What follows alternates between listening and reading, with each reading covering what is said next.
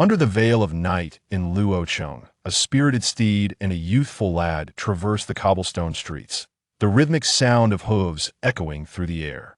He appears to be a character plucked from the tales of a storyteller, emerging from a cloud-laden waterfall, venturing into the realm of rivers and lakes, arriving at verdant hills.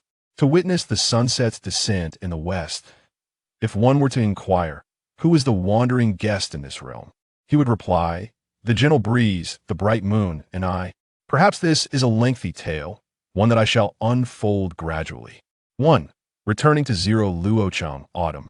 In a hollow office illuminated by the stark glow of fluorescent lights, a middle-aged physician adjusted his glasses, perched on his nose. You may proceed. Do you wish to end your life? End whose life? Your own. That is not the case. The physician hesitated momentarily. Do you harbor grudges? Is it difficult for you to forgive those who have wronged you? I do not hold grudges. Do you often forget things? What memories do you retain from when you were 12? Across from him, the 18-year-old Chenji gazed vacantly out into the dark night beyond the window. 12? That summer, my deskmate, Makai, secretly took my eraser. I rather liked that eraser, for it bore the image of Uchiha Itachi. The physician scrutinized the young man before him. Old Chenji possessed a pleasing countenance, his skin unblemished, and his gaze clear and sincere, likely due to his prolonged seclusion indoors. Next question. Can you endure solitude? The inquiry persisted for half an hour, and as the quartz clock on the wall chimed 10 o'clock, the physician stated, one final question. Do you feel that someone wishes to harm you? Chenji replied, no, my family treats me well. The physician's eyelids twitched slightly, and he hastily recorded his observations. 168 points of positive symptoms, 67 positive items, factor score 3.8. The patient developed severe post-traumatic stress disorder after the tragic loss of his parents in a car accident, exhibiting violent tendencies. Classmate Chenji, the diagnostic results indicate that you are suffering from severe post-traumatic stress disorder and will need to be admitted for observation. The nurse will escort you to the ward on the 6th floor shortly. You will need to surrender your phone to me, as external information may disrupt your treatment. Oh, Chenji seemed unfazed. Please wait here for a moment while I inform your family of the results, the physician said as he rose with the diagnosis in hand. Wait, Chenji called out to him. I have yet to hand over your phone. Chenji extracted a phone from his pocket and handed it to the physician. I will merely be temporarily safeguarding your phone. The physician placed it in his own pocket and turned to leave, closing the door firmly behind him. Outside, in the dimly lit corridor, stood a pair of anxious middle-aged individuals. The man approached. Lao Lu, was it successful? Did he discover anything? No, but he still thinks quite highly of you. The physician, Lao Lu, nodded. Here is the diagnosis you may apply to the court to declare him lacking civil capacity. The physician's smile was devoid of warmth. Let's skip the meal. I am unsure why you wish to label him as a mental patient, nor do I wish to pry. However, should the court come to review, I can also retract my diagnosis. Chenji's uncle, Chen Shuo, hastily produced a bulging envelope from his black leather bag. Counted. Very well. I shall take my leave. Chen Shuo and his wife, Wang Huiling, headed towards the elevator. In the dim corridor, Wang Huiling whispered to her husband, how much did you give him? 50,000. Such a sum? He merely asked a few questions. Why should he receive so much? The plump Wang Huiling's eyes widened. Chen Shuo replied impatiently, do you genuinely believe that a mere meal suffices? 50,000 is nothing compared to Chenji's house. Let's hurry to the court tomorrow and submit the application.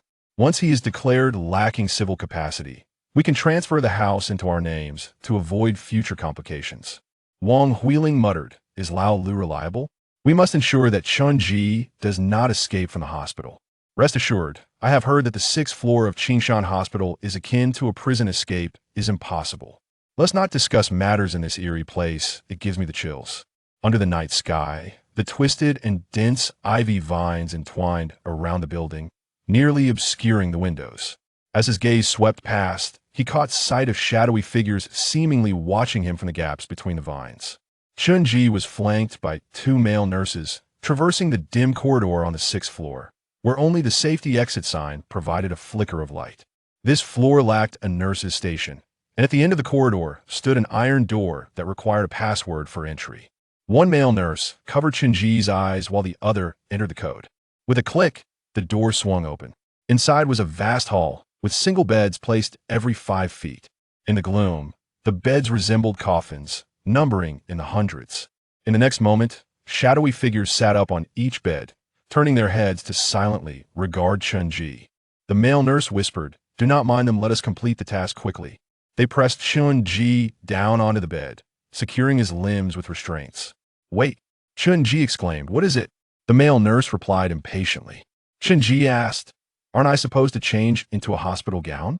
Are you out of your mind?" The male nurse muttered under his breath, turning to his colleague, "Hurry up."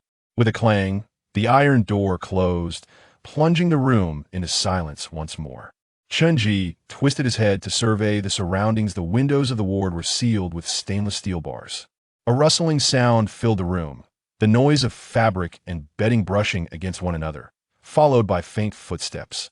Chenji sensed those sounds drawing closer, multiplying and becoming increasingly nearer. "Wait a minute." Chenji opened his eyes in resignation, staring at the ceiling. "Am I the only one being restrained? How presumptuous!" Bathed in the pale moonlight filtering through the window, he saw 5 or 6 heads protruding like turtles, encroaching upon his view of the ceiling, each sporting a dark visage and an eerie grin. Chenji remarked, "This is truly terrifying. It's enough to cure my mental illness." Someone whispered, "Do you think he usually defecates before or after meals?"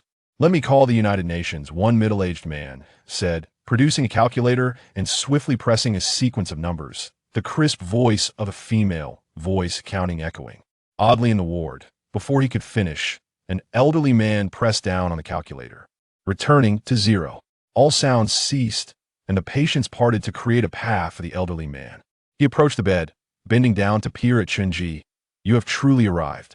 Chenji queried, "What do you mean?" The elder produced a piece of paper. "Someone once said you would come here today." The paper bore a pencil sketch of his likeness, remarkably lifelike. Chenji regarded it with solemn respect. Quite reasonable. Those who enter a mental hospital are either too foolish or too clever. They merely engage in a ceaseless struggle with their own delusions, an endless loop from which there is no escape. Chenji felt a degree of reverence for the mental institution. Thus, upon seeing the sketch, he sensed that the world was beginning to shroud itself in mystery. "My head feels itchy, as if it is about to sprout a brain." "Elder, did you create this?" "Though I did not create this artwork, I can introduce you to the artist," the elderly man remarked as he untied the bindings that restrained Chenji. All the patients parted to grant them passage to the end of the corridor. A young man sat vacantly beside his bed, staring blankly out of the window. "What is his affliction?" Chenji inquired. "When did he arrive here?" "A year ago. He claimed he would appear today," proving he was not lying. Chenji looked at the elder in astonishment. "What ailment do you suffer from?" "Your thoughts are exceptionally lucid." "That I am not ill," the elder replied. "Perhaps you exhibit some signs of mental illness." The elder retorted, "I assure you, I am not ill. I merely sought refuge here due to some past misdeeds.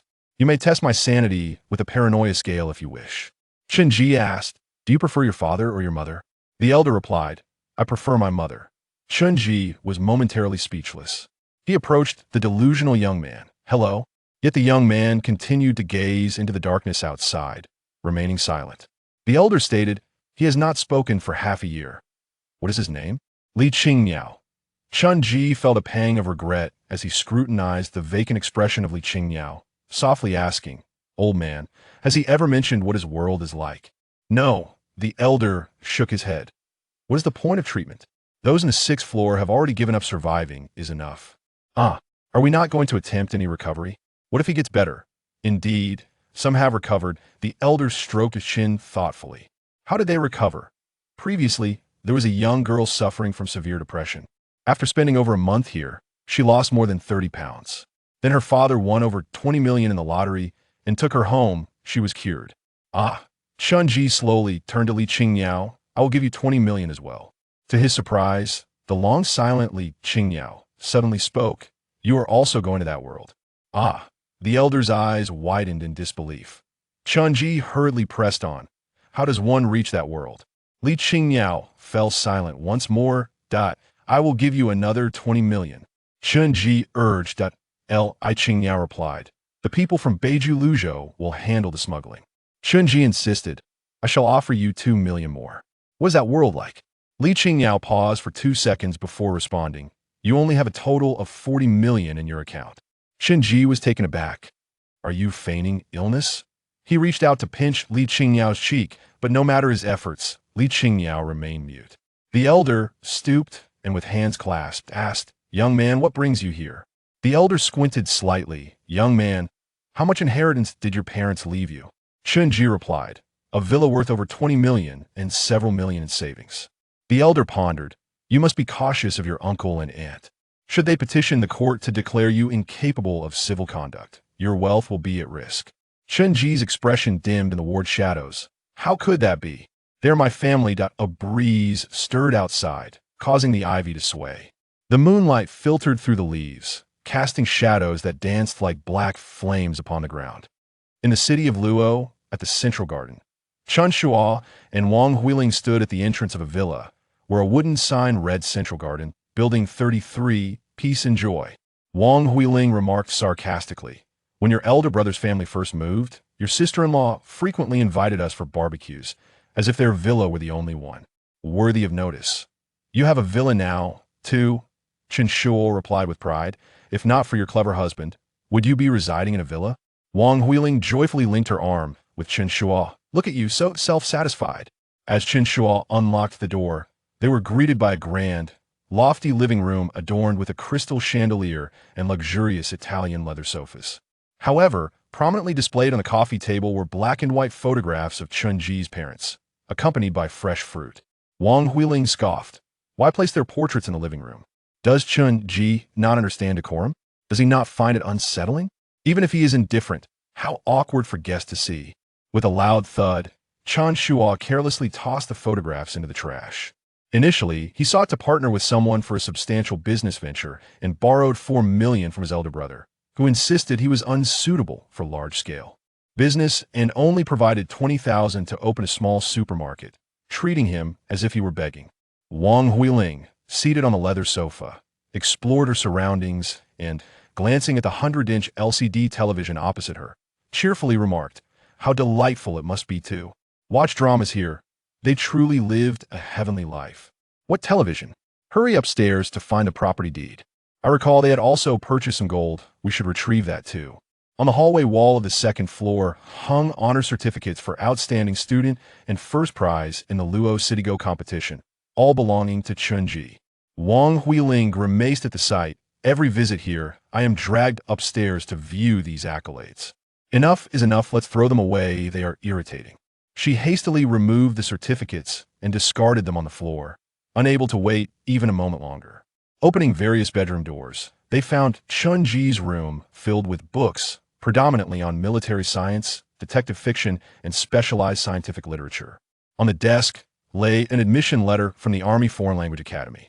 Chen Shaw and Wang Huiling rummaged through the room, discarding the belongings of Chunji's family, seemingly believing that only by erasing these traces would the house truly belong to them. I in the living room. Chen Shuo scratched his increasingly thinning scalp. Where is the property deed? Where is Chunji's real estate certificate? Could he have suspected something and hidden the deed outside? That seems improbable. Old Lu mentioned he still believes we have his best interests at heart. Ding dong. The doorbell rang. Chen Shuo paused. Who could it be at this hour? He approached the door to find a middle-aged man in a black tang suit, with dark skin and a closely cropped hair, exuding an air of toughness. Where is Chunji? Chen Shuo suspiciously replied. Chunji is not home. What business do you have with me? I am his uncle. Uncle? The middle-aged man pushed past Chen Shuo and entered. Only then did Chen Shuo notice another individual following behind him. This person was bald with a shiny head and bore a scar over 10 centimeters long that extended from his crown to the back of his head. Who exactly are you? Wang Huiling retreated in fear. We will call the police. Unfazed, the middle-aged man surveyed the surroundings. My friends call me Pao Go. I dabble in lending business, and this is my little brother, Air Dao. Do not be alarmed, the scar on Air Dao looks fierce, but it is merely from an accident at the construction site. His mind is a bit off now. He can be quite stubborn. Pao Ge continued, we are here because Chunji has mortgaged this house. He called me this afternoon, stating that he could not repay the loan and requested I come to collect the property. What? Wang Huiling gasped in shock. How dare he mortgage this house? This property belongs to us. Oh? Pao Ge responded calmly. The property certificate is in Chun Ji's name. What connection do you have to it? How much did he mortgage? Chun Shua asked nervously. 15 million, Pao Ge replied, sitting confidently on the sofa. We adhere to our principles as long as the clients can repay both principal and interest. We can coexist peacefully. However, I have taken a liking to this property, so the money need not be returned. The house belongs to me. That's unacceptable, Wang Huiling exclaimed sharply. Chun Ji is currently a psychiatric patient. The mortgage contract he signed is null and void. Her words jolted Chun Shua into action. Yes, Chun Ji is a psychiatric patient, and we possess his medical certificate. Pao Ge furrowed his brow. He glanced at the date on the medical certificate in Chun Shua's hand. He couldn't help but chuckle with irritation. Chun Ji had arranged for him to collect the property tonight, but had suddenly produced a medical certificate, clearly intending to deceive him. While it was understandable to be unable to repay a debt, treating him as a fool was utterly disrespectful. So you were waiting for me here. You conspired to set a trap for me. Didn't you, Neil? What? Chen Shua could hardly believe he had heard the last two words correctly. Erdao, where should they kneel? In front of me. Before Chen Shua and Wang Huiling could react, Erdao dragged them before Pao Ge, kicking them behind their knees, causing them to kneel before him. Pao Ge leaned down, fixing his gaze on Chen Shua. Having navigated the complexities of society for so many years, what have I not encountered? You think you can play tricks on me? Break a finger, and then we can converse properly. Which finger? Erdao asked. The index finger. Their conversation was bizarre. Erdao was methodical, executing Pao Ge's commands without question. Ah! Chen Shua cried out in pain. I will call the police. Wang Huiling shouted. Pao Ge replied. Erdao, slap her. How hard? Pao Ge smirked coldly until she sees her great-grandmother. After contemplating for 2 seconds, Erdao swung his arm and struck, causing Wang Huiling to momentarily lose her vision. Once the slap was delivered, Erdao assessed Wang Huiling's expression before turning to Pao Ge with a serious tone. She should have seen her great-grandmother by now. Pao Ge took the medical certificate from Chen Shua's hand. I am a man of reason. Since Chun Ji claims he cannot repay, then the house is mine. Ordinarily, this would conclude the matter, but I detest being deceived. If you plotted against me, you must face the consequences of your deceit. That's incorrect. Chen Shua began to comprehend the situation. No. We did not conspire against you. It was Chun Ji who orchestrated this ruse to deceive you, and we were ensnared as well. Oh! Chun Shua felt a sharp pain in his finger, sweat breaking on his forehead. Chun Ji claimed he couldn't repay the money, so he arranged for you to collect the property. However, to my knowledge, his parents left him at least 30 million. Therefore, he cannot possibly be short on funds, nor would he need to mortgage this house, and he certainly wouldn't be unable to repay you. This revelation surprised Pao Ge. Chun Ji was not short on money. Thus, Chun Ji had chosen to approach a hardened figure like him instead of a legitimate bank for the property. Pao Ge pondered. Chun Ji, I thought he seemed quite honest and shy. You're not trying to deceive me, are you? Can someone like him truly orchestrate such a scheme? Pao Ge smiled nonchalantly. So, according to you, I was manipulated by a high school student? Intriguing. Where's Chun Ji now? At Qingshan Psychiatric Hospital. In the stillness of the night at Qingshan Hospital, precisely at 11:30, Dr. Lao Lu, who was on duty, had just poured himself another cup of strong tea when the door was forcefully kicked open with a loud bang. What are you doing? Dr. Lao Lu shouted in anger. Erdao, hold him down. Where? On the table. Erdao strode purposefully towards Dr. Lao Lu, slamming his head against the table, causing half of his face to sting with pain. Pao Ge casually pushed Chen Shua and Wang Huiling into the ward, taking his time as he spoke. Chen Shua, you received 50,000 yuan from him, conspiring to confine his nephew in a mental institution? Dr. Lao Lu roared, help! Help! There's a medical disturbance. The hurried footsteps echoed in the corridor, yet Pao Ge remained unperturbed. He simply removed his tang suit and slowly rolled up his shirt sleeves, revealing his tattooed arms and muscular physique. Like a primal beast shedding its disguise before its prey, all who fell under his gaze were compelled to cherish their lives. As two male nurses appeared at the doorway, Pao Ge subtly leaned to the right, evading an incoming punch, and in the next moment, he delivered a thunderous hook to one nurse's jaw, rendering him motionless. Before the second nurse could react, Pao Gu, swift as a jaguar, was upon him, delivering another devastating blow. "Too weak," he remarked as the two nurses collapsed like wooden sticks, unconscious. Pao Gu then turned to Dr. Lao Lu, who was still pressed against the table. "Is there anyone else?" "No. None. Can we speak civilly now?" "Yes. Yes. Good. The three of you line up." Pao Gu pulled out a chair and sat down, crossing his legs. "Does Chun-Ji truly have a mental illness?" "No. No. Dr. Lao Lu replied chilly. He simply has an abnormal thought process, mild violent tendencies, and depressive inclinations. He isn't genuinely ill." Pao Gu lit a cigarette, pondering. "It's strange. If he anticipated your actions, why did he end up being confined by you? He intended to use you to take revenge on us." Pao Gu shook his head. "No. He specifically sought me for a loan, so he must know my line of work. Why not just pay me to break your legs instead of getting himself locked up in a mental institution?" Chen Shuo remained silent. Suddenly, Pao Gu queried, "Did you cause his parents' deaths?" Chen Shuo, on the verge of tears, replied, "His parents died in a car accident. The driver has been identified. It has nothing to do with us." Pao Gu gestured for Chen Shuo to extend his hand, then flicked the ash from his cigarette into Chen Shuo's palm. "A 17-year-old boy's parents have just passed away, and you, as his uncle and aunt, are scheming for his house. Truly despicable. And you, doctor, you've done such things before? Haven to you?" Dr. Lao Lu hurriedly protested. "I've never harmed anyone. The patients I've dealt with were all criminals seeking to avoid prison, coming to me for diagnostic certificates voluntarily." "Oh," Pao Gu mused. "What crimes have they committed?" "The latest was a man named Wang Long, involved in the earth-moving business. Half a year ago, he killed a couple in a car accident." As Dr. Lao Lu spoke, he suddenly looked up in terror at Pao Gu.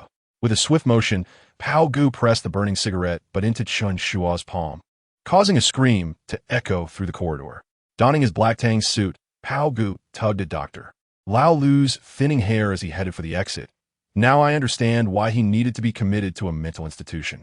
To harm such a child, you truly lack virtue.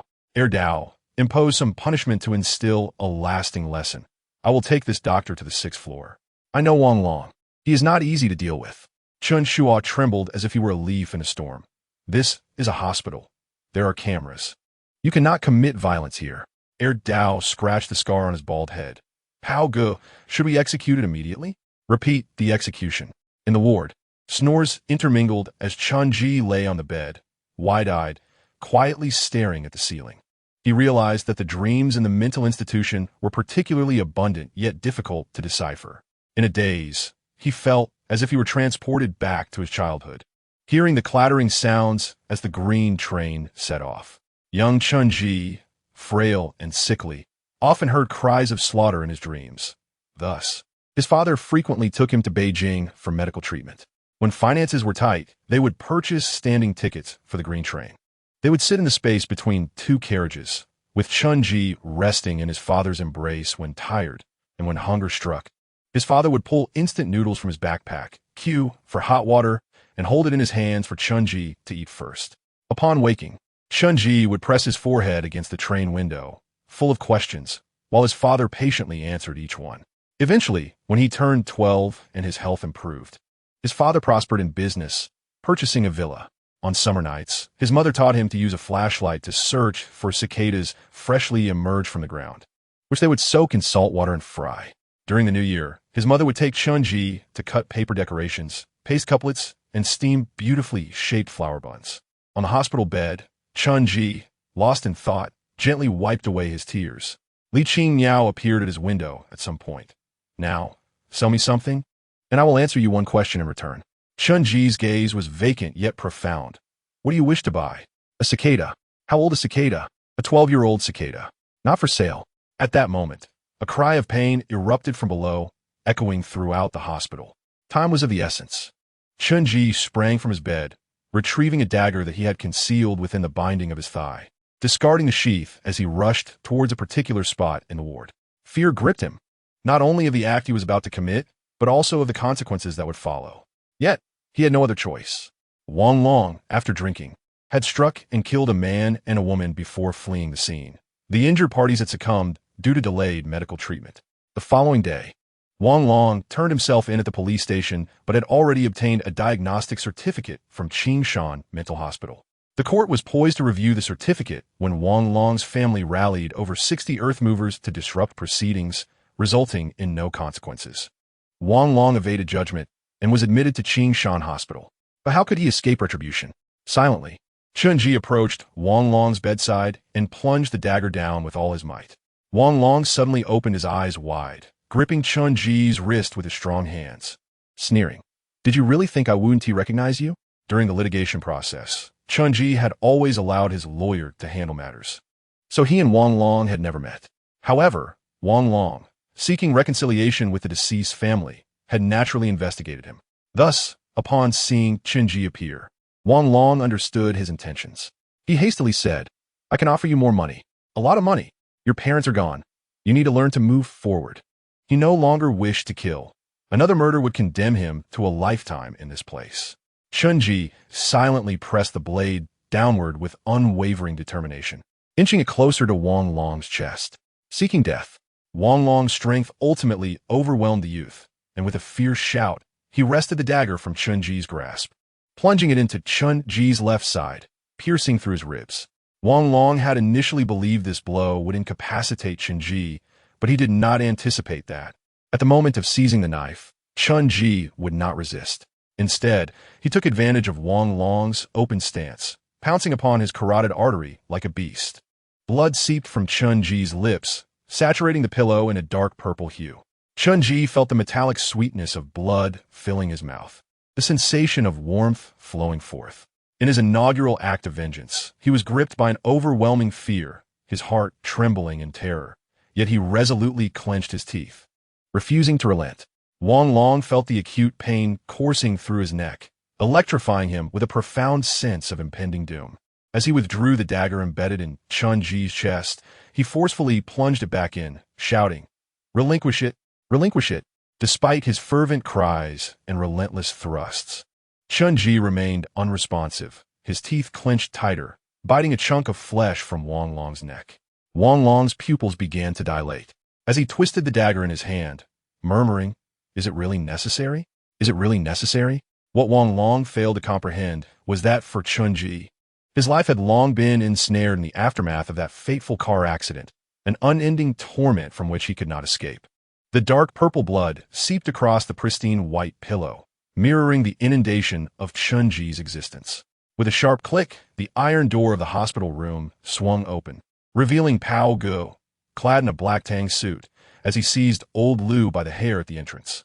Finally, Wang Long's right hand relinquished its grip on the dagger, falling limply to his side. Chunji, his face smeared with blood, lifted his head to gaze at Pao Gu, trembling from a blend of fear and the aftermath of adrenaline. Pao Gu sighed, "I have arrived too late." Chunji collapsed at the foot of the bed, clutching his wounded side, and softly addressed Pao Gu, "I am sorry." Pao Gu understood the boy was referring to his previous exploitation. He smiled reassuringly. "It is of no consequence. Though you are on the brink of death, it is never too late to make an acquaintance.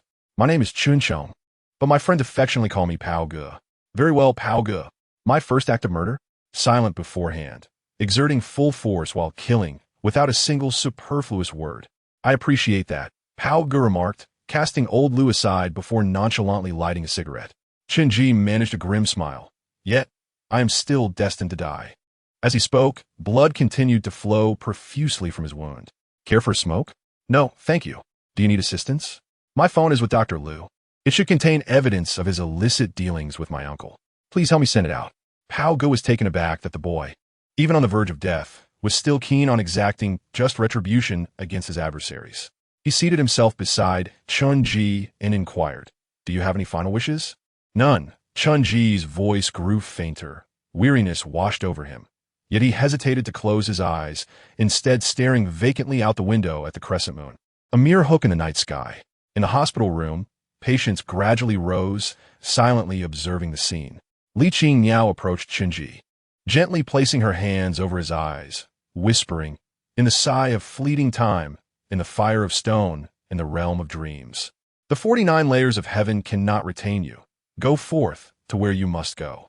With that, she resumed her vacant demeanor, sitting beside the bed, while Pao Good draped his black tang suit over Chinji, turning to depart into the enveloping darkness of the hospital corridor. What a pity. Our acquaintance came too late.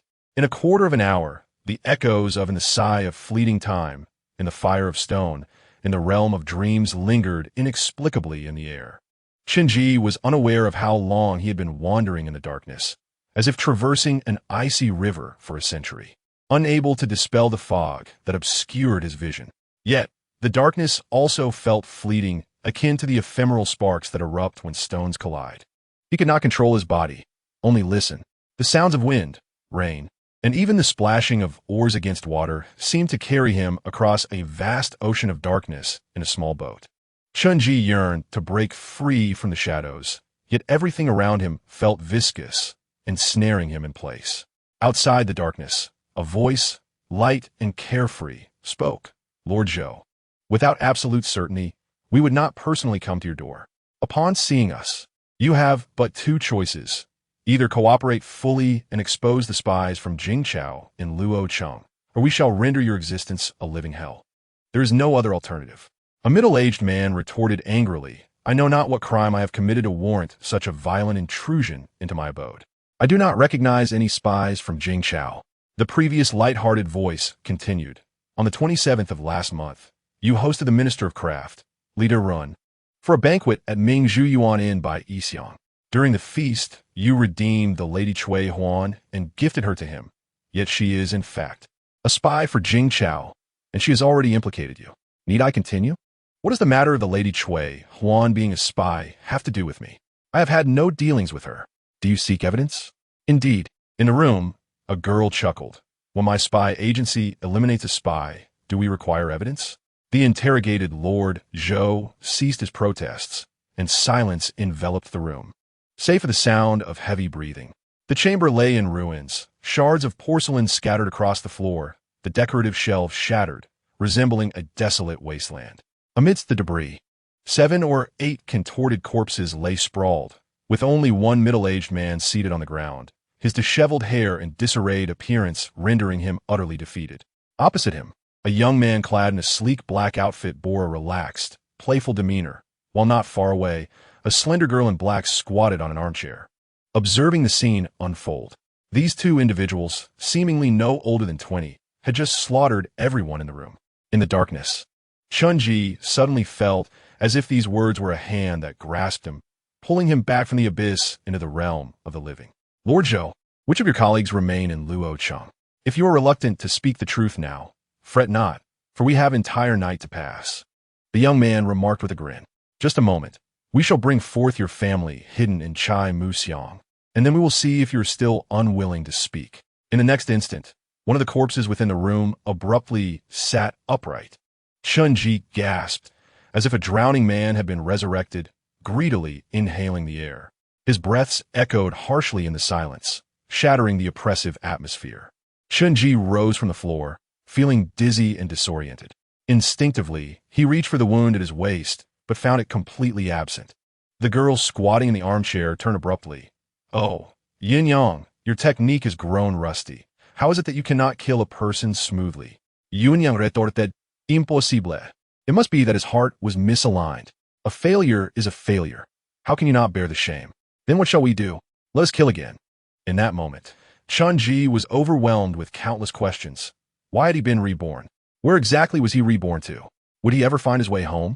If such miraculous events as rebirth were possible, could he ever reunite with his family?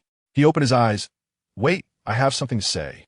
No sooner had he spoken than footsteps echoed from outside, diverting everyone's attention. A group of over 10 men clad in identical black outfits entered the courtyard, escorting 7 or 8 individuals, including 2 children, 1 boy and 1 girl, aged around 8 or 9. Seizing the opportunity, Chunji quickly surveyed his surroundings. The room was modest, with a rosewood desk on the left, flanked by 2 armchairs and a table in the center. Books, ink, and paper lay strewn about, creating a chaotic scene. Had he traversed into another realm? Was this the dream world that Li Qing Niao had spoken of? It seemed he had inhabited the body of someone who had just perished, yet he was unaware of the identity of the deceased. Chunji longed to pause and ponder his circumstances, But the unfolding crisis was too rapid, leaving him no time to reflect. As thoughts swirled, over a dozen men clad in black forced the family of Lord Zhou to kneel on the ground. One of them clasped his fists and reported, "All the family members hidden by Zhou Qingyi have been brought here.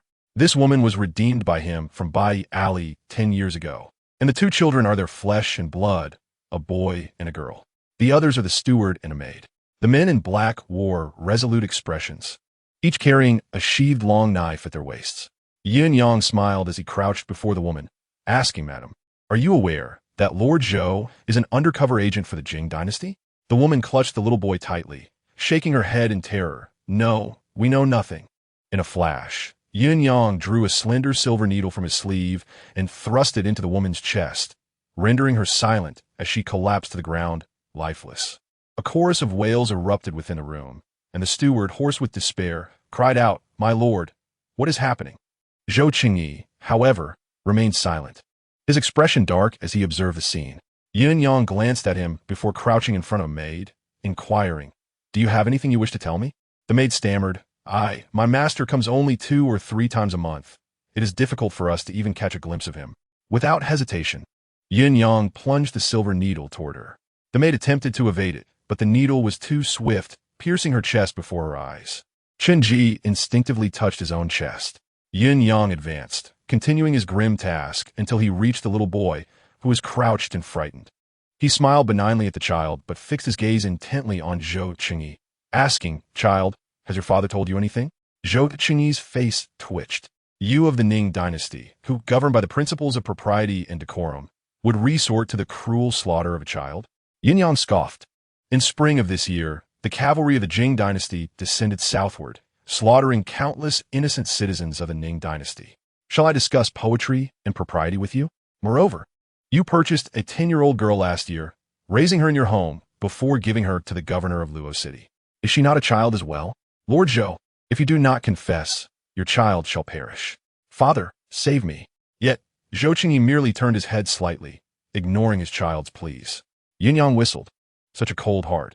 It seems we have caught a spy of the highest caliber, lying in wait beneath your very nose for so many years. How shameful." With that, the boy's life was snuffed out. Chen Ji silently observed, the child's eyes wide open, unblinking, fixed on him. Zhou Qingyi's temples throbbed. At that moment, a girl named Jiao Tu approached the little girl, crouching down and softly saying, "Just now, your mother only held your brother. Did you see that?" The little girl nodded in terror. Jiao Tu continued, "If you wish to come with me, call me sister, and I shall spare your life."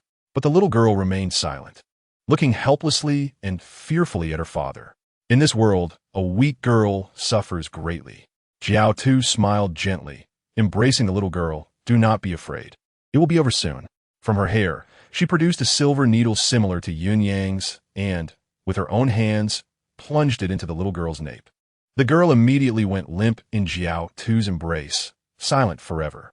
Chen Yi's pupils constricted. Yin Yang, indifferent to the scene, approached the remaining steward and Chen Ji, stating, "Young man, you have been fortunate to escape death just now. Since you have narrowly avoided it, I shall grant you another chance. Let's play a game. Whoever speaks first with valuable information shall live." The steward immediately crawled forward, weeping profusely. "Sirs, I will tell you everything you wish to know. Let me live." Yin Yang chuckled. "I do enjoy this act of self-preservation." Meanwhile, Chen Ji interjected, "I have no information, but give me a quarter of an hour, and I shall retrieve it for you." The steward hastily explained, "He is merely an apprentice at a medical clinic.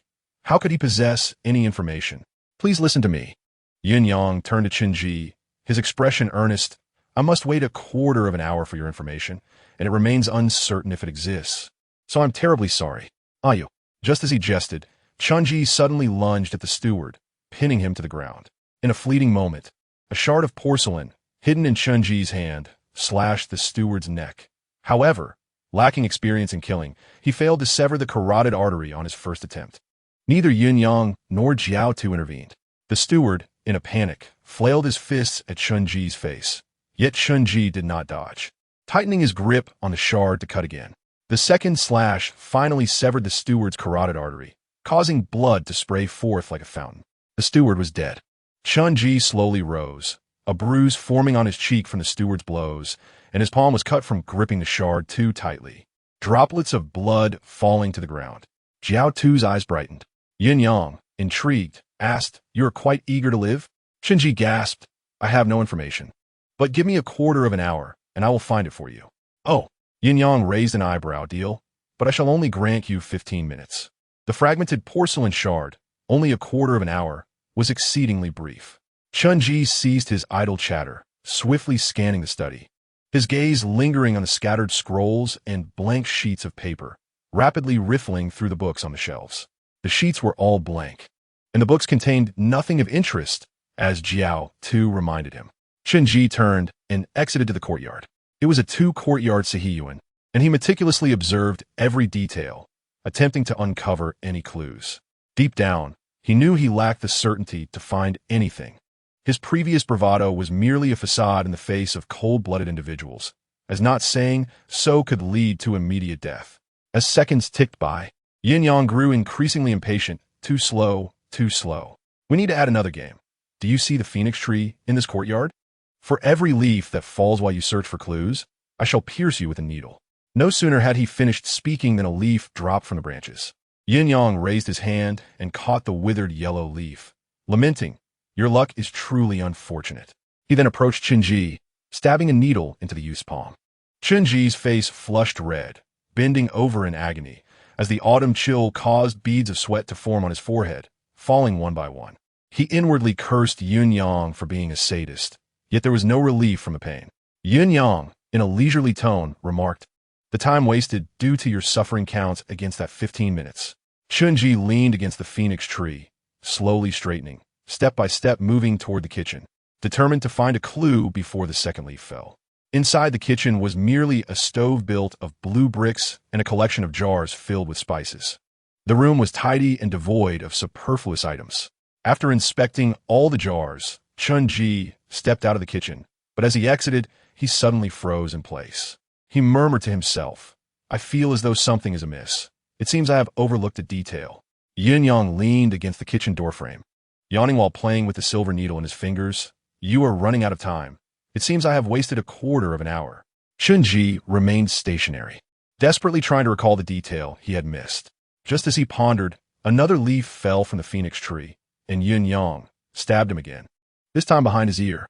In an instant, Chunji bent down, curling up on the ground like a shrimp, nearly slipping into unconsciousness. However, this time, without Yin Yang's prompting, he straightened up and returned to the kitchen, retrieving 2 jars filled with fine white crystalline powder. Yin Yang cast a curious glance. 2 jars of salt? What could be the issue? Why would a kitchen need 2 jars of salt? Chunji explained, pinching a bit of the fine white powder from one of the ceramic jars and rubbing it between his fingers. "This is not salt. Not salt." Yin Yang was intrigued. He and Jiao Tu excelled in killing and cleaning up, deflecting blame and claiming credit, but they were rather weak in uncovering clues. Chunji extended his finger to Yin Yang. "Try to taste it." Yin Yang retorted, somewhat irked, "You're quite cautious. What if it's poisonous?" "I want to taste it." Jiao Tu shuddered. If it weren't for the corpses strewn about, this venomous girl would seem quite charming when she laughed. Yin Yang maintained a stern expression. "Hurry and taste it." Chunji pinched a bit of the white powder and placed it in his mouth. It was extremely bitter, lacking any distinct flavor. He fell into deep contemplation. What could this substance be? Chunji rapidly searched through his memories, attempting to find answers in the books he had read. Wait, this is alum. Some military intelligence books mention that alum is one of the primary materials used for writing secret messages in intelligence warfare. Writing with alum water makes the writing disappear once it dries. This espionage technique originated in the 13th century and became frequently employed by spies during World War I and II. After much contemplation, Chunji was convinced he had found the answer. The Jing dynasty spies used alum to write secret messages, and Zhou Chengyi concealed this substance among the salt to confuse others, indicating that the correspondence must be quite frequent. Thus, there must be secret messages exchanged between Zhou Chengyi and other spies in his household. He immediately retrieved a vinegar jar from the kitchen and returned to the study, laying out sheets of pristine white rice paper on the table. He tore a piece of cloth from his attire, dipped it in vinegar, and gently wiped every inch of the rice paper. After rubbing 5 or 6 sheets without obtaining the desired results, time slipped away, and in the chilly autumn season, beads of sweat formed on Chunji's forehead. He turned to look at Zhou Qingyi, who appeared calm and unperturbed. Could it be that he was mistaken? No. He was absolutely certain. At that moment, a gust of cold wind swept through, and the yellowed leaves from the parasol tree fell like rain. Yin Yang smiled. Your luck isn't too good, found it. Yin Yang's attention was drawn over. As Chunji wiped the 12th sheet of rice paper, a line of red characters appeared where the light yellow vinegar had touched. Li Ji's Sweetwater Shop in Lijiang Alley. Go there immediately in case of danger. Upon seeing these writings, Yin Yang's eyes sparkled. This indicates that the Jing dynasty spies have established a new base. Perhaps some high-ranking individuals from the Jing dynasty's military intelligence are coming to Luo City. As he spoke, he glanced at Jiao Tu. This is a significant contribution. Jiao Tu pondered. If we eliminate this fellow, the credit will belong to us. No way, I promise not to kill him. Anyway, he isn't one of us in the secret intelligence department, so the credit will ultimately fall upon you and me.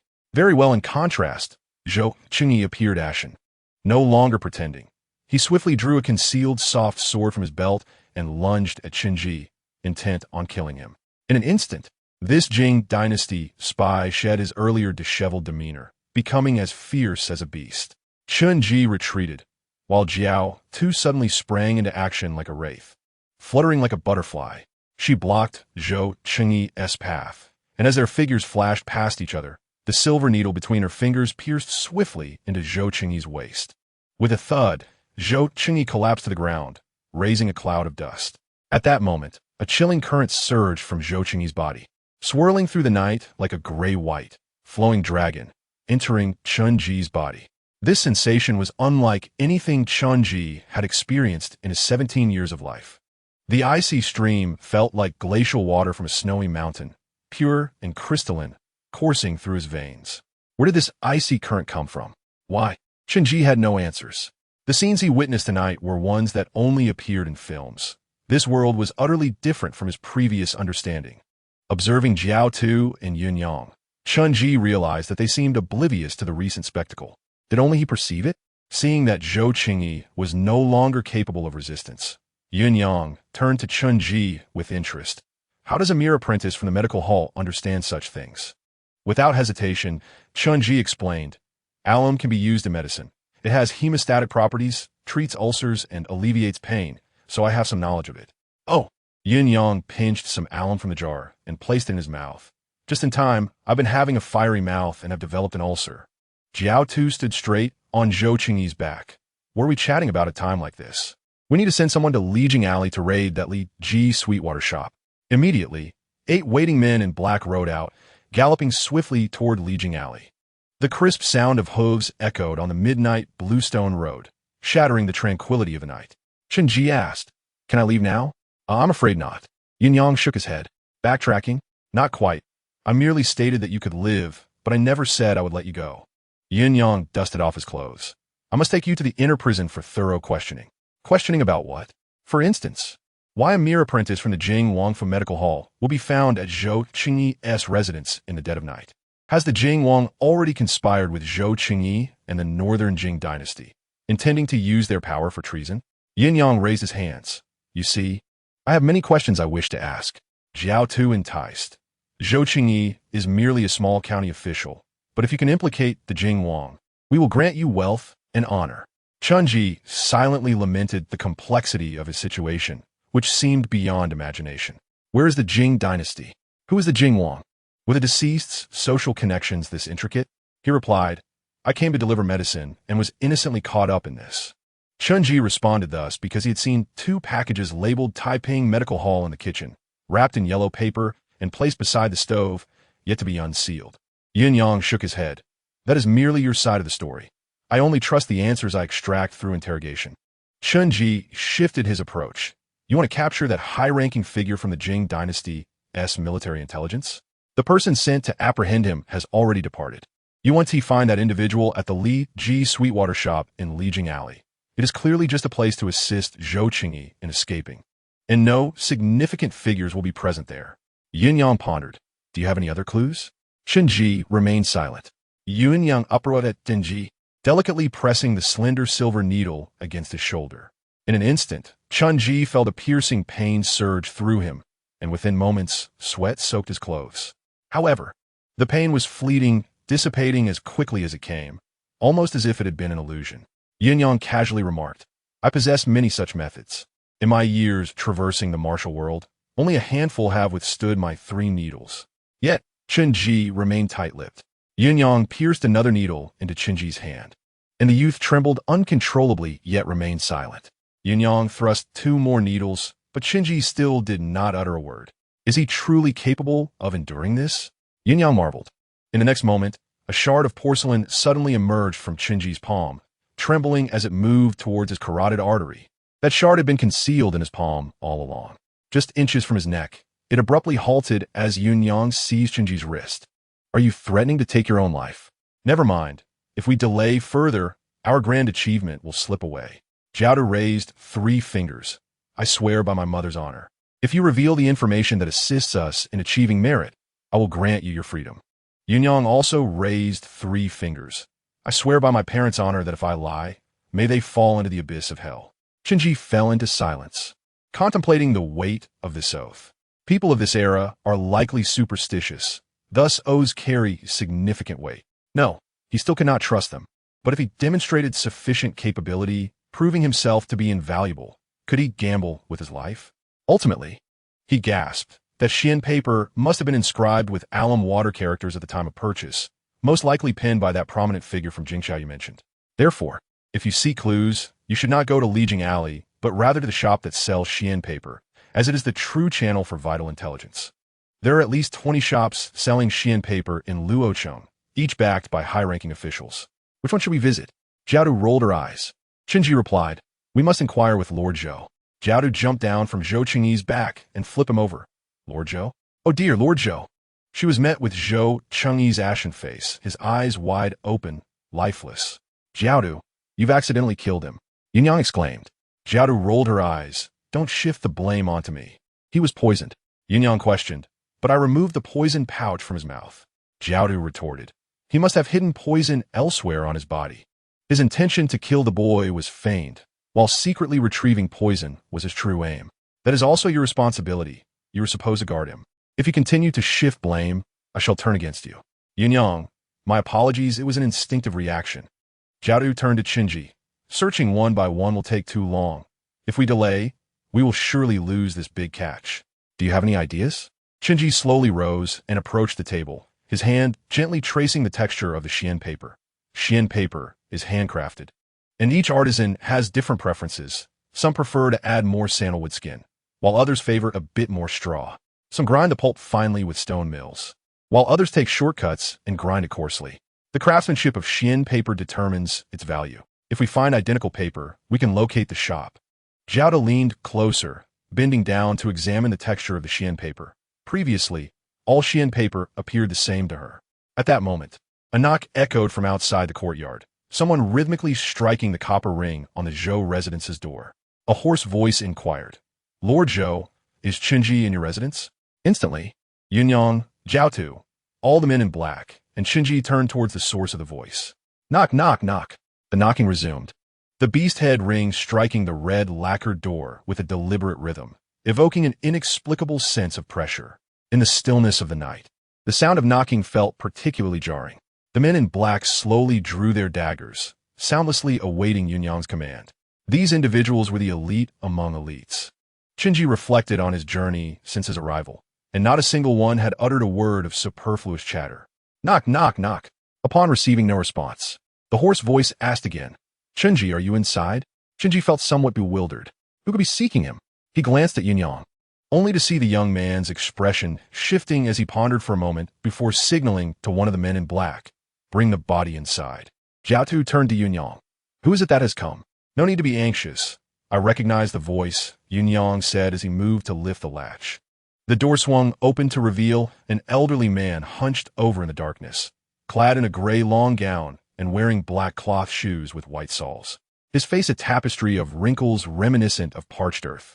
His beard hung down to his chest, and his hair, secured with a green hairpin atop his head, was completely white, a visage of advanced age. The elder appeared somewhat surprised to see Luoyang, who greeted him with a smile. Dr. Yao, it has been a long time. How is your health? The elder remained silent for a moment. It is you. You should be in the capital. Why have you come to Luoyang? Luoyang explained, I had urgent matters to attend to, and I happened upon Qinji while visiting Lord Zhou, so I stayed to talk with him. The elder inquired, has the Minister of Internal Affairs' leg ailment improved? Much better, indeed.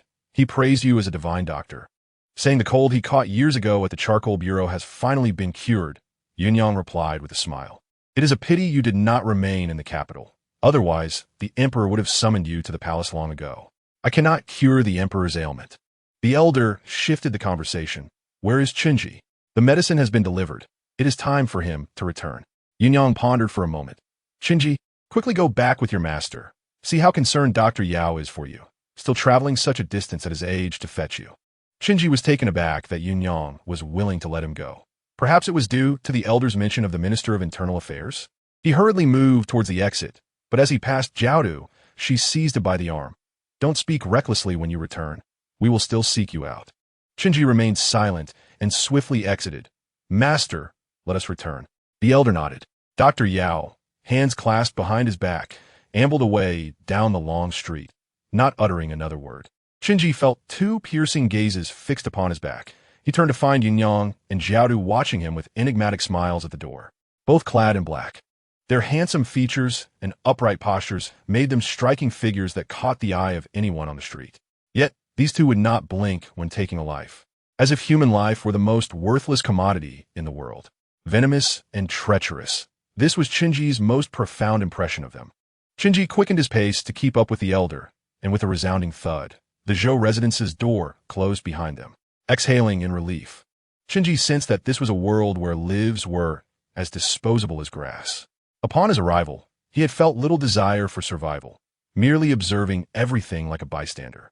His own life or death seemed of little consequence. Yet, since he had been granted a second chance at life, did that not imply that his parents too might have the opportunity for rebirth? This was of utmost importance to him. He must first survive. Master, thank you for coming to fetch me. Qinji spoke with genuine sincerity. The elder sighed. Had I known the agents of the Secret Intelligence Bureau were present tonight, I would not have come. Qinji, what do you mean? You no longer want your disciple? The elder muttered to himself. Strange. The divination I calculated before leaving indicated great fortune. I thought I might stumble upon a golden treasure. What fortune? This left Qinji puzzled. Master, aren't you going to ask about tonight? The elderly man walked ahead, raising a hand to block the topic. Wait, please don't tell me. I have no desire to know about such troublesome matters. Knowing will surely bring misfortune. I have lived to the age of 92 by avoiding unnecessary concerns. You certainly know how to seek fortune and avoid calamity. The elder halted. The medicine has arrived. What about the payment? Qinji was taken aback. He had forgotten to ask Lord Zhou for the money. The elder turned back, displeased. You should go back and request it. Qinji resolutely replied, I will not. After pondering for a long while, the elder said, then you will cover the cost of the medicine. Qinji shifted the topic. Are you quite familiar with them? The elder explained, years ago, during my time in the capital, I had dealings with them. This group is ruthless and has a penchant for committing acts that provoke public outrage. If we encounter them on the streets, let us pretend not to recognize each other. Alternatively, you may also feign ignorance of me when you go out. Qinji remained silent. The elder muttered to himself.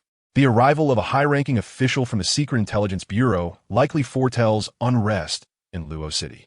The long street was eerily quiet, as if Luo City were asleep. Even the usually bustling East Market had calmed, with many lights extinguished. The night watchman, with a white lantern tucked under his arm, passed by them, monotonously striking the gong at the third watch, calling out to be cautious of fire in the dry weather. Upon reaching a crossroads, Qinji suddenly observed the elder retrieving 3 copper coins from his sleeve. The next moment, the elder glanced at the stars and squatted down, casting the coins 6 times on the cobblestone road. Take the left path. Master, is there danger on the right? Qinji inquired with curiosity. There is no danger per se, but the divination suggests we might encounter a beggar. As I have grown older, I find myself more sympathetic. If I see him, I might toss him some coins. Thus, it is prudent to take a detour and avoid looking, the elder calmly explained. Qinji remained silent. Within the Zhou residence, Jiao Tu sat on a grandmaster's chair, resting her chin in her hands and gazing at the night sky. Are we just letting him go? Merely because he is acquainted with his master? That cannot be. The chief minister is ruthless and quick to turn against anyone. Not even the apprentice of physician Yao would be spared if he obstructed the chief minister. Jiao Tu sighed. Do you think that young man could be a spy from Jingchao? That is certain, Yin Yang affirmed. An ordinary apprentice could never withstand my needles. He would have fainted long ago. Moreover, his adaptability is not something a mere medical apprentice could possess. Jiao Tu questioned, then why let him go? Yin Yang smiled lightly. If he truly is a spy, then tonight he is here to rendezvous with Zhou Qingyi to relay information. The Military Intelligence Bureau must be aware of this matter. After Zhou Qingyi disappears tonight, they will undoubtedly assume he betrayed him. Jiao Tu's eyes sparkled. Jingchao treats traitors with utmost severity. They will certainly send someone to eliminate him. At that time, we can capture his would-be assassin and gain merit. Precisely. After a considerable time, a man in black returned to report, My lords, we have located 2 corresponding Xian paper shops according to the patterns on the Xian paper. The shopkeepers and their assistants are being taken to the prison in Luo City. Jiao Tu rose. I shall conduct the interrogation tonight. Yun Yang stretched lazily. Then I will handle the corpses. Once done, I'll return to rest early. Let us first discuss how to divide our merits. Of course, it shall be 50-50. Absolutely not. Yin Yang raised an eyebrow. Why not? Jiao Tu replied, Tonight I killed 9 people, while you only killed 6. I also captured Zhou Qingyi. So it should be 60-40. Otherwise, do not invite me to act together in the future. Yun Yang lamented that the interpersonal dynamics among colleagues are indeed more challenging than managing corpses. Very well, 60-40 it is. Jiao Tu leaped down from the Grandmaster's chair, leading the men in black away with enthusiasm, leaving only Yun Yang to deal with the aftermath. Once everyone had departed, Yun Yang produced a handful of palm-sized shadow puppets from his sleeve. He pierced the wrist of each corpse with a silver needle, extracting drops of fresh blood. He then adhered these droplets onto the silver needles, animating each shadow puppet with a lifelike gaze. The blood seeped into the puppet's eyes, turning crimson. They appeared to come alive. At that moment, all the deceased bodies in the courtyard inexplicably rose, expressionless, following Yun Yang as he exited the Zhou residence. As they marched in formation along the long street, Yun Yang suddenly spotted a small beggar curled up under a straw mat at the roadside, shivering in the cold. After gazing at the child for a prolonged moment, he tossed a handful of copper coins onto the ground before leading the corpses into the night. The long street lay silent, with gray eaves of buildings rising and falling, the curved eaves reminiscent of the waves in the black ocean of night, frozen in time.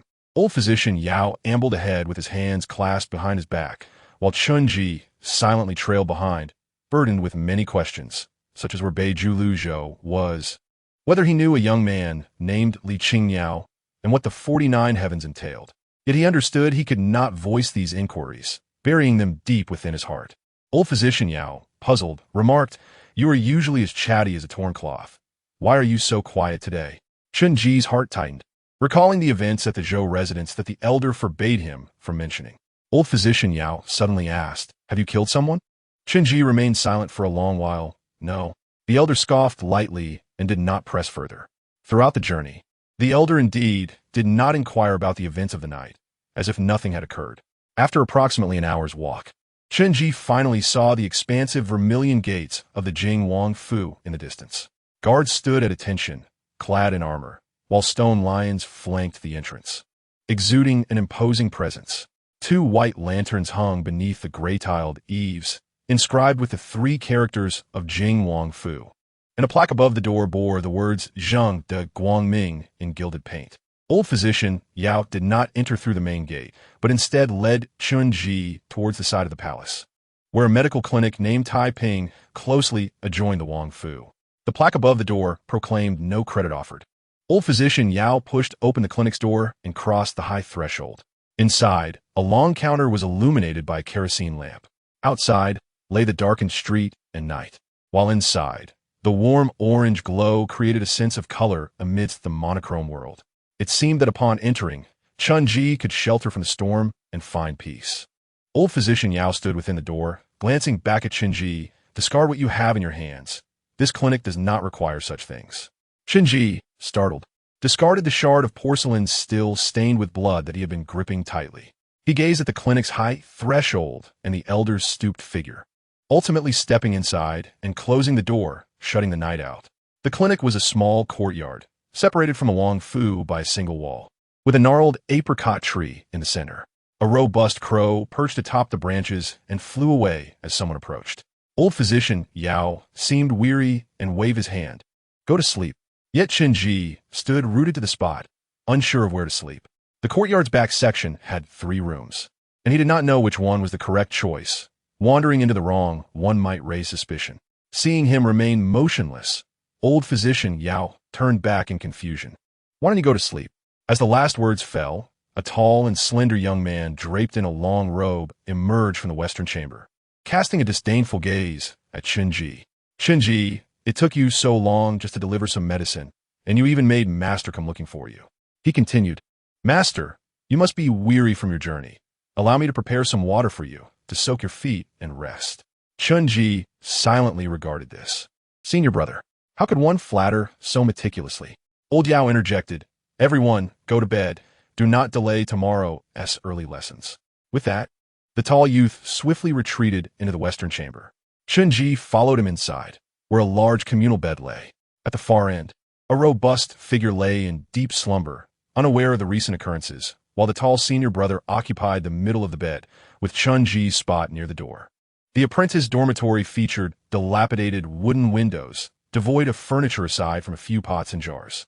In the dim room, the tall senior brother sat up under the covers, his eyes sparkling as he fixed his gaze on Qinji, lowering his voice to inquire, What happened? Why'd you take so long? Qinji shook his head wearily, climbing into bed and quietly staring at the wooden beams and the long-standing cobwebs above. The tall senior brother rolled over and lay down, muttering, Fine, don't say anything. Silence enveloped the room once more, save for the sound of breathing. Only at that moment could Qinji pause to reflect on his situation. Would Jiao Tu and Yunyang let him off the hook? Certainly not. The abilities he had displayed tonight were far beyond those of a mere medical apprentice, and his coincidental appearance in the home of a Jing Chao spy aroused suspicion from the venomous duo. But why would they spare him?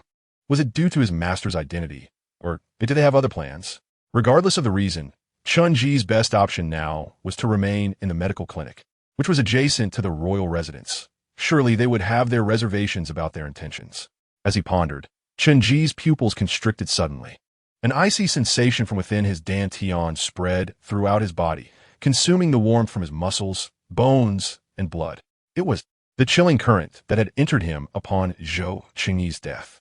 At first, it merely felt like a coldness, almost an illusion, but now it resembled a ferocious beast trapped within Qinji's body, angrily seeking an escape, yet perpetually thwarted. Bang! Qinji heard the sound of his blood flowing like an avalanche, as if the vessels coursed not with blood but with crushed ice. Within his emaciated frame lay a sword, or perhaps the spirit of a dragon that had existed for millennia. As he felt as though he were submerged in a dark abyss, desperately dragged to the depths by an unseen hand. The cold penetrated to the bone. Struggling, Qinji turned to observe the others in the room, only to find them blissfully asleep, utterly oblivious. He tightened the covers around himself, yet this chill emanated from within. No amount of wrapping himself in blankets would suffice. Was he being haunted by Zhou Qingyi's vengeful spirit? Gradually, before he could comprehend, he curled into a ball, slipping into a state of stupor. Time became indistinct until a distant rooster crowed, its call piercing through layers of mist, shattering the fog. Qingyi jolted awake, sitting up as if pulled from the depths of water, greedily inhaling. His hands and feet were cold. What had transpired was no dream, and that icy current still raged within him. Outside, feeble sunlight filtered through the paper windows, casting the room in shadow. Nearby, 2 fellow apprentices remained deeply asleep, the rooster's call seemingly failing to rouse them, their snores undisturbed. Just then, the door creaked open. It was his master, old Yao, standing at the threshold with a bamboo rod in hand, his face etched with disdain. You still lie abed after the rooster crows? Those who know you are apprentices, while those who don't might mistake you for the scion of a noble family. With that, he swung the rod towards them. Qinji struggled to rise and threw on his clothes, retreating to the side. Master, I'm already up. Old Yao, noticing his response, turned to strike the others, who promptly cried out in panic as they shielded their heads. "Master, please stop. We're awake." Yet, no matter how they dodged, the bamboo rod landed with precision. And the hunched old man, despite being 92, displayed remarkable agility. Old Yao drove the three of them into the courtyard with his bamboo rod, coldly commanding, "Stand in place." Chunji had anticipated that the early lessons at the Tai clinic would involve reciting medical texts, but standing in place? He turned to see his two senior brothers striking peculiar poses, not quite in a horse stance, but resembling the posture of one shouldering a heavy stone while climbing a mountain. Before he could steal a glance, a sharp crack echoed as the bamboo rod struck him, sending a jolt of pain through his bones. The excruciating discomfort, coupled with a sense of cold weakness, nearly caused Chunji to faint. Imitating his senior brothers, he attempted to stand in position, while old Yao sneered, "Don't pretend to be weak with me. It won't work. And don't think that flattering me will spare you." With that, the rod fell upon the tall senior brother, Lu Tsuxing. "Am I not talking about you? What sort of nonsense is this stance?" Lu Tsuxing whimpered, "Master, aren't we supposed to be studying medicine? Why must we do this every day?" Old Yao coldly retorted, "Dare to speak back? The heavens have three treasures: sun, moon, and stars. Humans have three treasures: essence, qi, and spirit. Without essence and spirit, nothing can be learned." In a brief quarter hour, the three apprentices were chastised, their cries echoing through the courtyard, and it was Chunji's first experience of physical punishment, bearing the brunt of the bamboo rod more than the others due to his unfamiliarity with the stance.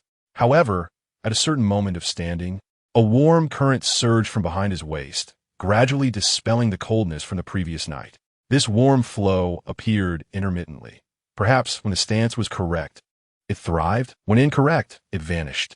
Chunji adjusted his posture according to the sensation, maintaining the position whenever the warmth surged from his waist. As if the answers had been prepared for him, he merely needed to follow suit. Old Yao approached him, intending to strike. But upon noticing that Chunji's stance was entirely correct, he found no reason to bring the rod down. Subsequently, Old Yao disregarded him altogether, focusing his attention on the other two senior brothers.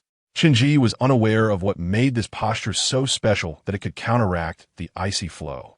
He quietly observed his fellow apprentices, who seemed to find no merit in the exercise. Could it be that only he felt this warm current? Half an hour passed, and the icy flow within Chunji was suppressed, returning to his dantian and remaining still. He exhaled in relief. If the icy flow continued to rampage, it was uncertain whether he could survive the day. Old Yao smirked. "Enough. Today's early lesson concludes. Chunji has made progress." The three apprentices winced as they rubbed their bruises. Upon shedding their garments, their bodies would undoubtedly reveal a tapestry of purple and blue bruises. "Now go to the main hall and wait for your families. Today is the day for tuition payment. If I do not see the money, you will pack your things and return home." Old Yao's voice turned cold. "Chunji, when your family arrives, remember to collect the money. The cost of the medicine lost last night is 320 coins, not a single coin less." Chunyi paused momentarily. Family. Did he still have family in this world? Alone in this unfamiliar world, Chunji cautiously explored its mysteries and dangers.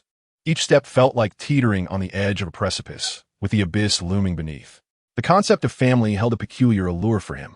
Chunji was acutely aware that the term family referred solely to the relatives of his corporeal form, while he himself was merely an intruder in this realm, having crossed over after their demise. Yet, a flicker of curiosity ignited within him. What if, after the passing of his parents, they too had entered this world? After the morning lessons, Chunji and his two fellow disciples squatted by the large water tank in the southeast corner of the courtyard to wash up. He took a willow branch, shaping its twigs into a makeshift brush, and awkwardly imitated his senior brother's technique to scrape his teeth. The robust senior brother from the previous night, who had slept soundly, grimaced as he brushed. "Our master is in a foul mood today. Do not provoke him, or it will hurt like hell. My father never hit me this hard." Spitting out the salt water, Chunji tentatively remarked, "Perhaps this practice is beneficial?" Lu Chuxing scoffed. "What benefit? We've been at it for over a year with no results. Do you feel anything?" "No." Chunji shook his head, confirming that the warm sensation was something only he could perceive. The burly senior brother continued brushing while asking, "Lu Chuxing, will your mother bring those delicious oil cakes again when she comes?"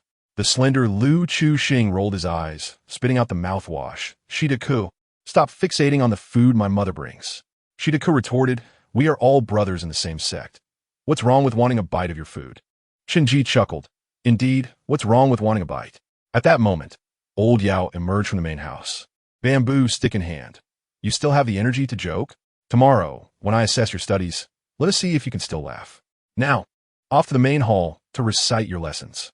After washing up, the three disciples sat in a row on the threshold of the clinic, each engrossed in a medical text. However, their minds were elsewhere, eagerly awaiting their families to bring money and food, while Chunji silently turned pages, aware of the vast knowledge he needed to acquire. Shidaku announced, our master will test us tomorrow. Brothers share both blessings and hardships. No one is allowed to study in secret, understood? Lu Chu-shing's eyes darted. I haven't touched a book lately and have forgotten what the master taught. Shidaku sneered, clenching his fists. You better be telling the truth. Lu Chu-shing shrank back. Why not mention Shinji? He got the least bamboo sticks this morning and is still reading. Shidaku closed the book in Chunji's hands. No more reading. We will all face the punishment together. My father had someone calculate my lifespan. I'm destined to live past 70, and our master 1T beat me to death. Chunji, is your fate truly so resilient? Time seemed to regress to the harsh yet glorious days of high school, where they linked arms to attend classes, sweat together on the playground, and endured the teacher's scolding. Chunji pondered if he could accept such a life if it continued in this world. It seemed attainable. Before long, Lu Chu-shing suddenly dashed out to greet a middle-aged woman clad in a green dress, with silver hairpins adorning her hair and embroidered shoes on her feet. She exuded elegance and warmth, accompanied by a maid. Upon seeing Lu Chu-shing, she smiled tenderly. Shinger, have you been causing any trouble for the master lately? No. The master likes me very much. How could I upset him? Lu Chu-shing cheerfully handed her a bundle. Mother, this is my laundry. Please wash it for me. Shidaku, sitting on the threshold, scoffed. How pitiful. You're grown yet still relying on your mother for laundry. The woman accepted the clothes and handed Lu Chu-shing a wooden box and a cloth bundle. The cloth contains this month's tuition, along with your clean clothes. The box has some snacks I made for you to share with your brothers. In that instant, Chunji distinctly heard Shidaku swallow hard. However, Lu Chu-shing did not share the treats. Instead, he eagerly opened the box and stuffed the oil cakes and mung bean cakes into his mouth. After what felt like an eternity, he finally returned the empty box to his mother. Mother, you can take the box back now. Chenye, vu? Shidaku murmured. You rascal. After exchanging a few more words, Lu Chu-shing joyfully returned with the cloth bundle, burping as he crossed the threshold. The streets began to fill with pedestrians. Amidst the uneven buildings, children chased and played in the alleys, while women carried basins to wash clothes by the Luo River. A man drove an ox cart eastward, the ox swishing its tail, leaving droppings, filling the street with the earthy scent of grass and soil. Chunji immersed himself in this scene. Shidaku and Chunji waited eagerly until noon, when a sturdy man arrived carrying a bundle. The dark-skinned man wore a short tunic and gray trousers, with rolled-up sleeves revealing twisted tattoos. Little brother, third brother. Shidaku's eyes lit up instantly. The man laughed heartily. I was delayed helping someone at the East Market this morning. Here, this is 2 portions of cured meat from our mother, one for you and one for your master. Where did this meat come from? Shidaku exclaimed in delight. My elder brother and I encountered a wild boar in the mountains the other day, though it was a male and had a bit of a gamey taste. The third brother replied with a smile. Shidaku beamed. Having meat is already a blessing. Who cares about the taste? Let us go. There's a grand banquet at a wealthy family's house tonight. I'll help set up the stage and catch a show, the third brother said briskly, turning to leave without hesitation. Shidaku hurried back to the clinic, while Lu Chu-shing leaned against the doorway. Smirking, I heard wild boar meat has a strong odor. Chunji marveled. Lu Shixiang, you are truly the moral low point of our clinic. Shidaku shot Lu Chu-shing a fierce glare. Do you want me to knock out your front teeth? Lu Chu-shing immediately recoiled, then turned to Chunji. Your family hasn't shown up yet. They must not be coming, right? Chunji shook his head. I don't know. Lu Chu-shing gleefully remarked. Perhaps they are unwilling to pay your tuition. 200 won each month is no small sum for an ordinary family, where you could plead with the master to grant some leeway. Just as he finished, old Yao, behind the counter, methodically counting the accounts, remarked. The law is not lightly passed. The path is not cheaply sold. A master does not walk the road without a call. I only teach those with sincerity. If your family deems 201 excessive, you need not pursue your studies. Understood, Master, Chenji replied. Shidaka scratched his head. Master, we will support you in your old age. We share some bond, don't we? Old Yao stroked his beard. Even a son may not be truly filial to his own father. What can I expect from you? When you grow old, you will understand. Money is paramount, and feelings will change. Long life invites many humiliations. Only wealth can afford dignity. If your family pays the tuition, I will impart knowledge. We need not cultivate excessive master-disciple affection. Chenji sat quietly on the threshold from dawn until midday, and from midday until dusk. Last night, I returned to the clinic at the stroke of midnight, tormented by the icy winds until the 5th watch. I found it increasingly difficult to endure and succumbed to slumber against the doorframe. I lost track of time until someone gently tapped my shoulder, prompting me to wearily open my eyes. Shi Denkai stood before me, holding a bowl of rice, and mumbled, Chenji, why not take a moment to eat something? I will keep watch here, and should your family arrive, I will call for you. I offered no reply. Across the street, the workers from the rice shop, pawn shop, and grain store emerged, fastening the door panels as they prepared to close for the night. One of them spotted me and cheerfully greeted, Dr. Chun, are you waiting for someone? I smiled faintly in response, yes. Yet, my family never arrived. It was inconceivable that my own parents would forget such an arrangement. As the sun's last rays slowly sank in the west, the foot traffic waned, and the light gradually faded from my face until darkness enveloped me. It has been said that one should never awaken at dusk. In that moment, the distant tolling of bells fell silent, and the sun dipped below the horizon, leaving the overcast sky feeling particularly remote, as if it were drifting away alone. I suddenly recalled a time before the wheels of fate began to turn when someone had asked me, can you endure solitude? I had answered affirmatively. The evening glow descended, ultimately disappearing behind the scattered rooftops. I sat on the threshold, watching the last establishment across the street close its doors and the final pedestrian head home. Only then did I rise, brushing the dust from my clothing. Life must go on. Returning to reality, I was compelled to contemplate my situation. At that moment, Lao Yao stood behind the counter, counting the accounts with a dismissive tone. What is the matter? Have your family abandoned you? I thought to myself that my master's words were as venomous as poison, yet I smiled and replied, Master, they may have been delayed by some matters. They will surely bring the tuition tomorrow. Lao Yao scoffed, you've been with me for 2 years, and at least the other 2 families remember to bring me gifts during the holidays, yet your family has sent nothing. Even if they manage to deliver the tuition on time, I have no desire to keep you as my apprentice. Grant me 1 month. I shall strive to provide the tuition without relying on my family, I earnestly proposed. Lao Yao shook his head. Empty promises are easy to make. I pondered for a moment. The monthly tuition is 201. If you grant me an extension of 1 month, I will pay 240 when each month thereafter. Lao Yao contemplated for a brief moment, then extracted a handful of copper coins from his sleeve and tossed them 6 times. After interpreting the results, he calmly stated, this does show some sincerity. But where will you, an apprentice without the right to charge consultation fees, acquire the means to earn? I will find a way, I responded. Such grandiose claims. You are merely an apprentice who cannot even discern a pulse. What makes you think you can earn? Lao Yao derisively toyed with the abacus beads. Nearby, Lu Tsuxing chuckled. Chenji, shall I lend you a hand? How do you intend to assist me? Senior brother Lu, I inquired. We 3 take turns with the chores. Tomorrow it is my turn to fetch water, sweep the courtyard, and clean the main hall floor. If you help wipe the floor, I will give you 2 won. If you can sweep the courtyard, I'll give you 1 won. If you can fill the water tank, I'll give you 2 won. Although it is not much, it adds up to 50 won a month. The hierarchy among the apprentices became starkly apparent. All right, I will assist Senior Brother Lu, I agreed. Shi Denkai turned to Lao Yao. Master, is this appropriate? As long as it helps me cover the tuition, it is indeed appropriate.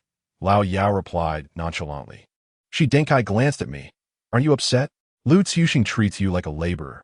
I smiled and responded, Senior Brother Lu is merely trying to help me. What nonsense! We were born on the same day, at the same hour. What gives him the right to claim the title of Senior Brother? Shi Denkai scoffed.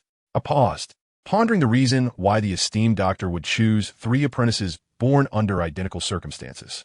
The 3 of us, born in the same year, month, and day seemed to share a fateful selection, as if arranged by some unseen force.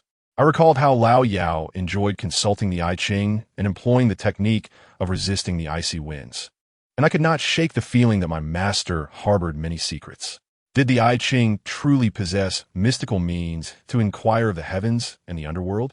As I was musing, a middle-aged man clad in a deep blue long robe arrived at the door. Lu Xiuxing quickly welcomed him with a smile. Manager Wang, what brings you to the clinic at this late hour? The man inclined his head to Lao Yao Tai. My elderly mistress has been experiencing severe vomiting and diarrhea since lunch, and she has now fallen into a coma. My master has sent me to invite you to examine her. If you are willing to come, we shall reward you handsomely. Lao Yao cast a glance at him and casually tossed the copper coin 6 times on the counter. The earth's fire is bright, the winds gather. Tonight is not suitable for venturing out. I shall not go. Huh? The manager's face contorted in concern. Yao Laosher, as a physician, you must possess the compassion of a healer. How can you disregard a life based on an ephemeral divination? With so many doctors in Luo City, do you think I am irreplaceable? Lao Yao shot back with a glare. Your family has always been stingy. The last time you sought my help at night, you promised a hefty reward, and yet when I treated your mother's headache with a single needle, all I received was 2 pieces of smoked salted fish. Whoever wishes to go may do so. Manager Wang grew frantic. Yao Tai, my elderly mistress is of advanced age. Please show some compassion. Lao Yao stroked his beard. Do not invoke age as an excuse. She is over 30 years my junior, and no one in Luo City can use age to sway me. Manager Wang fell silent. Lao Yao waved his hand. Shi Denkai, see him out. Once Shi Denkai returned after escorting Manager Wang away, he asked Lao Yao, Master, why didn't you allow us to go on a visit? A single consultation could earn us a couple of silver coins. Lao Yao retorted angrily. You have been here for 2 years and still cannot even accurately feel pulse. Sending you out is akin to sending a killer. Shi Denkai's breath hitched. Master, I have been diligently studying. Lao Yao raised his hand and struck Shi Denkai on the arm with a bamboo stick. Go cook. Shi Denkai hurried off to the kitchen. While Lu Xiuxing trailed behind him, one sturdy and robust like an iron tower, the other thin and lanky like a reed. Upon reaching the kitchen, Shi Denkai spoke in a low tone. You went too far today. We are all fellow apprentices. There is no need to demean him like that. Lu Xiuxing stared in disbelief. I went too far? How could it be my fault that his family refuses to pay his tuition? Do not forget, Master only accepts one true disciple. Shi Denkai fell into contemplation, aware that only the true apprentice could assume a position within the Tai hospital.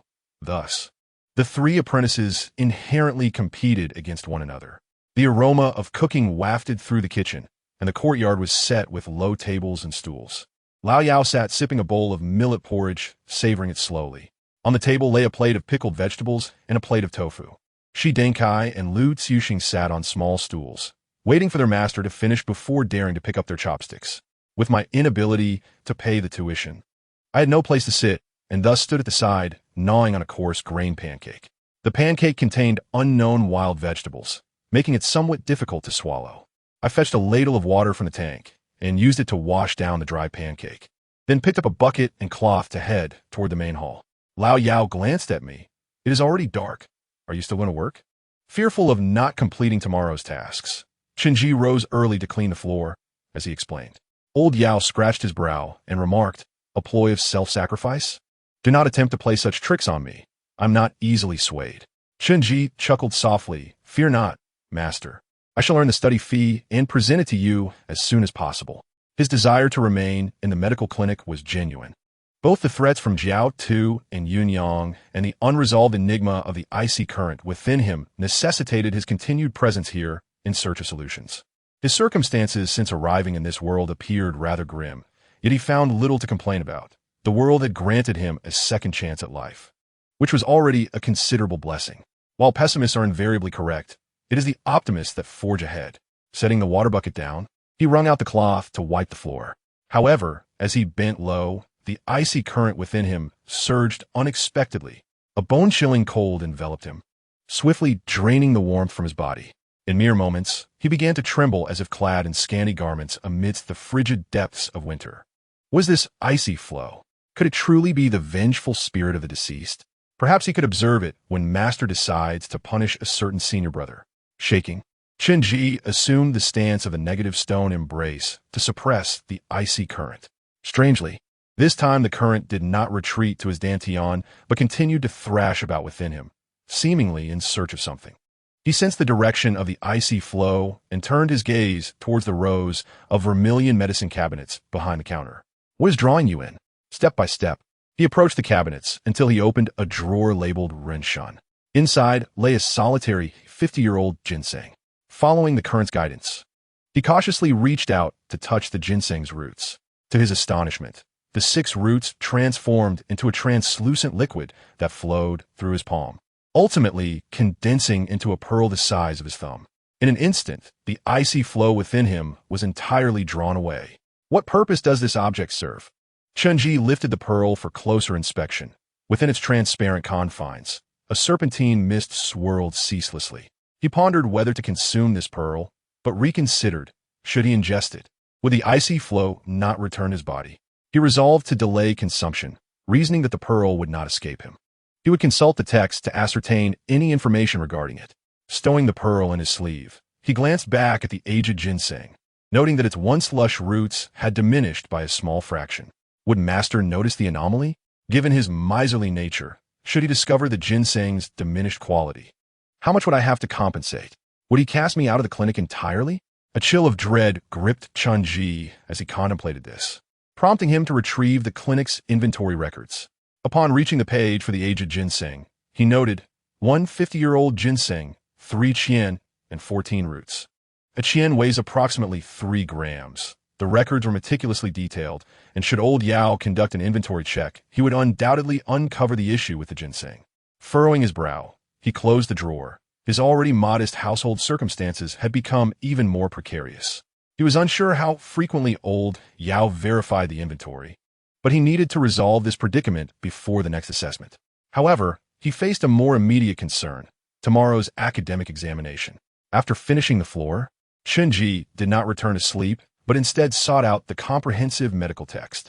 Although starting anew seemed a bit late, he knew learning was essential. The sooner he mastered it, the fewer beatings he would endure. At that moment, soft footsteps echoed from the backyard. Chen-ji tucked the comprehensive medical text beneath the counter. He turned to see Lu Xiuxing, clad in a coat, peeking curiously at him. "Senior brother, what brings you awake?" "I got up for a midnight bathroom break and came to check on you," Lu Xiuxing replied conspiratorially. "I need to tell you something, or my conscience will be troubled." "What is it?" Lu Xiuxing continued. "I asked you to help me today because I genuinely wanted to assist you. If you fail to pay your study fee, Master will surely send you home. Do not heed Shi Dunka's nonsense. My intentions are pure." Chen-ji smiled and reassured him. "Rest easy, Lu senior brother. I understand your good intentions." "Good, as long as you recognize my goodwill," Lu Xiuxing said, returning indoors while Shi Dunka snored away. He nudged Shi Dunka. "Wake up! Wake up!" No response. Lu Xiuxing added, "Quickly wake up. Chen-ji is secretly studying." Suddenly, Shi Dunka sat up, exclaiming, "What?" Lu Xiuxing hastily changed the subject. "I just got up to relieve myself, and thought to see why Chen-ji hasn't returned to sleep. I discovered he was secretly reading while we slept." Shi Dunka was taken aback. How despicable. Indeed, should we not study as well? Shi Dunka grumbled. "What is there to learn at this hour?" "Sleep. You are not permitted to study." "Fine. No studying. Sleep." In the dead of night, Shi Dunka was awakened by an urgent need to relieve himself. As he got up, he realized that he was alone in the room. The tall youth, filled with suspicion, donned a long robe and ventured into the courtyard, only to be surprised by the flickering orange-red glow emanating from the kitchen. Upon pushing the door open, he found Lu Xiuxing, clad in a coat, seated on a small stool by the stove, lighting an oil lamp while engrossed in a book on typhoid pathology. "You rascal!" Shi Dunka covered Lu Xiuxing's mouth and struck him. For even Chen-ji had not anticipated that he would inadvertently introduce the insidious trend of excessive competition into the clinic. Just then, a girl holding a lantern hurriedly approached the clinic, calling out loudly, "Yao Tai, Yao Tai." The white paper lantern bore the inscription Jing Wang Fu. The girl's urgent cries captured everyone's attention, prompting Shi Dunka to cease his reprimanding of Lu Xiuxing and rush outside. He opened the main door. "Chunhua, what brings you here at this late hour?" The young lady, appearing to be 18 or 19 years old and adorned in a light green skirt, looked anxious. Shidunka, where is Yao Tai? At that moment, old Yao leisurely arrived, hands clasped behind his back. What is the matter? Chunhua hurriedly replied, my lady has encountered a mishap. You must come and take a look. Everyone turned to old Yao, who remained silent for a moment before stating, it is not advisable to venture out tonight. I will not go. Chunji interjected, ah? Is this not the designated medical clinic for Jing Wangfu? Chunhua, perspiring with anxiety, quickly signaled to Shidunka, urging him to speak up. Shidunka promptly said, Master, it is already past midnight. A new day has begun. Would you not consider casting another divination? Old Yao shot him a glance. Very well, I shall cast another divination. With that, he produced some copper coins from his sleeve and cast them 6 times. Murmuring incantations, heavenly creation of grass and weeds, the interplay of hardness and softness is difficult to manifest. Movement amidst peril, water and thunder converge. Old Yao's expression shifted dramatically. Great misfortune.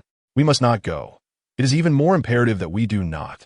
Chunhua, on the brink of tears, pleaded, Yao Tai, if I cannot find a doctor at this late hour, I will surely perish. Moreover, I have come bearing the royal insignia. Your clinic is obligated to provide treatment. Shidunka stepped forward. Master, if you truly do not wish to go, I will. After a moment of contemplation, old Yao finally declared, Chen Yi, you shall go.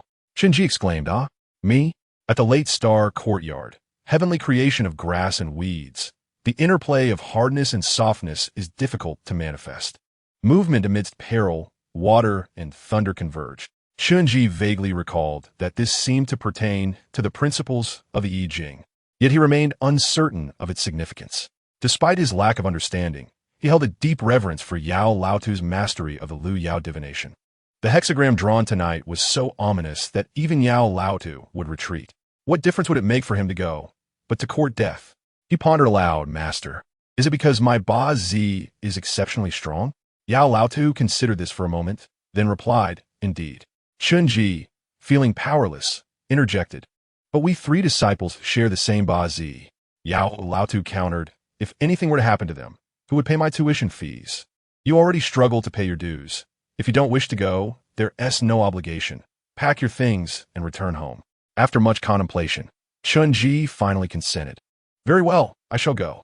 Chunhua led Chunji toward the main gate of the Wangfu, arriving beneath the plaque inscribed with Zheng de Guangming. The guards, wielding long halberds, obstructed their path. The waist token. She produced her waist token, declaring, This is the Wangfu's token. Please allow the medical staff to pass. The guards silently lowered their weapons, and the crimson gates creaked open. With heads bowed, they hurried through the vast, profound Wangfu, flanked by towering red walls and gray tiles. With the eaves adorned with vividly painted 4-clawed golden dragons clutching fire avoidance pearls. Chunji nervously glanced at the solemn black armor guards, some standing sentinel, others patrolling, all watching the surroundings with hawk-like vigilance. Chunhua quietly inquired, Has Yao Tai spoken to you about the rules of the Wangfu? Chunji surmised that his original self lacked the qualifications to enter the Wangfu, which was why she asked, My master has not yet instructed me. I would appreciate your guidance. Miss Chunhua. Chunhua advised, in Jing'an Hall and near Mingzheng Hall, keep your head down and avoid looking around. When you see my lady, speak only when spoken to. Whatever you see or hear within the Wangfu must not be disclosed outside. Understood. They approached an archway, where a procession of over 10 women appeared, carrying 2 wooden stretchers draped in white cloth. These women, robust and broad-shouldered, were likely the capable servants of the Wangfu's inner quarters.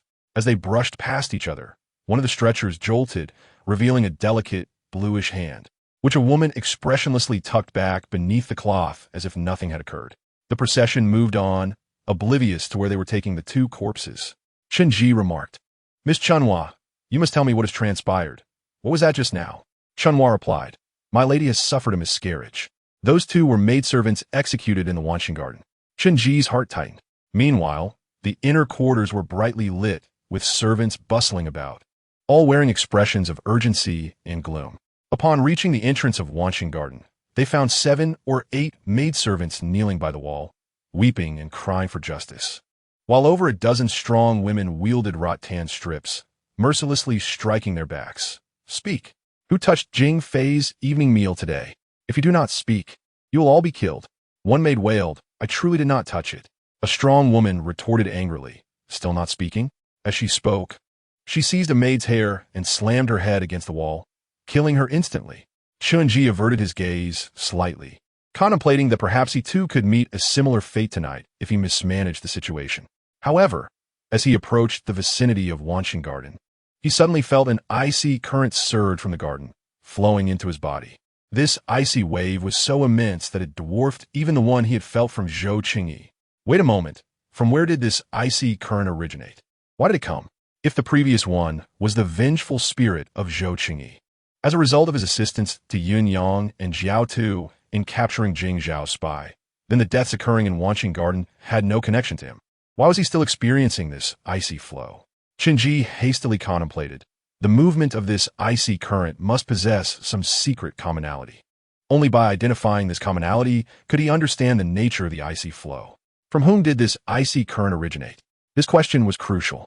Before he could ponder further, Chunhua turned back and urged, what are you dawdling for? Hurry up. Chunji hastened to follow her into the expansive Wanqing Garden, which featured rockeries and waterways, with the main building being a two-story structure adorned with climbing rose vines that gracefully spiraled up its walls, appearing particularly elegant after careful pruning.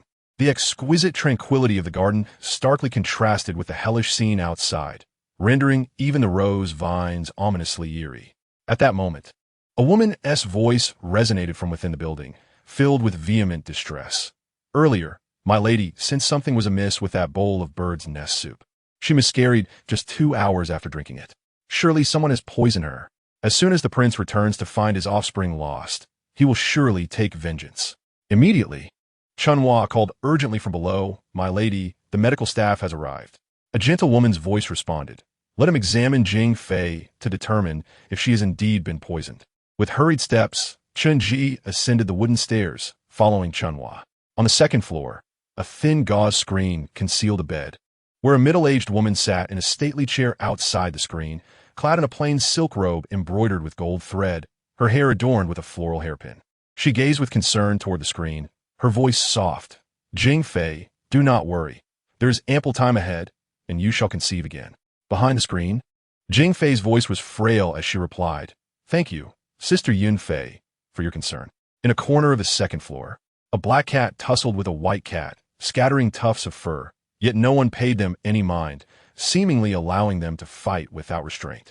The black cat, small in stature, was mercilessly kicked and beaten, nearly losing its spirit. Yet, as Chunji stepped onto the staircase, the black cat suddenly broke free from a white cat and fixated on the sleeve of his robe, sniffing with curiosity.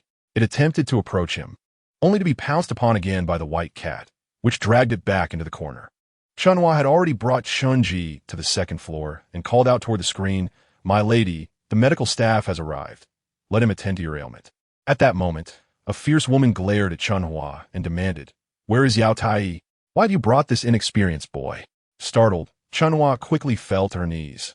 Her voice trembling with tears, Yao Tai insisted that tonight is extremely inauspicious and advised against going out. I cannot persuade him even after bringing the prince out. The fierce woman's expression darkened. The Wang Fu's Tai cannot be summoned? How audacious of this Yao Tai! Yun Fei frowned. I understand that Yao Tai enjoys divination, but for him to refuse to come tonight is somewhat unreasonable. When the prince returns from Jiangnan, I will report this matter truthfully. If the Wang Fu cannot command the Tai, then perhaps we should dispense with the Tai altogether. The fierce woman pressed, What shall we do tonight? Well, my lady's ailment. Yun Fei's face displayed her dilemma. The prince is currently absent. Yao Tai is a 7th-rank official, and ultimately, we must wait for the prince to make a decision. The fierce woman spoke in a low voice. Could it be that you, Yun Fei, have instructed Yao Tai not to come? Jing Fei, behind the screen, hastily interjected. Chunrong, do not speak disrespectfully to Sister Yun Fei. Yun Fei smiled gently. It's of no concern. Chunrong is merely worried about you, dear sister. How about this? Since the medical staff has already arrived, let him first examine Jing Fei. Jing Fei softly agreed. That would be acceptable. Chunrong turned to Qinji with a cold voice. What are you waiting for? Come and diagnose Jing Fei. Chunji lowered his head in silence. He had no knowledge of diagnosing ailments. Moreover, at this moment, the most critical issue was not merely diagnosing.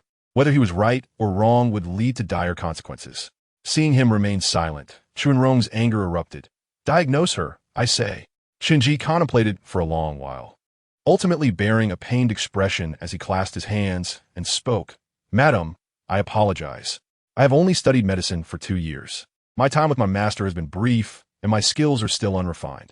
I truly do not know how to ascertain whether Consort Jing has been poisoned. This matter may require my master's expertise. I shall return and attempt to persuade him to come. Mama Chunrong scolded him fiercely. To say you do not know without even examining the pulse. Drag him out and execute him. Dr. Yao is a 7th-rank official and cannot be touched, but a mere apprentice should face no consequences.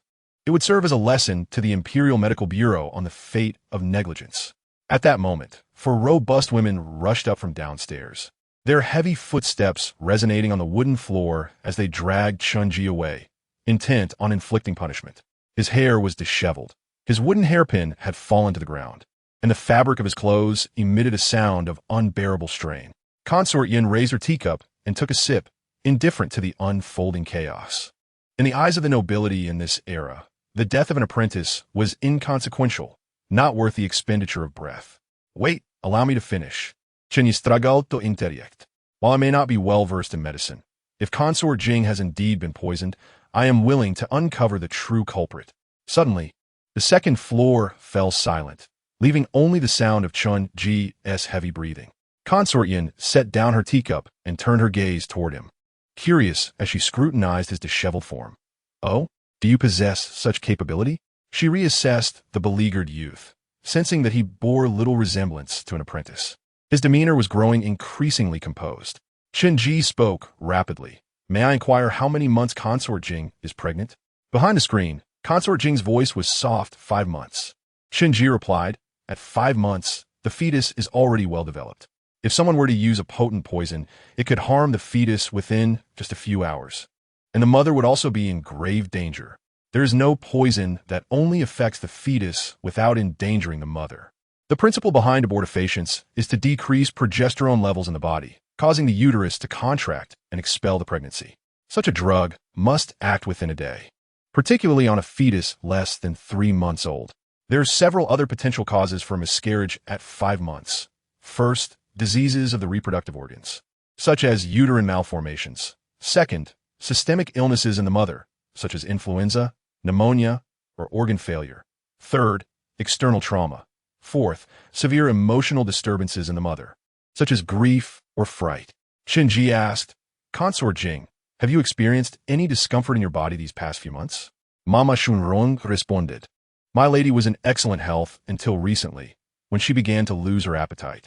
We consulted Dr. Yao, and he claimed it was merely a normal pregnancy reaction. Shinji did not regard the old doctor's words as a reliable reference.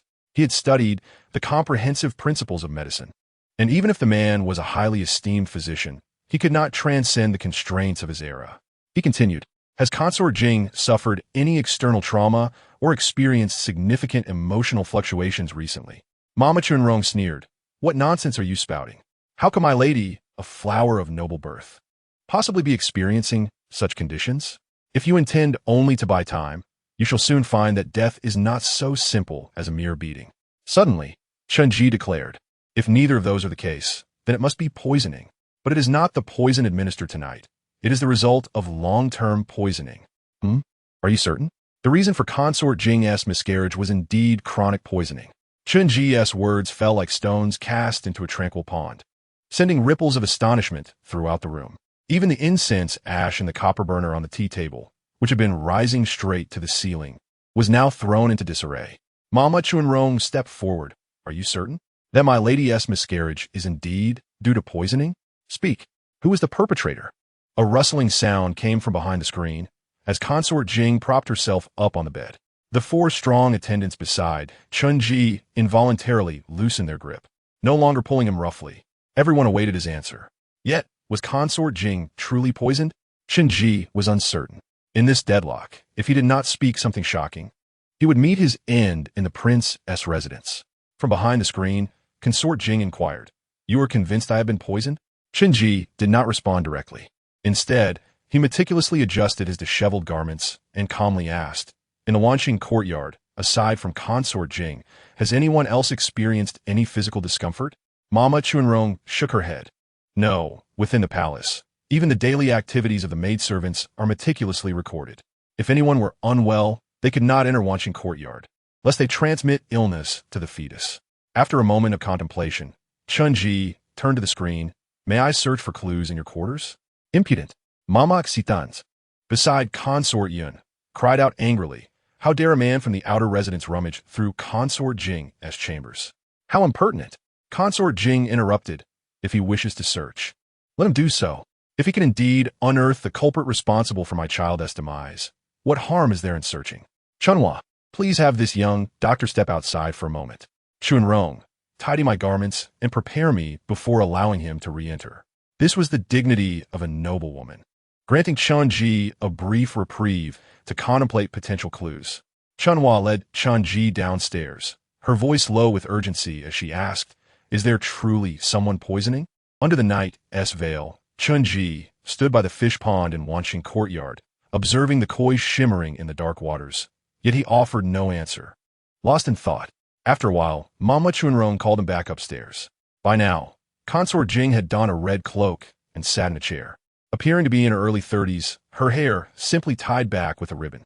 Her pallid face fixed on Chunji as she spoke. "I just recalled your words about long-term poisoning. Could it be that the incense sticks were tampered with?" "No." Chunji shook his head. "The fragrance of the incense wafts throughout, and if there were any alterations, then Mama Chunrong would also be unwell. Therefore, the poisoner must have utilized items that you alone use, everyday objects, for otherwise, if not used for a time, the toxins would be metabolized by the body." Seeing his certainty, the others fell silent, allowing him to search freely. Time passed slowly, and Chunji picked up a box of rouge. "Madam, have you used this rouge during your recent grooming?" He examined the rouge box, adorned with butterfly-shaped white mother-of-pearl inlays, exquisite as though it were a work of art. Consort Jing shook her head. "Since becoming pregnant, I have refrained from using such items, fearing for the health of the fetus." Chunji set the rouge box aside, scanning each item but still unable to find clue. Gradually, beads of sweat began to form on his forehead. Where could it be? At that moment, he mulled over every lead in his mind. This was his chance to survive. After an indeterminate period, Consort Jing finally grew impatient. "I had thought you were confident. Yet it seems you are merely toying with us.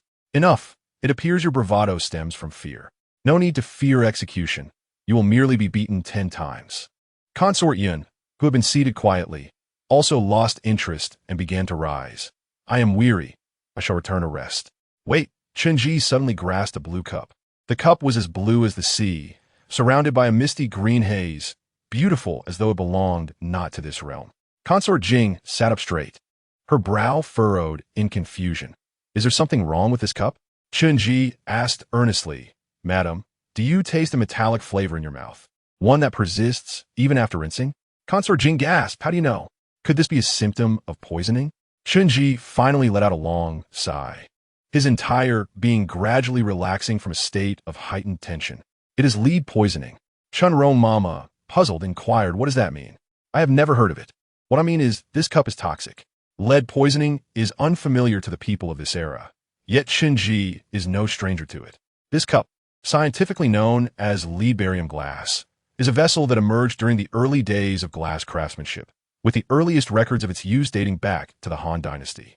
Its beauty seems to transcend the entire era, cherished by the nobility.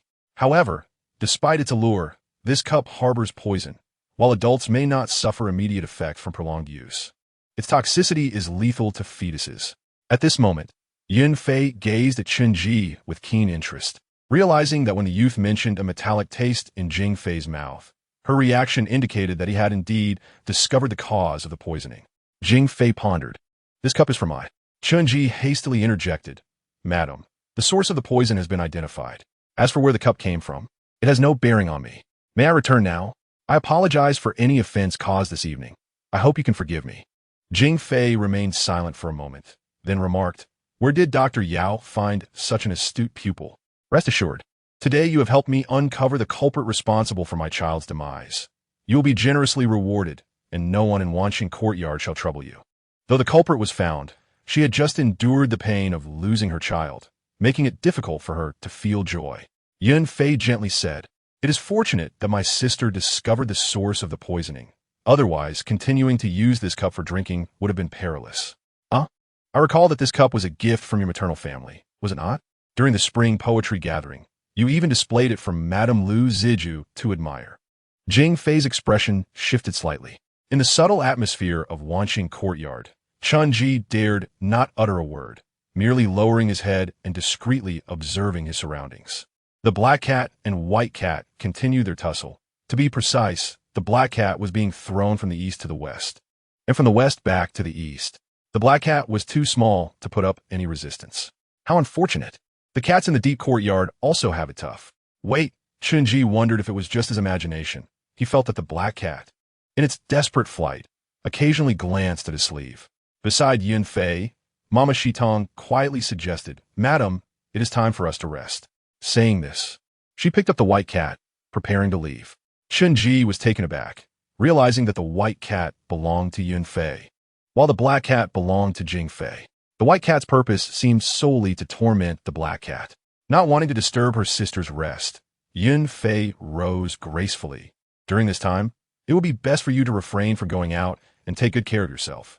Jing Fei remained silent for a moment, then expressed her gratitude. "Thank you, sister."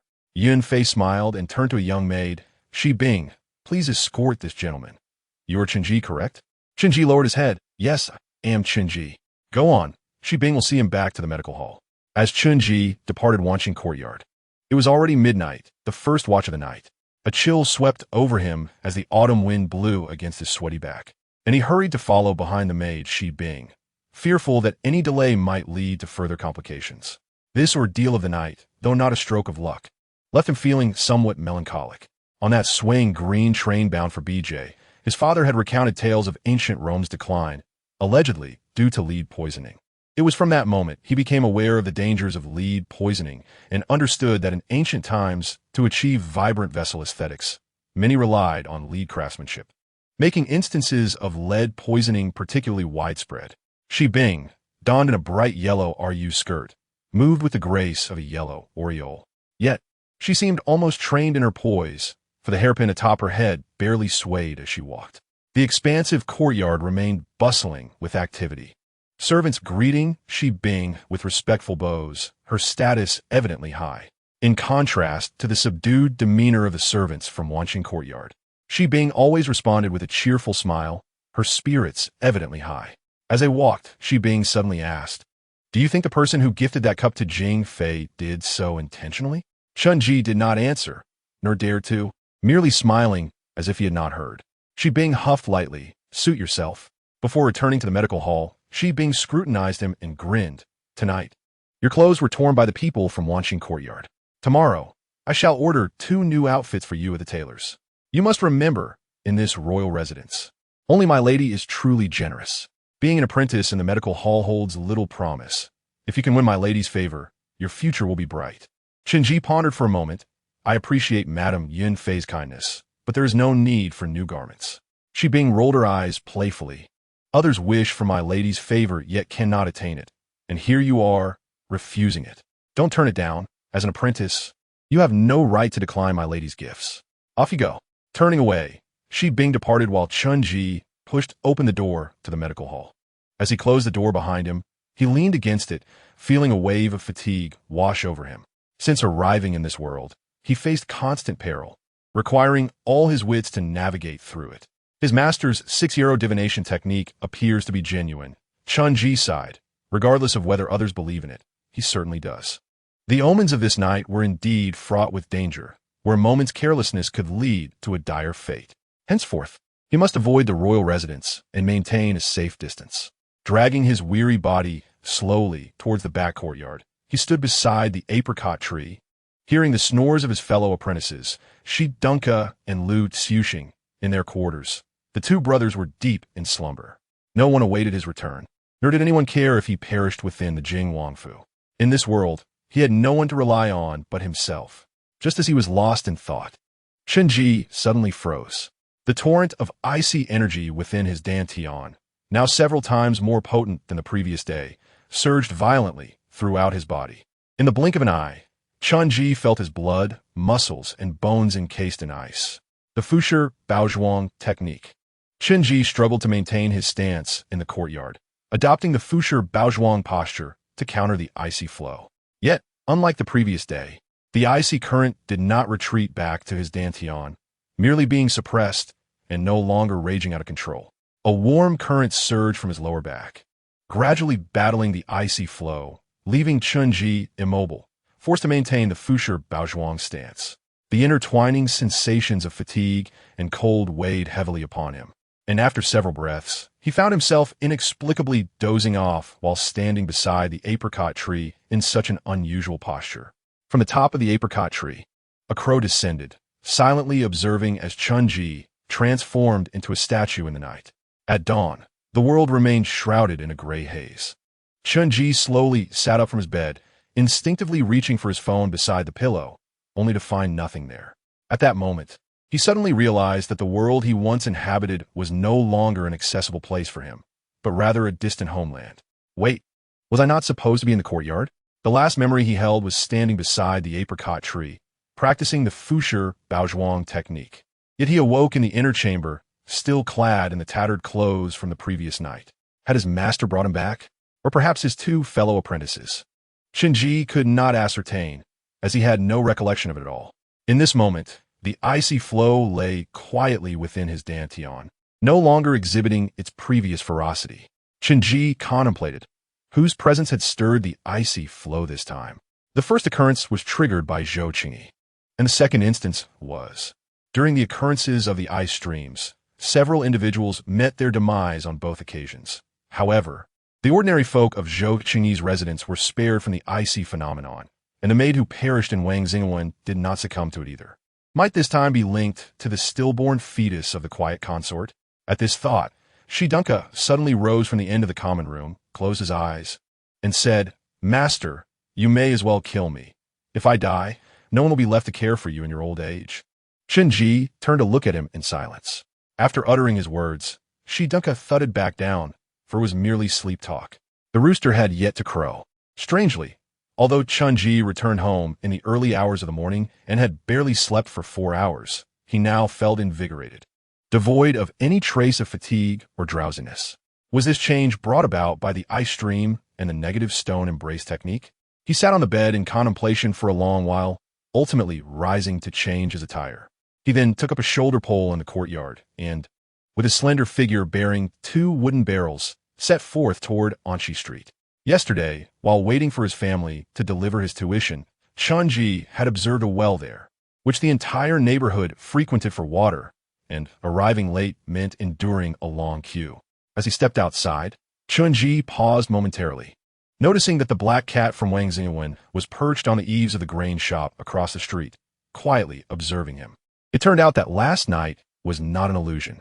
The black cat had indeed been drawn by the bead in his sleeve and had stealthily followed him outside the Wang residence.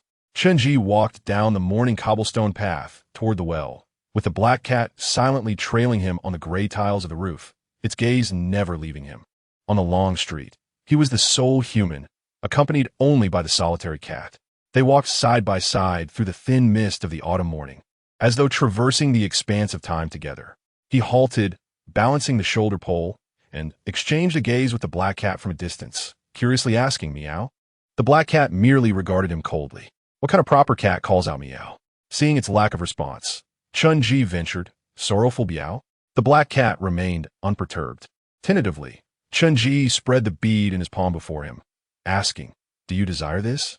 Despite its injuries, the black cat maintained a noble demeanor, staring at Chunji without reaction, seemingly waiting for the young man to offer the bead willingly. Chunji raised his hand slightly. This time the black cat, standing on the eaves, leaned forward slightly, preparing to leap down and snatch the bead, but as it extended its neck, Chunji swiftly closed his palm, concealing the bead once more. The black cat appeared momentarily taken aback, opening its mouth as if to meow, yet ultimately choosing to preserve its composure. It resumed its aloof demeanor, silently watching the boy. Chunji tucked the bead into his sleeve and continued his leisurely walk toward the well. The black cat followed silently, its gaze fixed upon him, a fresh scar from the previous night making it appear somewhat fierce. Standing by the well, Chunji turned the wooden handle to lower a barrel. Just as he was about to hoist it back up, he noticed the black cat had, at some point, jumped down from the eaves and approached the well, gazing up at him. You. Chunji pondered for a long while before suddenly asking, "Do you want this bead? Here, take it." He opened his palm, presenting the bead in his hand, no longer teasing the little cat. However, the black cat merely stood on the edge of the well, the corner of its mouth curling slightly in what seemed like disdain. "I will never fall for your tricks again." "Wait, is that expression mocking me?" Chunji was taken aback to find such human-like expressions reflected in the cat's demeanor. He surveyed the deserted street before finally placing the bead on the ground. Stepping back 3 meters, "It's there, take it yourself." Animals possess instincts. They seem inherently aware of what is safe to consume and what is not, instinctively seeking out antidotes even in cases of poisoning. Humans, on the other hand, lack such instincts, often consuming anything, even deriving amusement from eating poisonous mushrooms. Hence, Chunji was not concerned about the black cat encountering any misfortune, as he was more intrigued by why the cat was drawn to the bead and what would transpire should it swallow it.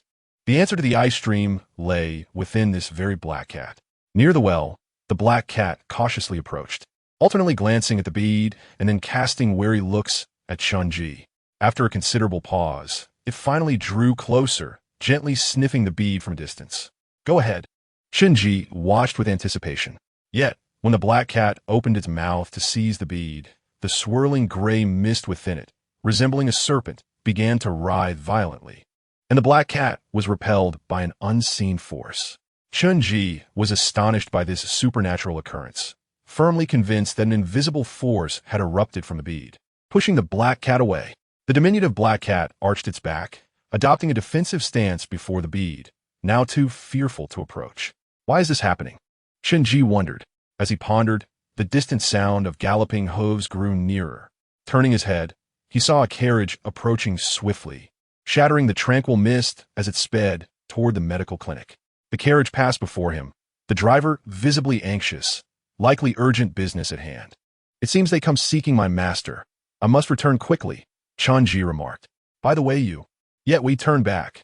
The black cat had vanished without a trace, leaving only the bead quietly resting on the ground. Upon returning to the medical clinic with the shoulder pole swaying, Chunji found the carriage parked outside, its 2 horses robust and muscular, their manes well-groomed. The wooden carriage bore intricate carvings of canary patterns, extending elegantly to the rear, both elaborate and exquisite. Beside it, Shidunka was assisting the driver in loading some luggage onto the carriage. Chunji approached, asking what is going on. At that moment, Shidunka could not contain his joy. "The master is going to treat someone. Why are you so happy?" "Of course I am delighted," Shidunka whispered.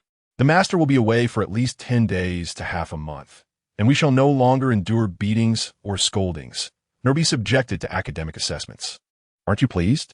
We can even venture to the East Market, to Hongi Alley. If my 3rd brother helps the nobleman host a banquet, I can sneak you in to listen to the grand performance. I heard that the Ma family troupe from Luoyang is returning to perform soon. Who are they going to treat?" Chunji inquired curiously.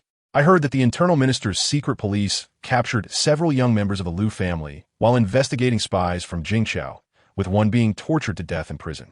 Upon hearing the news, the elderly master of the Liu family fainted from anger and is now on the verge of death, Shidunka whispered. Upon hearing this, Chunji suddenly recalled Yun Yang's smile that seemed to conceal something sinister as he stood at the Zhou residence's gate. A lingering sense of crisis now overwhelming him. Is the secret police really that powerful? Indeed, Shidunka replied. The Liu family's matriarch is the current empress, and their son is the minister of personnel. Even with such a prestigious lineage, the secret police still capture them without hesitation.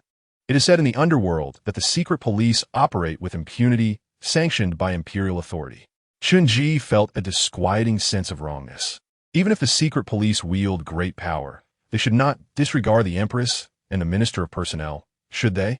As the two conversed, they saw old Yao emerge from the medical clinic, accompanied by a dignified middle-aged man. Yao Laotu addressed his 3 disciples, stating, during my absence over the next few days, you are forbidden from privately diagnosing patients. Should any patient present a prescription, You are to prepare the medicine accordingly. Do not err in weights and measures, as any financial loss incurred shall be reimbursed by the one responsible when I return to inspect the inventory. Chunji was taken aback, pondering how to manage that old ginseng. What if Yao Laotu discovers the issue upon his return? A middle-aged man accompanying them interjected, "Mr. Yao, we must be on our way. At home, they cannot wait. We must delay until my father returns from the capital to see the old gentleman one last time." Yao Laotu nodded in agreement. "Let us depart." Lu Kixing stepped forward to assist Yao Laotu onto the horse-drawn carriage, which then sped away, the sound of hooves resonating crisply against the bluestone road. Shidunka exclaimed in admiration, "How much would it cost to purchase such a carriage?" Lu Kixing replied with a smile, "You are quite ignorant. Did you not notice the canary atop the carriage? Such luxury is only afforded to my Lu family after receiving imperial favor, following the appointment of a second-rank official. In our Ning dynasty, it is considered excessive for common folk even to ride in a sedan chair. Who possesses the audacity to ride in such a carriage?" Shidunka scoffed. "You speak as if you were truly a member of the Lu family." Lu Kixing glared angrily. "Am I not a Lu? Your family is but a distant branch, hardly recognized by the main line." Shidunka retorted, "Though we are poor, we possess integrity, earning our bread through our own efforts at the docks, never seeking to attach ourselves to the wealthy." Lu Kixing, exasperated, replied, "I have attended the 90th birthday banquet of old Master Lu with my parents. Indeed, at the servants' table." Chunji watched in silence as the two men grappled into the medical clinic, suddenly sensing something amiss. Turning his head, he was astonished to see the small black cat had not truly departed, but was instead hiding in the shadows of the opposite eaves, observing them stealthily. As foot traffic on the street gradually increased, neighbors greeted one another, some pushing wooden handcarts to work, others opening their doors for business. Anchi Street finally buzzed with life. The small black cat remained concealed in the shadows, its gaze alert and indifferent, yet it refused to leave. "This bead must hold great significance for you," Chunji murmured. "Even after several encounters, even after being repelled by the bead, you were reluctant to abandon it." He beckoned to the small black cat, inviting it to follow him into the medical clinic, but the cat remained unmoved, merely observing in silence. At that moment, a commotion arose from the nearby eatery, where a young worker was unloading the door panels to bring baskets of steamed buns to the entrance, the steam rising in white clouds under the morning sun. When Chunji looked up again, he found the small black cat fixated on the bamboo steamer. The cat's gaze transported him back to his childhood, when he had stared longingly at someone else's instant noodles on a green train. After a moment of hesitation, Chunji approached and inquired, "How much for a bun?" The eatery worker smiled, recognizing him. "Ah, it's you, Dr. Chun. Buns are still 2 won each. No change there." Chunji retrieved 2 won from his sleeve. This was the money he had earned from mopping the floor yesterday, and the only 2 won he possessed. "I would like 1, he said, placing the coins in the worker's hand. The worker cheerfully asked, "Just 1? Is that enough?" Chunji replied with a smile, "I only have 2 won. I cannot afford any more." The worker was taken aback. In these times, who would admit to being so impoverished that they could not spare more than 2 won for a bun? At 2 won each for buns, 10 won for a pound of rice, and 21 for a pound of eggs, even the poorest families could likely produce 2 won. Yet Chunji appeared completely unperturbed by this reality. "Very well, I shall sell you 1 bun," the worker responded, regaining his composure. Chunji glanced at the small black cat atop the eaves and suddenly asked, "Could you tell me if there's a place nearby that sells fish? You want to buy fish? I will inquire, though I have no money at present," the worker replied with a chuckle. "Only smoked fish is available nearby. If you wish for live fish, you must go to the East Market, which will take over an hour for a round trip." "Are the fish expensive?" "That depends on the type," the worker explained with a smile. "Crucian carp and grass carp are cheap, about 10 won per pound, while perch is pricier at 30 won per pound. Merchants and scholars from the north and south reportedly can even obtain sea fish. It is said that when Luoyang was prosperous, many sea fish were brought in daily." Chunji casually asked, "Is Luoyang not thriving now?" "Times have changed. In the past, this was the capital, a place of indulgence. Now it has fallen from grace. Only a few old gentlemen still boast about the capital. But who does not know that true prosperity now lies in Shengjing to the north and Jinling to the south?" The worker lifted the bamboo steamer lid, and amidst the wafting white steam, he wrapped a bun in oiled paper and handed it over. "Here is your bun." Chunji took the bun, but did not eat it. Instead, He placed it on the threshold of the medical clinic before bending down to pick up the yoke and water bucket, swaying slightly as he made his way inside. The small black cat leapt down from the eaves to the entrance of the clinic, sniffing the aroma of the bun, then raised its head and walked away, seemingly unwilling to accept Chun-Ji's kindness. However, after a few steps, it turned back and picked up the bun. Standing at the entrance, it watched Chun-Ji as he carried water to the courtyard, wanting to follow him inside, but ultimately turned and left. Since Shi Dunka and Lu Kixing had grappled into the backyard, they had not returned to the main hall. With their master absent, neither was inclined to work. Chun-Ji was content with the peace, going to the kitchen to grab a millet cake when hungry and fetching water to boil when thirsty. When patients arrived with prescriptions, he would weigh the medicine, gently refusing those seeking diagnoses. He devoted nearly the entire day to studying the fundamentals of medicine, focusing solely on the treatment of external injuries. Time passed unmeasured, and before he knew it, Chun-Ji had fallen asleep at the counter. Upon awakening, he found the black cat from Wanqing Garden quietly perched on the counter, gazing at him. The cat's fur was disheveled, and there was a fresh wound on its neck, oozing blood. Chun-Ji chuckled, raising his hand to greet the cat. "Why do you move so silently? Did you get beaten again?" The cat raised its head defiantly, resembling many a man who, after a fight, held their neck high, as if to say they had gained no advantage. In truth, such words belong to the vanquished. "Wait a moment," Chun-Ji said, heading to the kitchen to retrieve a fire stick to ignite the oil lamp on the counter. The small flame flickered, insufficient to illuminate the entire room, but adequate for the space occupied by one person and one cat. Chun-Ji extinguished the thin wooden piece, murmuring, "You fight daily with that cat from Yunfei. Does Jingfei not tend to your injuries? Perhaps you should avoid it for a while. Otherwise, you might find yourself in grave danger." The black cat raised its head, as if resisting the notion. "You need not be defiant," Chun-Ji gestured. "You are still so small. You cannot be more than a year old, while it is already quite large. It is entirely normal for you to be outmatched. A gentleman takes his time for revenge. Wait until you are fully confident before confronting it again." At this juncture, Chun-Ji became serious. "But remember, when you do confront it, it must be a decisive blow. Do not grant it the opportunity to retaliate." Upon hearing this, the black cat's eyes reflected a glimmer of contemplation. Chun-Ji felt a twinge of confusion. "Can you really understand what I'm saying?" The black cat remained unresponsive. With a smile, Chun-Ji suggested, "Let me apply some medicine for you." The black cat observed as Chun-Ji swiftly flipped through a medical book, mumbling to himself, "Let me see which medicine is suitable for external wounds. I specifically studied this today. Yes, Shi Chuangzi, this herb is abundant. If I take just a gram, Old Man Yao will surely not notice." The once tense body of the black cat gradually relaxed. Chun-Ji gathered some dried Shi Chuangzi and meticulously ground it into a powder. He looked at the black cat, saying, "I will apply some hemostatic medicine for you.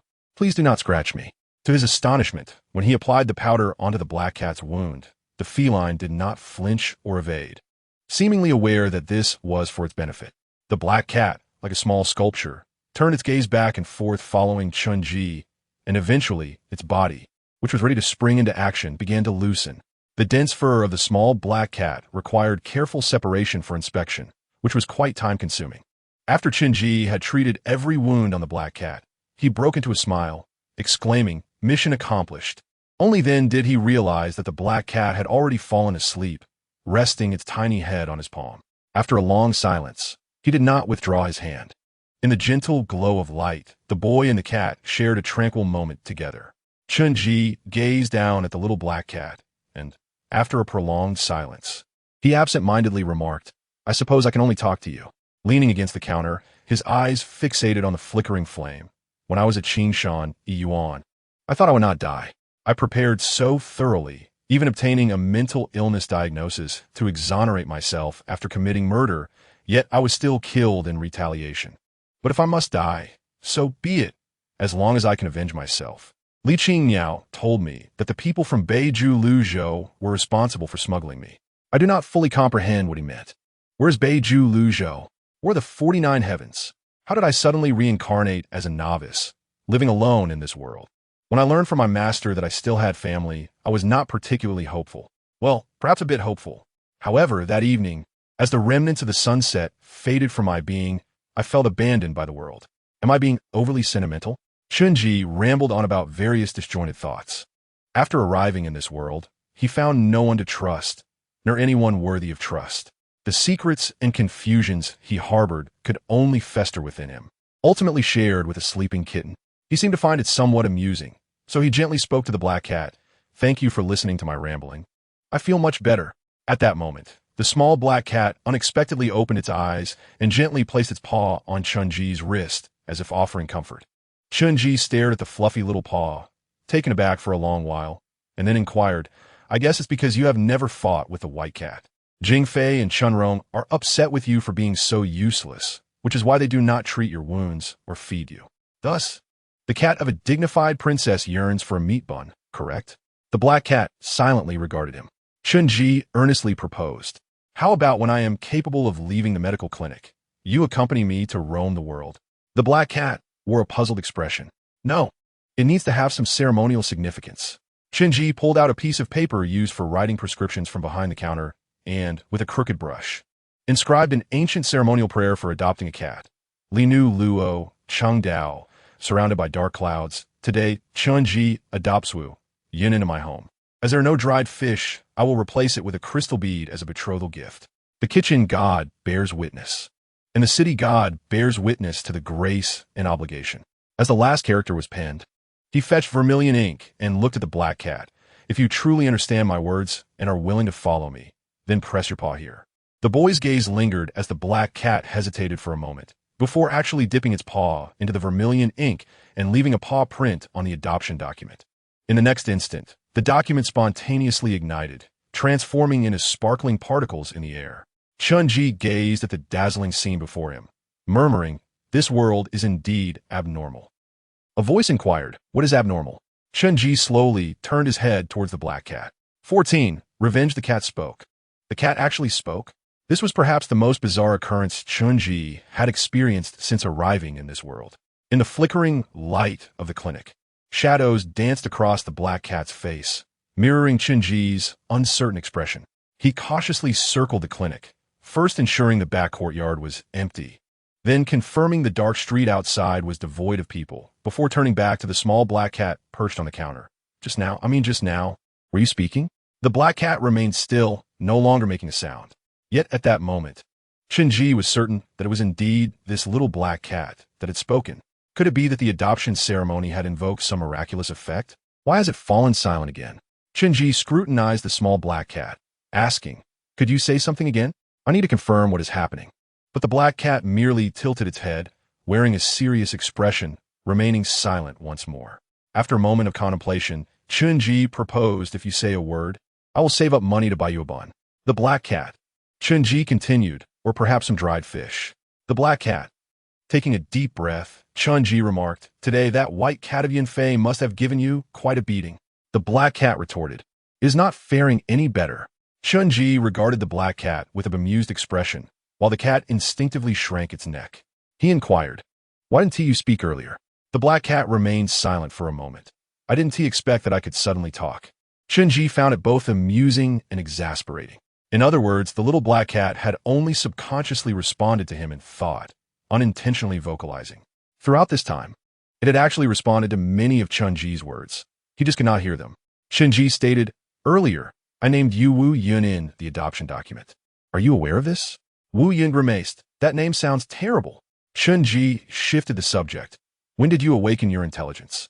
He had an affinity for cats and was somewhat knowledgeable about them.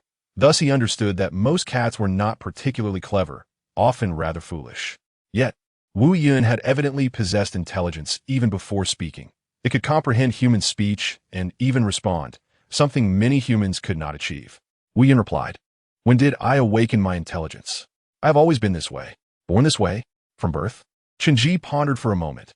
"Could you open your mouth and let me take a look?" Wu Yun stepped back, its sharp claws extending slightly. "Why should I?" Chunji sighed in exasperation. "Please do not be so stubborn. Let us trust each other a little more." Wu Yun contemplated. "Fine. Come over to the oil lamp. Open your mouth. Ah." Wu Yun reluctantly opened its mouth. "Ah." Chunji peered inside its mouth, softly muttering, 1, 2, 3, 4. 10 notches? In ancient times, cat lovers wrote about their experiences in raising cats.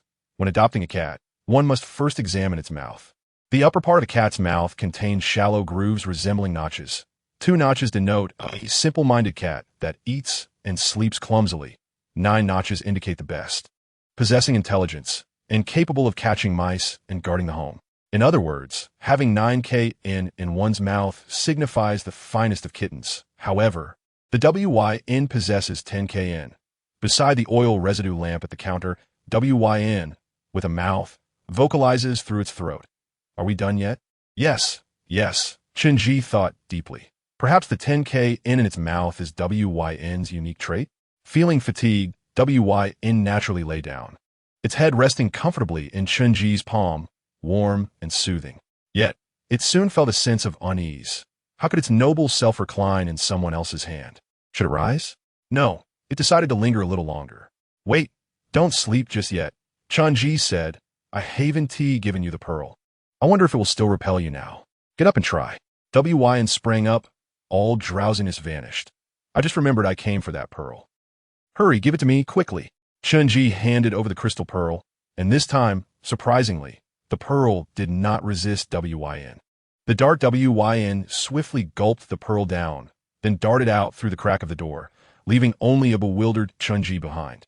Just like that, it left. At that moment, Chenji sensed a warm current emanating from the direction WYN had departed. This warmth was akin to molten lava deep within the Earth's mountains, searing and intense, like the torrential rains of August, powerful and overwhelming. Ultimately, it penetrated his body through his brow, nourishing his limbs and bones, and gradually converging in his heart. Chenji was taken aback. This was a power he had never experienced before. Unlike the violent and swift icy flow, this molten current coursed slowly. Furthermore, while the icy flow was beyond his control, the molten flow responded to his will, indeed moving ever so slightly.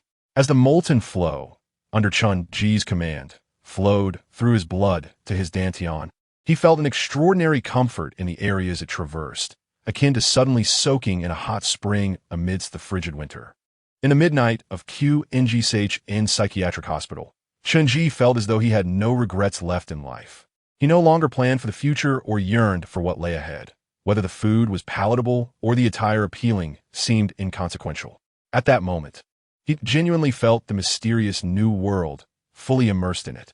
Moreover, Chenji was no longer alone. He had a cat. As night fell, Luoyang succumbetto slumber.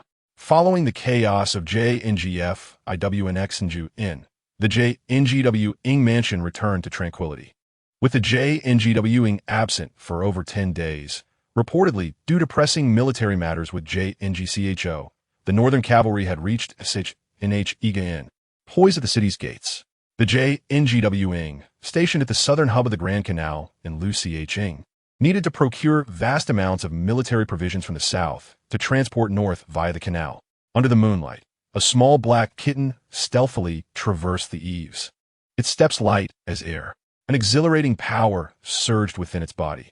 After consuming the crystal pearl, WYN's muscles swiftly reformed and grew, augmenting its strength by a whole cat's worth. When WYN leapt onto the eaves of J-Ingen Palace, anyone looking up would see it nearly overlapping with the crescent moon above, as if standing upon its curved crescent. Just then, a guard from the mansion sensed something amiss. Abruptly, turning his head, the sound of his armor clattered, and his gaze, sharp as a hawk's, swept across the glazed roof of J-Ingen Palace. But there was nothing to be seen.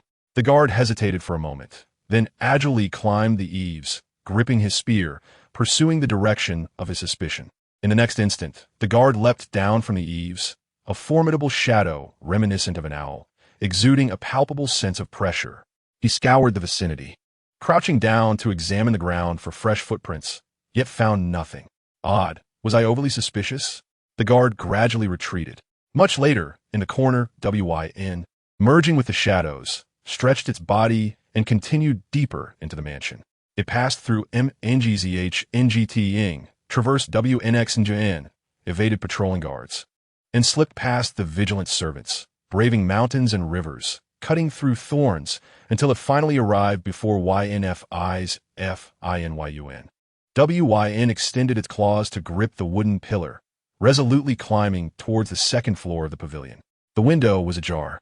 allowing it to sneakily perch on the windowsill, peering inside. Within, a white cat opened its eyes, staring intently at Wyn. Wyn. Oh no. And promptly turned to flee. The white lion cat, seeing this, leapt out of the window, following Wyn into the back garden. However, it was somewhat puzzled. How could this defeated opponent be both cowardly and brave? The white lion cat pursued Wyn into the back garden, through a rocky garden, and across a patch of grass, only to lose Wyn's trail before the famed Fib pond of the mansion. The Fib pond is renowned for resembling calligraphy, with its shallow waters interspersed with rocks, flowing intermittently, akin to dry brush strokes, exuding a transcendent ambience. The Fib pond, along with Tngli Pavilion and Guhu Garden, are celebrated spots among the literati of Luoyang. At that moment, the white lion cat sniffed the air, only to be astonished to find that the scent originated from behind. In an instant, its fur bristled, and just as it attempted to turn, it was too late. A black cat pounced from behind, knocking it over with a swift blow. The white lion cat could not comprehend how, in a few short hours, its defeated opponent had turned the tables, its small body exhibiting greater strength than its own. Amidst the chaos, Wyn seized the opportunity to pin the white lion cat to the ground, curling its paws into fists, delivering swift strikes to its head with vigor. Chenji was unaware that Wyn, proud as it was, possessed the innate capacity for pride. Its combat instincts far surpassed those of its kin, endowed with an even sharper battle intuition. Despite the minor disparity in strength, the white lion cat could only endure the beating. The white lion cat began to whimper in surrender, yet Wyn paid no heed. During this time, it had endured countless beatings. Each visit from YNF meant another thrashing. Revenge was at hand. Wyn flipped the white lion cat over, exposing its underbelly, and with a powerful flick of its paw beneath the white lion cat, it let out a triumphant breath. With one paw planted atop its old rival, it gazed up at the moon, filled with exuberance. Nevertheless, Wyn felt that it was not quite enough for catharsis. It stealthily returned to Fynwyn and licked all the treats left in the servant's side room before departing in satisfaction. In the main hall of the medical clinic, Chunji was engrossed in reading when he noticed the elegant black cat returning. Curiously, he asked, "Where have you been?" Wyn held its head high, victorious. Chunji, quite proud, aren't we? He closed the book. Did you go to confront that white cat? Understanding him well, Wyn declared, I gave it a thorough thrashing. Its head held even higher. Was anyone aware? No. Did you defeat it? Wyn hesitated. Not quite. Chunji's expression reflected a hint of regret. Wyn hurriedly added, but I licked all the treats in their Fynwyn. Chunji nodded. Well, that's acceptable. Just then, a rustling sound came from the backyard. Chunji turned to see Li QX peeking in, wrapped in a coat. Chunji, I just heard you speaking. Who are you talking to? Chunji paused for a moment. I was just talking to myself. Did you hear anything else? Li ehat si neve. Li kuek inkirat yev akadzmo. It seems a wild cat has entered our courtyard. Did you see it? At that moment, Wyn had already vanished from the counter. Chunji fell into deep contemplation, realizing that the words of Wu Yun were inaudible to others. It was not that Wu Yun had acquired the ability to speak the human tongue, but rather that he had learned to comprehend the language of cats. He shifted the subject and inquired, Why are you still awake at this late hour, Lu Shixiao? Lu Tsuxing gazed at the open essentials of medicine on the counter and replied feebly, Your diligent review of your studies makes it difficult for me to sleep. Chunji silently closed the book, understanding that his studies were not aimed at becoming a Thai doctor, but rather to conceal his true identity. A notion Lu Tsuxing would not grasp. At that moment, Lu Tsuxing leaned in closer and lowered his voice. Today, a member of the Lu family came to ask Master for a diagnosis and casually inquired if Master had any personal disciples. What did Master say? Chunji asked. Master mentioned that he would soon decide on a personal disciple. Lu Tsuxing responded. Chunji, adjusting the wick of the lamp to brighten the light, queried, What do you mean by this, Shixiao? Lu Tsuxing wrapped his coat tighter around his shoulders, carefully choosing his words. Chunji, while a Thai doctor may appear unburdened, navigating the political realm is far from easy. One misstep could lead to a catastrophic downfall. Confused, Chunji asked, What exactly are you trying to convey, Lu Shixiao? Lu Yuxing, unusually sincere, continued, "You and Shidunka are not suited for a life in politics. Your insights, social acumen, and connections dictate that even if you entered the political arena, you would find no future. Coincidentally, your family is unwilling to fund your studies any longer. I could provide you with some money to start a small business, freeing you from reliance on your family. What do you think?" Shinji remained non-committal. Lu Yuxing concluded, "Shinji, since you arrived at the clinic, you have struggled to recognize characters more than Shidunka and have been inaccurate in pulse diagnosis. You lack the talent to inherit Master S legacy. It is time to give up." Chunji responded with a smile. "Shi Xiang, you have considered my situation thoroughly. But may I take some time to ponder your proposal?" "Very well," Lu Yuxing nodded. "Then do consider this carefully." With that, he turned and returned to the courtyard. However, Shinji noticed a shadow darting from beneath the counter, swiftly pursuing Lu Yuxing. Fortunately, with quick reflexes, he grasped Wu Yun by the neck and pulled him back. "What are you doing?" Wu Yun, furious, flailed in midair. "He looks down on you." Chunji chuckled. "You're being rather rude yourself." Wu Yun retorted, "That is different." "Enough, enough. I understand him." Chunji sighed. "In this era, it is not easy for anyone to carve a path for themselves. When an opportunity arises, one must seize it." Just as his words trailed off, Chunji's expression abruptly changed. At the hour of the pig, the icy flow arrived on cue, coursing through his veins like slush. This time, the icy flow was fiercer than before, as if it bore a grudge against the molten flow from millennia past, inherently incompatible. The icy flow seeped into his body, akin to an ice tree sprouting within him, its branches incessantly spreading, causing even his breath to exhale white frost. In the span of a mere breath, the icy flow offered him no chance to assume the negative stone posture, and he began to freeze like a statue. What should he do? Chunji stiffly turned his head towards a medicine cabinet, yearning to struggle for ginseng, but realized his legs had inexplicably gone numb, frozen in place. Wu Yun, witnessing the frost escaping Chunji's mouth, stood frozen. "What is happening to you?" Chunji wished to ask Wu Yun for assistance in finding ginseng, but his lips were already sealed together, leaving him to watch as he gradually lost vitality. No, there was still hope. At that moment, Wu Yun, seeing Chunji's dire condition, became frantic, circling around him. He wanted to save Chunji, but had no idea how. Just say something. "What should I do?" In the next instant, Wu Yun noticed Chunji's unwavering gaze fixed on a particular direction. Following Chunji's sight, he found it was the medicine cabinet. Wu Yun leapt to the cabinet, pulling open drawers with his claws, unaware of what lay within, but knowing that Chunji's intense focus must have significance. The cabinet was densely packed, and he did not know which to take. Thus, he hastily opened all the drawers, snatching the herbs within to experiment. Angelica, incorrect. Dried tangerine peel, incorrect. Cistanche, also incorrect. With each failed attempt, Wu Yun grew increasingly frantic. Turning back, he discovered that Chunji's eyes had lost their luster. Chunji seemed to return to that interminable night. The sounds of wind, rain, and oars slicing through the water filled the air, as a small boat carried him across a sea of darkness. In that night, he heard voices, the cries of battle he often heard in his childhood dreams.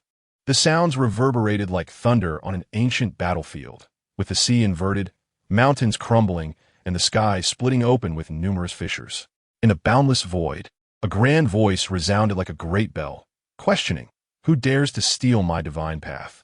Who dares to take my sword seed? Who dares to lay claim to my green mountains?" Shinji did not respond, nor did he know how to. Who was the speaker? What did the divine path, sword seed, and green mountains signify? He knew not. After a prolonged silence, the grand voice finally spoke again. "Very well, your body shall serve to return to this world."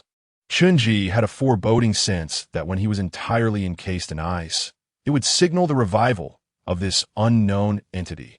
Was it true that Li Qingmiao had brought him to this world to aid in awakening this mysterious presence? Was he to perish? Yet he had only just acquired a cat. Chunji's thoughts spiraled as he neared his end. However, at that moment, Wu Yun returned, clutching a ginseng missing its roots, and hurriedly brought it to Chunji's lips. The instant the aged ginseng made contact with Chunji, it drew away a significant portion of the icy flow, transforming it into 6 translucent beads that dropped onto the counter, rolling toward the edge. There was hope. Just before Chunji was completely encased in ice, He summoned his last vestiges of strength to shift his gaze, hoping Wu Yun would comprehend his intention. And indeed, in despair, Wu Yun grasped this slender thread of opportunity for him. In the following moment, Wu Yun chased after the rolling beads on the counter, swallowing each one whole. The immense molten flow surged back from Wu Yun, penetrating Chun Ji's brow, compressing the remaining icy flow back into his dantian, cleansing his body, and pulling Chun Ji from the abyss of darkness. Once he regained consciousness and mobility, he immediately shut his eyes, sinking his legs into a bow stance, utilizing the negative stone posture to counter the icy flow. As he assumed the stance, the molten flow surged vigorously, rising triumphantly. It was as if an army that had once lacked a commander now had a general at the helm, riding a steed clad in armor, holding the royal banner. Chun Ji pondered why the negative stone posture, taught so casually by old Yao, resonated so perfectly with him. Wait. As the molten flow pressed the icy flow back into his dantian, it was drawn to the Tianshu acupoint on the left side of his dantian, swirling like a vortex, consuming nearly all of the molten flow.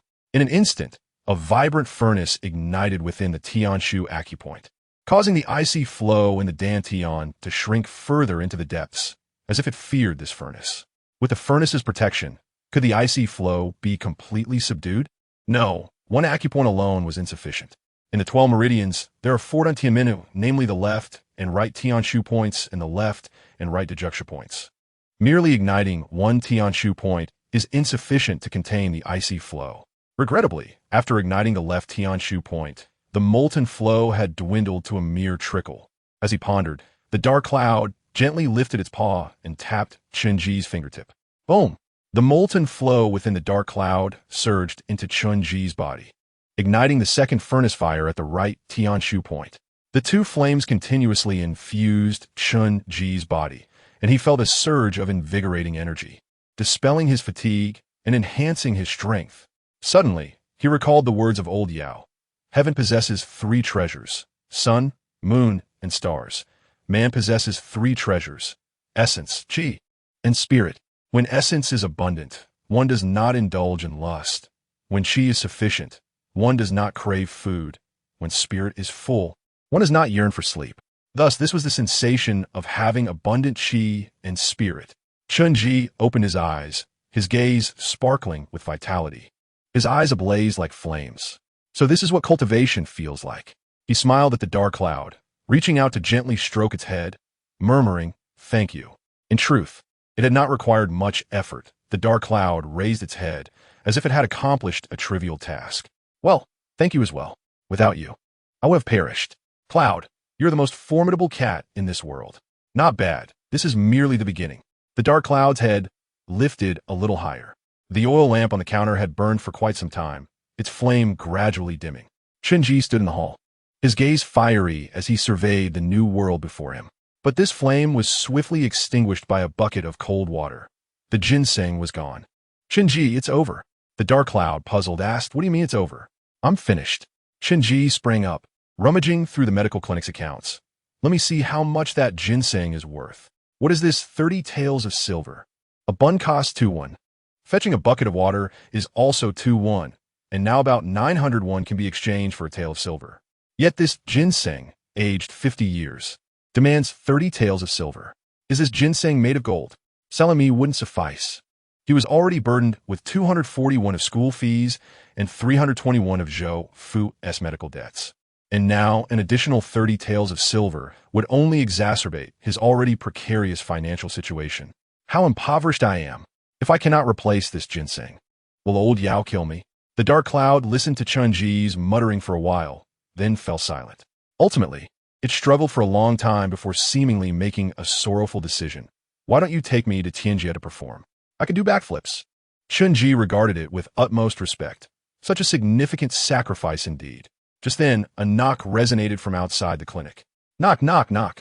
The visitor knocked twice in a leisurely manner, the dull sound in the midnight hour strikingly abrupt, as if it were directly tapping on his heart.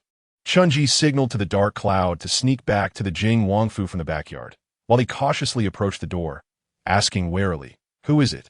The visitor chuckled lightly in response, "Yin Yang." This time, Chun Ji was without his master. Anchi Street was eerily quiet. The moonlight cascading upon the bluestone path like flowing streams, tranquil and clear. Chunji stood inside the door, speechless, while the outside Yuanyang did not rush him, both standing in silence, separated by a mere door. After a prolonged moment of contemplation, Chunji finally inhaled deeply and slowly opened the door with a creak. Lord Yuanyang, what brings you here? Outside, Yuanyang donned a black robe, perfectly fitted as if freshly ironed, his hair neatly arranged atop his head with a hairpin, resembling a young gentleman often depicted in operas. Standing across the high threshold of the Taiping Medical Clinic, Yuanyang inquired with a smile, "Will you not invite me in for a seat?" Chunji shook his head. "There is no place for tea inside the clinic. Shall we converse at the door instead?" "Oh," Yuanyang observed Chunji with keen interest. "You do not know I am from the Secret Intelligence Bureau? Did not old Yao inform you?" "He did."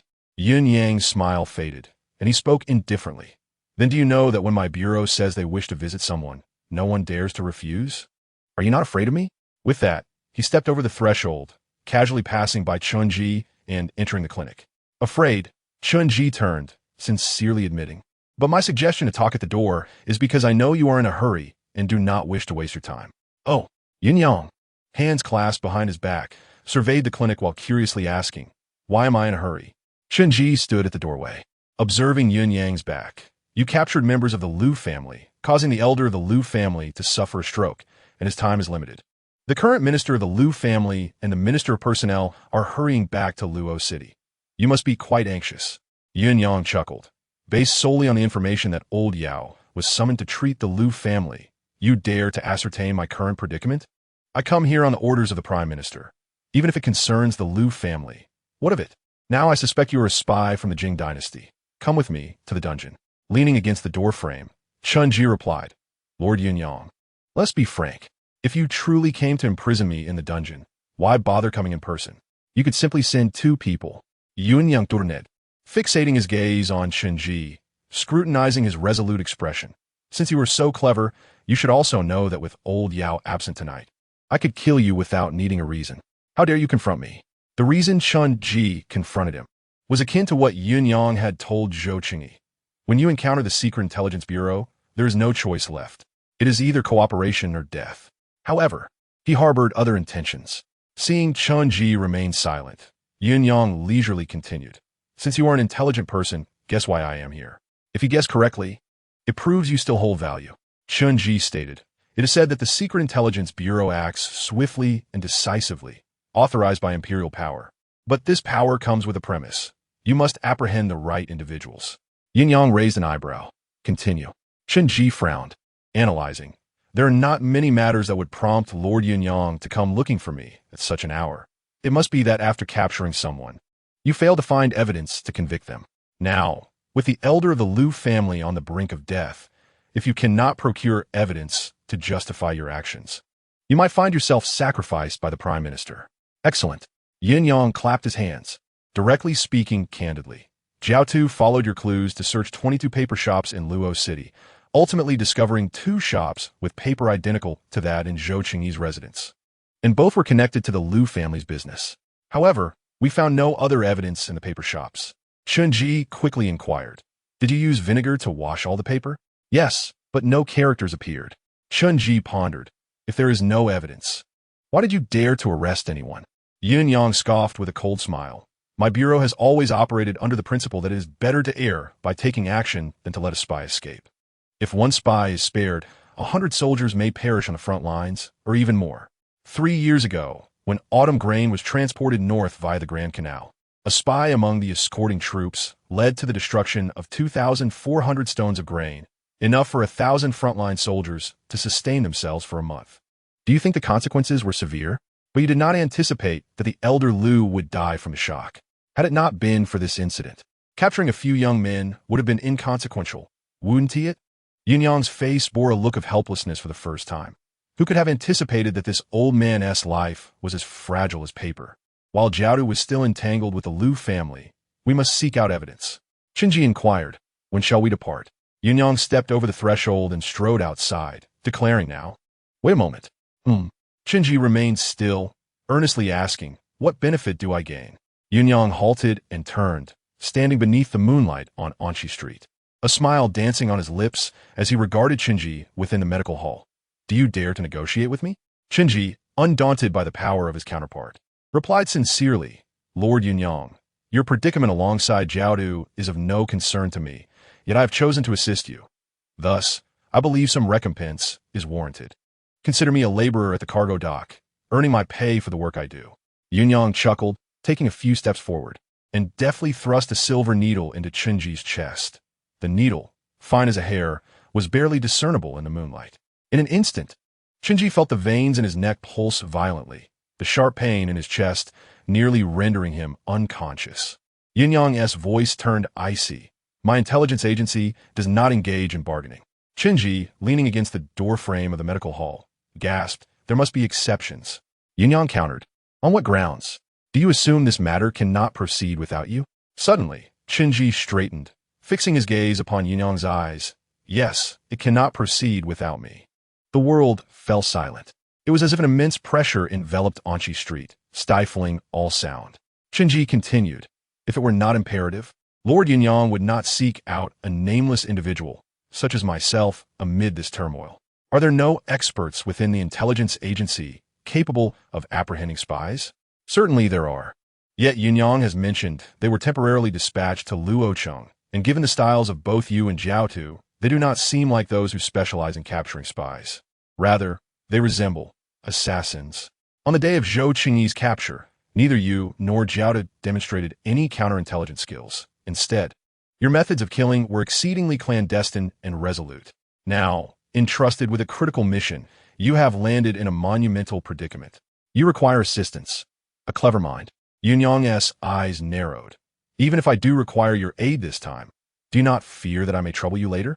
I suggest you contemplate every word you utter, lest you face consequences beyond your capacity to bear. Qinji replied, Lord Yunyang, I presume you will have dealings with many spies in the future. Where there are spies, there are merits to be gained. If I assist you in earning those merits, why would you seek to trouble me? Ah, Yunyang's eyes sparkled with interest. Among all of Qinji's statements, this was the only one that truly captivated him. Do you believe you can help me earn merits? Yunyang retorted. Qinji stated, the alum from Zhou Qingyi's residence was discovered by me. This merit was rather insignificant, prompting Yunyang to shake his head. Qinji, however, countered no, the merit I refer to is not Zhou Qingyi, but rather, no, it is you, Lord Yunyang, uncovering the method by which the Jingqiao military intelligence writes secret letters. The intelligence agency previously apprehended spies and searched residences, overlooking this method of scrutinizing secret correspondence, thus missing numerous pieces of information. Now, by tracing back through this method, there may yet be unexpected discoveries within their homes. The light in Yunyang's eyes intensified. Indeed, this time I must inform the minister that Jiaotu and I. He cast a sidelong glance at Qinji, abruptly ceasing his words. After a moment of contemplation, Yunyang weighed his options. What kind of reward do you seek? Qinji replied, power. I desire a position within the intelligence agency. Yunyang retorted, do you take me for the minister? The intelligence agency is the most powerful office under the Directorate of Ceremonial Affairs, engaged in the most clandestine of activities. To enter, one must be vetted by the Chief Justice and reported to the minister across 3 generations. Others cannot assume command. Qinji proposed, then I shall settle for money. He had never truly intended to seek power, but one must not reveal their desires prematurely. It was better to start with grand demands. Seeing that Qinji did not desire an official position, Yunyang exhaled in relief. How much do you require? 2,000 taels of silver. What? Qinji queried. Is that not feasible? Yunyang scratched his head. Do you realize my annual salary is merely 36 taels of silver, yet you request 2,000 at once? If you continue with such outrageous demands, I may very well deal with you myself. Does the intelligence agency solely rely on salaries for sustenance? Qinji doubted. After a moment's consideration, Yunyang set aside his ambitions for merit and stated unequivocally, for every merit you help me earn, I will grant you 50 taels of silver. Such a significant figure from a person of your stature. Only 50 taels? Only 50? 50 taels could procure you 20 maidservants in the Western market. Time was of the essence today. It was uncertain how much longer Jiaotu could delay. If you prolong this further, I will be compelled to kill you. I ask you once more, 50 taels will you accept? Yes. Yunyang turned to leave. There are 3 hours until dawn. You have only 3 hours. Where does Lord Luoyang intend to seek evidence now? I shall take you to the rice paper shop. Perhaps you may find something there. Qinji shook his head in refusal. No, we shall go to Zhou Chengyi's residence. Luoyang furrowed his brow. Did you not already uncover the alum there? What more could there be? Qinji fell silent. Luoyang suddenly realized, wait, you must have discovered other clues during your previous visit to Zhou Chengyi's residence. Yet you concealed them from Jiaodu and me. I merely sought to preserve some leverage for my own safety. Please forgive me, Lord Luoyang. Qinji has never been one to surrender easily. Even when a knife is lodged in his waist, he would still carve a piece of flesh from his enemy's neck. Luoyang inhaled sharply. I am increasingly convinced you resemble a Jingchao spy. Will a Jingchao spy assist you in capturing spies? Luoyang pressed 2 fingers to his lips and emitted a clear whistle. From around the corner of Anqi Street, a magnificent steed emerged. He mounted the horse, pulling Qinji on his back. Hold tight. The sound of hooves wrapped in burlap echoed dully against the bluestone road, charging into the early morning mist. Little did anyone notice, perched upon the eaves of a nearby building, a small black cat lay hidden in the shadows. As they departed, the cat leapt gracefully onto the gray tiles of the roof, following closely behind. 17.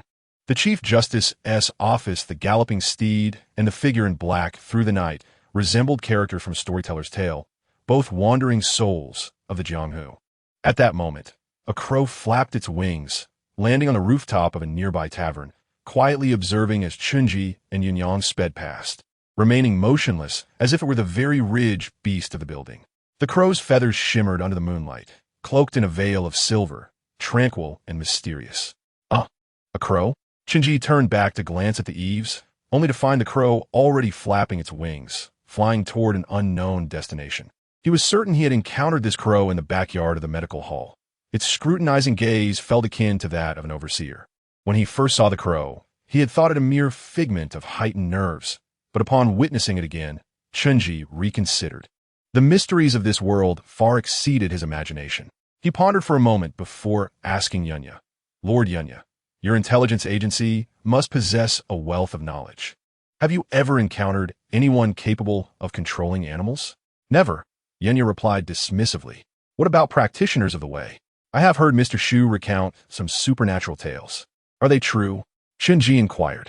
No, came Yunya's curt response. Qinji fell into deep contemplation.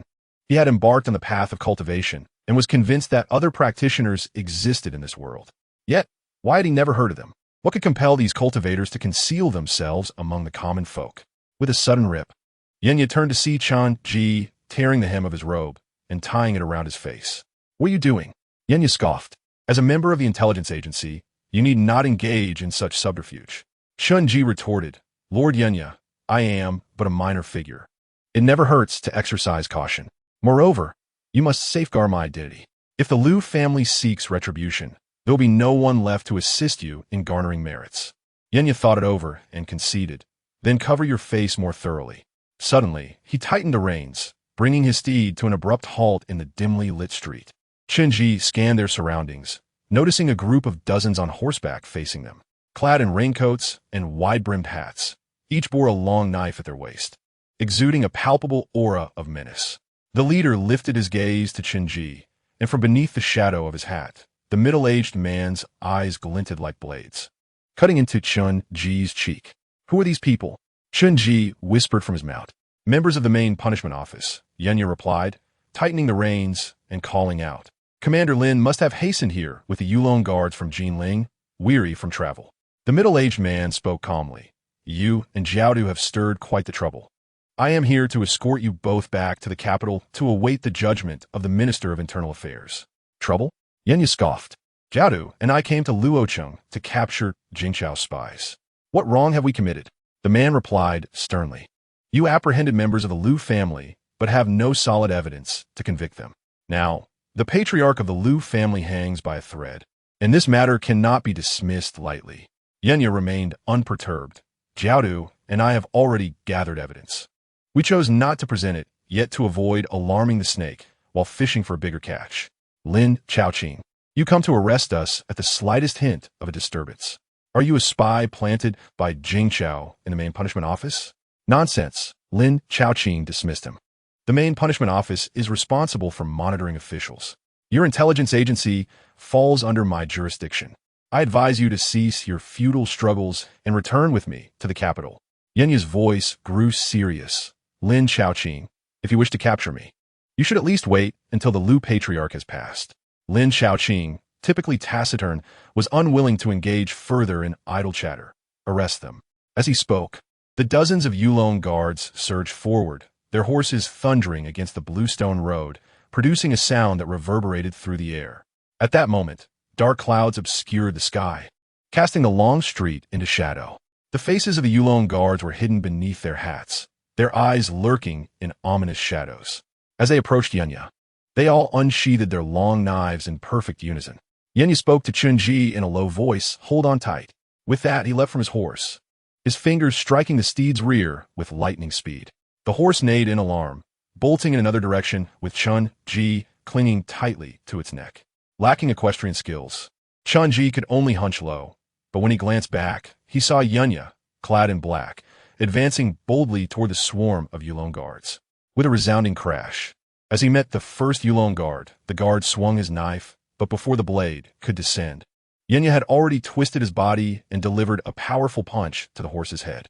With a mournful whinny, the massive warhorse was toppled as if a mountain had crumbled. Resistance to arrest will only worsen your punishment, Lin Chaoqing declared, gathering his strength as he stood on the saddle, drawing his knife mid-air. His blade was longer and heavier than those of the others, and as he exerted force, even the proud steed buckled beneath him. Meanwhile, Yenya leapt into the air as well, and the collision of the two men stirred a tempestuous gale, leaving neither side clear on what transpired before they separated. Lin Chaoqing landed firmly atop his horse, leaving a long gash in the bluestone road where they had clashed. In contrast, Yenya, using the momentum of their encounter, leaped to a rooftop, darting after the fleeing horse with the grace of a shadow, then leaping onto its back to escape. On the long street, Lin Chaoqing did not rush to pursue. He calmly remounted his horse, adjusting his hat as he inquired, "Who is riding behind him? I have never seen him before."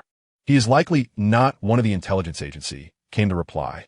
Lin Chaoqing's voice rang with metallic clarity. "Investigate." Chunji, still trembling, recalled, "You previously said you had never seen a practitioner." Just as Yenya was about to respond, he coughed up blood, wiping the corner of his mouth with his sleeve. "How could the affairs of practitioners be made known to the world? What you cultivate and to what extent are matters not to be disclosed." "Why?" Yenya replied, with a weighty significance in his tone. "The pursuit of immortality is indeed a noble endeavor, yet it belongs to the realm of tales. In this journey, there exists only life and death. I sense potential in you, and perhaps one day you'll be favored by a significant figure. However, remember, should you tread this path, never disclose what you practice." A chill ran down Chunji's spine. Yenya's words were laden with a profound warning, born from his own experiences. As he contemplated this, Yenya coughed up another mouthful of blood. "If tonight you fail to unearth evidence against the Lu family as science, we may both find ourselves facing death." Chenya remarked. "So your insistence on finding evidence tonight stems from fear of the main punishment office accountability. I had thought your intelligence agency was the most formidable." "Spare me the sarcasm. The main punishment office oversees the imperial entourage, and these warriors are indeed formidable," Yenya retorted coldly. "However, since we all operate under the Minister of Internal Affairs, our intelligence agency engages in deadly skirmishes daily, while they merely scrutinize their own." The two arrived at the Zhou residence, where Yenya dismounted first, forcefully pushing open the vermilion door, its creaking echoing ominously in the night. The Zhou residence had been tidied. Tables were straightened, chairs were set upright, as if no more than a dozen lives had been lost here. Standing in the courtyard, Yenya turned to Chunji and stated solemnly, "Time is of the essence. I am placing my bet on you. I hope you do not disappoint me. Speak, what did you discover in the Zhou residence?" Chunji strode directly into the main house. "Where have Zhou Qingyi's books been gathered? Not a single one is missing. They are all here." Chunji stood before the bookshelf, swiftly pulling down volumes one by one to examine them. Observing his intense focus, Yenya stepped outside the main house. Retrieving a shadow puppet from a secluded spot, he bit into his fingertip, using his blood to animate the puppet. The puppet came to life, its face adorned with a peculiar smile, wobbling as it jumped onto the courtyard wall and scampered eastward. Returning to the main house, Yenya found Qinji had selected 2 books. The clues must lie within these 2 volumes. Yunyang took the book and began to flip through its pages, only to discover that both volumes contained identical content. Both were the 8th section, Weizheng Di Pian, from the Sishu, Zhangju Jingzhu. One of these was presumably transcribed by Zhou Qingyi himself, whose handwriting I had seen before. During this era, the conventional means of book circulation included buying, borrowing, copying, as well as pillaging and theft. Printed books were monopolized by aristocratic families, making them prohibitively expensive. Thus, lending and copying were common practices.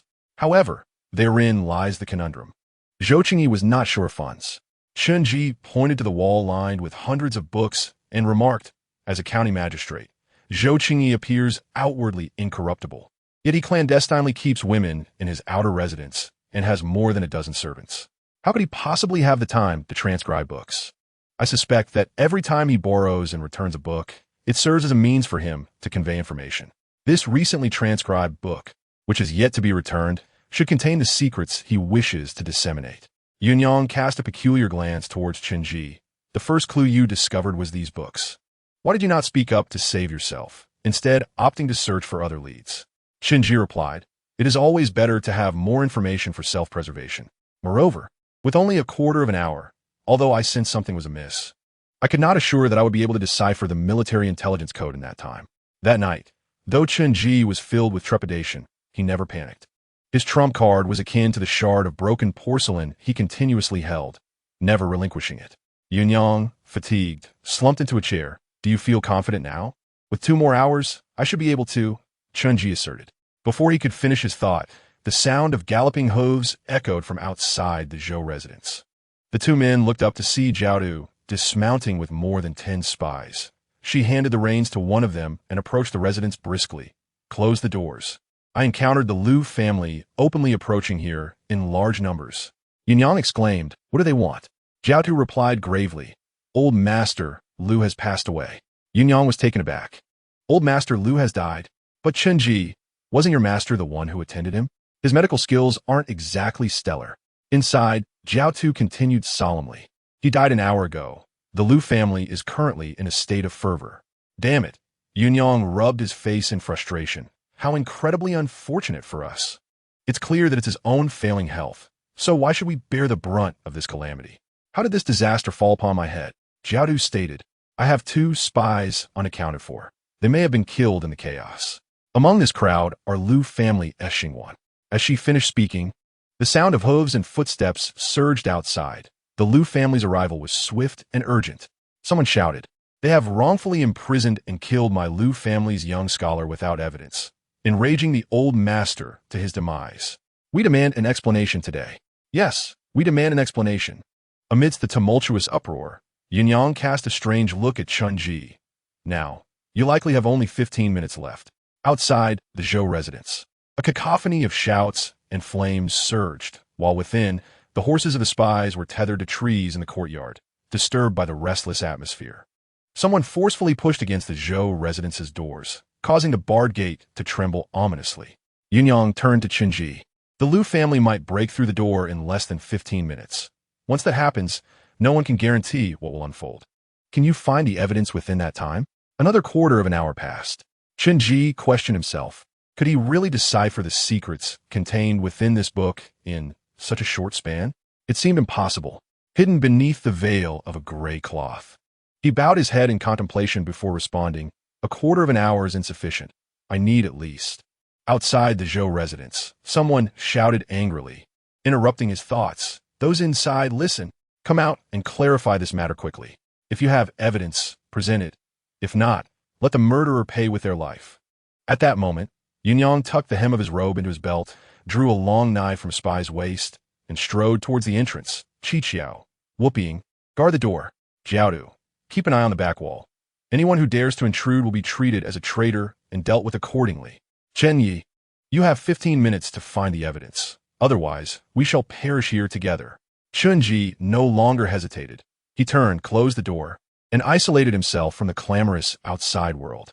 He opened the book transcribed by Zhou Qingyi, rapidly employing all the ancient cipher techniques from his memory to sift through it, seeking to uncover the method by which information was being transmitted. Was it a hidden character method? No. Was it a character verification method? No. Could it be the decomposition method? The so-called decomposition method refers to encoding information through phrases, such as thousand-mile grass representing the character dong, or 10-day divination denoting joie, thus concealing messages. If it were indeed the decomposition method, it would pose a significant challenge. While it would not be difficult to crack, the workload was immense, and without several days, it would be impossible. Time ticked away, and the gates of the Zhou residence were at risk of being overwhelmed by the enraged crowd at any moment. On this brisk autumn day, beads of perspiration began to form on Chun Ji's forehead. It was not the decomposition method. After searching for a considerable time, he found not a single clue that fit its criteria. What now? Chun Ji closed the book and pondered in silence. Wait, the answer to a problem often lies beyond the problem itself. Inspiration struck Chun Ji. He turned back to the bookshelf and began searching once more. 1 book, 2 books, 3 books. The more he perused, the brighter his gaze became. At that moment, the commotion outside gradually subsided, creating an eerie calm after the chaos. Someone called out from beyond the door. Lu Mingxian of the Lu family requests an audience with Lord Yunyang. The spies glanced silently at Yunyang. Jiao whispered, Lu Mingxian, son of Lu Galao, grandson of old Master Lu, currently overseeing the second branch of the Lu family, and presently serving as the local magistrate of Luoyang, at the 5th rank.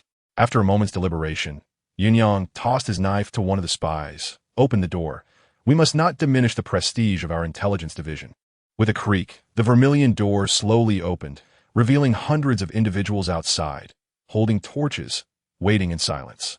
Lu Mingxian stood among the crowd, a striking figure amid the throng. Draped in white linen, wearing a mourning cap, his eyes were reddened, and even the brown horse beneath him bore a white silk flower on its chest. Yunyang stepped forward, ultimately halting just within the threshold. Lord Lu, gathering hundreds in the dead of night to besiege the intelligence division. Are you plotting treason? Not at all, Lu Mingxian rasped, gripping the reins tightly. We merely seek to inquire why Lord Yunyang has unjustly apprehended members of my Lu family. Do you have evidence? Indeed, I do, Yunyang replied with conviction. Then present it for us to see. If my Lu family's offspring are truly guilty, we shall accept the consequences. Yunyang shook his head. Not yet. This matter involves confidentiality and must be presented to the chancellor first. Lu Mingxian urged his horse forward, confronting Yunyang from across the threshold. His voice raised in anger. Then you have no evidence. If you dismiss me like this, what becomes of the honor of my Lu family, who have served as officials for generations? How can the old master rest in peace? How can I explain this to the Empress Dowager? Lord Lu, I advise you not to burden yourself with the crime of treason. Yunyang, unwilling to engage further, retreated step by step into the shadows of the Zhou residence. Close the doors. If anyone dares to step into the Zhou residence, they will be treated as a traitor. The great door was firmly shut once more, and Lu Mingxian's face, illuminated by the flickering flames, bore a somewhat grotesque expression. The eunuch faction endangers the nation. They are but the vicious hounds of the poisonous eagle. Summon Liang Goer and prepare to break through the door at any moment. The young man hesitated briefly, saying, Second uncle, Liang Goer is drinking in Hongi Alley at night. He might already be asleep in some maiden's quarters. Do we truly need to enlist his aid? Lu Mingxian scoffed. After nurturing troops for 1,000 days, they must be used in a critical moment. Have him bring his wretched knife and hurry here. If I do not see him soon, I shall cut off his funds for alcohol and the medicinal herbs for his training. Someone, gather firewood at the base of the Zhou estate's wall. We shall set it ablaze to force them out. Yunyang, hurrying back, exhibited less composure than before. Jiao, too. They harbor murderous intent. Jiao tu blanked.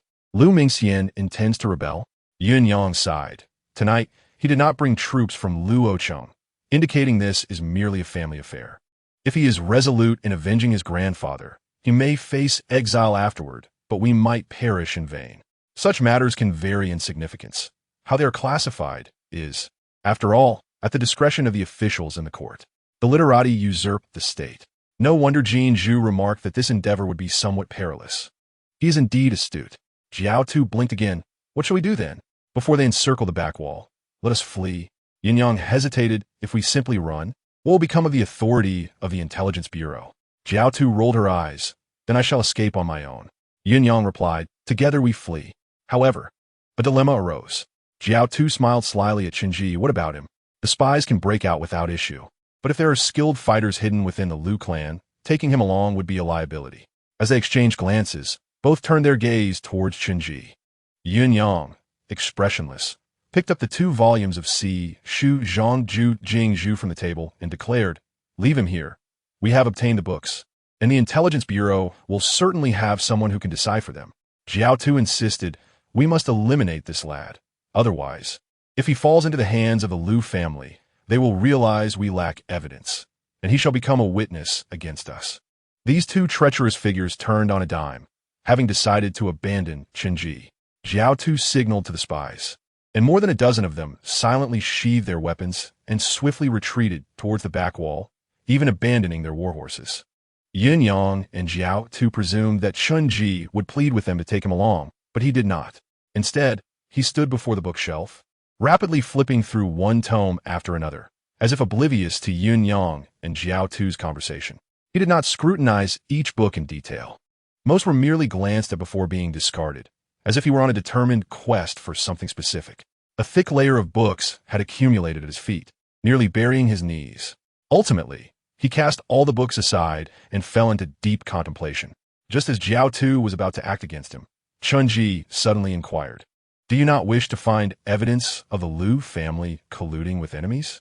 Gathering the books in his arms, Qinji stepped out from the pile.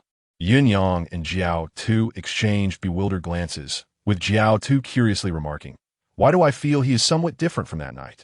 Indeed, he had changed. Oh, Jiao Tu tilted her head, scrutinizing Qinji. Have you deciphered the secrets within that book? Qinji confidently asserted. I already know where the evidence of the Lu family's treachery lies. Yin Yang questioned, are you not lying to persuade us to take you with us? Qinji replied, as a mere apprentice at a medical clinic, even if I deceived you into taking me out, you would still kill me. Yin Yang regarded him with a half smile. Then tell us where the evidence is. Qinji tightened the cloth covering his face and calmly analyzed. Tonight is a struggle between the imperial relatives and the ritual supervisor. The internal minister, knowing you are ill-equipped to handle such a scene, deliberately did not send someone more cunning, intending to use your character as a blade against the Lu family. If you 2 flee without finding evidence, you shall certainly face punishment upon returning to the ritual supervisor. Are you threatening me? Yin Yang narrowed his eyes. Qinji responded, even if I tell you where the evidence is now, without me, you would likely not know how to find it. On the other side, Jiao Tu had made a decision. She called over a spy, Qiwang. Take him with you and ensure his safety. As everyone retreated towards the back wall of the Zhou estate, Jiao Tu was the first to agilely leap over the wall to stand guard outside. Once she declared, all clear, hurry, Yin Yang positioned himself at the wall's base, using his hands as a ladder to assist the spies one by one onto the gray tiles of the surrounding wall. When it was Qinji's turn to climb, he placed his left foot on Yin Yang's hands but suddenly paused, seriously stating, Lord Yin Yang, the merit of this endeavor is beyond your imagination. Yin Yang scoffed. You intend to linger on my hands a bit longer, do you? Do you think I am unaware? Quickly move along. With that, he exerted force with his hands, propelling Qinji onto the wall. However, just as they had all managed to climb over, they beheld a group of Lu family members approaching with firewood, preparing to set the Zhou estate ablaze.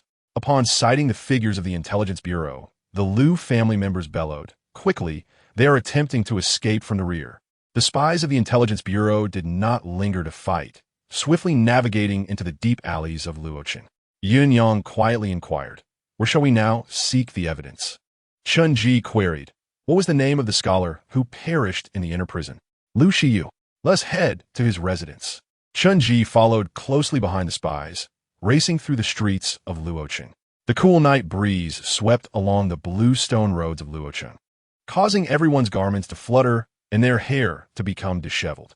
The darkness lay ahead, while the clamor of pursuit echoed behind. At one moment, Qinji felt as though he had become a wayward traveler within this tumultuous world. At this very moment, Qinji was acutely aware of the transformations occurring within his body. As exhaustion set in, the 3 flickering flames beside his dantian surged forth with a continuous stream of warmth, propelling him to run ever onward. The flames cascaded like a torrential river, instigating a mysterious metamorphosis within him, akin to a rusted sword being polished until it gleamed anew. As he traversed Chongning Street, the clamor of battle drew nearer from behind. Yuanyang spoke gravely. The Lu family knows Luocheng better than we do. They're taking shortcuts to encircle us. If we continue to flee like this, we shall surely be caught. What shall we do? Abandon the carriage to save the commander, Jiao Tu suggested. As they passed a small courtyard, Yuanyang commanded, Wan, take everyone and lead the Lu family to the west. Consider it a significant contribution. The individual known as Wan, shrouded in black, replied softly, understood. The rest. Follow me. Chunji stood beside the courtyard wall, silently observing the departing figures of the spies. Yuanyang and Jiao Tu had already leapt into the small courtyard, and seeing Chunji lag behind, they peered over the gray tiles. What are you dawdling for? Arriving at last, Chunji sprang forth, grasping Yuanyang's outstretched hand, and clumsily tumbled into the courtyard. The three of them crouched behind the wall, holding their breath as they listened intently to the sounds outside. They could hear the chaotic footsteps approaching and the voices declaring that they must not allow any escape from Luocheng. Retribution for the elder must be exacted. With only a wall separating them, Chunji could even catch the scent of the torches burning outside, a mixture of cedar bark and pine resin, dry and crackling. A throng of pursuers surged in the direction the spies had taken, and only when the outside fell silent once more did Chunji dare to exhale. Will the spies survive? Yuanyang cast him a sidelong glance and replied, in tumultuous times, life and death are predestined. They? And even Jiao Tu and I are no exception. Back when Jiao Tu and I were mere fledgling spies, we too were abandoned countless times. Enough chatter. Let us move swiftly, Jiao Tu urged. As the trio clambered over the courtyard wall once more, they found the street utterly deserted. They set off eastward, but halted at the first intersection. Yuanyang squinted across the bluestone road, where a detachment of Yulong guards, led by Lin Chaoqing, stood poised and waiting, as if they could effortlessly identify their quarry at any moment. The main punishment department occupied the east, while the spy department was to the west. They regarded each other from afar, neither side willing to speak, both shrouded in shadows, awaiting the other to break the silence. The Yulong guards, clad in raincoats and wide-brimmed hats, each had their hands resting on the hilts of their blades, an oppressive aura descending upon the scene like looming mountains. In this heavy silence, Lin Chaoqing urged his steed forward, slowly approaching Yuanyang. His expression concealed beneath the brim of his hat rendered him inscrutable. As colleagues in the Ritual Supervision Office, we neither wish for the spy department to be undone by the civil officials. Granting you passage moments ago was an opportunity. Now, after an hour, can you present evidence? Yuanyang's face grew solemn, and he remained silent, knowing that mere bravado would not suffice. It appears you still have none. Lin Chaoqing pressed his horse closer. Capture them. Before he could finish, a commotion erupted from a distance. Liang Mauer, where are you taking me?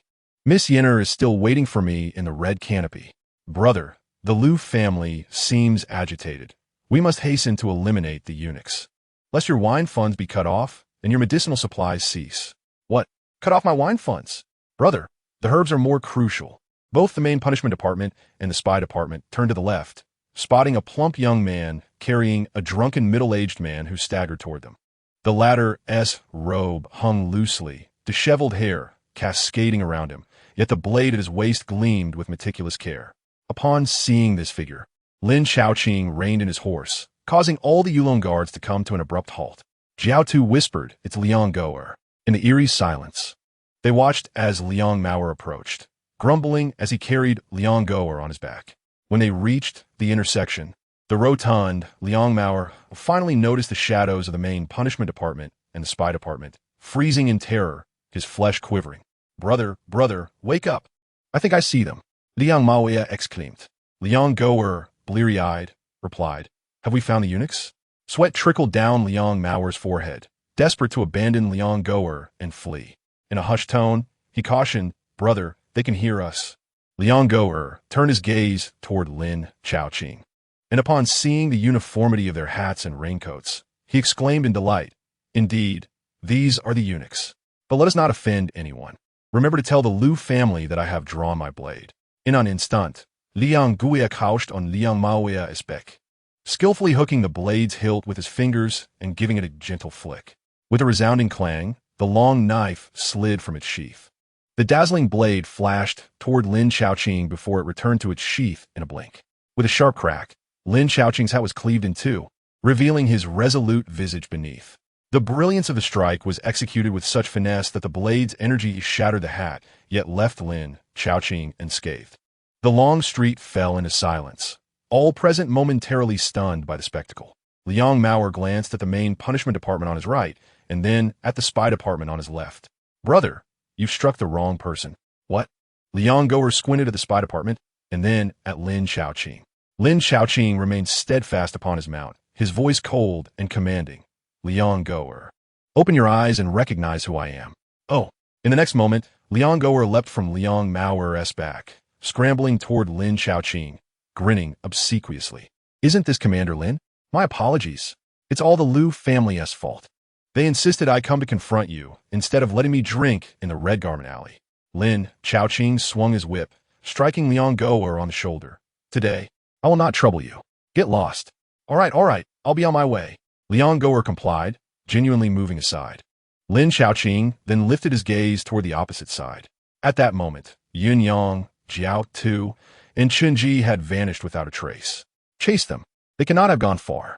Dozens of Yulong guards galloped off in pursuit as Liang Goer shakily regained his composure, with Liang Mauer patting off the dust from his clothes. "Brother, why endure their nonsense?" Liang Goer chuckled, gathering his disheveled hair atop his head. "Mauer, wasn't my response clever? I artfully defused a crisis. Liang Maoya, feeling aggrieved, mutat. Not clever at all. Come, our work here is done. Let us return to drinking." "I shan't drink. Look how much you've already had. You shouldn't drink either." Liang Goer protested. "I haven't had enough yet. Ugh. The main punishment department has an uncanny ability to track us down wherever we go," Jiao Tu complained. Yun Yang, carrying Chun Ji over his shoulder, sprinted onward, remarking, "They say we are the internal minister's hounds. We are the hawks, they're the hounds. The main punishment department's senses are notoriously acute. Even if we hide to the ends of the earth, they will unearth us." As he sprinted, he coughed up a mouthful of blood. Jiao Tu gasped. "Are you injured? Let me carry him. I just had a brief encounter with Lin Xiaoqing. It's nothing serious." "A mere scratch," Yun Yang replied. "This lad is a man. Why should you shoulder him? We have arrived." Upon arriving at a residence sealed with a notice, Yun Yang finally released Chun Ji from his grasp. "This is the place. We must act swiftly. The Chief of Justice will arrive imminently." Chun Ji stepped forward to tear off the seal and forcefully pushed open the vermilion door. He swiftly navigated past the artificial mountain and koi pond. "Where is the study?" "At the very back." In the distance, they could already hear the thunderous sound of galloping hooves. Chun Ji entered the study, plucking books from the shelves, glancing at each under the moonlight before discarding them on the floor, mirroring his earlier actions at the Zhou residence. Yin Yang extracted a fire stick from his pocket, igniting a candle within the room and holding it before the bookshelf. He suddenly felt like Chun Ji's errand boy, irritation bubbling within him. But in the face of impending doom, he could only suppress it. Yin Yang inquired, "What exactly are you searching for? You seem to be flailing about like a headless fly, relying on luck." Chun Ji replied, "Sometimes, luck is indeed a facet of strength." As they spoke, the sound of hooves came to a halt outside the door, followed by the unsettling noise of raincoats and saddles rubbing together. The Chief of Justice was about to burst in. Jiao Tu's expression darkened, her petite figure poised resolutely at the entrance, hand resting on a short blade at her waist. She confronted the advancing Yulong Guard. The intelligence agency is in the midst of a critical operation. Should anyone take another step, they will face death. However, Lin Xiaoqing disregarded her threat, continuing to close the distance, break in, eliminate all resistors. The tension mounted as a confrontation loomed, and Jiao Tu suddenly unsheathed her short knife, slicing open her brow, as if a dark mist were about to emerge.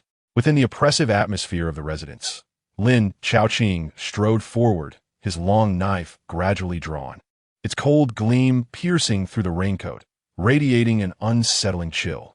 The burly middle-aged man advanced like a ferocious tiger, his gaze fixated on the crimson wound on Jiao Tu's brow, from which an inexplicable force seemed to surge forth. Lin Xiaoqing smirked. "I hold the rank of a fourth-grade official in Daning. Such trivial sorcery is hardly worthy of display. Jiao Tu responded calmly. Whether it is trivial or not, we shall discover through trial. At that moment, Chun Ji's voice suddenly echoed from within. I found it. The youth emerged from the room, clutching a scroll. Have we found evidence? Where is the evidence? Everyone turned their gazes toward Chun Ji, scrutinizing him with skepticism. Yet he stood unwavering at the entrance, confidently asserting, I have found the evidence. Lin Xiaoqing's piercing gaze passed over Jiao Tu and landed on the still-masked Chun Ji. And who might this be? Yuanyang stepped forward, shielding half of Chun Ji's form. This is my hawk from the intelligence agency. So, it is a hawk, not yet a full-fledged spy. It seems he requires a concealed identity. Lin Xiaoqing inquired gravely. Might I trouble this hawk to clarify the evidence contained in the book? Should this be a deceit? I fear you will have to accompany me to the netherworld. Chun Ji tugged at the gray cloth covering his face, looking to Yuanyang. Can I speak? Speak. Chun Ji nodded. Lord Yuanyang, please retrieve those 2 books and show them to Commander Lin. Yuanyang produced the 2 books from his robe and handed them to Lin Xiaoqing. Lin Xiaoqing flipped through them briefly, remarking blandly, An ordinary book. Where lies the intelligence? Chun Ji calmly explained. If one does not possess sufficient understanding of the sea, Shu Zhangju Jingzhu, it would indeed be difficult to discern any issues. However, the method of concealing intelligence within this book is quite simple. One merely needs to compare it with the original version. The original? Yuanyang reclaimed the 2 books from Lin Xiaoqing, opening one, while Jiao Tu did the same, both reading under the moonlight. Chun Ji elaborated.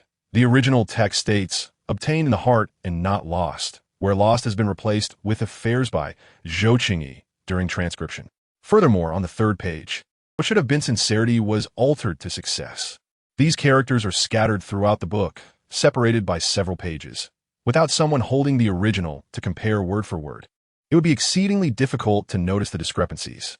Initially, Chun Ji had presumed Zhou Qingyi might employ methods like hidden characters or phonetic alterations, all of which have been historically documented. However, upon analysis, he discovered a far simpler technique had been used. Lin Xiaoqing took the 2 books to compare them, and indeed, as Chun Ji had stated, his furrowed brow began to ease. What is the complete message conveyed in this book? Chun Ji responded. Due to time constraints, I was unable to conduct a thorough comparison of the entire book. Thus far, I have gleaned one message. The affairs are accomplished. The chief will meet with you. Chief. Yuanyang's eyes suddenly sparkled. Are you certain the message refers to the chief? I had thought it was merely the chief of justice. I never expected it would be the commander of the Military Affairs Bureau personally coming to Luo City. Jiao Tu remarked gravely, we must swiftly relay this information back to the capital. For the commander of the Military Affairs Bureau to descend personally, it must be a matter of utmost significance. What could the Liu family be plotting to earn such trust from the Military Affairs Bureau?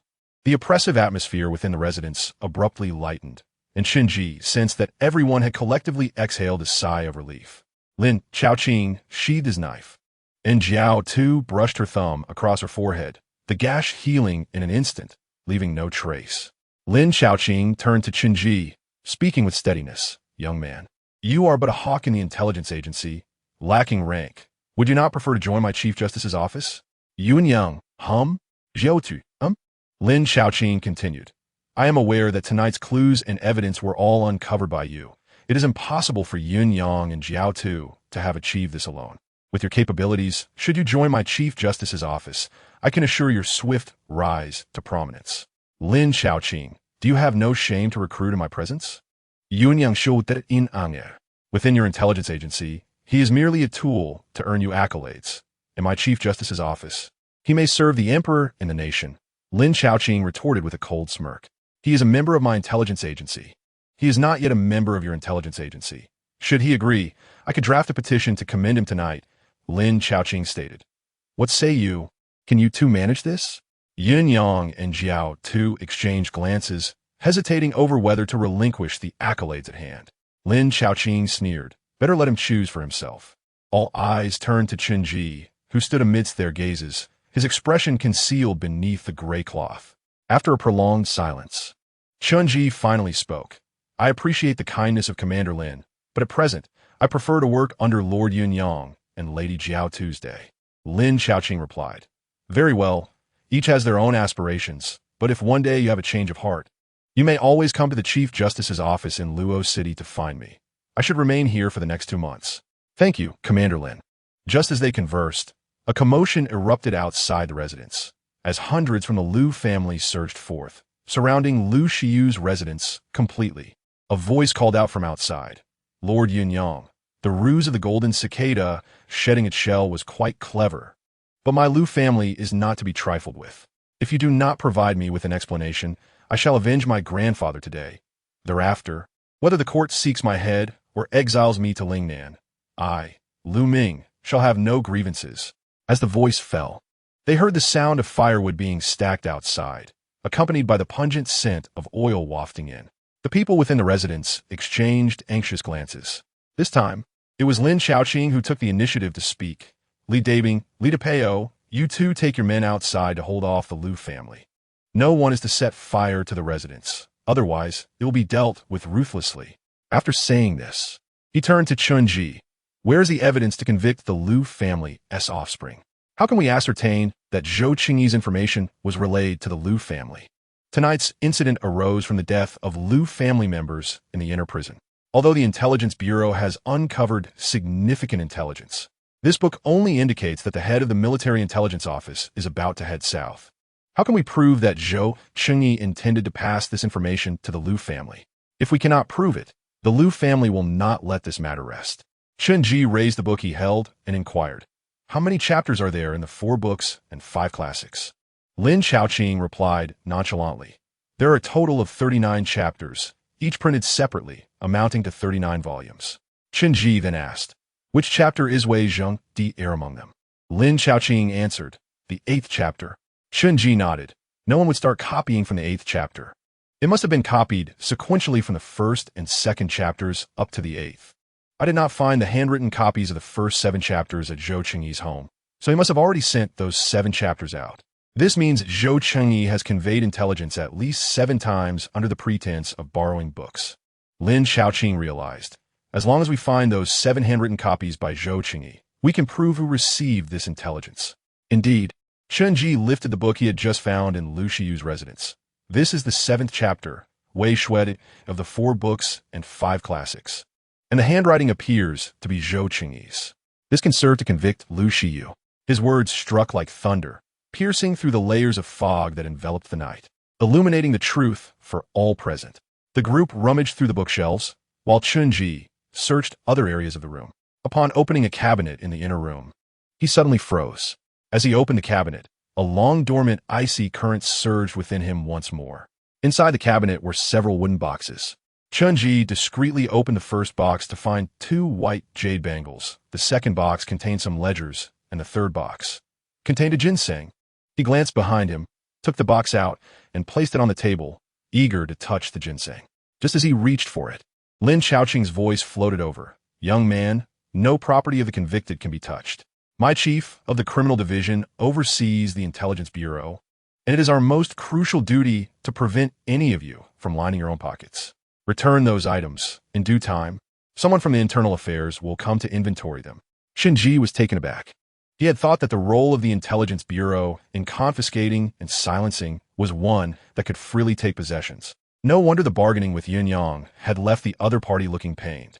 It turned out they were being closely monitored by the chief of the criminal division every day.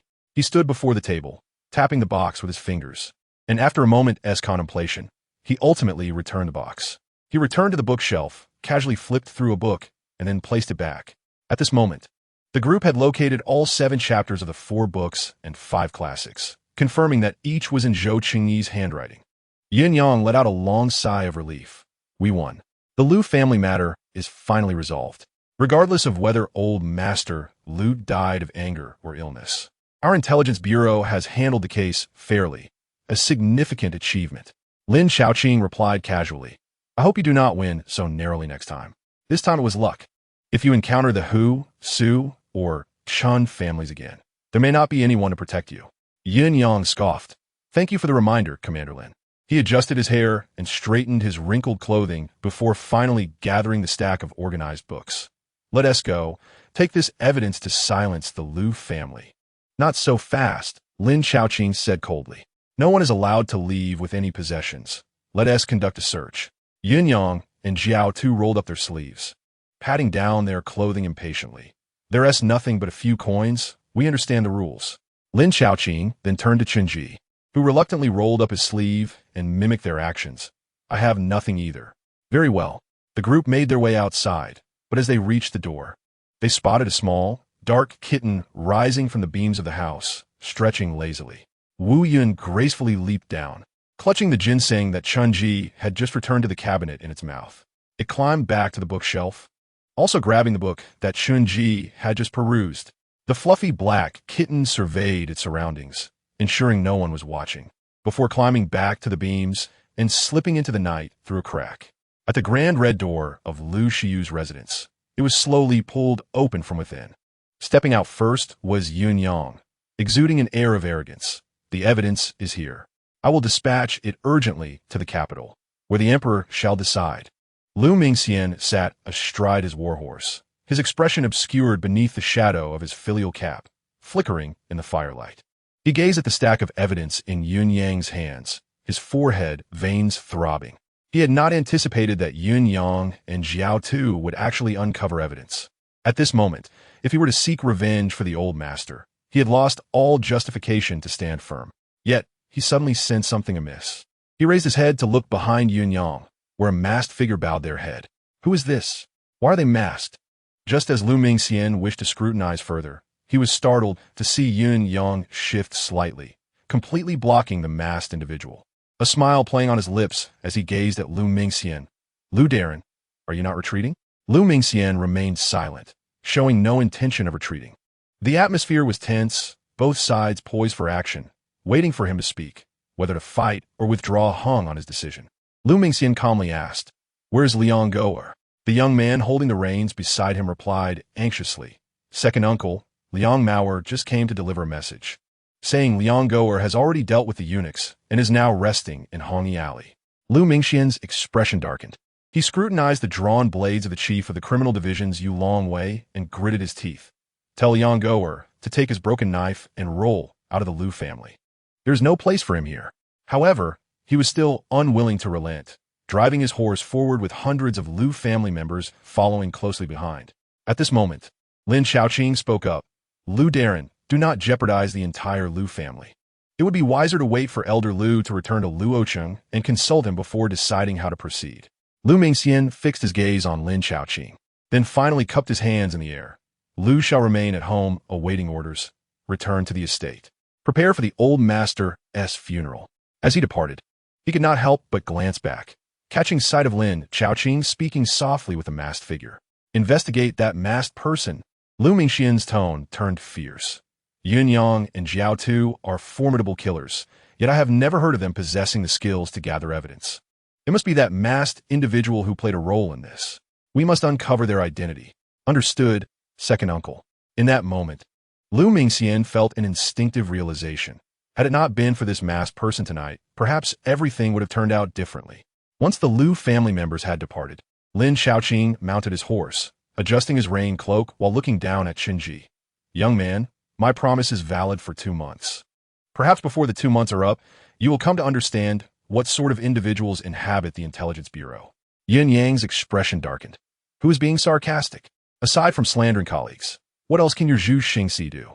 Lin Xiaoqing led the Zhu Xingxi eastward in silence, his dark cloak enveloping him like black wings, arriving and departing in a cloud of dust. As he rode away, a member of the Yulong Wei smiled at Chunji from beneath his bamboo hat, showing respect for capable individuals. However, Chunji was destined not to serve the Zhu Xingxi, for his aspirations did not lie in officialdom, nor had he ever considered serving the imperial power. At present, he yearned for cultivation, which required financial resources that the Zhu Xingxi could not provide. As the sound of hooves receded, Yun Yang glanced at Chunji. Once you join the Zhu Xingxi, you become the enemy of all officials in the court, destined to remain a solitary minister for life. How many solitary ministers have met a good end throughout history? Chunji calmly replied. Thank you for the reminder. Lord Yun Yang. Yun Yang inquired. Do you think there might be other members of the Lu family involved? Chunji shook his head. I do not know. Yun Yang asked again. Are there other means of intelligence transmission in the Jing dynasty? Qinji once more shook his head. I do not know. Will you conceal something again, like last time at the Zhou residence? Chen he asserted, no. Yunyang chuklet in exasperation. Realizing that this young man was far from as honest as he appeared, yet he found himself at a loss. He smiled at Qinji. Tomorrow night, someone will deliver 50 taels of silver to the Tai-Ping Medical Hall. Off you go. Wait a moment. Can I receive an advance of 8 won? Qinji asked.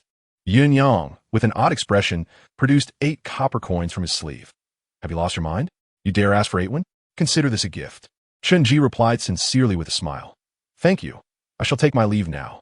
Jiao too suddenly felt that this momentary smile from Qinji was the most genuine. Yunyang said, Hold on, do not leave yet. Before Qinji could react, a dagger slipped from Yunyang's sleeve, grazing Qinji's ear, a strand of hair falling into his palm. Now you may go. Qinji remained silent for a moment, ultimately saying nothing as he departed.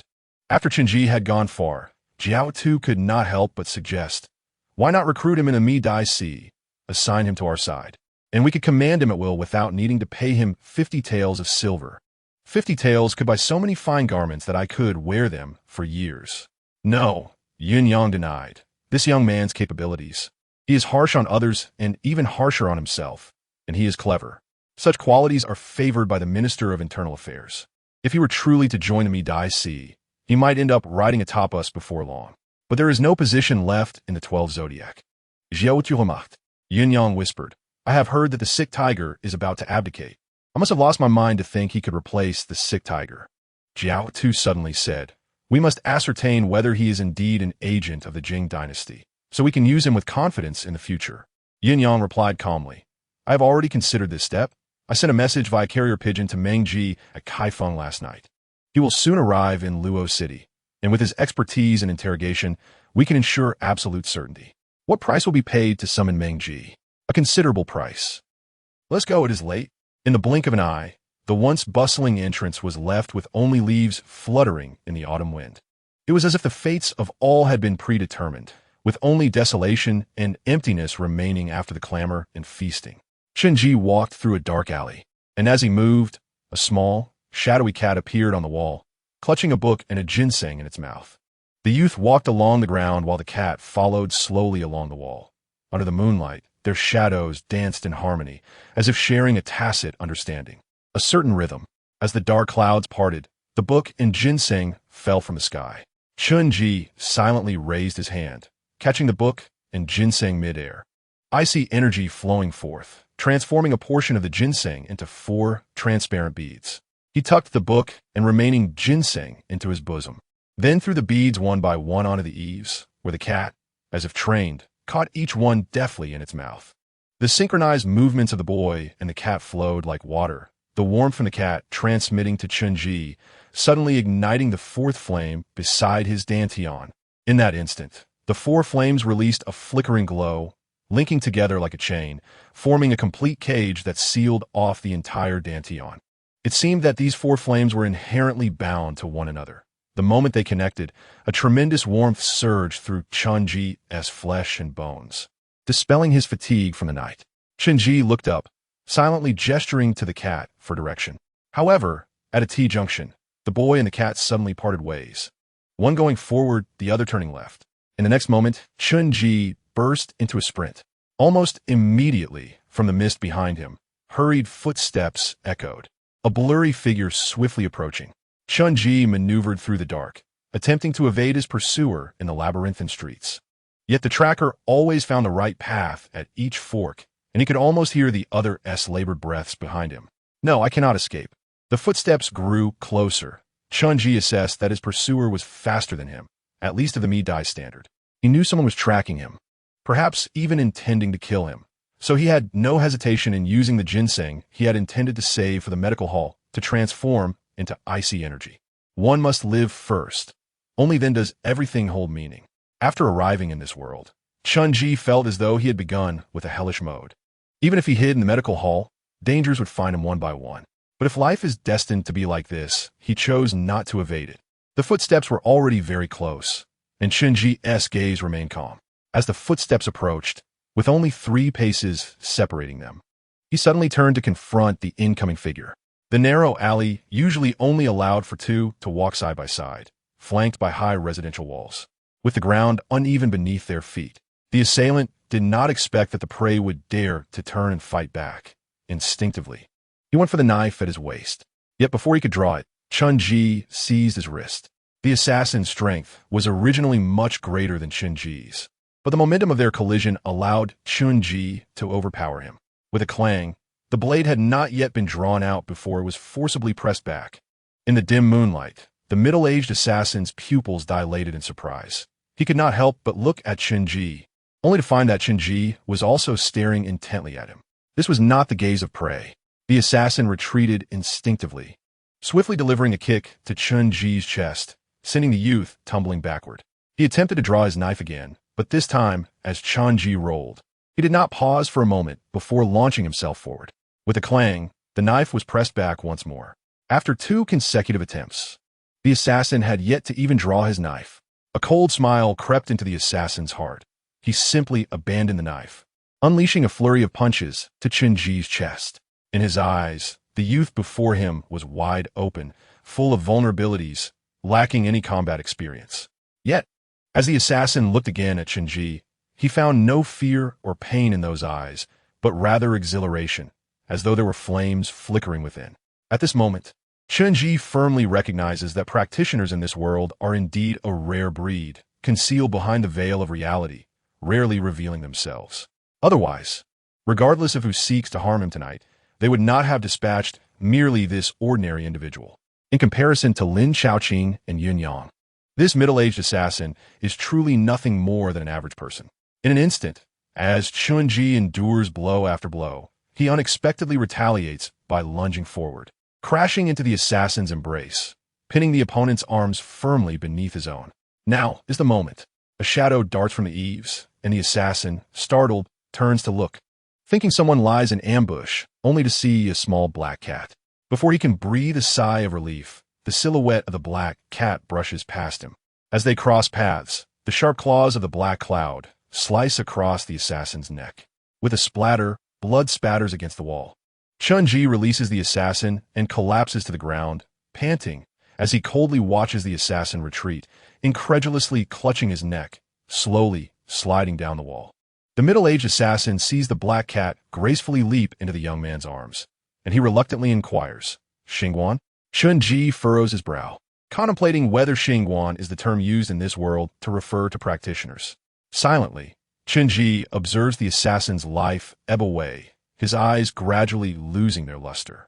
In that moment of locking gazes with the deceased, a natural feeling of compassion arises within one's heart. The vacant eyes are filled with regret, despair, and reluctance. Leaning against the wall, Chun-Ji feels that this night is particularly protracted. Though only a few hours have passed since the black cloud pummeled the white cat, it feels as if he has endured an entire late autumn.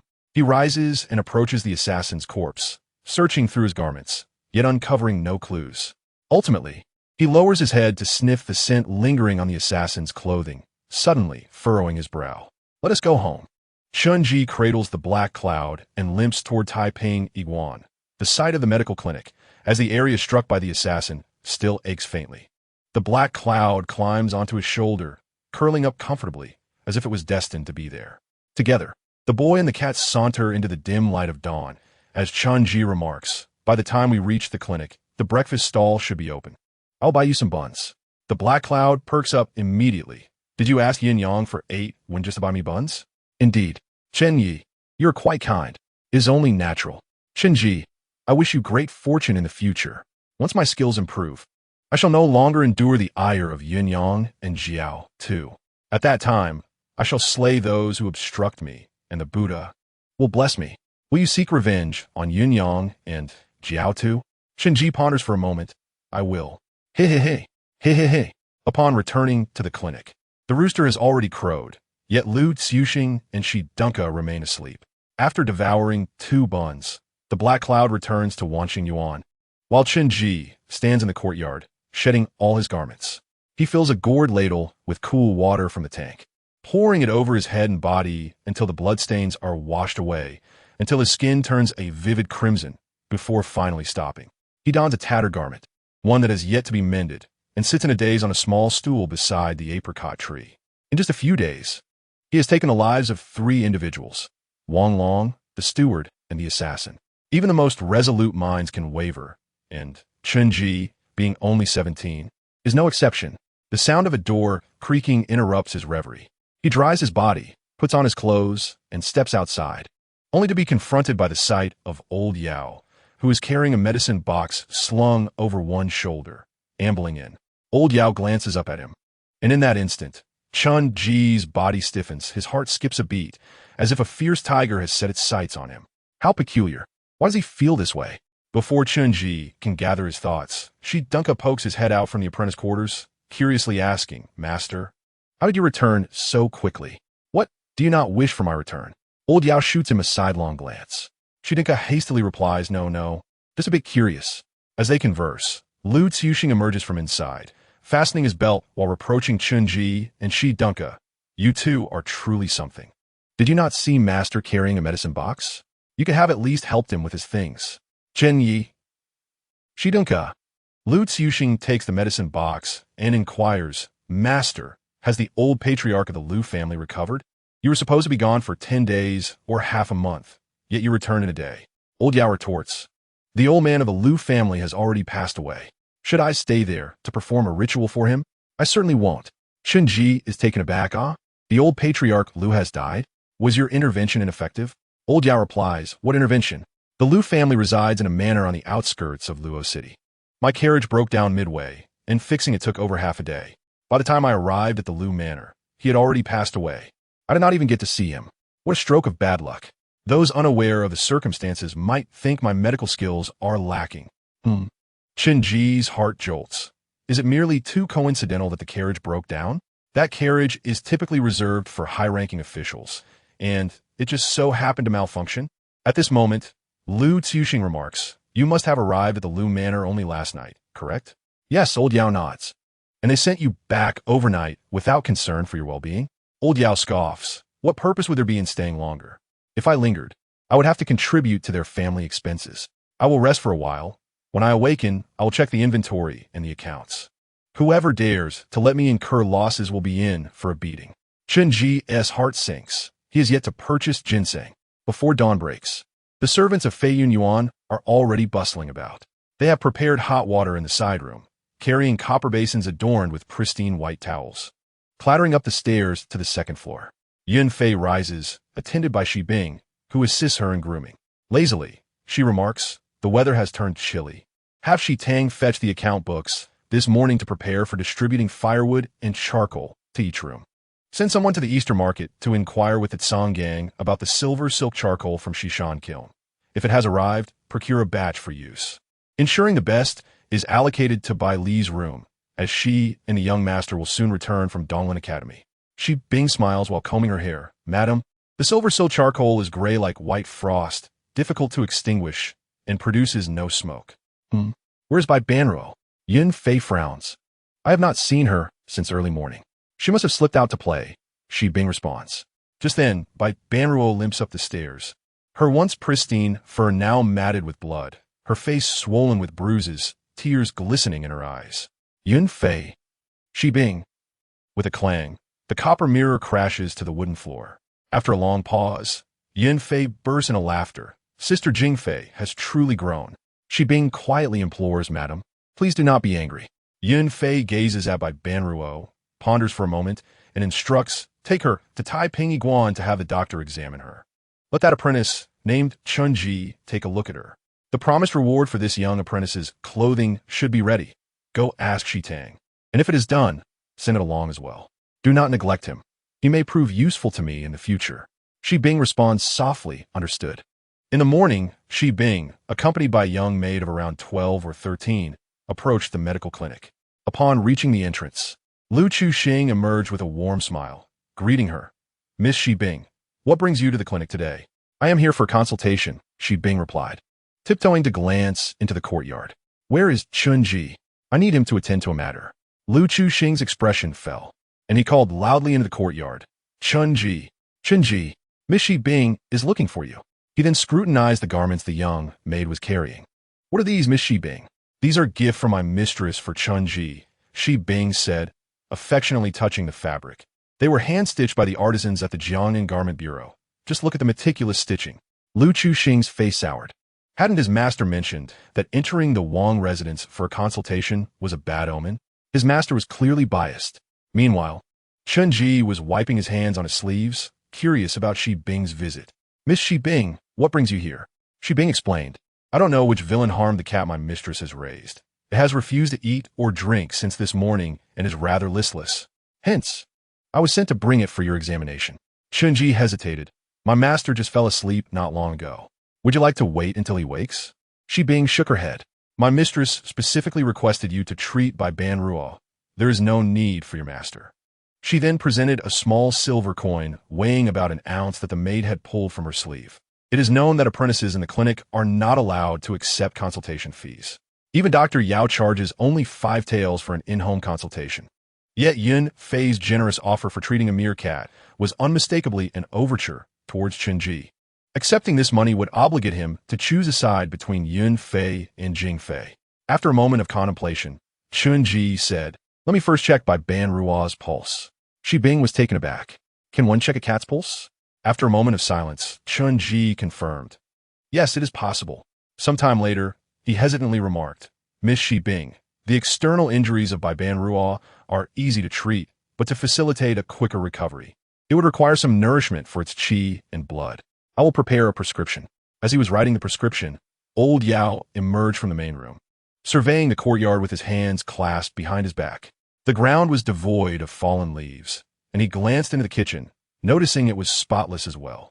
In the past, the apprentices would often neglect their cleaning duties, sometimes failing to even wipe down the stove, yet today was different. It was as clean as if they had moved into a new place. Not only that, but the water tank in the courtyard was also filled. Old Yao scoffed as he walked towards the main hall. Excessive flattery without cause is suspicious. Upon entering the clinic's main hall, Chun-ji had just handed the wrapped medicine to the young maid and bid farewell to Shi Bing. Turning back, he found old Yao with a grim expression saying, "Did I not instruct you not to treat patients? My Yao Chi men may love wealth, but I will never jeopardize lives. Before you graduate, any prescriptions must be approved by me." Chun-ji quickly explained, "Master, I am not treating a person, but rather attending to the external injuries of Yun Fei's cat." Old Yao raised an eyebrow. "The white cat was harmed?" "That seems to be the case." Old Yao extended his hand. "Let me see your prescription." Chun-ji reluctantly handed it over, hesitatingly saying, "It contains hemostatic and blood-cleansing herbs, and I included some for its nourishment." As old Yao examined the prescription, his frown deepened with each passing moment. After a prolonged silence, he looked up at Chun-ji, astonished. "You prescribed a 50-year-old ginseng for that cat?" "Yes." The other party even agreed to a credit arrangement. Old Yao took a deep breath, exclaiming, "You truly are a genius in business. If Yun Fei requires my services in the future, you shall accompany me." "Ah." Old Yao seemed to recall something. "By the way, I encountered your father on the road yesterday. He must have just returned from the riverbank. You should take a day off tomorrow to fetch your learning stipend and the medicine fee." Chun-ji was taken aback. "Father?" In the early morning, before the rooster crowed, Chun-ji opened his eyes to find 5 small silver ingots beside his pillow. This was the promised reward from Yin Yang. Yet he was unsure how the individual had infiltrated the clinic or when they had done so. It felt as if these silver ingots materialized out of thin air. These were not merely Yun Yang's payment. They also served as a warning. Chun-ji quietly rose and donned the new clothes Shi Bing had sent. Upon unfolding them, he discovered a dark blue, long robe with a standing collar, adorned with silver buttons, far superior to his previous attire. This outfit must have cost several taels of silver. Unfortunately, while Shi Bing provided the robe and inner garment, she neglected to include trousers, boots, or a belt, leaving Chun-ji in his old ragged shoes and a coarse hemp sash. Amused, Chun-ji felt somewhat out of place. Yet, he thought, what does it matter? A lowly apprentice has no need for extravagance. He would upgrade his wardrobe once he earned some money. When the rooster crowed, Chun-ji stepped outside, coincidentally witnessing the grain and oil shop across the street unloading its door panels. "Good morning, Madam Boss," Chun-ji greeted with a smile as he entered the shop. "Ah, Dr. Chun, what can I do for you this morning?" The shopkeeper, busy preparing for business, promptly set aside her tasks upon seeing him. "How much for a pound of millet?" Chenyi inquired. Normally, It's 8-1, but for you, Dr. Chun, it will be 6-1, she replied with a smile. And how much for a pound of rice? 9-1. That cannot be discounted. I hope you understand. In these times, physicians were scarce, and their societal status was relatively high. Chunji's master was an officially recognized 7th-grade physician. Thus, the neighbors treated Chunji with considerable respect. Then I shall take 5 pounds of millet, 5 pounds of rice, and a jar of fragrant oil. Oh, and a string of cured meat. Chunji ordered. The shopkeeper beamed. Very well. That will be 195-1, but I shall charge you 190. Chunji broke the one-tael silver ingot, exchanged it for a few strings of copper coins, and left a portion at the grain and oil shop to collect later, while he carried the various parcels home. The straw-woven straps pressed against his hands, causing some discomfort, yet his spirits remained high. He purchased these items to prepare for his day off at home. Chunji pondered that given his own living conditions, his family must not be well off either. According to what his master had previously revealed, his father was likely working on the riverbank. Under such circumstances, to still provide for his master with a gift of apprenticeship to secure a promising future must have required the entire family's effort. This thought stirred Chunji's emotions and piqued his curiosity about his family in this world. The Chun family resided in Shui Yun Alley, and he sought directions from the shopkeepers along the street as he made his way towards the northern part of Luo City. The morning bustle of Luo City was lively. He noticed bullock carts passing by, laden with several burlap sacks, likely heading to market. Merchant caravans entered the city from the north, their wagons stacked with processed leather goods, which were sought after as winter approached, highly coveted among the affluent. It was said that the most famous entertainment district in the East Market was called Hong Yi Alley, where the top courtesans typically did not entertain guests. However, if a wealthy merchant were to present a piece of white mink fur, they could certainly indulge in an intimate encounter. On the roadside, mischievous children frolic and chase each other, chanting nursery rhymes while clutching homemade pinwheels. Women chat and jest as they wash clothes by the small river running through the town, occasionally bursting into laughter. Chunji arrives at Ziyunxiang and inquires of a vendor, "Excuse me, sir, which household does the Chun family from Guangdong reside in?" The elderly man glances at him and replies, "Isn't that Chunji? Why would you need to ask where your own home is?" Chunji realizes he is familiar with the man. Hesitating, he refrains from further questions and continues into the alley. At that moment, a cacophony arises from ahead. "Steward, steward, where should this lantern be hung?" A man's sharp voice responds impatiently, "Must I teach you everything? It goes on the eaves above the stone lion's head. Hurry up. The 2 young masters will be back shortly. If you dawdle, you'll be in trouble." Chunji observes the festive decorations adorning a household, uncertain of the occasion. Yet the more he gazes, the more he feels something amiss. The plaque at the entrance reads, "Chun Fu." Could there be 2 Chun Fus in Suiyinxiang? This household, with its bright red doors and a stone lion, is certainly no ordinary family. "This can't be my home," Chunji murmurs. Chunji, the steward, sporting a prominent mustache, looks over in surprise. "What brings you back?" Chunji hesitates for a moment. "I have a day off today." The steward replies, "Perfect timing. You are tall. Come help hang the lantern." Chunji places his bundle aside and climbs the ladder to hang the lantern. The steward directs the other maidservants, "Bring a basin of water to sprinkle at the entrance. We wouldn't want dust to rise when the young masters return. You lot are clumsy, being servants in the house of the county magistrate. You'd be ridiculed if others saw how uncouth you are." As he speaks, he notices the parcels on the ground. "Who left this here? Move it aside. It's in the way." Calmly descending the ladder, Chunji states, "Steward." The steward suddenly realizes, "You came for the school fees, right? The master mentioned it before, but I completely forgot amidst my busyness." He orders someone to fetch a string of copper coins, totaling 300. "Use them sparingly. Times are tough, and our Chun family is not thriving either." Until this moment, Chunji remains perplexed about his status within this Chun household. In the distance, the sound of hooves approaches, mingling with the excited chatter from outside Ziyunxiang. The eldest young master and the second young master have returned. After 3 years at Donglin Academy, they have changed so much. The eldest and second young masters have become even more handsome. Chunji turns to see 2 young men riding white horses into the alley. Clad in azure brocade, robes adorned with delicate patterns, a clear indication of their high value. The young men wear cloud-topped boots, with jade pendants hanging from their belts and pearl necklaces draping across their chests, appearing to be merely 18 or 19 years old. exuding remarkable grace. The steward approaches with a smile, taking the reins. Having completed your studies at Dahlin Academy, I trust the two young masters will shine in the upcoming examination. The young masters dismount, handing their whips to the maidservants with cheerful remarks about the steward's graying hair, indicating he has worked hard for the household. The master was supervising irrigation works at the riverbank. He hurried back upon hearing of your return. Go greet him. Amidst the clamor, the crowd follows the young masters into the estate, passing by Chunji without a glance. It is not pretended indifference. They genuinely fail to recognize him. Or perhaps it matters little. The once bustling entrance to Chun Fu now feels desolate as Chunji stands silently, seemingly forgotten by the world. He reflects deeply, aware that his master knows of his family's circumstances. Yet the master has never mentioned that their inability to pay school fees stems from poverty, nor clarified what his father does at the riverbank. The master's earlier anger was likely due to the knowledge that his family, despite being affluent, still hesitated to fulfill their obligations. The county magistrate of Luo City, like Lu Mingxian, hold a fifth-rank official title. Gazing at the plaque above Chun Fu, he ultimately refrains from stepping through the vermilion door, instead bending down to leave the string of 300 coins at the entrance before taking his bundles and departing. The elderly man at the alley's mouth observes his retreating figure with a sigh. The difference between a legitimate son and an illegitimate one is as vast as the clouds and the mud. Returning to Anchi Street, Chunji retrieves his copper coins from the grain shop, where the proprietress looks surprised. Young Dr. Chun, why did you bring everything back? We cannot accept returns. He smiles gently. I'm not returning it. I'm bringing it back to honor my master. Upon arriving at the clinic, old Yao glances at him.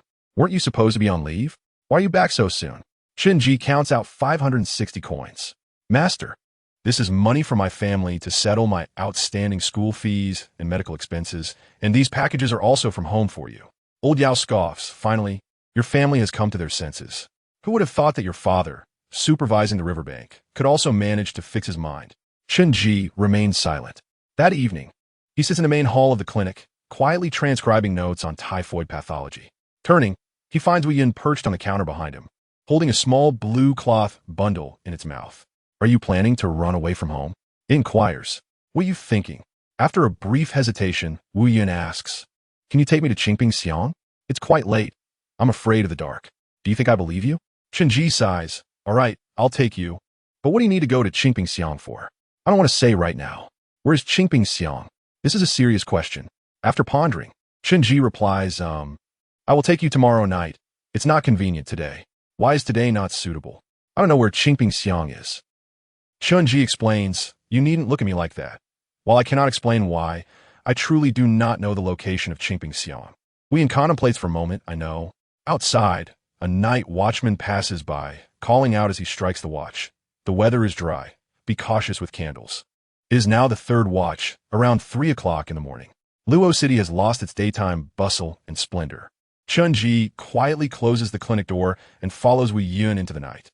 He ties the small blue cloth bundle to Wu Yun's back. It appears rather adorable and ensures he can keep track of Wu Yun in the darkness, for Wu Yun is exceedingly dark. As they proceed, Wu Yun seems to use memory to discern the direction, sniffing here and there. The pair, one human, one cat, stop and go, having wandered for a full hour, even taking wrong turns several times. Chunji does not rush. He understands that this visit to Qingping Xiang holds great significance for Wu Yun and possesses ample patience. At last, Wu Yun halts in front of a closed door in a narrow alley, gazing at it blankly. Is this the place? Chunji inquires. Yes, this is it. Should I knock? No. The dark cloud called out twice towards the door, beckoning something. However, aside from attracting 2 wild cats, nothing else transpired. I want to sneak in and take a look. You wait for me here, said the dark cloud, leaping effortlessly into the courtyard, moving so swiftly that it left a lingering shadow. Chunji leaned against the alley wall, waiting patiently. Before long, the dark cloud returned, visibly dejected. Let us go. Is the task complete? Yes. What was it? The dark cloud paused, glancing back at the door. I miss my mother. Chunji fell silent. Even cats could long for their mothers. The dark cloud continued. She might not miss me, but I just want to see her. Besides, I intend to roam the world with you, and I should bring you to meet her. Chunji inquired, Is she not at home? The dark cloud's voice softened. She has likely been sold as well. Her cage and food bowl are gone. Shall I help you search for her? No need. This is the fate of a cat. What do you have in your little bundle? I secretly stashed some dried fish to bring to her. Chun-Ji stood in the darkness of the alley, silent, then bent down to cradle the dark cloud as they walked towards the medical clinic. The dark cloud did not struggle. It curled up into a small ball, covering its head with its fluffy tail. The sound of footsteps echoed on the stone pavement, the boy's slender silhouette upright yet delicate. Chen-Yi, what kind of person is your mother? She is very gentle, Chun-Ji replied, reluctant to say more, as if memories were warm currents that escaped the moment they were spoken. He walked down the long street of Luo City, cradling the small dark cloud, which was just a few months old, was no larger than 2 palms when curled up. Suddenly, Chun-Ji felt a strong urge to live life to the fullest. Dark cloud, yes? Let us rely on each other. In the night, the young man of Luo City walked along the cobblestone path, holding a small black cat. His steps, initially heavy, gradually became lighter. Life must go on, after all. He had found new hope. Dark cloud, let us talk about something cheerful. Chun-Ji smiled. Can you tell me about the Jing Wang Fu? The dark cloud, bored, nestled in Chun-Ji's arm, pulled out dried fish from the blue bundle and began to nibble. What is there to say about that wretched place? The Wang Fu is filled with dirty matters involving the old maids and servants. For instance, Chunhua was bought by the Jing Fei to seduce the Jing Wang. Yet the Jing Wang doesn't even look at her. And that venomous woman Chunrong envies Chunhua's youth and beauty, secretly spitting in Chunhua's food. Chun-Ji chuckled and shifted the topic. In your 3 months at the Jing Wang Fu, has anything significant occurred? Of course. The Wang Fu is about to become lively. The dark cloud responded with newfound energy. Chun-Ji's expression brightened with anticipation. Oh. The dark cloud excitedly continued. The Chongyang festival is approaching. And Jing Wang's eldest son Zhu Yunxi, the Jing Fei's daughter Zhu Lingyun, and Yun Fei's daughter Zhu Bailey will all return from Donglan Academy. It is said there will also be a little monk. A little monk? Chun-Ji asked, puzzled. The dark cloud explained. I heard the Jing Fei say he is a reincarnated Buddha from the Guning sect of Yinzhou. Since the Guning sect needs the court support and imperial decree, they have placed him under a bond in the Central Plains. Is Donglan Academy well known? Chun-Ji inquired, recalling that his 2 elder brothers had also returned from there. The dark cloud elucidated. Donglan Academy is renowned alongside Qingya Academy and Yuelu Academy, known as the 3 great academies of the Ning dynasty, a place where talented scholars flock. It is said that the tuition is exorbitant and only members of noble families can attend. Among the successful candidates in the imperial examinations, 30% are from Donglan Academy. After 3 years, the wanderers return home. It should indeed be quite lively. Who is the rightful wife? The Jing Fei or Yun Fei? Whose child is Zhu Yunxi? The dark cloud replied. Neither of them is the rightful wife. The rightful wife is Zhu Yunxi's mother, who has been deceased for many years. I must return to Wanxing Courtyard now. Just as they approached the entrance of Taiping Medical Clinic, the dark cloud suddenly leaped from Chun-Ji's arms and vanished in an instant. Chun-Ji turned a corner and unexpectedly encountered Old Yao standing at the door with a stern expression. Where have you been? Chun-Ji pondered, thinking, if I say I took a little cat to find its mother, he surely won't believe me. He replied, I forgot something at home during my break, so I went back to retrieve it. Old Yao frowned, the wrinkles on his forehead creasing together. In truth, the tuition today was not provided by your family, was it? Chun-Ji was taken aback. Old Yao scoffed. I sensed something was amiss at the time. Your stepmother is of a narrow mind. She sent you here to be an apprentice just to avoid paying the 10 taels of tuition to Donglan Academy. It's already fortunate that she can provide you with tuition. How could she afford so many gifts to present to me? Chun-Ji fell silent, unsure of how to respond. Old Yao further questioned, wait a moment. If the money did not come from your family, then where did your tuition come from? Could it be you have been courting some noblewoman? As he spoke, Old Yao's expression changed dramatically, his beard bristling with anger. As my apprentice at Taiping Medical Clinic, if such things were to get out, it would be no different than you defecating in my pocket. Chun-Ji. What? Chun-Ji hurriedly exclaimed, you misunderstand. How could I possibly do such a thing? Then how did you acquire this money? Chun-Ji hesitated for a moment. Master, I cannot say. I do not wish to implicate you. Old Yao scrutinized him closely. The Secret Intelligence Agency? Are you working for the Secret Intelligence Agency? Sen Yaside. Realizing why people often said that the older one got, the more perceptive they became, he had revealed merely a fragment of information. Yet the other party had already deduced everything. He could only explain, "Master, Yin Yang sought me out, and I had no choice." Old Yao stared at him for a long time, then turned to walk into the clinic. "Whether or not you had a choice, you've already made one. I neither care nor ask. As long as you can provide the tuition each month, that is sufficient. If one day you meet your end outside, I would prefer not to hear about it. Now go and sleep." The clinic door closed, and, at the end of Anshi Street, 3 figures emerged from around the corner. Yin Yang crossed his arms over his chest, muttering, "It seems old Yao does not hold us in high regard." Jiao too shrugged. "It's quite normal for him not to like us." Yin Yang turned to the third person, Meng Ji. "That little apprentice is the one I want to interrogate. I need to ascertain whether he is a spy from Jing Dynasty." The man named Meng Ji wore a bright brown robe with a wide collar, embroidered with dozens of vividly colored pheasants, resembling a theatrical costume.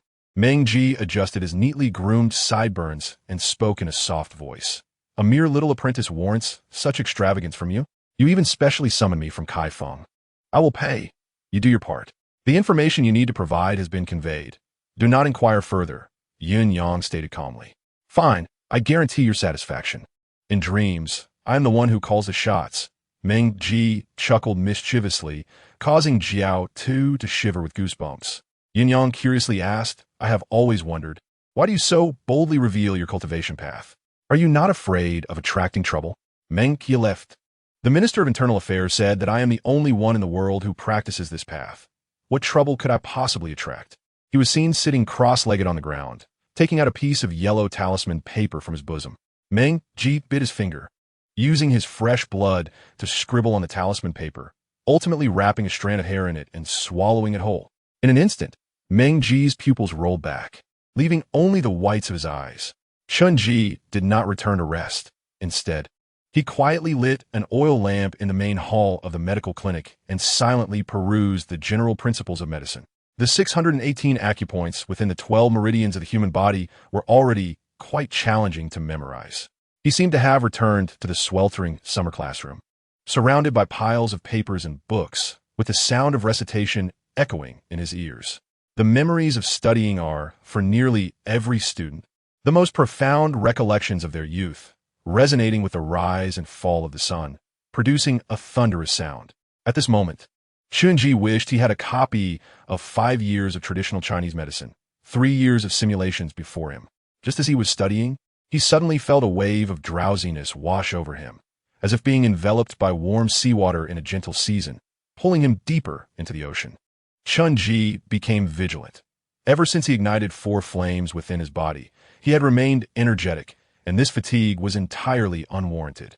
Yet, no matter how alert he tried to be, his eyelids still slowly began to close. After an unknown amount of time, Chunji opened his eyes in a dream, finding himself standing before the vermilion gate of Zhou Qingyi's residence. What was he here to do? Chunji glanced at the yellow hemp paper-wrapped medicinal package in his hand, then looked up at the plaque of the Zhou residence. Right? He was here to deliver supplements to Lord Zhou. He knocked on the door with a copper ring. Everything felt quite natural. He had forgotten that this was a dream. With a creak, the vermilion door opened, revealing Butler Wang greeting him with a smile. "Little Dr. Chen has arrived? Please come in." "What about Lord Zhou?" The medicinal materials he requested had been delivered. Chunji followed Butler Wang inside as the door slowly closed behind them. Chunji surveyed his surroundings. In the main room, maidservants were polishing the rosewood furniture, and in the courtyard, a woman held a smiling little girl, while a little boy kicked at a feathered shuttlecock nearby.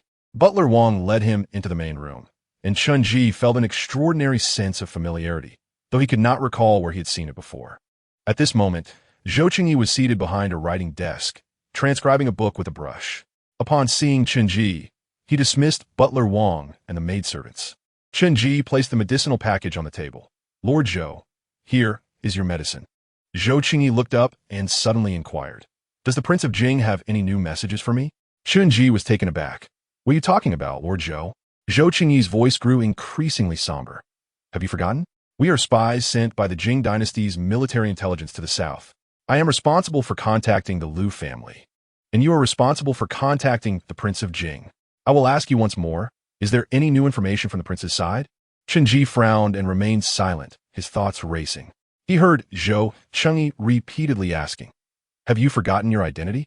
Have you forgotten how the Jing dynasty's military intelligence trained you?" Zhou Chengyi's voice grew louder and more penetrating. "Have you forgotten that you are a spy?" Each insistent question echoed in his ears, leaving Chenji dizzy. He felt as though his consciousness was being manipulated, involuntarily rolling his eyes back. In the next moment, only the whites of his eyes remained as he replied, "Lord Zhou, you must be mistaken. I am not a spy at all." Zhou Chengyi revealed a satisfied smile. Having obtained the answer he desired, ready to seek Yuanyang to complete the transaction. However, curiosity arose within him. "How do you know Yuanyang?" As the words left his lips, Chenji felt the four flames within his dantian ignite, incinerating all the malevolent spirits and monsters within his body. Zhou Chengyi, oblivious, stood up, leaning over the table. "Why does Yuanyang suspect you are a Jing dynasty spy? What makes you so special that Yuanyang did not kill you outright?" This last question was no longer in Zhou Chengyi's original voice, but transformed into a sharp, high-pitched tone. At that moment, Chenji's pupils returned to normal as he turned to walk outside. Zhou Chengyi stared in astonishment as Chenji turned and walked away, nonchalantly making his way to the vermilion gate, forcefully pulling it open. When Zhou Chengyi saw the door swing wide, he found Yuanyang and Jiao Tu standing outside with playful smiles. He exclaimed, "Huh? Yuanyang, Jiao Tu, how did you intrude into my dream?" "Wait, no."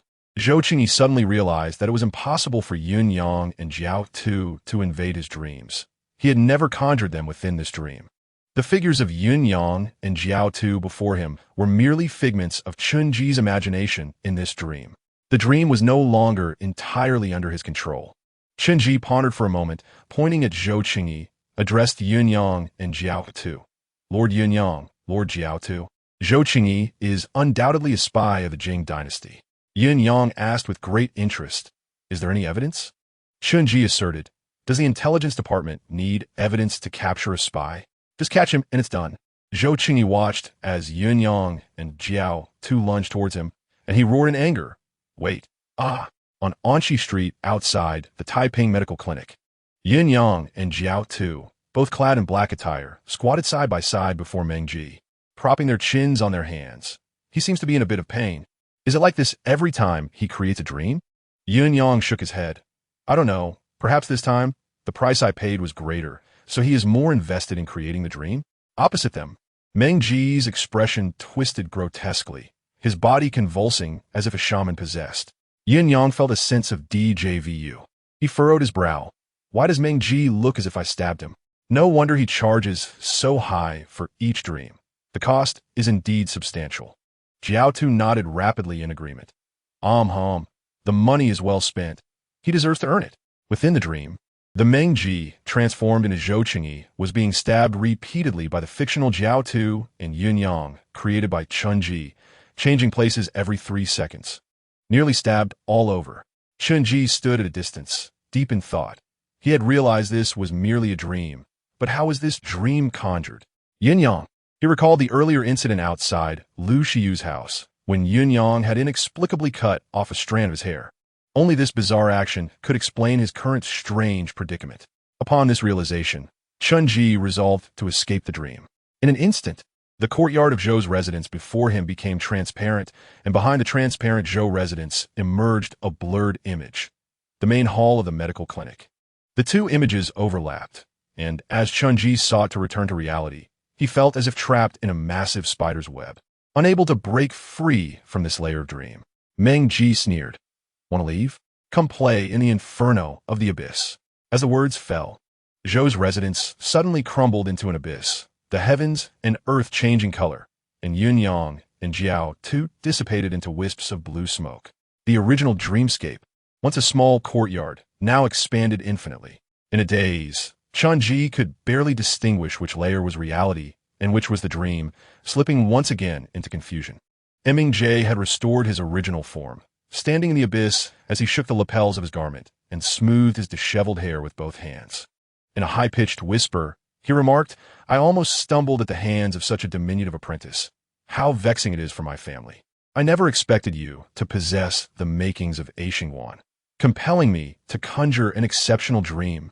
As Ming-J's words echoed, CHNJ felt as if he were fracturing, unable to distinguish left from right or up from down, as if the world had been turned on its head. Suddenly, the ground of the abyss gave way, and CHNJ plummeted into darkness. Upon opening his eyes again, he found himself amidst molten lava, surrounded by thousands of others struggling in the magma, enduring the torment of burning. In the next moment, the world of lava vanished, and CHNJ fell again into a cold pool, suffocated and chilled. He sought to maintain his sanity, but each attempt led him deeper into another layer of worlds. With every descent, he lost a fragment of his grasp on reality, unable to glimpse the blurred image of the clinic's main hall. Just then, flames surged forth, enveloping him completely, and CHNJ discovered that his hands could move. Those molten streams lifted him from the cold realm back to the lava world, then to the abyss, and finally to the Zhu residence. Gradually, he came to a halt. Yet, what used was the ability to move only his hands. He was still a step away from escaping this dream. No, there was utility. CHNJ extended his arm to feel along the counter, and his fingers brushed against the YSHZ Ing, causing the pages to rustle. Moments later, the voice of Li QX pierced through the dream, yanking CHNJ back to reality. The dream had shattered. Gasping lightly, CHNJ stood behind the counter and turned to Li QX. Brother Li, what brings you here? Li QX, clad in a warm coat, stood beside the counter, gazing at the disheveled YSHZ Ing with a pained expression. Your late-night reading is deafening. I can hardly sleep. Brother CHN, please refrain from nocturnal studies. It frightens me. CHNJ chuckled. Very well, I shall cease. Li QX's face brightened. That's more like it. Master always says one must retire at the HI hour to cultivate oneself. CHNJ sincerely replied. Thank you for the reminder, brother. This time, he truly appreciated Li QX. Had it not been for him, he might still be ensnared in the dream. Rest early. We brothers share both fortune and adversity. When Master metes out punishment, we shall bear it together. Meanwhile, Ming-J awoke from his meditative state, his pupils swirling. He turned to Ying and GOT, his body trembling slightly before he scolded. Did you not say he was merely an ordinary person? Next time, I need to create a dream for someone with the potential of a Xingguan. You must inform me in advance. That comes at a different price. Ying and GOT exchanged glances, puzzled. We were unaware. Does he possess the talent to become a Xingguan? Ming-J retorted, is there any doubt? A being class dream could only trap him for the duration of an incense stick, while Y class dream only confined him for half an hour. Yet, he too harbored doubts. How did CHNJ ultimately escape the dream? Ying waved his hand dismissively. Let us set that aside for now. I ask you, is CHNJ a spy for Jiang CHO? Ming-J replied curtly. I can assure you he is not. Rising and brushing off his garments, he inquired, what about my payment? Double it, and I will only accept Buddhist coins. Ying contemplated for a moment before finally removing a string of prayer beads from his wrist, each black-purple bead etched with strange patterns and numerous numbers. He lamented, 500 taels of silver. All the temples can access it. Upon seeing the Buddhist coins, Ming-J finally dusted himself off with satisfaction deal. Remember to seek me out for any future interrogations. GOT remarked, with this much money, how many new garments and jade bangles could one acquire? The rewards for the monkey are far less. Let us seek him next time. Ming-J nonchalantly ran his fingers through his hair. Then by all means, seek him out. He is quite the blabbermouth and cannot keep a secret. GOT scoffed. We are all colleagues. Yet you only think of collecting money. Ming-J disdainfully replied. Why don't you go and kill W11 for free? GOT shot him glare. I shall not. Ming-J donned a string of prayer beads around his wrist, turning to wave goodbye. I am off. My business with the K, ifing F, is complete, and I shall depart for JNL tomorrow. As they watched him leave, Ying murmured, NJ might possess the talent to become Xingguan. We cannot allow the Minister of the Interior to learn of his existence. Otherwise, he may very well ride upon our necks. Late into the night, CHNJ lay on a shared bed, unable to sleep, his mind swirling with the events he had recently encountered. Suddenly, he heard rustling sounds from the adjacent bed. He opened his eyes slightly to see Li Qing, wrapped in a coat, sneaking out of bed with a book tucked under his arm. CHNJ, filled with curiosity, peered through the crack in the door, seeing Li Qing slip into the kitchen, where he ignited an oil lamp. What the hell? CHNJ sat up, first lifting the mattress to check the 5 small silver ingots hidden within the wooden slats, then retrieving a book titled JNSL from beneath the mattress. This was the very book that WYN had retrieved for him from Li SHY's residence. At that time, everyone had been distracted by CHNJ's focus on SSHNJJ, leaving no opportunity to investigate other peculiar books. However, with just a glance, CHNJ confirmed that this book concealed the technique for coded messages, the FNCF. The so-called FNCF involves using the initial consonant of one character and the final vowel of the next to form a new character. For instance, the sounds of SH, ZH, ing, 11, O, D, Z, ing, Lu, and Y correspond to the 4 directions: up, down, left, and right. Utilizing the faint light from the window, he sat on the shared bed, meticulously deciphering JNSL, arranging each possible combination that could form new characters. After reviewing a small portion, he suddenly pieced together the words, JNCHO does not trust that I am conveying messages for the WNF. Confirmation must come directly from you. The information intended to be conveyed through this book was even more explosive than that in SSH, IngJ, IngZ, directly implicating the inner workings of the J, Ing W, Ing F. HUCH, Ing Y was a spy for J, Ing CHO, relaying messages on behalf of J, Ing CHO to Li SHY. Moreover, this book in Li SHY's home was meant for delivery to a significant figure within the W, Ing F. Li SHY was, therefore, a pivotal information conduit between J, Ing CHO and a prominent individual in the J, Ing W, Ing F. Initially, when YNYing urged CHNJ to probe the J, Ing W, Ing F, CHNJ believed it to be a setup for framing him. Little did he know that YNYing's words would ring true. There indeed existed a connection between the J, Ing W, Ing F, and J, Ing CHO. CHNJ's eyes sparkled with determination. Neither N, Ing CHO nor J, Ing CHO held any sense of belonging for him. Hence, no matter the events that unfolded, they bore no significance. What mattered was his ability to seize the initiative. He continued to decode the latter part of the book until dawn, finally uncovering the subsequent message. An undercover agent from the WNF will seek an opportunity to meet with you. CHNJ was taken aback. Within the WNF exists a spy from the Military Intelligence Department. Who could it be? Wait, could the spy within the WNF be someone from the TIP, Ing, Guin? Previously, Master had used the Li YO technique to divine, and the reading indicated that making a house call would be a harbinger of great misfortune. Yet that very morning, Master had followed the Li family out. This suggests that Master may have had dealings with the Li family, and perhaps he did not go to treat an ailment, but rather to exchange intelligence.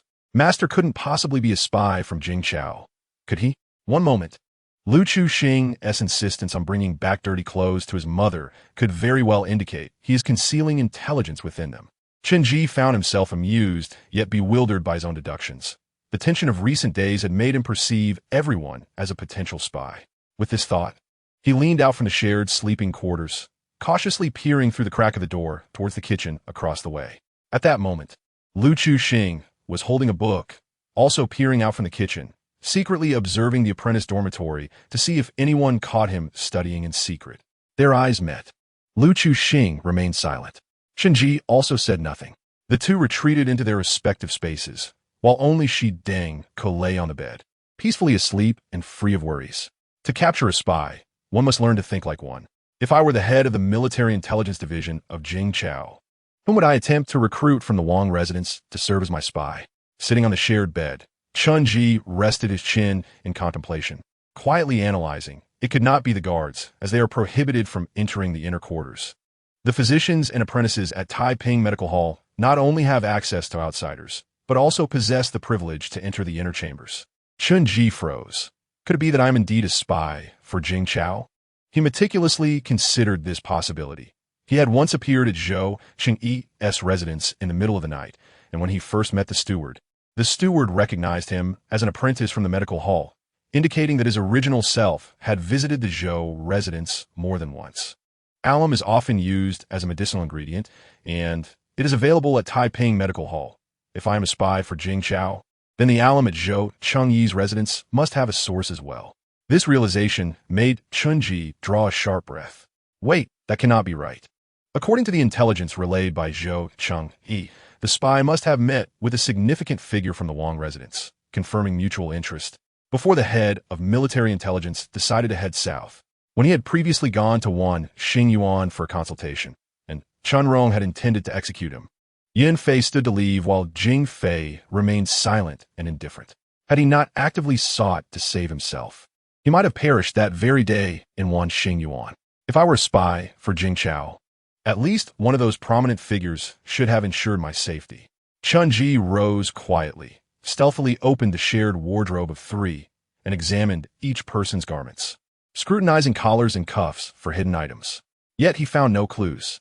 He crouched down in the dim light, running his fingers along the bricks that formed the bunk bed, carefully tracing each one. He felt that one brick was slightly raised by about 2 millimeters, with the surrounding clay loosened.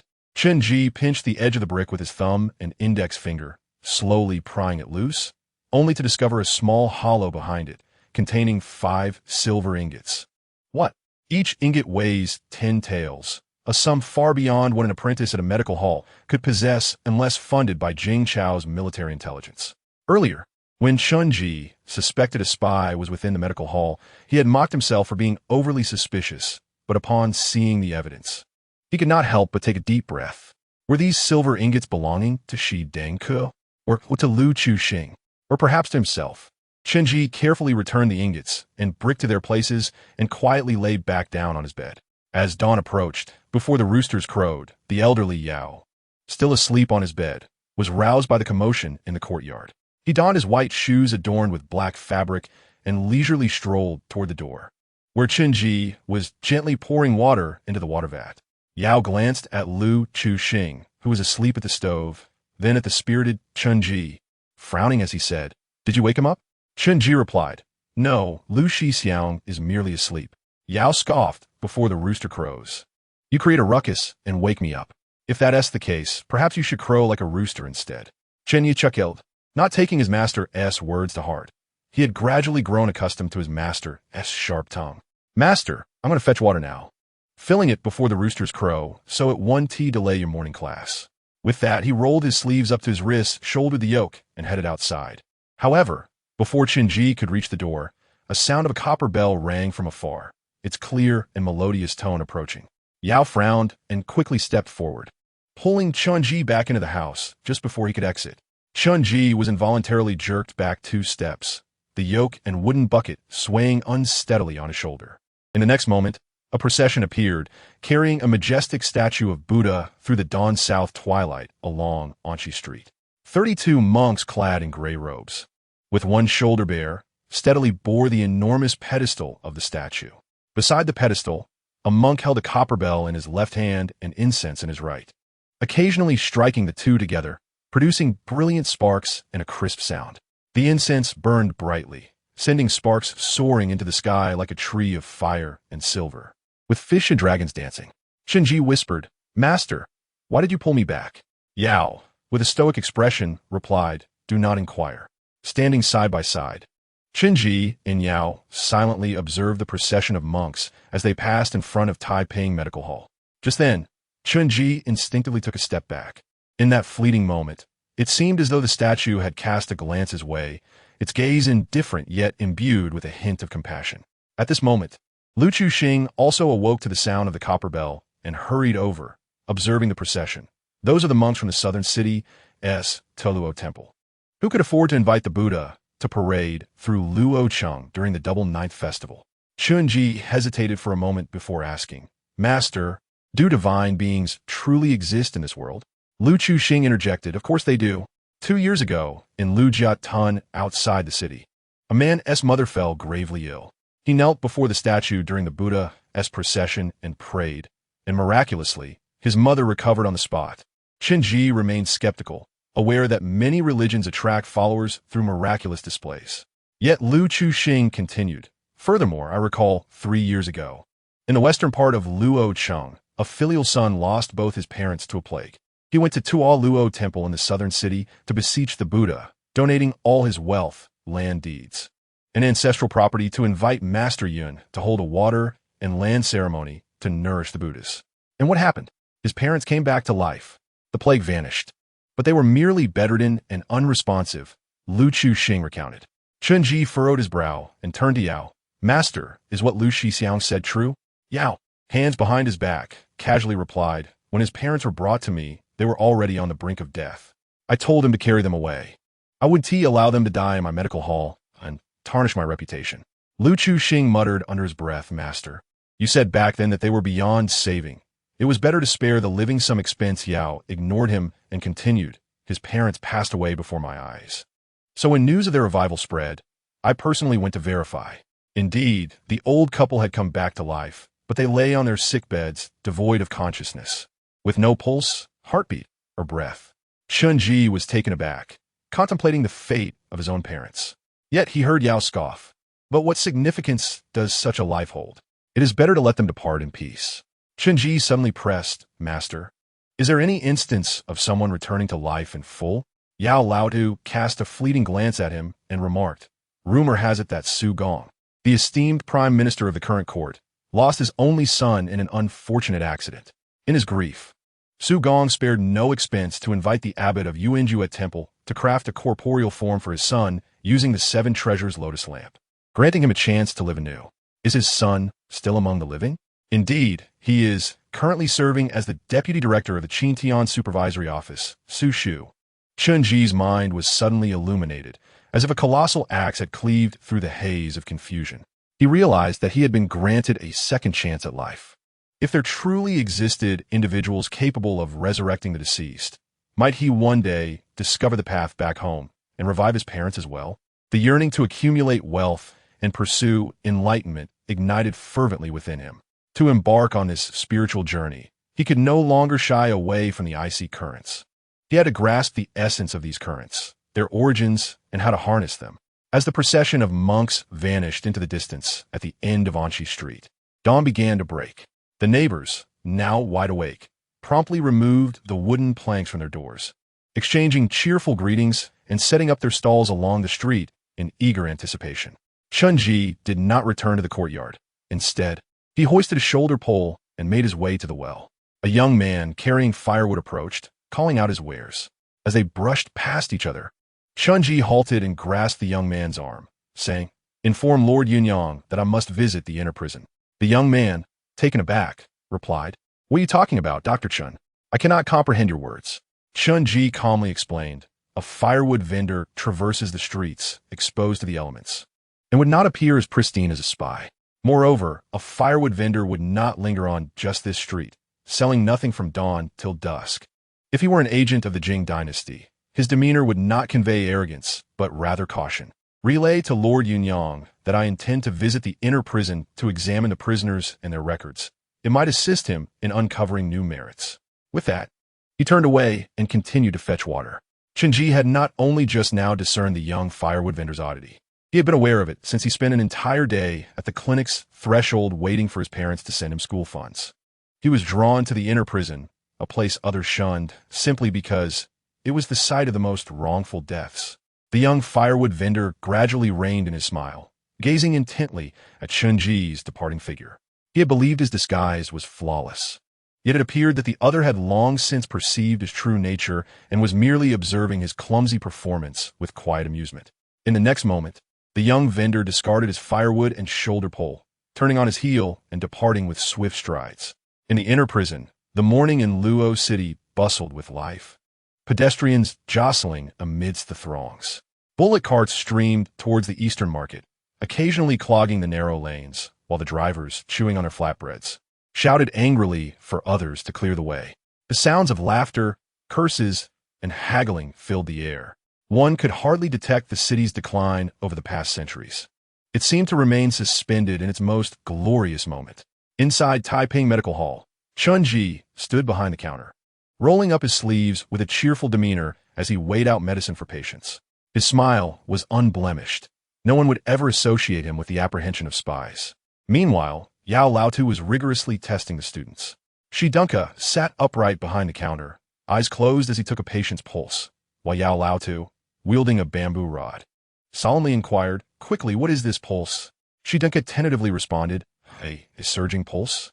A sharp crack echoed as the bamboo struck Shi Dunka's back, startling the middle-aged male patient across the counter.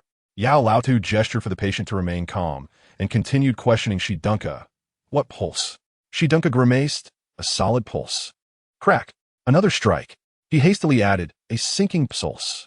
Crack. Yet another. The patient quickly rose and grasped Yao Laotu's arm, exclaiming, "Please, do not strike the child any longer. Yao Tai, calm your temper. If it is a sinking pulse, then let it be a sinking pulse." Yao Laotu slowly turned to the patient, struggling to find words. "Should you discover a joyous pulse, would you accept that too?" With that, he shifted his gaze toward Chunji and Lu Xiuxing, contemplating whom to strike next. However, his gaze suddenly froze at the door. At that moment, a small black cat darted through the crowd outside the medical hall, cautiously observing the footsteps of humans before evading them. Upon reaching the entrance, Wu Yun peered in, only to meet Yao Laotu's unyielding gaze. Chunji felt a tightness in his chest. His master was not known for his fondness for animals, and he feared that Wu Yun might be shooed away. Yet, Wu Yun, meeting Yao Laotu's eyes, merely shrank back slightly before summoning the courage to leap over the threshold, inching closer. To everyone's astonishment, Wu Yun leaped onto the counter and lay directly upon Yao Laotu's hand. Yao Laotu stood dumbfounded for a moment, his previously stern expression slowly transforming into a smile, revealing creases of joy. Shi Dunka and the other disciples were equally stunned. They had never witnessed their master display such warmth. It turned out that this old man could smile. Realizing the peculiarity of the situation, Yao Laotu promptly composed himself, remarking nonchalantly, "This little creature is rather endearing." Lu Xiuxing leaned in, eager to stroke Wu Yun, but Yao Laotu immediately swatted his hand away. "Get lost." Lu Xiuxing could only respond with a silent astonishment. In the next moment, Wu Yun nuzzled Yao Laotu's hand. After a brief silence, Yao Laotu instructed, "Go fetch the purple wooden box from my room." With a gentle tap on Wu Yun's head, he casually remarked, "Your name is Wu Yun, is it not?" Chen Yi's pupils constricted, his heart racing as if gripped by an unseen force. The naming of Wu Yun had been a secret known only to him and Wu Yun. How did Yao Laotu come to know? Did he already possess knowledge of everything?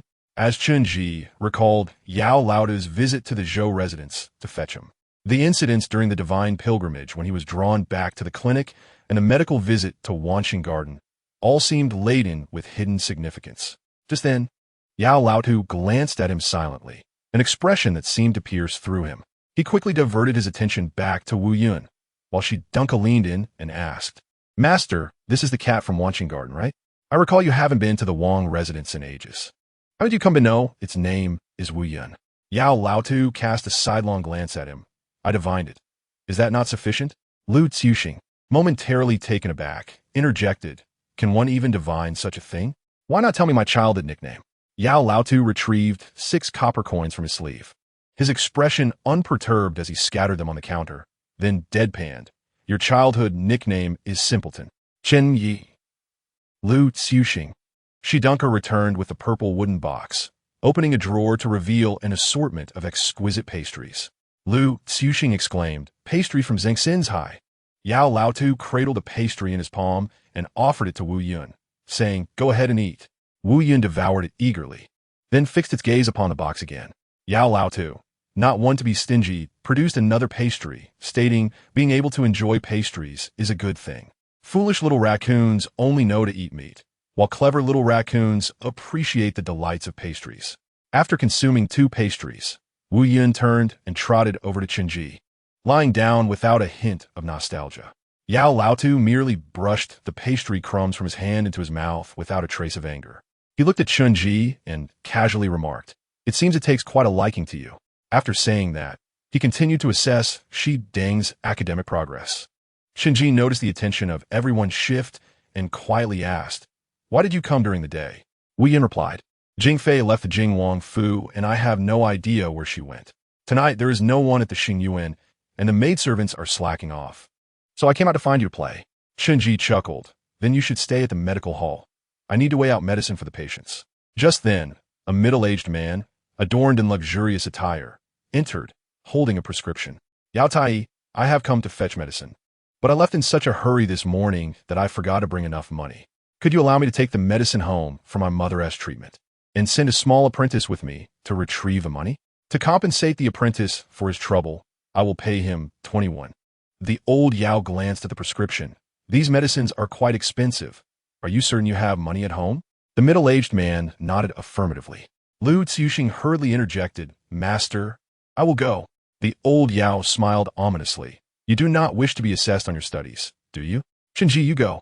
Lu Xiuxing's face instantly paled, watching helplessly as Chunji followed the man out. Upon reaching the entrance, the middle-aged man led Chunji onto a horse-drawn carriage. After lowering the curtain, the man leisurely tore away the beard and wrinkles from his face, revealing Yuanyang's true appearance. Did you send someone to relay a message to me, wishing to visit the inner prison? Chunji nodded. Indeed, I believe the case of Lu Shiyu is not simple. It doesn't appear to be solely his personal actions. There are bigger fish behind it. Ah, you are proactively seeking to earn merit for me. In need of money? Yuanyang asked suspiciously. You just earned 50 taels.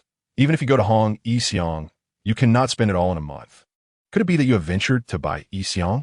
Take my advice. Those slender Yangzhou women, trained in music, chess, calligraphy, and painting from a young age, possess an allure that an apprentice like you cannot handle.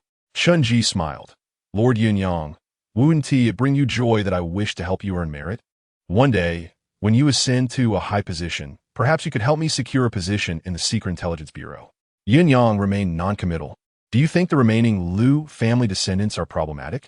Only by seeing will one know. Yuanyang ceased further discussion and produced a black blindfold. Close your eyes. The location of the inner prison is confidential and must not be disclosed to you. Your ears must also be covered. With his eyes closed and ears plugged, Chunji's world fell silent. The clamor of Luoyang seemed to have no relation to him.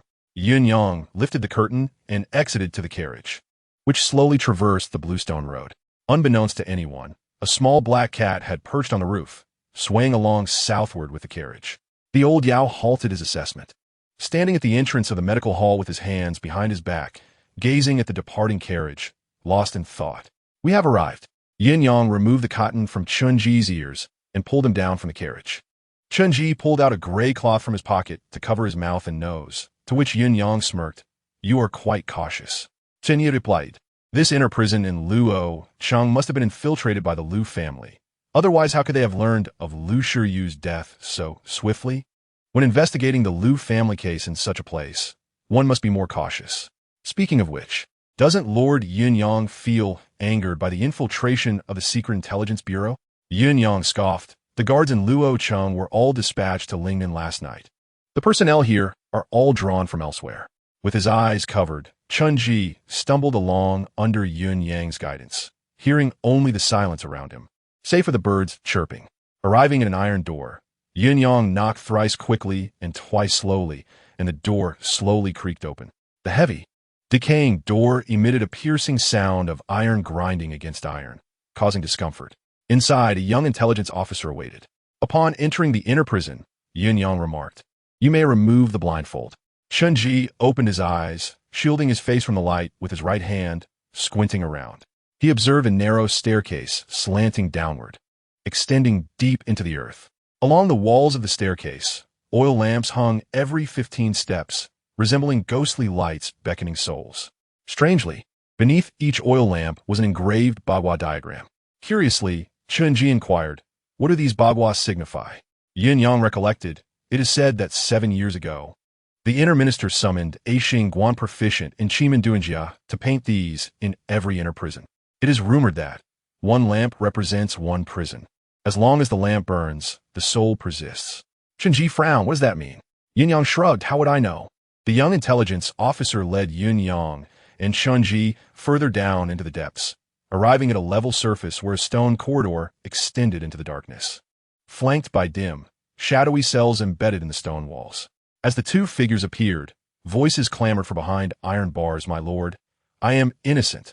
I have no connections with the Jing Chao spies. My elderly mother is over 60, and I have 2 children to feed. Please, I beg you to let me return." The cries of innocence were incessant, yet Luoyang appeared oblivious. "Let us go. The case files are inside." Just as Chun-Ji took a step behind him, he froze in place. In the dim inner prison, 2 streams of gray-white ice surged from the cell in front of him, penetrating Chun-Ji's body through his brow. Luoyang turned back. "What's wrong?" Chun-Ji maintained a calm demeanor. "It's nothing. It's my first time in the inner prison, and I'm a bit unaccustomed to seeing these emaciated prisoners." Luoyang chuckled. "I was frightened at first too, but one gradually gets used to it." Chun-Ji took another step, following Luoyang deeper into the inner prison as streams of gray-white ice erupted from various cells. They seemed to sense Chun-Ji's presence, surging toward him like dragons in flight. Chun-Ji was awestruck by the spectacle, as hundreds of streams of ice penetrated his brow and ultimately coalesced within his dantian. The overwhelming force of the ice flow subtly threatened to extinguish his inner flame. The ice flow accumulated over years within the inner prison far surpassed Chun-Ji's expectations. He had not anticipated the sheer volume of ice flow in this inner prison. As he walked through the corridor, witnessing the streams of ice merging into his body, the 4 flames sealing his dantian trembled precariously. The gray-white ice flowed like dragons, emitting a sound inaudible to others, akin to the anguished wails of souls trapped in a cage, yearning to engulf Chun-Ji entirely. They represented a power in this mysterious realm that transcended authority and might, now gradually being stripped away. Chun-Ji could feel the chill emanating from his internal organs, yet he dared not display any signs of discomfort in Luoyang's presence. However, as he and Luoyang passed by a cell, he noticed a bagua diagram engraved on the base of an oil lamp on the wall. Suddenly, Chun-Ji recalled the bagua diagrams beneath the oil lamps on the staircase. One lamp represents one prison. As long as the lamp burns, the soul endures. He swiftly removed the oil lamp, clutching it tightly in his palm. In that instant, the ice flow within his dantian gradually receded like a tide. Chun-Ji exhaled slightly, and Luoyang turned back in astonishment. "What do you need that lamp for?" He replied, "This inner prison is too dark. I'm a bit unaccustomed to it." Luoyang scoffed. "Who would have thought that someone bold enough to haggle with me would also fear the dark?" CHNJ remained silent, engrossed in contemplation over a singular question. Does the icy current persist even after death? Judging by the sheer volume of this icy flow, it must have been accumulating for an extended period. Even the ruthless MDS could not possibly execute so many individuals in such a short span. It must be the influence of the bagua formation. The internal minister, fearing that he might be haunted by vengeful spirits due to excessive bloodshed, employed the bagua to confine these souls within the depths of the infernal prison, thus amassing such a significant amount of icy flow over the years. CHNJ took a steadying breath and addressed Luoyang. "My lord, please retrieve the records for my examination. To uncover clues, one need not limit oneself to the present case. Perhaps the past holds many secrets." Luoyang beckoned to the agents. "Bring them." When the agents arrived, they bore a multitude of large wooden boxes filled with records. CHNJ casually selected one and began to peruse its contents while surveying the infernal prison. Luoyang sat at a table, sipping tea and waiting, with the agents trailing behind CHNJ. CHNJ approached a cell door and inquired, "Was Lu Oz, the deputy magistrate of YZHU, once imprisoned in cell number 27? Where is he now?" The agents hesitated, unsure how to address the masked youth before them, and after a moment of deliberation, one quietly replied, "This, my lord. The records indicate that he was released, having exited the infernal prison alive. If there is no record, it means he perished within." CHNJ confirmed that Lu Oz had indeed died in the infernal prison 4 years prior. He proceeded to another cell. "What about cell number 28? Was it not the confinement of CHN Engzu, the chief overseer from Lu Ing? He too is deceased." Following this, CHNJ ceased his inquiries, silently repeating in his mind, "Cell number 52, XGWN, the governor of Gudi, dead. Cell number 1, TNHIL Ing, the magistrate of SHNGC, dead. XDH Ing, the deputy magistrate, dead. Reflecting on the past, he noted that some cells had claimed a single life, while others had taken several. The more he investigated, the more alarmed he became, as the records in his hands resembled the ledger of life and death from Yama's realm. He continued to sift through the records, discovering that the infernal prison had also housed various figures from the GNGH, some of whom lurked in the shadows of the marketplace. However, no icy flow had ever emerged from their cells. Taking a deep breath, he finally discerned the pattern of the icy flow. Those who could generate such a phenomenon after death shared a singular trait. They were officials. The infernal prison, buried deep underground, resembled a vast graveyard, concealing the remains of countless souls who perished in this sunless abyss. This was not the GNGH, but rather a resting place for both the GNGH and the Imperial Court. CHNJ stood before the cell, the open records in his hand, facing the dim confines of the prison. He had spent approximately an hour perusing the records of cells A and B, leaving cells C, D, E, F, G, X, R, and K unread, but he felt no need to inspect them further. He even dared to boldly assert that the icy flow obtained that night at W in X ing U N indeed originated from the fetus of J ing Fi. The royal bloodline was inherently superior from birth. In that moment, CHNJ stood in the oppressive infernal prison, feeling an absurdity wash over him.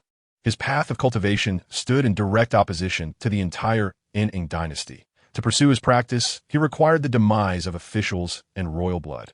The Ing dynasty, from the emperor to the lowest clerk, held all power within this realm. And he, to be their adversary? Wying was correct. It was indeed perilous to let others know the nature of his cultivation path. Wying, seated at a table with his legs crossed, casually snacking, noticed CHNJ pausing in thought and inquired, "Have you found any clues?" CHNJ snapped back to the present. "Not yet." Wying frowned. "I personally came to fetch you, wasting an hour in transit, and now I have waited for another hour, only to hear you say there are no clues." CHNJ had come for both the icy flow and the records, both of which were now in his possession. Yet he could not simply depart. After a moment of contemplation, he asked, "How did Lee S.H. New York die? Was it at your hands?" Wying shook his head. "No, he succumbed to the torture and hanged himself." CHNJ furrowed his brow. "Is his body still in the infernal prison?" "Yes, would you like to see it?" Wying's interest piqued as he tossed the seeds in his palm onto the table. "I will take you." Wying led CHNJ deeper into the infernal prison, descending several flights of stairs through multiple layers until they reached the deepest depths, where CHNJ could hear the sound of water flowing underground. "Here it is," Wying declared, stepping inside with a torch to reveal the solitary body of Lee S.H. New York. Around 30 years of age, he was slender, pale-skinned, with a ghostly face, his tongue protruding and exhibiting signs of incontinence. This was a typical indication of death by hanging, showing no anomalies. Upon seeing the corpse, CHNJ held his breath, a wave of discomfort washing over him. Wying jested, "I thought you were all-knowing. How is it that you cannot even bear to look at a corpse?" CHNJ regained his composure.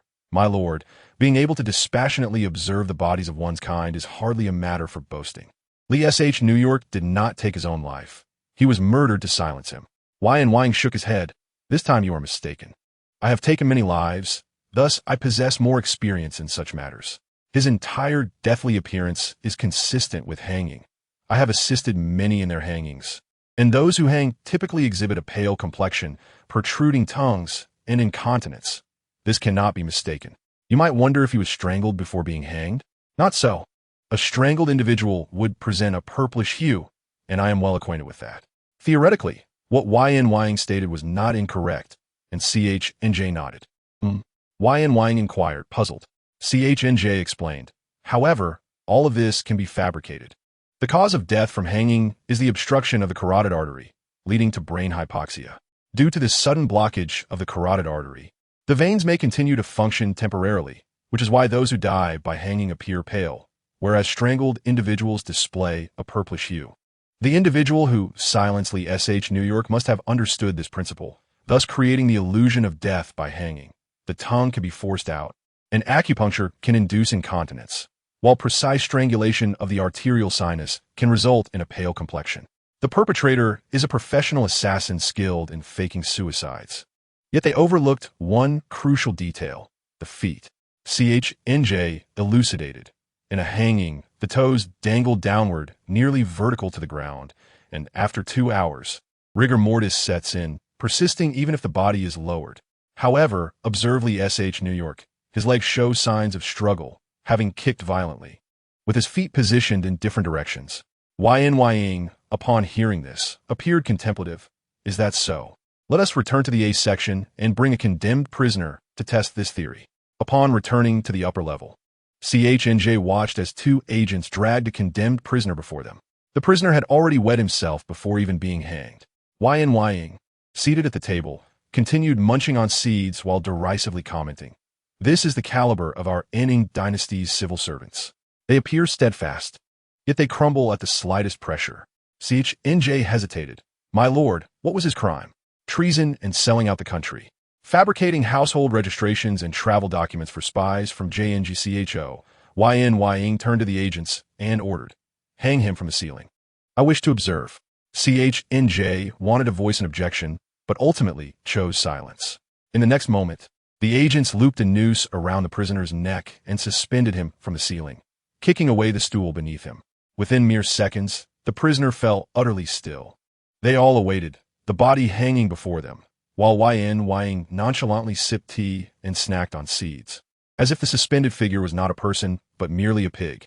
Chunji solely focused on perusing the case files to pass the time. 2 hours later, the spies retrieved the body from the rooftop, confirming Chunji's assertion that the toes were rigidly straight.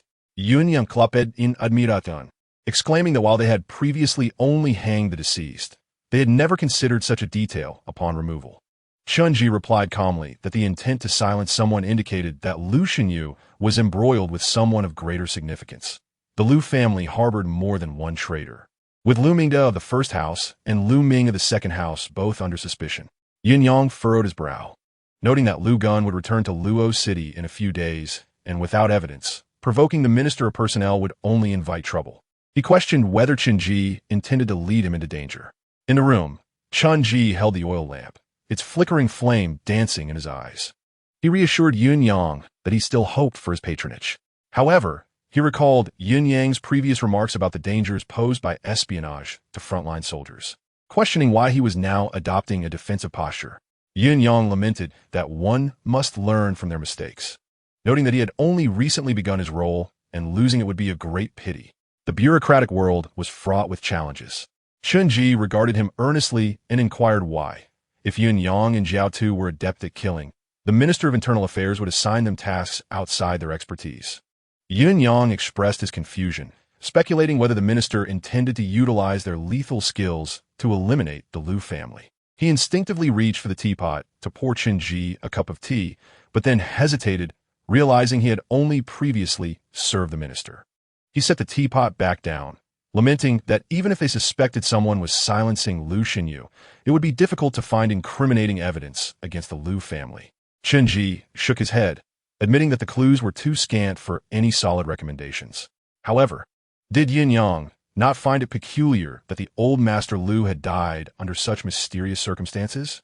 His demise had immediately placed them on the defensive. His master had been invited to treat the old master, yet the carriage had broken down en route, preventing him from meeting the old master. A sudden spark of realization struck Yunyang. The old master Lu might not be dead after all. As for whether the old master Lu was truly deceased, no one knew. Apart from the Lu family, no one had seen the old master's body. The atmosphere in the prison was stifling, and Yunyang waved his hand, signaling for all the spies to exit quietly. He rose abruptly, pacing the room, convinced that the old master Lu was alive and that they had stumbled upon something crucial. The Lu family, in a state of panic, resorted to such measures to compel them to withdraw.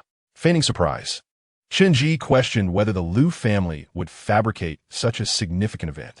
He observed Lu Ming's mournful demeanor. Yunyang scoffed, explaining that officials in both the court and the government had committed even more outrageous acts for power and profit. It was not at all unusual for a man of over 90 to feign death to protect his lineage, and Lu Ming was simply playing the part of the grieving heir. He turned to Chunji, asking what he should do next. Chunji lowered his gaze and, after a moment's contemplation, suggested they open the coffin and examine the body. Yin Yang was taken aback, realizing the gravity of the situation. The old Master Lu was the biological father of the current empress. He had no issue with investigating the Lu family, but opening the coffin was tantamount to courting death. He remarked that Chunji was indeed bolder than he, questioning what would happen if the old master were genuinely dead. Chunji, hands clasped around the hexagram lamp, met Yun Yang's gaze, asserting that even if the old master was truly deceased, would he not wish to verify it? Yun Yang began to pace rapidly within the room, contemplating the potential ramifications of opening the coffin, and ultimately declared with resolute certainty they would open the coffin and inspect the body. At that moment, a chilling breeze swept through the depths of the prison, causing the lamp in Chunji's hands to flicker precariously. Previously, he had only collected the icy currents from the A and B cells, daring not to venture into the other sections. Yet now, the ominous wind surged forth from the depths, stirring the icy flows from the C, D, and F cells with alarming intent. Chunji felt an overwhelming, almost uncontrollable wave of chill surging within him. It was no longer prudent to linger. He stood to leave, informing Yun Yang that they had been away long enough that his master must be worried, and requested to be taken home. Yun Yang, with a sinister smile, replied that since the idea was Chunji's, he could not simply depart. They would go together, as this matter was too sensitive to involve other corner assistants. It was fortunate that Chunji possessed some talent for examining bodies. If the old master was indeed in the coffin, he could also investigate the cause of death. If anything were to go awry, none would escape unscathed. Chunji hesitated, reminding Yun Yang that the credit belonged to him and Jiao too, and he was merely a strategist. What if their plans led to their demise? Yun Yang sneered, urging him to hurry, and suggested they pick up Jiao too, aiming to reach the Lu family ancestral tomb before nightfall. While Yun Yang and Jiao Tu were not adept at capturing spies, they excelled at self-preservation, shifting blame, and claiming credit. He blindfolded Chunji once more and expressed curiosity about why he always held onto the hexagram lamp. As he snatched it away and returned it to its place, Chunji allowed himself to be tugged along by Yun Yang, stumbling out of the prison. Within the swaying carriage, he sat firmly, clenching his teeth. Without the lamp, the icy currents grew unrestrained. The gray cloth at the carriage window fluttered in the wind, and the setting sun cast its rays upon him, yet he felt no warmth. After an indeterminate time, someone lifted the carriage curtain, a rush of cool fragrance flooding in as Jiao Tu entered. "Oh, Yin Yang, why did you bring this lad along?" Yin Yang, driving the carriage, replied that it was this lad's idea, so he naturally had to bring him along. Jiao Tu removed Chunji's blindfold and the cotton from his ears, inquiring curiously whether it was true that Yun Yang had dispatched all the prison guards of Luo City to Lingnan. Would the prison mistress be angry at his unilateral decision, considering the prison was her domain? Yun Yang scoffed, retorting that she ought to contemplate how to face the wrath of the minister, as the prison had become porous. With information leaking freely, he would certainly hold her accountable for this. Jiao Tu pondered aloud that sending them to Lingnan was quite harsh, involving a long journey, and that the region was rife with malaria. Those afflicted endured days of suffering before succumbing. Yin Yang paused, wondering aloud what they should do. It would be better to eliminate them in Luo City instead of making such a long trek. Jiao Tu replied seriously, "That makes sense." Turning to Chunji, she added earnestly, "You won't betray us, will you? Betraying us could cost us our lives." Chunji chuckled, assuring her, "Jiao Tu, if I were to betray you and Yun Yang, who else would pay me?" "That's good to know." Jiao Tu laughed, raising her wrist to Chunji's nose. "Take a whiff of the incense I just bought from the daughter's pavilion. Isn't it delightful? Quite expensive." Yin Yang frowned, asking, why should he smell it? Jiao Tu shot him a glance. "Drive your carriage well and mind your own business." Yin Yang, fuming, fell silent. Throughout the journey, Chunji observed the scattered white paper money lining the path, a sign of the Lu family's grand funeral procession, offerings cast into the air. Yin Yang derided in life. They feast in luxury, and in death, they shower paper money, hoping to maintain their wealth in the afterlife, while the children of humble families can scarcely afford paper. Jiao Tu teased, "With your evident disdain for the corrupt, perhaps the minister should assign you to the Chief Punishment Office, where they investigate corrupt officials daily." "I have no intention of going. The main criminal court is a gathering of old fogies, utterly tedious." As night fell, Yunyang and Jiaodu switched places in driving the carriage, while he settled inside, keeping watch over Qinji. Suddenly, Yunyang fixed his gaze upon Qinji's eyes and remarked, during the interrogation of the Lu family's disciples. It was mentioned that Lu Xiyu had a close relationship with a prominent figure from the Jing Wangfu. I suspect the Jing Wangfu is also involved, and there may even be spies from Jing Chao operating within the palace. Did you uncover any clues within the Wangfu? A sense of tension gripped Qinji's heart. Are you certain, Lord Yunyang, that there are spies within the Wangfu? The air inside the carriage became heavy, as if an invisible hand were tugging at the space between them. Yunyang pondered aloud. Do you think it's possible that Dr. Yao could be a spy for Jing Chao? He holds a prestigious position in the Imperial Hospital, with numerous high-ranking officials seeking his consultations. Even the emperor wishes to summon him to the palace. Yet, he chose to come to this Luo city 3 years ago to serve as the royal physician for the Jing Wangfu. Does that not seem suspicious to you? Suspicious indeed, Qinji replied curiously. Has my master changed in any way over the years? Dr. Yao was known for his sharp tongue in the capital, but the prime minister once mentioned that he was not like this in his early years. He was generous and even willing to offer his services for free. After a moment's reflection, Qinji continued, I do not believe my master resembles a spy. Previously, when someone from the Wangfu sought him for a consultation, he refused to go. If he were a spy, how could he possibly forfeit the chance to engage with influential figures from the Wangfu? That is a valid point. Yunyang resumed his pacing. But what about your 2 senior brothers? I have investigated them. Lu Tsuxing belongs to a collateral branch of the Lu family. Is there a possibility? Qinji inhaled deeply, a look of confusion crossing his face. Lord Yunyang, are you insinuating that you suspect me indirectly? Yunyang chuckled. How could it possibly be you? I have absolute trust in you, merely advising you to be cautious of those around you. Jiaodu interjected. Let us halt the carriage beside the grove. We are nearing the Lu family ancestral grave. We shall traverse this mountain on foot.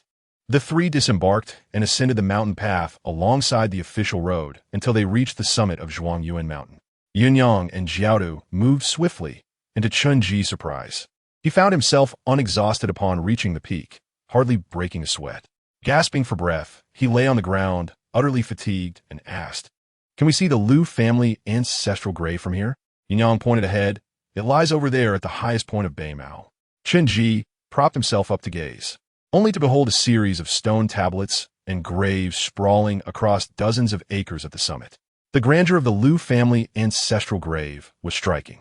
In front of each tomb stood stone figures, guardians sheep, tigers, and stone pillars, some graves towering over 10 feet. It is worth noting that in the Ning Chao dynasty, social hierarchy was strictly enforced. Commoners were forbidden from riding in sedan chairs, wearing boots, or donning hats reserved for officials. Each law proclaimed the significance of propriety and status. Such imposing tombs, like those of the Lu family, could only be erected by individuals of the 3rd rank or higher during their lifetimes. Yunyang gazed upon the ancestral graves with a sense of lamentation. For a millennium, the scholarly families of the Ning Chao dynasty have amassed wealth and power, feeding off the common folk, thus achieving such splendor. Qinji instinctively sensed something amiss. How could the Ning Chao dynasty have endured for over 1,000 years? This was, by historical standards, an extraordinary anomaly, unlikely to occur without external influence. At that moment, Jiaodu remarked, The death of the Lu family patriarch indeed seems dubious. Observe the ancestral tomb. It is guarded by over 100 private soldiers, and there may even be officials stationed here. The last time we sent spies to Luo City for reconnaissance, there were only 10 guards at the Lu family ancestral grave. Then we cannot charge in recklessly, Yunyang frowned. Glancing at Jiaodu, will you take action? I cannot open the coffin. Jiaodu shot a glance at Qinji, have him blindfolded and turned away from me. You keep watch. Qinji willingly turned his back, understanding that the secrets of the official cultivation methods must remain undisclosed. Once blindfolded, he witnessed Jiaodu sitting cross-legged atop the mountain, drawing a short dagger from her waist to slice open her brow. Yunyang pricked his finger, dotting the eyes of over a dozen shadow paper figures, remaining vigilantly close to Jiaodu. In the next moment, a shadow emerged from Jiaotu's brow, resembling a crab shedding its shell, detaching from her form. The shadow stood still, identical to Jiaodu, but clad in dark armor, wielding a towering Qinglong Yinhua knife. Jiaodu remained motionless, while the shadow spoke to Yunyang. I shall proceed. With that, the shadow leapt from the cliff, landing lightly upon the treetops below, effortlessly leaping from tree to tree, heading straight for the Lu family ancestral grave. Gradually, darkness enveloped the surroundings, and the shadow blended seamlessly with the night. Upon reaching the tomb of the Lu family patriarch, the shadow plunged directly into the stone-constructed grave, as if the stone walls were non-existent. After a significant interval, the shadow swiftly returned, diving back into Jiaotu's brow and vanishing from sight. She abruptly opened her eyes, astonished. There is truly no one in the coffin. No one in the coffin? Really no one? Jiaotu reiterated. I opened the coffin and found it empty, without clothing or burial items. Lu Laote is not dead. He may very well still be in the Lu family estate. The Lu family estate, located atop Longmen Mountain in Luo City, spans hundreds of acres.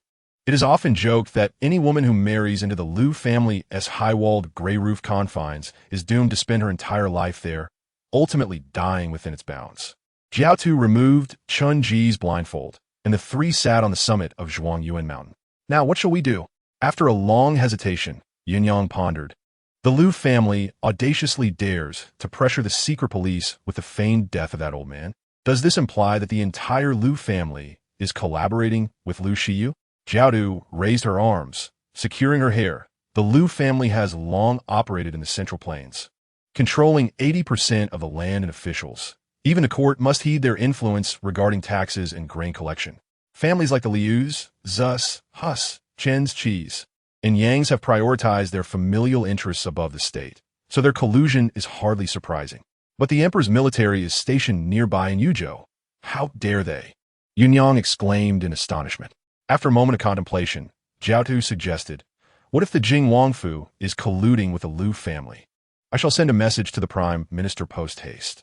This matter is beyond our authority. We must mobilize troops. Yes, we must immediately deploy forces to surround the Lu family. Chun Ji interjected. Yunyang's eyes brightened. What? Do you have a new idea? Speak quickly. You are full of clever notions. Chun Ji replied, I would trouble you both to settle the remuneration. Last time, Jiaodu's 50 taels were never given. In total, it amounts to 150 taels. Jiaotu's expression darkened. All you think about is money. Chun Ji was in urgent need of funds, estimating that he would require over 10 ginseng roots to resolve the icy flow within him. The prison in Luo City still had much ice flow to collect, and this back and forth could cost him over 1,000 taels of silver to put to rest. His cultivation path is exceedingly costly. With a smile, he remarked, the mere discovery that the coffin is empty is a significant achievement. Surely the prime minister will be quite pleased. Compared to this, what is 100 taels? Reluctantly, Jiaodu removed a purple sandalwood bracelet from her wrist and said, Here, this is a Buddhist treasure. You can exchange it for 100 taels at the Tuo Luo temple. Chun Ji was momentarily taken aback as he scrutinized the bracelet, observing that each bead was inscribed with a myriad of characters, mesmerizing to behold. Can this be exchanged for money? He inquired with curiosity. Have you never seen the Buddhist currency?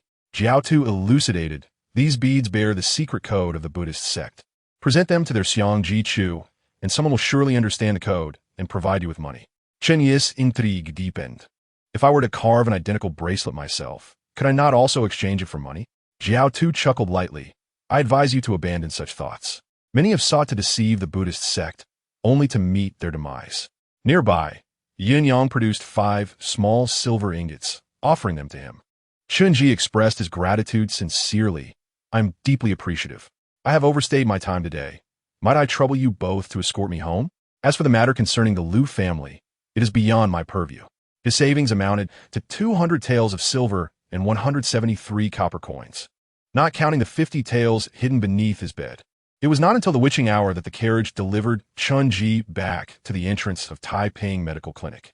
Yunyang and Jiaotu, having incurred a financial loss, departed without exchanging a word. Their earlier joy diminished. As the carriage receded, Wu Yun leapt from the roof into his embrace. I've memorized the location of Neiu. Oh, you are so cold. The icy currents from Neiu had overwhelmed him. Did you observe Jiaotu's cultivation method? Chun Ji, with copper coins in his left hand and Wu Yun in his right, proceeded towards the clinic. Indeed, a manifestation of Ain's spirit emerged from her brow. quite forcefully, Wu Yin remarked. Upon pushing open the clinic's door, the moment he did so at the stroke of the third watch, the icy flow surged forth as expected. It seemed to be a peculiar moment, as the dormant ice currents always stirred at this hour, relentless and unyielding. Chunji struggled towards the medicine cabinet, having been informed earlier that a herbalist had come by, and his master had likely replenished the supply of ginseng. However, he barely made it to the cabinet before he found himself unable to advance. Wu Yun, ginseng he managed to utter. Inside the clinic, Wu Yun sprang from Chunji's arms, nimbly leaping onto the cabinet, yanking open a drawer, and returning with a fresh ginseng root to present to Chunji. With a clattering sound, the ginseng transformed into 10 translucent beads that bounced on the floor, which Wu Yun eagerly chased, swallowing them one by one. The molten flow responded, igniting the Tai-E acupoints on both sides of his dantian in an instant. Exhausted, Chunji leaned against the counter, gently stroking Wu Yun's head. "Thank you." Wu Yun lifted her head. "You need not thank me again. What will your master say if he discovers the ginseng is missing?" Chen Yi hesitated. "I must promptly replace it before my master notices." Wu Yin pondered for a moment. "Shall I go and give that fat white cat a beating to settle the score for you?" Chunji regarded her with newfound respect. What a splendid idea. At that moment, a dry voice from behind interrupted. "You were sent to deliver medicine, yet you tarried from morning until night." Chunji instinctively turned, blocking the cabinet drawer that had yet to close. "Master, how did you approach without making a sound?" Even Wu Yun had not sensed the presence of the old man. Master Yao stood in the main hall of the clinic, a mocking expression on his face. "You remember to return, do you? Why do you stand there? Come here." Chunji dared not move, as the drawer remained ajar behind him.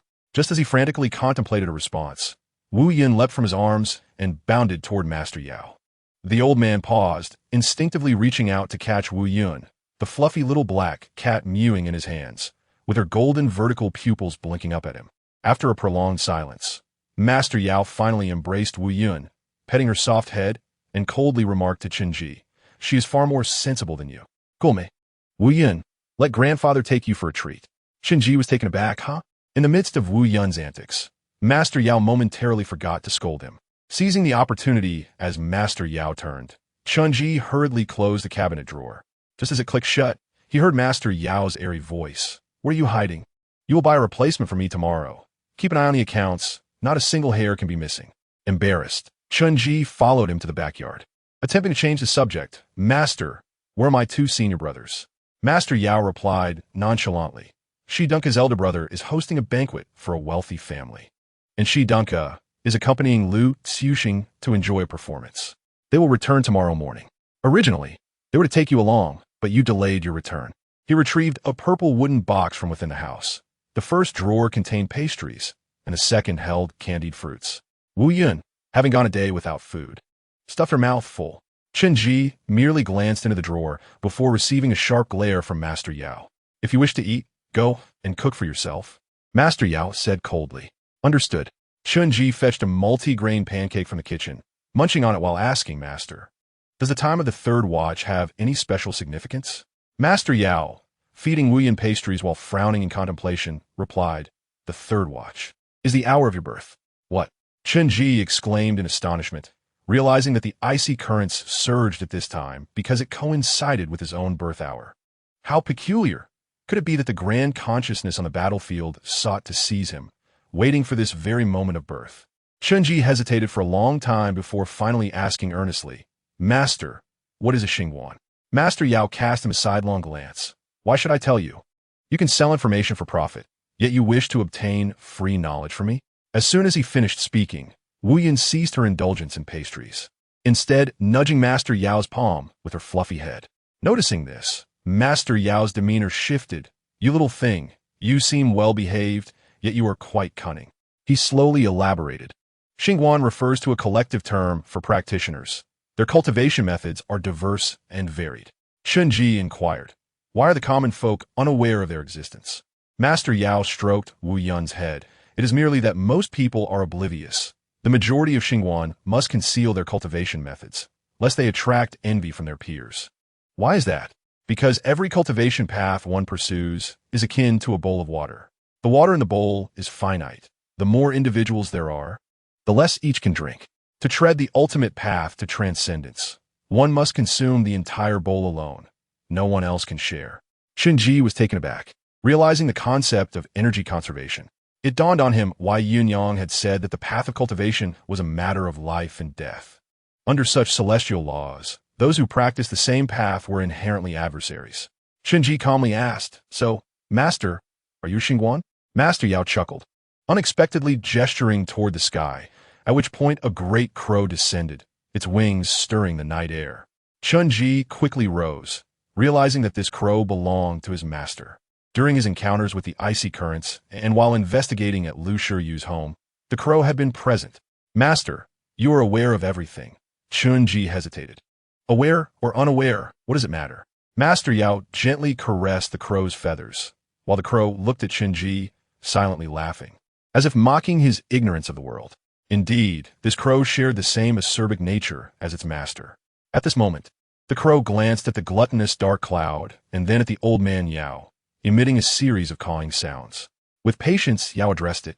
"Allow me to introduce you to a new friend." In the next instant, the crow surveyed Chunji, then returned its gaze to Yao. Yao continued, "This one is not yet." Chunji, in a moment of contemplation, pondered the meaning of the encounter. In the small courtyard, the crow flapped its wings, casting sidelong glances at the dark cloud. The dark cloud, sated and eager to pounce, found itself outmaneuvered each time, the crow's calls brimming with mischief.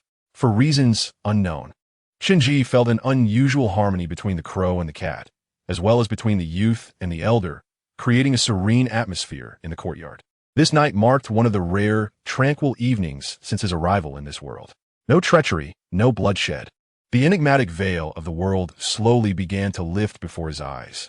"Master," Chunji ventured, articulating his most perplexing question. "Do all practitioners have to kill as we do?" Yao, seemingly puzzled, asked, "Kill what? Kill the afflicted?"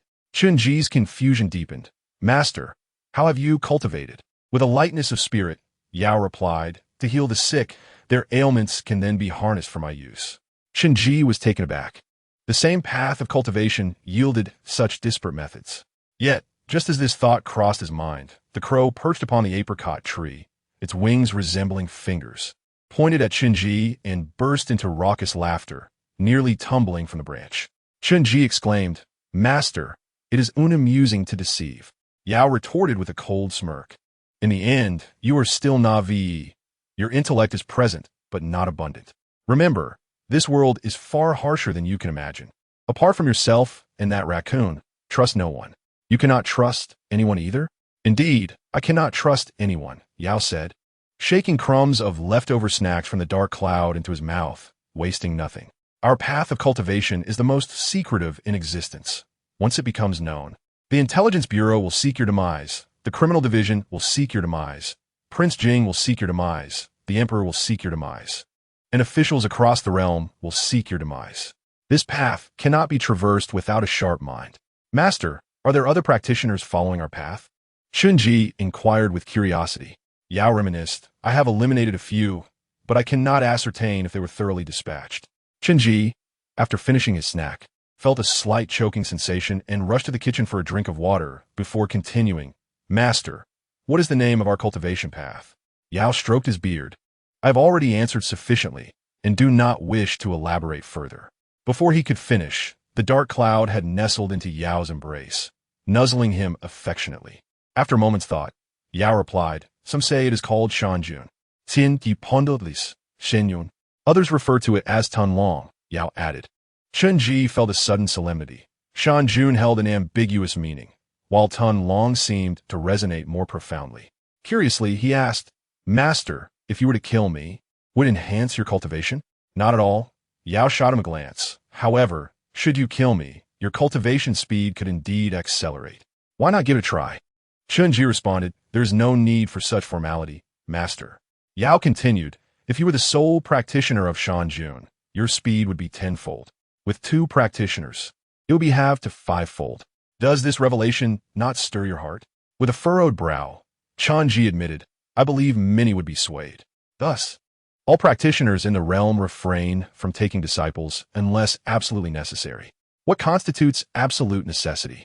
Either one is gravely wounded and near death, or one is approaching old age, or one recognizes that there is no further hope of seeking the great Tao, Yao lamented. I have witnessed masters who taught their disciples only to be met with murderous intent, and fathers who passed their knowledge to their sons, only to find themselves betrayed. Chenji sensed the melancholy in the elder's tone. Master, aside from Shidunka and Lu Tsuxing, do I have other senior brothers? Yao scoffed. Yes, but they're dead. I killed them. After a moment of hesitation, Chenji asked, do you have children? Yao remained silent for a long while. I've already answered that. Once you have lived long enough, you will understand the wisdom in avoiding deep attachments. All such bonds are destined for parting and disappointment. In that moment, Chenji finally grasped the reason for Yao's emotional detachment. The stories behind such indifference were far more intricate than mere words could convey. Yao must have genuinely sought to teach his son. Otherwise, he could have waited until his deathbed to pass on the teachings of cultivation. Yet it seemed that Yao's son harbored ill intentions. No wonder there were so few practitioners in this world. Those who mastered the path of cultivation would never easily share it and would often turn against one another. Not every son in the world wished to betray his father, but there were certainly those who did. Chenji questioned, why would you still choose to take on disciples, and why take on 3 at once? Yao regarded him with a sidelong glance, then looked back at the crow still playfully tormenting the dark cloud. I harbor no sentiments of master and disciple towards you. I merely do not wish for this path of cultivation to die with me. Thus, do not hold too high expectations. You pay tuition, and I teach skills. That is all. Chenji felt Yao's reasoning was insufficient, but chose not to press further, instead stating sincerely, though you may not believe me, I assure you, I will never harm you. Do not speak so soon. Yao scoffed. I have shared all that I can with you. I fear you may perish without understanding. The rest I cannot disclose. Perhaps in a better mood, I might share more in the future. Chenji asked, when will you be in a good mood? Return my ginseng, and I might be in a better mood. Chenji quickly replied, I'll visit the apothecary first thing tomorrow. Yao hunched over, halted at the entrance of the main house, the crow landing upon his shoulder. Do not dwell too much on it. Since you have already begun working for the Intelligence Bureau, you have 1 foot in this world. From henceforth, life and death are fated. Do not harbor regrets. Chenji inquired, Master, what is this world? Yao replied blandly, the world is a place of monotony, devoid of novelty. Why do you say that? Because human nature is the same. Day after day, it remains unchanged. Chenji suddenly asked, Master, what sort of person is the Minister of the Intelligence Bureau? The most venomous of individuals. Otherwise, how could everyone privately call him the Poison Minister? Yao pushed the door open and entered in the days to come. You will long for these times when you are still unfamiliar with him. Chenji gazed at the elder and the crow on his shoulder, suddenly reminded of that night on the long street of Luo City, with the dark cloud and himself. He then heard Yao begin to hum a peculiar tune. Day in and day out, the law brings worry, while the strong sing merrily at night. Hurting others for personal gain, the just and fair go hungry. Repairing bridges and roads while blind, children abound in murder and arson. I go to the Western Paradise to consult the Buddha, and the Buddha says he has no remedy. Upon returning indoors, Chenji lay back on the communal bed, resting his arm beneath his head, the melody of his master's recent song echoing in his mind, while the dark cloud nestled against his chest. Dark cloud, do not lie on my chest. I cannot sleep like this. The dark cloud looked up at him. Is it not reasonable for your master to say so much? After achieving such great merit, it is only fitting I rest upon your head. Chenji remained silent for a moment. That makes sense. As dawn broke, before the rooster crowed, the dark cloud had already vanished. Chenji, balancing a shoulder pole, filled the water vat to the brim and tidied the courtyard's ground. Noticing a crow perched on the branch of an apricot tree, he greeted it with a smile. The crow merely glanced at him askew before resuming its slumber. Once everything was in order, Chenji donned the Buddhist coin on his wrist and pocketed all the silver ingots before stepping out. The apothecary was located in the East Market, a hub for merchants traveling from north to south, students preparing for examinations, and officials attending social engagements, thus serving as a critical nexus of the realm. Yet, they were all transient visitors of Luo City, departing once the clamor subsided. Departing from the Taiping Medical Hall, it took Chenji about an hour's walk before he could faintly hear the merriment of the East Market. The brothel had already closed for the night. While fishermen were just returning from the rivers, hauling basket after basket of fish ashore, while the boatman carried ropes towards the canal. Chenji looked up, his gaze searching the various signs, ultimately settling on Bai Lu Gu, the largest apothecary in Luo City, which supplied 60% of the city's medicinal herbs wholesale from the southern and northern markets.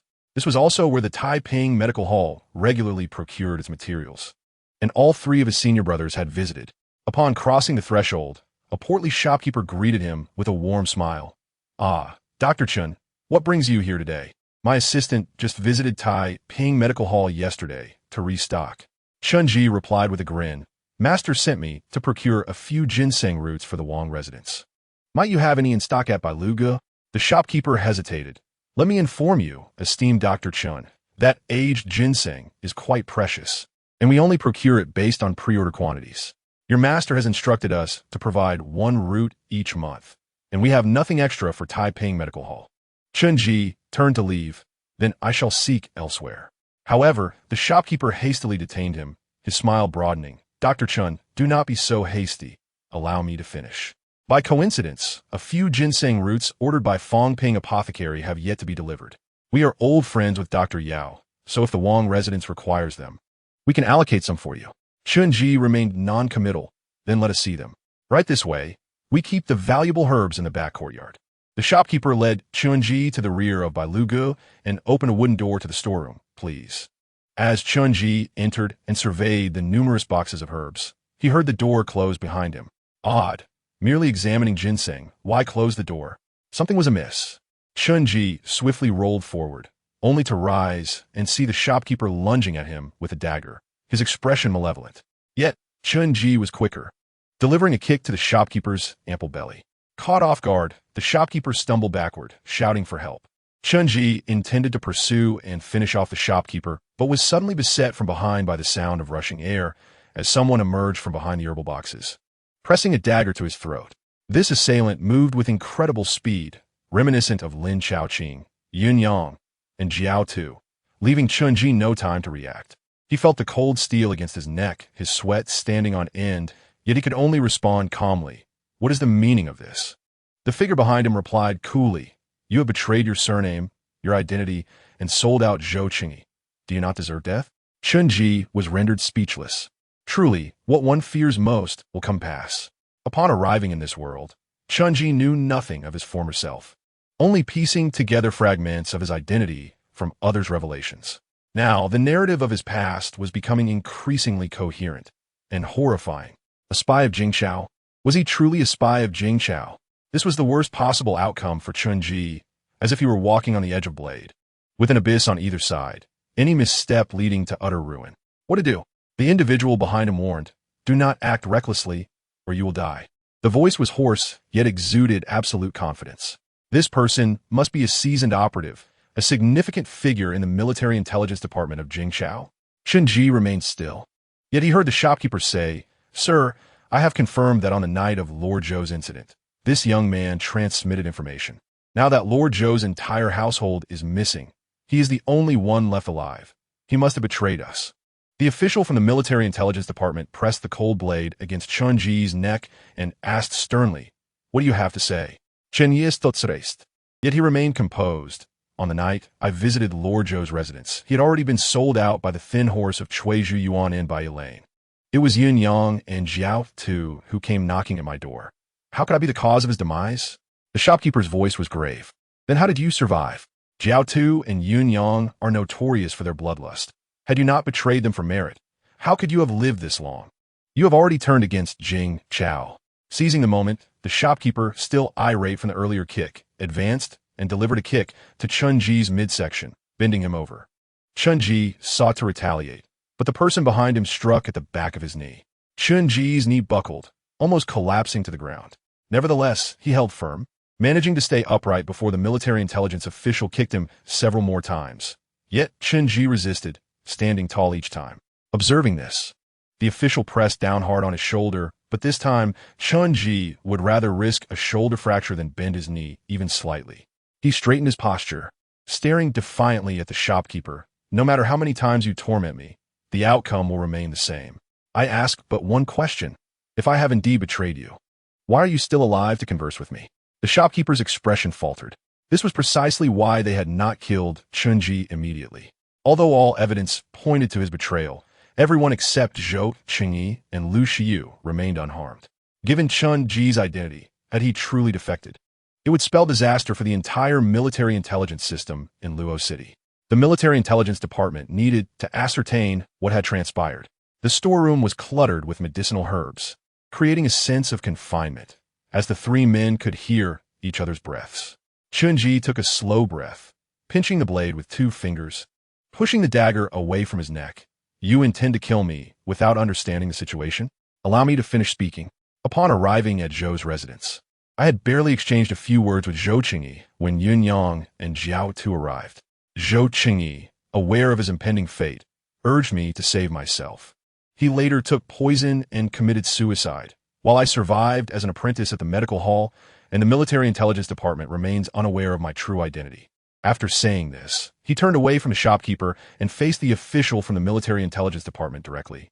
You are the third-ranking figure of the military intelligence department of Jing Chao, concealed within Ning Chao. The official, dressed in a simple gray robe, bore patches on his elbows and knees. Strangely, he wore a thin wooden mask carved with a fearsome visage, adding to his eerie presence. Before he could utter a word, the official raised his hand and struck Chunji on the neck, rendering him unconscious. When Chunji awoke, he found himself suspended upside down in darkness, a black cloth covering his head, with a painful sensation in his wrist as though it had been cut. He heard a sticky dripping sound, as if his blood was falling drop by drop. The sound echoed like a countdown of life, filling him with dread and urgency. Yet oddly, Chunji felt a sense of calm wash over him. According to the speed of blood flowing, you have only a quarter of an hour to live. The voice of Si Chao echoed from behind a mask, somewhat muffled. Now I ask you, the intelligence agency has always preferred to kill wrongly than to let go. Even if they are unaware of your identity as a spy, they certainly would not allow you to live. Tell me, on what grounds would they release you? Chunji, shrouded in darkness, explained, because I have achieved merit.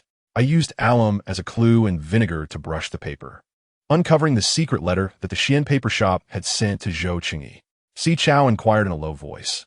If what you say is true, then your displayed abilities are inconsistent with your status as an apprentice in a medical clinic. Yuanyang and Jiao Tu would undoubtedly harbor suspicions. Yuan Ming, when he arrived, did he confirm that no one was tailing him? The shopkeeper shook his head. No. Please double-check to see if there are any unfamiliar faces near by Lu Gu at this moment. Understood. The shopkeeper named Yuan Ming immediately pushed the door open and stood in the courtyard, emitting a crisp swallow call with a brass whistle. Soon, from the 4 cardinal directions surrounding by Lu Gu, the swallow calls echoed back in sequence. The shopkeeper returned inside, his expression perplexed. Lord Si Chao. The brothers on patrol around reported that indeed no one followed him. Si Chao fell into contemplation.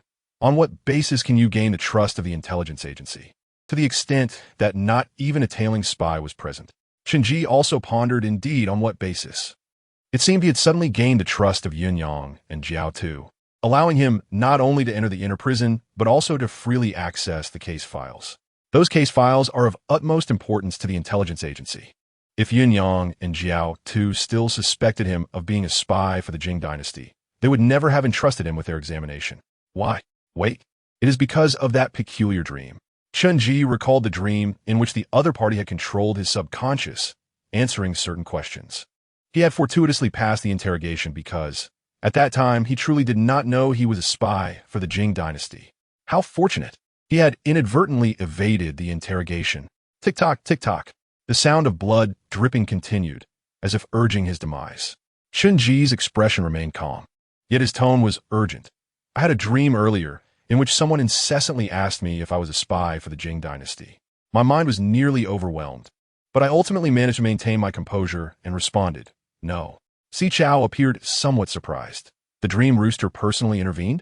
You managed to withstand the interrogation of the dream rooster. However, Si Chao did not fully believe him. Chunji felt a sharp pain in his arm, as if it had been cut again by a knife. The sound of dripping blood vanished, replaced by the sound of blood cascading like a slender thread into the wooden basin, incessantly plopping. Si Chao spoke calmly. Regardless of how fantastical your claims may be, they could merely be a fabrication orchestrated by the intelligence agency. If you wish for my belief, You must prove your loyalty to the Jing dynasty. If you cannot, I will have no choice but to kill you, and I trust your uncle would understand my reasoning. Qinji was momentarily taken aback. Uncle, at that moment, the shopkeeper remarked, My lord, do not waste time with him. There must be a plot behind the intelligence agency's decision to spare his life. If we allow him to return, it is possible that Bai Lu Gu may be destroyed one day. This is one of our most important enterprises in the south, and many rely on Bai Lu Gu for their livelihoods. Si Chao remained silent, merely waiting for Qinji's response. Qinji closed his eyes, pondering how he could prove his continued loyalty to the Jing dynasty. When he opened his eyes again, he declared resolutely, I saw the book Jin Si Lu, which concealed information through Fanxia in Lu Shiyu's residence, but I did not hand it over to Yun Yang and Jiao Tuesday. In the book, Lu Shiyu revealed that there were important figures from the Wang family communicating with my Jing dynasty's military intelligence agency and disclosed that the entire Lu family had sided with the Jing dynasty. If this book were to be handed over, the Lu family would likely face dire consequences. Si Chao inhaled sharply. Where is Jin Si Lu? It has been burned. Si Chao narrowed his eyes slightly, a fierce glint flashing within, quietly contemplating. You did not lie about this. The intelligence agency indeed did not find Jin Si Lu. Afterward, I infiltrated Lu Shiyu's residence to search for it, but found nothing. It turns out you had hidden it away beforehand. Very well. Qinji's heart sank. The Jing dynasty's military intelligence agency was aware that the intelligence agency had not obtained Jin Si Lu. Did that mean there were other spies present in the Lu residence that night? Just as Si Chao was deep in thought, the shopkeeper urged, My lord. Regardless of how eloquently he speaks, it does not change the fact that he betrayed his colleagues.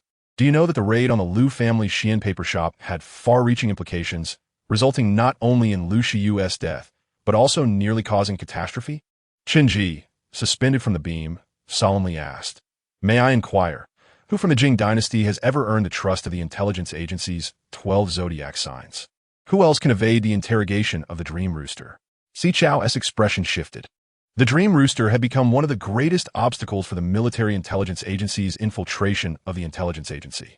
Many spies had fallen before the Dream Rooster in their attempts to penetrate the intelligence agency.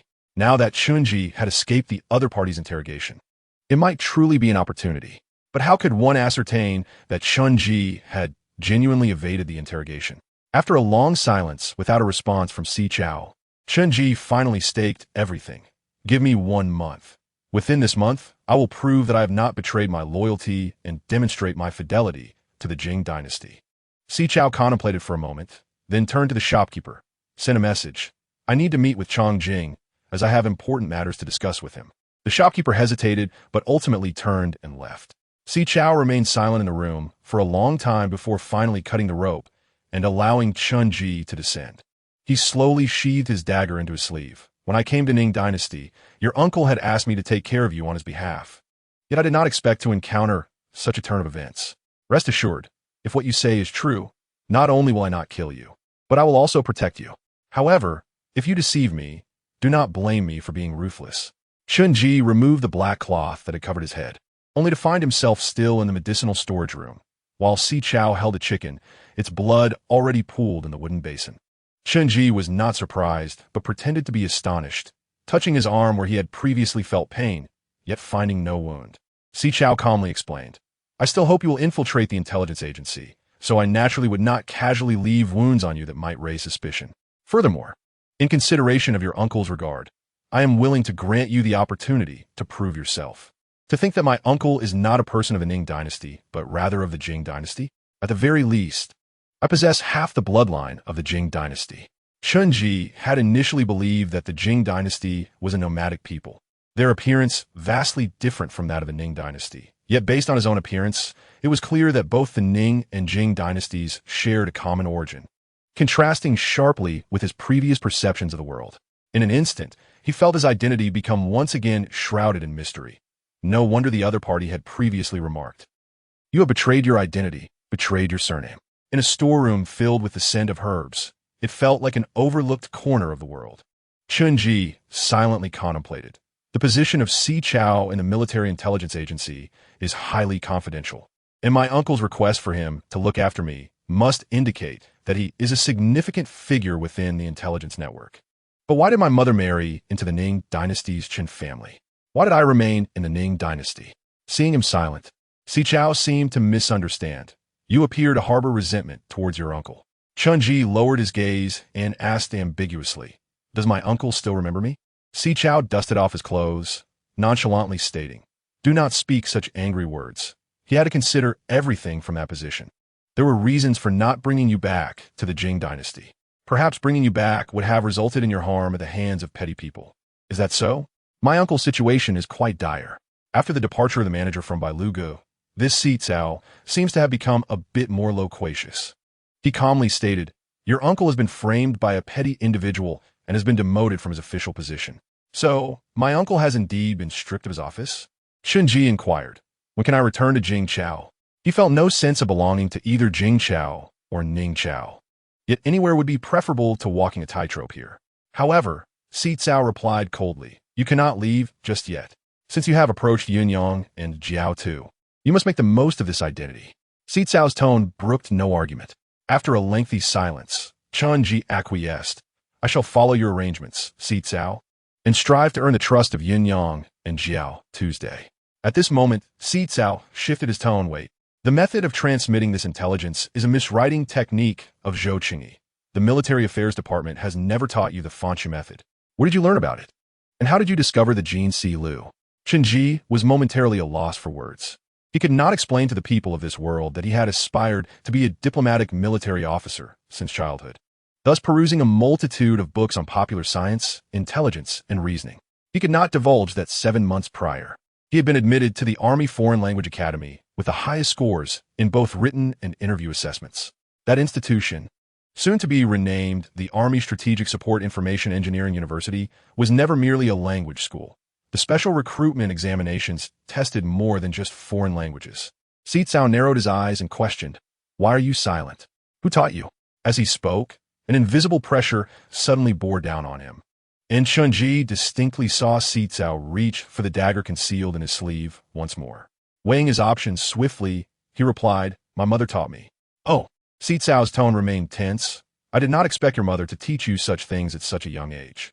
What else did she teach you? Surely, it cannot be limited to just the Fanxi method." Chunji began to recall. "My mother also told me that merely using the Fanxi method to conceal information could easily be exposed if one encounters another who understands Fanxi. Thus, she devised a new method to hide intelligence atop the Fanxi technique." "Oh." Si Cao's interest was piqued. "What method?" Chunji replied, "My mother referred to it as a cipher book."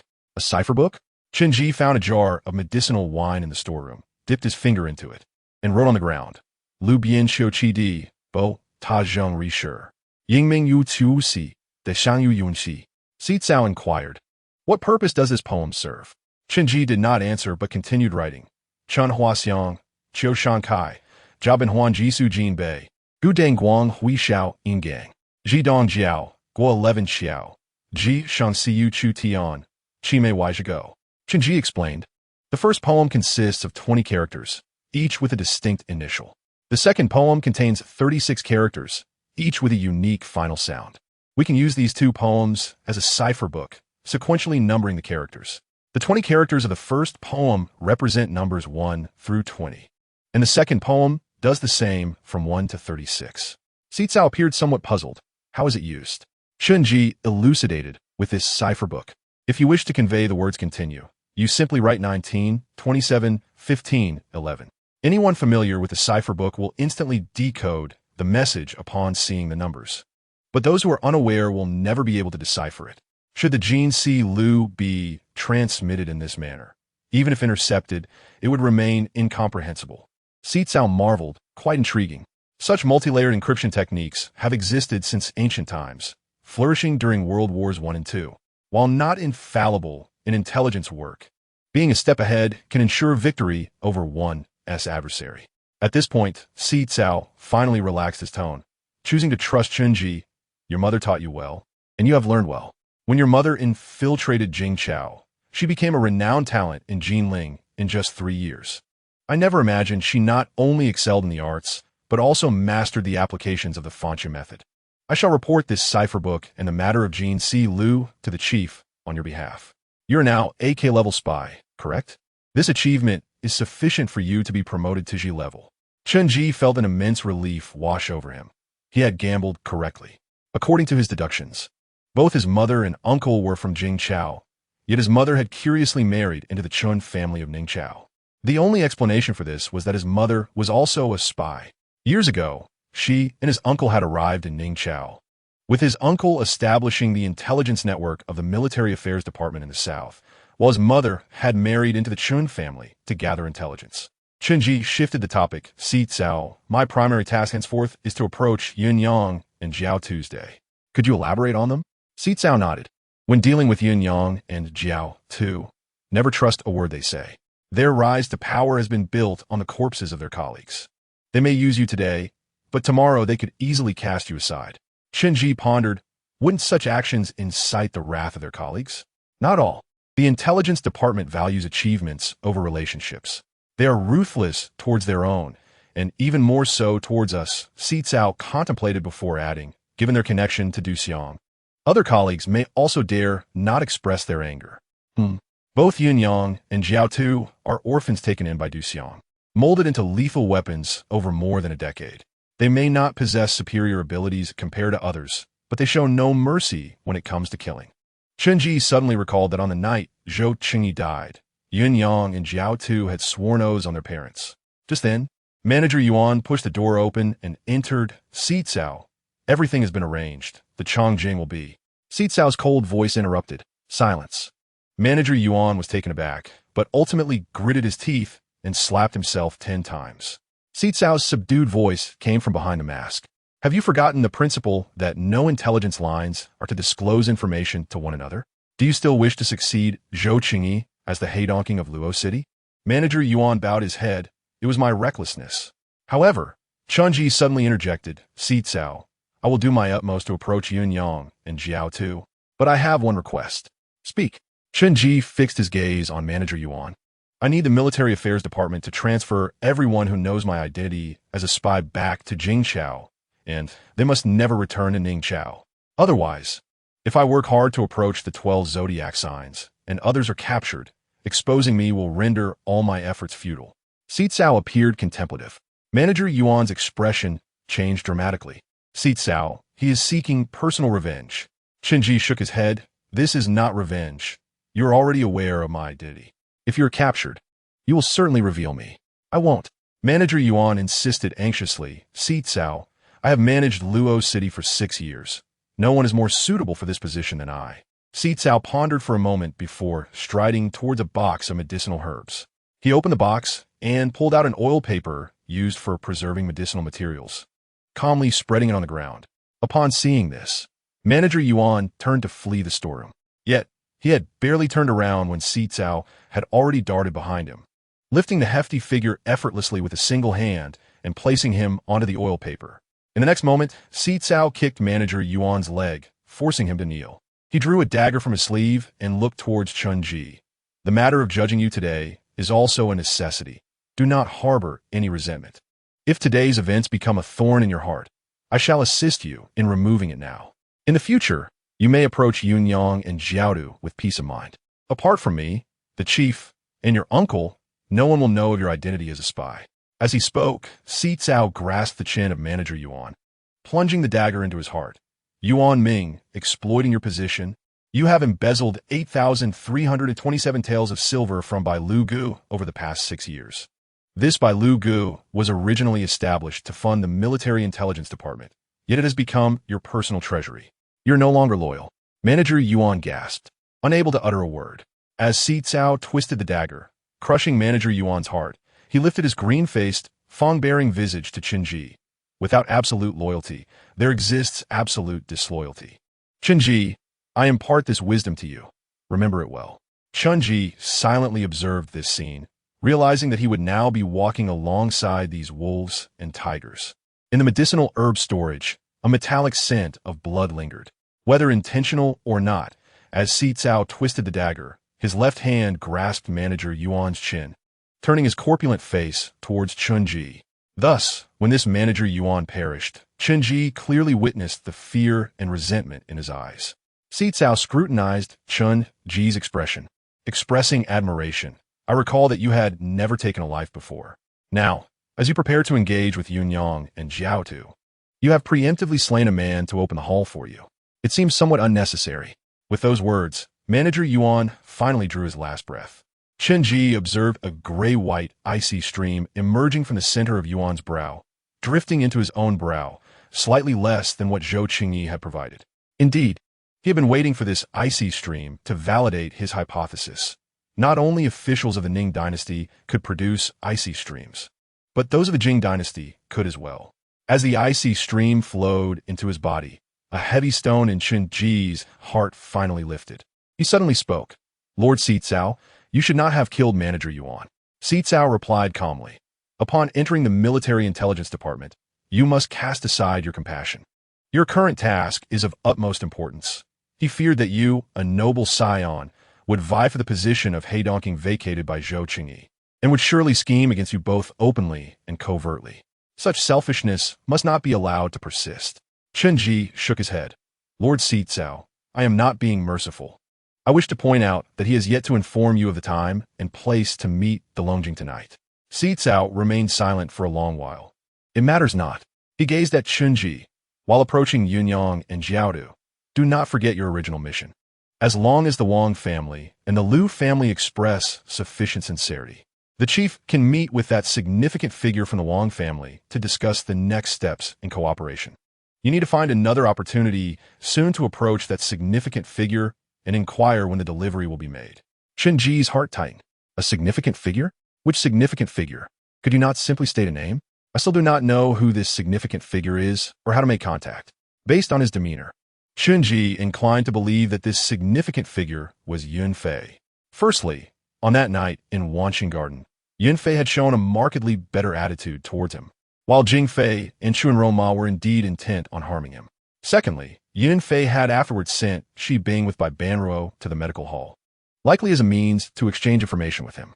As Chen Ji pondered this, he recalled that during Shi Bing's last visit to the medical hall, he had not disclosed any information and had even gifted a 50-year-old ginseng to the cat. If Yun Fei were indeed that significant figure, she must be quite perplexed. Observing Chen Ji's silence, Sitao inquired with a serious tone, What is the matter? Are you facing difficulties? No, Chen Ji replied, cupping his hands in farewell. Lord Sitao, I came today at my master's behest to procure ginseng, and it would not be appropriate to linger. Sitao nodded, wiping the blood from his hands with a cloth while saying, Ginseng is in stock. Simply pay the money in the main hall, and you may take it away. Chen Ji asked, May I receive a discount? Sitao, puzzled, responded, You're using the funds from Taiping Medical Hall to purchase ginseng. What discount do you seek? You should know that many spies in the Jing dynasty are supported by Bai Lu Gu. Do not take advantage of your own people for the benefit of outsiders. Chen Ji, that is a valid point. Upon leaving Bai Lu Gu, Chen Ji let out a long breath. The trials are numerous, yet they must be traversed step by step. Whether in the Jing dynasty's military intelligence or the espionage department, he had no choice. As he merged with the crowd, Sitao stood quietly behind the window on the second floor of Bai Lu Gu, inquiring of someone. Are you certain no one is watching? A voice replied, No. Perhaps Yunyang and Jiaodu truly trust him now. Sitao pondered for a long while. Let us see if he can indeed prove his loyalty. In the capital, within the imperial palace, at the highest point of the Jiaolu, reserved for the chief eunuch, the doors and windows were tightly shut despite it being daytime, and candles were lit inside. A pale, beardless middle-aged eunuch hurried through the palace, holding up his robe with one hand. The middle-aged man was clad in a plain blue single dragon robe, exuding immense nobility. The Ning dynasty's dragon robes came in two varieties, single and sitting dragons, and only those granted by the emperor could wear them, signifying high status and favor. Outside the Jiaolu, guards clad in black stood silently. As the middle-aged man approached, he addressed one of the guards. I wish to see the Minister of Internal Affairs. The guard, with a long knife at his waist and the words Jiefan embroidered on his sleeves, gestured with sign language. What matter? These guards were capable of hearing, but could not speak. The middle-aged man replied, 3 letters have arrived from Luo City by carrier pigeon. The guard turned and ascended the stairs to inform the inner chamber. Moments later, he returned with a gesture inviting him in. The middle-aged man ascended the wooden stairs, arriving at a door on the top floor, knocking 3 times. Minister, Wu Xiao has urgent matters to report. There is news from Luo City. Inside, a bell chimed, and only then did Wu Xiao push the door open. Upon entering the dimly lit room, he found no sight of the minister himself. The desk was obscured by a screen embroidered with a sitting dragon, facing the visitor. If one were to enter this room for the first time, they might be startled by this colossal dragon. Wu Xiao stood outside the screen, bowing his head. My lord, 3 letters have arrived from Luo City. From a chief criminal officer Lin Xiaoqing, the intelligence department's Yunyang, and the intelligence department's Meng Ji. Which should I open first? For a long time, there was no reply from behind the screen, and Wu Xiao, adorned in the dragon robe of high status, did not dare to lift his head. After an indeterminate amount of time, the person behind the screen, while writing documents, spoke leisurely. The chief criminal officer. Wu Xiao hastily took out 3 finely bamboo sticks sealed with wax from his sleeve. He opened the first stick and drew out a rolled-up white paper. As he unfurled the white paper, he saw it densely filled with text.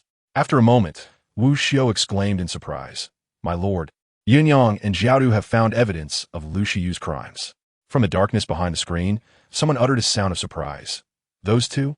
Wu Xiao quickly added, I too find these 2 reckless. It would be better to send Jin Zhu instead. However, the minister behind the screen did not express agreement or disagreement, remaining silent for a long time. Wu Xiao, flustered, lowered his body. It is my fault for speaking out of turn. In the dimness, someone instructed, Continue. Wu Xiao continued to read the white paper. Raising his head, it was not Yunyang and Jiaodu's credit. According to Lin Xiaoqing, it was a masked individual who helped them find the evidence. At that moment, the situation was urgent. Had they delayed any longer, Lin Xiaoqing would have taken Yunyang and Jiaodu back to the capital. Who is this masked individual? Lin Xiaoqing remained oblivious to the unfolding situation. He merely remarked that this individual had first assisted Yunyang and Jiaodu in locating the sandpaper shop, subsequently aiding them in uncovering the incriminating evidence against Lu Shiyu. The letter contained no more than this. Which envelope should be opened next? Yunyang. Wu Xiao rolled up the sleeves of his python robe and opened another bamboo strip, breaking the wax seal. He hesitated before saying, Yunyang, Jiaodu has painted an extravagant picture of their exploits, yet refrained from mentioning the masked figure. The Minister of Internal Affairs behind the screen fell silent for a moment. These 2 youngsters possess remarkable audacity, seeking to appropriate the merits of others. Wu Xiao continued to read, raising an eyebrow. My lord, Yunyang and Jiaodu opened the coffin for examination and discovered that there was no one inside Lu Laotai's coffin. It is possible that he is not dead. The Lu family exhibits considerable audacity, daring to fabricate such a matter.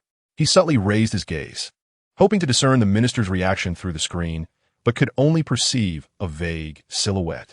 He observed the Minister of Internal Affairs, for the first time pausing his writing, the brush hovering above the paper. What are Yunyang and Jiaodu contemplating? Wu Xiao replied, Yunyang and Jiaodu have requested the nearby intelligence agency, Jiefan to come to Luoyang and publicly open the coffin for examination, thereby exposing the Lu family. My lord, the Lu family has just reported to the emperor, seeking to bestow honors upon Lu Laotai. If this matter is confirmed, it would indeed be an act of treason. The Minister of Internal Affairs pondered in silence. Wu Xiao added, My lord, this is a rare opportunity. The minister responded, Let Yunyang and Jiao coordinate Jiefan Wei's arrival, while our agency, the Li Jian, remains uninformed and destroys the note. Thus, regardless of what Yunyang and Jiaodu undertake, it shall be perceived as their unilateral decision. Should they succeed, it will be credited to them, and if they fail, they shall bear the blame. In the next moment, Wu Xiao crumpled the note into a ball and, in front of the minister, skillfully swallowed it. After swallowing the note, he continued, My lord, there's another letter from Meng Ji. I will open it. Is he not in Kaifeng? Why then does he use a carrier pigeon from Luocheng? A moment later, Wu Xiao held the note. My lord, Meng Ji states that Yunyang and Jiaodu have lavishly compensated him to come to Luocheng to verify whether the medical apprentice Chen Ji is indeed a spy for Jing Chao. This is rather suspicious. Why would they need to verify an apprentice, and why send Meng Ji specifically? Seeing that the minister remained silent for a long while, Wu Xiao summoned his courage to raise his head and tentatively asked, My lord? The minister calmly replied, This apprentice of Dr. Yao is the very masked individual who assisted them in capturing the spy. Write to Yunyang, instructing him to provide me with this apprentice's information. Yes, Wu Xiao bowed once more. My lord. Bai Long has learned that the heir of the Jing Wangfu is returning to Luoyang from Donglin Academy, gathering a number of Jianghu heroes, including several registered officials from our Lijian. What do you propose we do to prevent him from gaining power? In the dimness behind the screen, the minister replied indifferently. It matters little. They are merely Jianghu heroes. I wield the dual blades of fame and fortune, capable of severing 9/10 of their heroic spirit.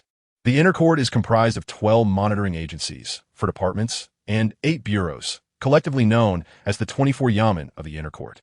The Lijian ranks first among these, overseen by the chief eunuch, granting nearly absolute power to a single individual. Emperor Ning, devoted to the Tao, has not attended court for many years, neglecting governance. Even the memorials from the outer court must be processed by the Lijian. Due to the chief eunuch managing affairs with exceptional efficiency, Emperor Ning specially bestowed a building and named it Jiefan, as a tribute to the accomplishments of the Lijian. At noon, Wu Xiu respectfully bowed as he emerged from the shadow of the covered building. Only when the sunlight illuminated him did the red python embroidered on his robe regain its brilliance. He exhaled slowly, straightened up, and strode purposefully towards the pigeon loft. Along the way, all the eunuchs who caught sight of his python robe knelt in reverence, but Wu Xiu did not glance their way. Upon reaching the loft, he dismissed the young eunuch cleaning the pigeon cages and, at a table, penned a note. He scrutinized the note repeatedly, ensuring the handwriting was correct and the message clear, before carefully rolling it into a slender bamboo tube. Wu Xiu approached the pigeon cage marked with the characters Luocheng, reached in, and gently retrieved the pigeon, meticulously fastening the bamboo tube to its leg, then released the pigeon into the sky outside. He watched the bird soar away, lost in thought. A young eunuch hurried over. "Foster father, the emperor summons you. He says that the Taoist priest from Huangshan, along with his senior disciple Zhongli, has arrived." Wu Xiu nodded. Understood.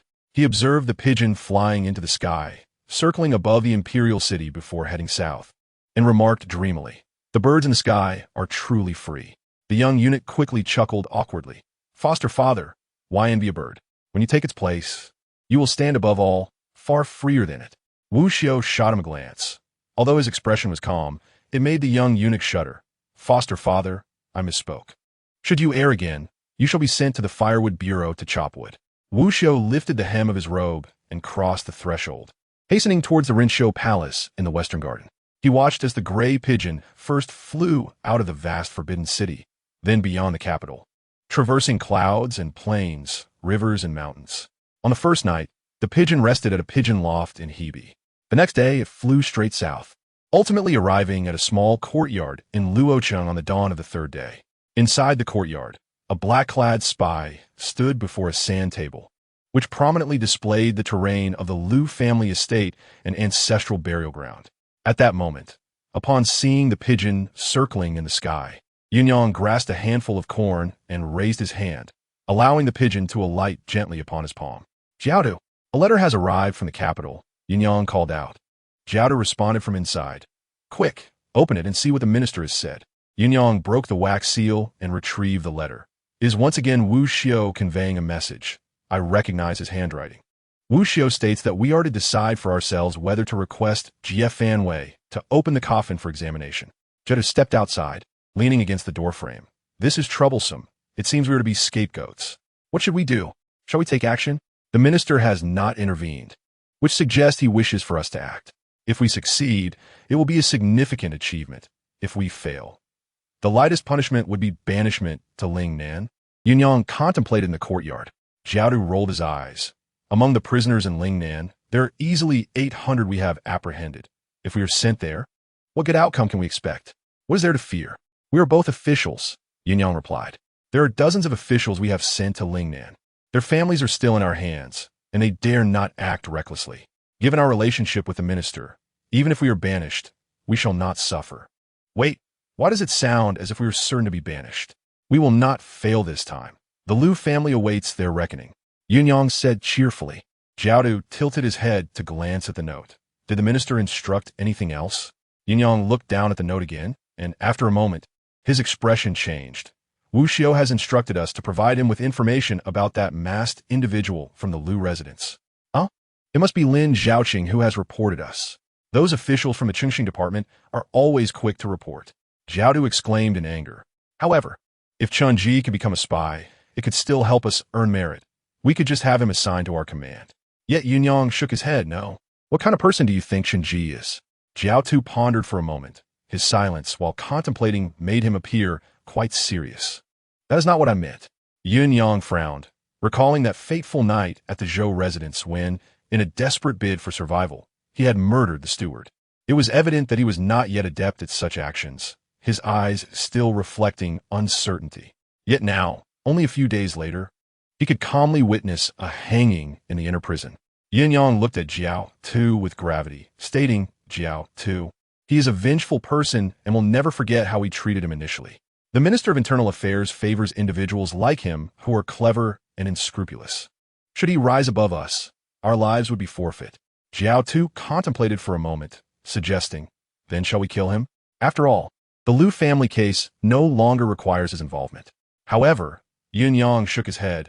If the minister learns of this, he will undoubtedly investigate the cause of death. Whether it is Xian Shi or Jin Zhu conducting the inquiry, we cannot conceal the truth. Thus, he concluded, we must not act ourselves. We shall use another's hand to carry out the deed. What shall we do now? Jiao Tu inquired. You take the Wangling flag to mediate with the Jiefan Wei, and I shall seek the means to strike. Success or failure shall be determined today. The morning in Luoyang was crisp and refreshing, heralding the 9th day of the 9th month, a day auspicious for travel, marriage, prayers, healing, and even for killing. At the Taiping Medical Hall, 3 brothers leaned against the door, merrily observing the passers-by. As the double 9th festival approached, not only had wealthy families summoned Buddhist deities for a parade to dispel misfortunes, but affluent merchants were also distributing Chong Yang Gao from door to door. Taverns displayed signs for chrysanthemum wine, while street vendors roamed the alleys selling red sachets, giving a zhuyu with every purchase. Chen Yi exclaimed, the double 9th festival is truly lively. In his hometown, the festive atmosphere had waned. The spring festival forbade firecrackers, and the dragon boat and mid-autumn festivals had succumbed to the frenzy of a commodity economy. Suddenly, Chun Ji inquired, how did the double 9th festival originate? Lu Chuxing casually replied, you do not know this? During the Eastern Han Dynasty, a plague broke out in Runan, Yu Province. A man named Huan Jing sought out the immortal Fei Chongfang. Fei gifted him a jar of chrysanthemum wine and a zhuyu, instructing him to take his family to a high place on the 9th day of the 9th month to avoid calamity, where no evil could touch them. After the 9th day, Huan Jing descended the mountain with his family and found all their cattle and sheep had perished. Thus they escaped disaster.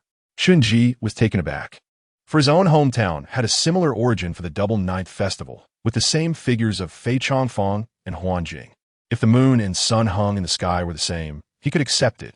However, the legends shared such similarities, prompting him to ponder deeply what connection existed between these two worlds.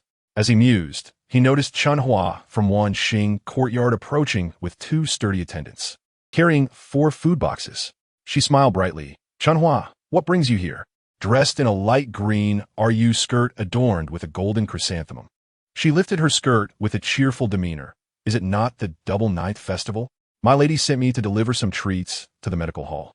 Lu Chuxing promptly accepted the treats from the attendants. You are truly thoughtful, Chun Hua.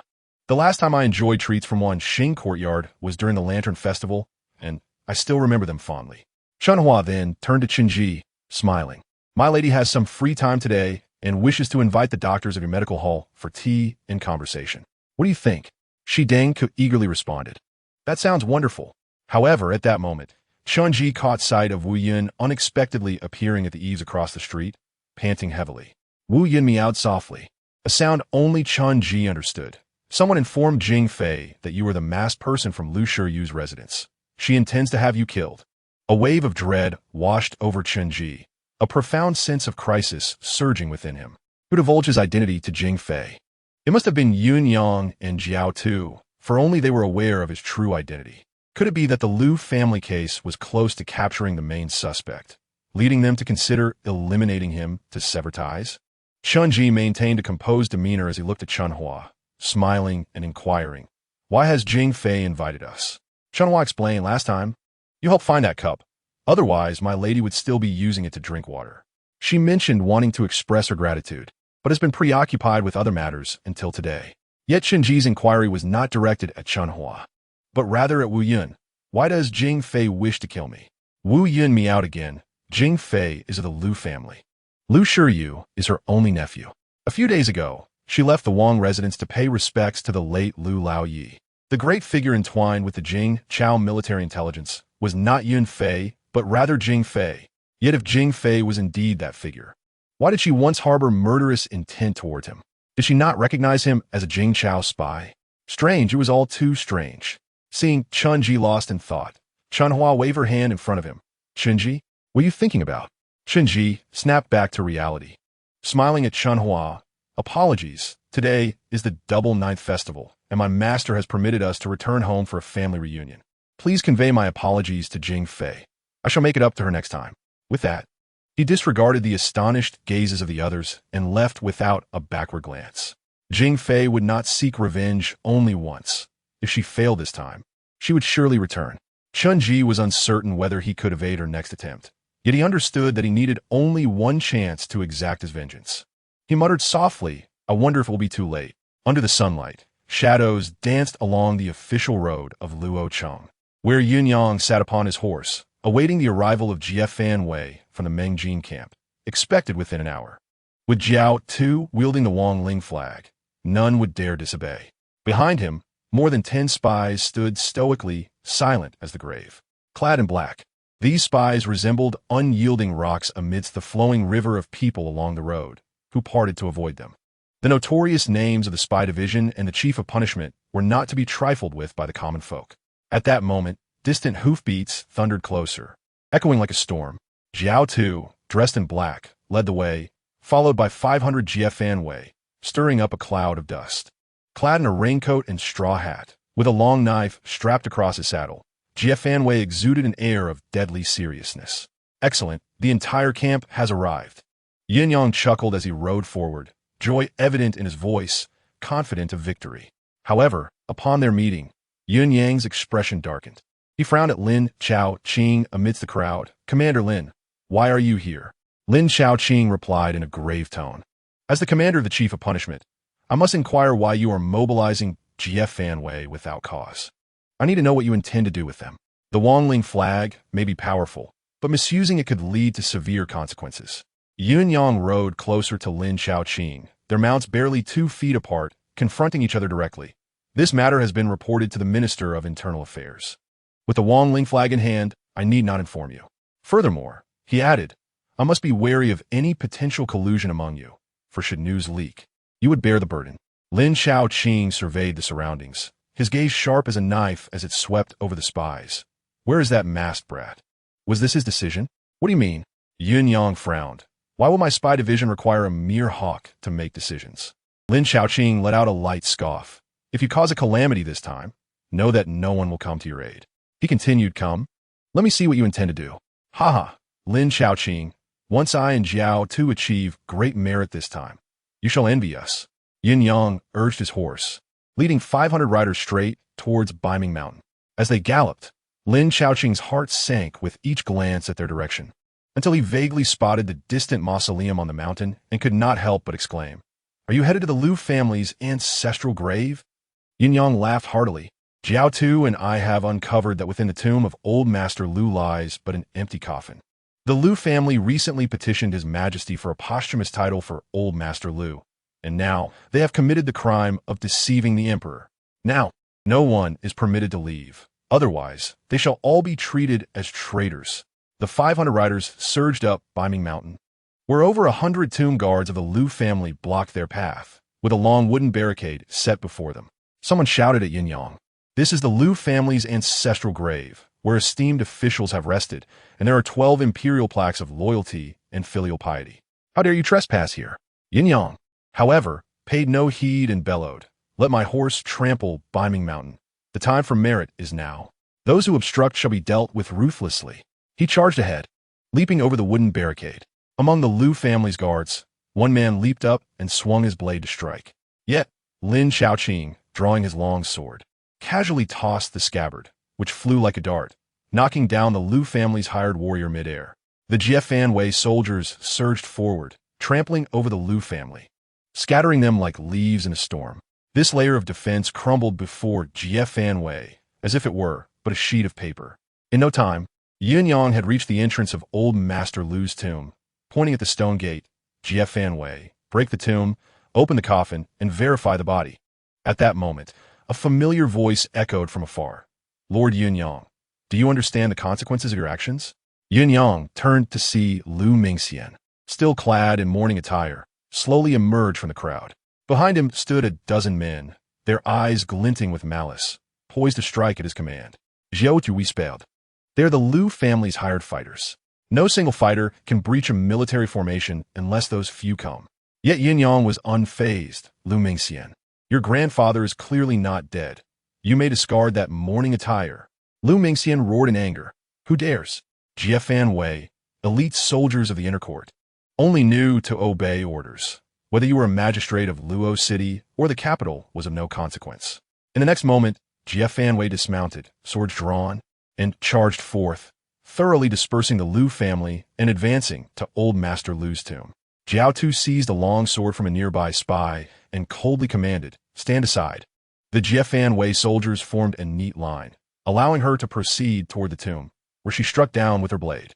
With a thunderous crash, the stone tomb split apart, revealing the coffin within. Yuanyang stepped forward, standing before the coffin with a cold smile. Lu Mingxian, let us see how you will argue now. With that, he forcefully lifted the coffin lid. The world fell silent, and all those engaged in battle halted, staring in disbelief. They truly opened the coffin. It is said that once one enters the coffin, they cannot see the sky nor touch the ground. Otherwise, their soul will wander forever between heaven and earth, never to be reborn. Yet Old Master Lu had governed for many years, and now his coffin was opened. Yuanyang said, Lu Mingxian, what do you have to say? Zhou Tu looked into the coffin, astonished. What is happening? Yuanyang turned, momentarily frozen, as he saw Old Master Lu quietly lying within the coffin. Lu Mingxian immediately broke down in tears, collapsing to the ground. Grandfather, I am unfilial, allowing the eunuchs to commit such a calamity. I am unfilial. I deserve to die. Yuanyang stared at Zhou Tu in disbelief. Did you not say? Zhou Tu also stood in shock. When we investigated that day, there was indeed no one inside. Yuanyang stepped back in confusion. How could this be? The coffin should have been empty. Old Master Lu should have been alive. Yet here, he was in the coffin. How could this happen? Lu Mingxian, with tear-red eyes, glared at Lin Shaoqing, snarling. Lin Shaoqing, is this how your Ministry of Punishments operates? Allowing the spies to persecute loyal subjects? Lin Shaoqing's face turned ashen as he looked at Yuanyang and Zhou Tu. Is this what you intend to do? Seize them and escort them to the capital for judgment. Yuanyang suddenly raised his hand. Wait. He attempted to touch Old Master Lu's body, but before he could, a figure sprang from behind Lu Mingxian and kicked him away. You dare disturb Old Master Lu's peace? Find death. This person's strength was evidently much greater than previously displayed. Seeing Yuanyang in trouble, Zhou Tu rushed in with her sword drawn. Another figure emerged behind Lu Mingxian to confront her, and they clashed at the coffin. This time, it was Zhou Tu who was sent flying, crashing heavily to the ground. As Zhou Tu rose again, her fury mounting, she raised her hand, ready to unleash a massacre. However, Yuanyang shouted, Zhou Tu, stop. Do not expose your cultivation. Zhou Tu coldly replied, I may not be outmatched. Let us break through and hide our identities. But there were 500 Jiafanwei present. It would not be easy to overcome them. Yuanyang shook his head, dejected. Even if we hide our identities, where will we find refuge? We must return to the capital and see the minister. Lin Shaoqing mounted his horse. Take them away. Lu Mingxian, with rage in his eyes, gritted his teeth. Just like that, I want these two to accompany my grandfather in death. Lin Shaoqing coldly retorted. When has it been your place to decide matters of the Ministry of Rights?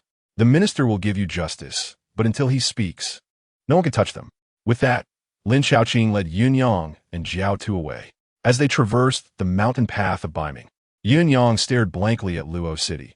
They had arrived holding the royal decree, the illustrious spies of the 12 Zodiac, yet now they were mere prisoners. The calamity they had stirred was far too great. Perhaps even the minister could not cover it up. Yun Yang glanced at the GF fan way beside him. Growing impatient. There is no need to hold me. I will not flee. Step aside, let us speak. The GF fan Wei exchanged glances, ultimately yielding to his fierce reputation, stepping back a few paces while still flanking him as they descended the mountain. Xiao, too, seeing this, leaned closer to Yun Yang and whispered, "What on earth is happening? Did the Lu family receive news in advance, knowing we would open the coffin to verify the body? But old Master Lu cannot simply be declared dead. Could it be that I misjudged that day? Wait, could it be Chun-Ji transmitting information to the Lu family?" Yin Yang suddenly furrowed his brow, instinctively scanning his surroundings, sensing Chun-Ji's presence in the shadows, observing him. He understood he was not in danger. The minister needed him for his purposes. However, if this was indeed Chun-Ji's doing, upon returning to the spy agency, he might truly find himself under someone else's thumb. He hesitated slightly. Chun-Ji could not possibly know we intended to open the coffin today. If he could guess even that, he would be too formidable. He is indeed quite formidable, Jiao Tu conceded calmly. Yin Yang was reluctant to acknowledge that not only had he failed to use others as a tool for his own ends, but he had also been ensnared by them, leading to his imprisonment. At this moment, he should have been preoccupied with his own troubles. After losing her child, Jing Fei had now also lost her nephew, whom she had watched grow up, and she had already started losing her sanity, inevitably seeking revenge against him. Xiao Tu, being escorted, seemed to lighten her tone, lowering her voice. "Let us not discuss who leaked the news for now. We must find someone to seek out Chun-Ji and devise a way to rescue us. Offer him money." Yin Yang pondered for a moment. "But we are currently being watched by Lin Chaoqing. Where can we find someone?" "Indeed." Suddenly, Yin Yang spoke up. "I have planted an informant in the Lu family. Perhaps I will soon learn who transmitted the information." Once the two were escorted down the mountain by the guards, Lu Mingxian ceased his weeping, rising calmly from beside the coffin. He wiped his tears and spoke in a steady tone. "Investigate who conveyed the message to us. It was said that a letter had mysteriously appeared inside the house, and the guards had not noticed who had placed it there." Lu Mingxian furrowed his brow. "How could someone stealthily enter our inner residence? We're the skilled individuals I have trained for. When will you be able to recruit some true experts for me?" Silence fell among those present. No one dared to respond. Lu Mingxian took a deep breath. "It is unacceptable that a high-ranking official lurks in the shadows, able to infiltrate my inner residence. We must investigate, no matter how difficult it may be."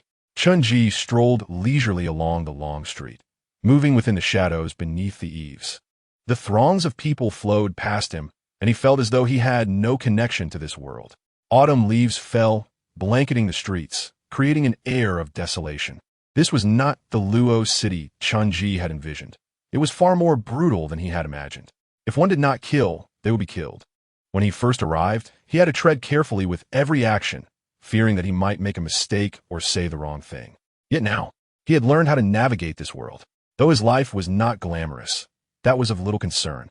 A fluffy head emerged from his arms. "Chun-Ji, there's roasted chicken over there. Buy me one." Chun-Ji replied with a smile. "All right, today you have accomplished something great. You can have whatever you desire. Even sleep on my head seems quite reasonable." Just then, laughter rang out from behind them. Chun-Ji turned to see dozens of people riding splendid steeds, joyfully approaching from the sunlit path. Someone called out, "The young master has returned."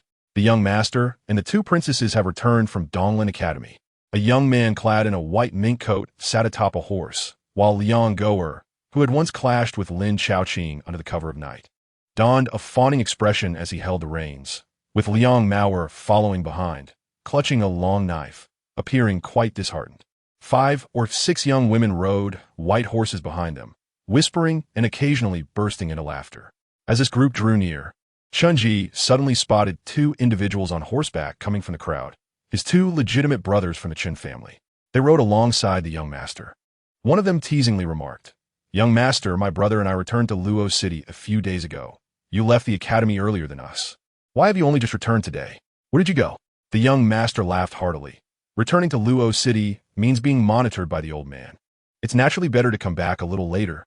Wu Yin quietly inquired from Chun-Ji, "Who are they?" "Not important." As they spoke, the crowd passed by the eaves where he stood, with no one casting a glance in his direction. The midday sun shone brilliantly on their white horses and embroidered robes, exuding youthful vigor and radiance. Meanwhile, Chun-Ji remained in the shadows beneath the eaves, accompanied only by a boy and a cat. On the occasion of the Double Ninth Festival, the city was alive with celebrations. The crowd thronged around the young master and the princesses as they made their way to the royal palace. Citizens offered eggs and vegetables as gifts, and young women tossed flowers at the young master. Not only was the young master adored, but even the two young masters of the Chun family were showered with petals, as if flowers paved their path and magpies built bridges.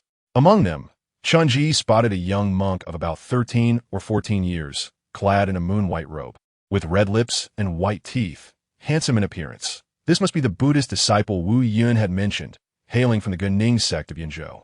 As the monk rode past, he turned to look at Chunji, initially taken aback, then smiled warmly at him. One of the young women, riding a white horse, curiously asked, "Little monk, who were you just looking at?"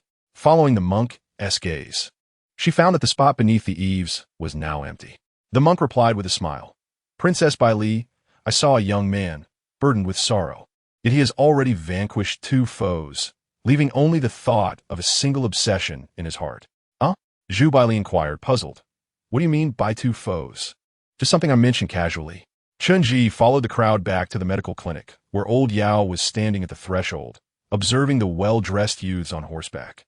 He leisurely remarked, "Aren't those your 2 legitimate brothers? Why didn't you go greet them?" Chunji smiled. "Master, you were merely pretending not to know. They didn't even recognize me." Lu Tsuxing leaned in, astonished. "Master, are you referring to Chun Wenzong and Chun Wenxiao beside the young master? They're the sons of the local magistrate, right? I saw them at Elder Lu's birthday banquet. You mean to say they are Chunji's brothers?" Old Yao replied nonchalantly. The others looked on as the 2 noble sons of the Chun family rode in fine white garments, their collar pendants made of valuable jade, and their hair adorned not with wooden or silver hairpins, but with white jade pins, exuding an air of elegance. Lu Tsuxing glanced at them, then at Chunji, who had donned a newly patched gray long shirt, tied with a coarse belt, and worn old cloth shoes. "Chunji, are you related to them?" Lu Tsuxing exclaimed in shock. Chunji responded with a casual yes. He had thought Lu Tsuxing might take the opportunity to mock him, but to his surprise, Lu Tsuxing became indignant on his behalf. "Your stepmother is quite biased. Although illegitimate sons cannot inherit the family fortune, there should still be brotherly kindness and maternal affection. Isn't she afraid of being criticized for such favoritism?" Chunji looked at Lu Tsuxing with some surprise. Lu Tsuxing continued, indignantly, "All these years you never mentioned your family background. I assumed your family was merely a tenant farmer. Do you realize that the jade pendant on their collars is worth 10 years of your tuition?"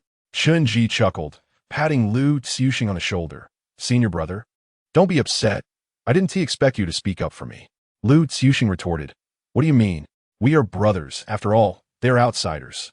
As he spoke, Lu Tsuxing glanced back at the departing group. "Ha! A bunch of people milling about like ants moving their nest." Chunji found it amusing. "Senior brother, your tongue has gained the sharpness of Master S." Lu Tsuxing turned to old Yao. "Master, he just insulted you too." Old Yao smacked the back of his head. "You love to stir up trouble. Don't look at them. That is another world, and it has nothing to do with you." As everyone returned to the clinic, Chunji cheerfully announced, "I just passed by a roast chicken shop and bought 2 roasted chickens. Master, my 2 senior brothers let us eat together." "Wow." Lu Tsuxing suddenly noticed the lotus leaf parcel in Chunji's hand, taking it to the counter to unwrap. "Chunji, have you struck it rich?" "I found a piece of silver," Chunji explained. Yao Laotu casually tossed 6 copper coins onto the counter, while interpreting the divination and jesting, "You haven't found silver. Your outing has led 2 unfortunate souls to the clink." "TSK, what a grand gesture." Chunji hurriedly scanned his surroundings, and, upon seeing Lu Tsuxing and Shidunga engrossed in devouring chicken, breathed a sigh of relief. He skeptically whispered, "Did you deduce that? Or did a crow inform you?" "That's none of your concern," Yao Laotu replied sternly. "Tell me, did you indeed send word to the Lu family?" After a moment of silence, Chunji finally confessed.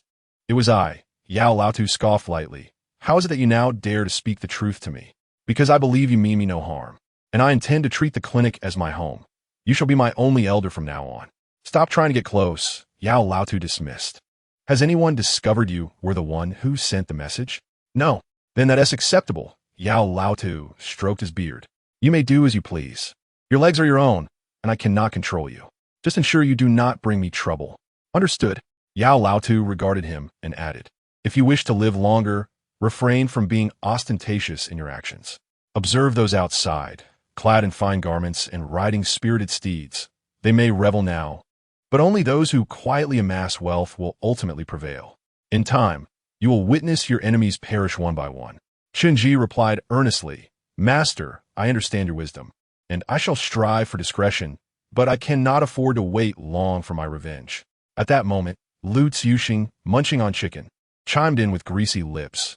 Chunji, you really do lack a sense of living. You've picked up some loose silver yet rushed to buy roast chicken without saving any. Shi Dunga retorted angrily, then stop eating. Don't bite the hand that feeds you. I was merely offering a friendly reminder. Chunji observed Lu Tsuxing, finding him an amusing character. If one were to label him a good person, his moral standards were rather low, gossipy, and petty. Conversely, if he were deemed a bad person, there remained a line he adhered to, making him far superior to true villains. Yet in this world, most individuals are of such a nature that they cannot be easily categorized as good or bad. Chunji tore a chicken leg and held it to his chest, while Wu Yun emerged from his embrace, seizing the chicken leg with its claws and gnawing away. Chunji then offered another chicken leg to Yao Laotu. Yao Laotu grimaced slightly, maintaining a facade of restraint. At my age, I cannot consume such greasy fare. Chunji thrust the chicken leg into his hand. You were spry when wielding the bamboo stick against us. You are hardly old. Please do eat. Yao Laotu huffed. How to describe your master? You are so disrespectful. Outside the clinic, a bustling crowd thrived, while within, the four of them shared a roast chicken. Chunji often pondered how wonderful it would be to continue in such tranquility. Yet, he knew that what was destined to come would arrive in due time.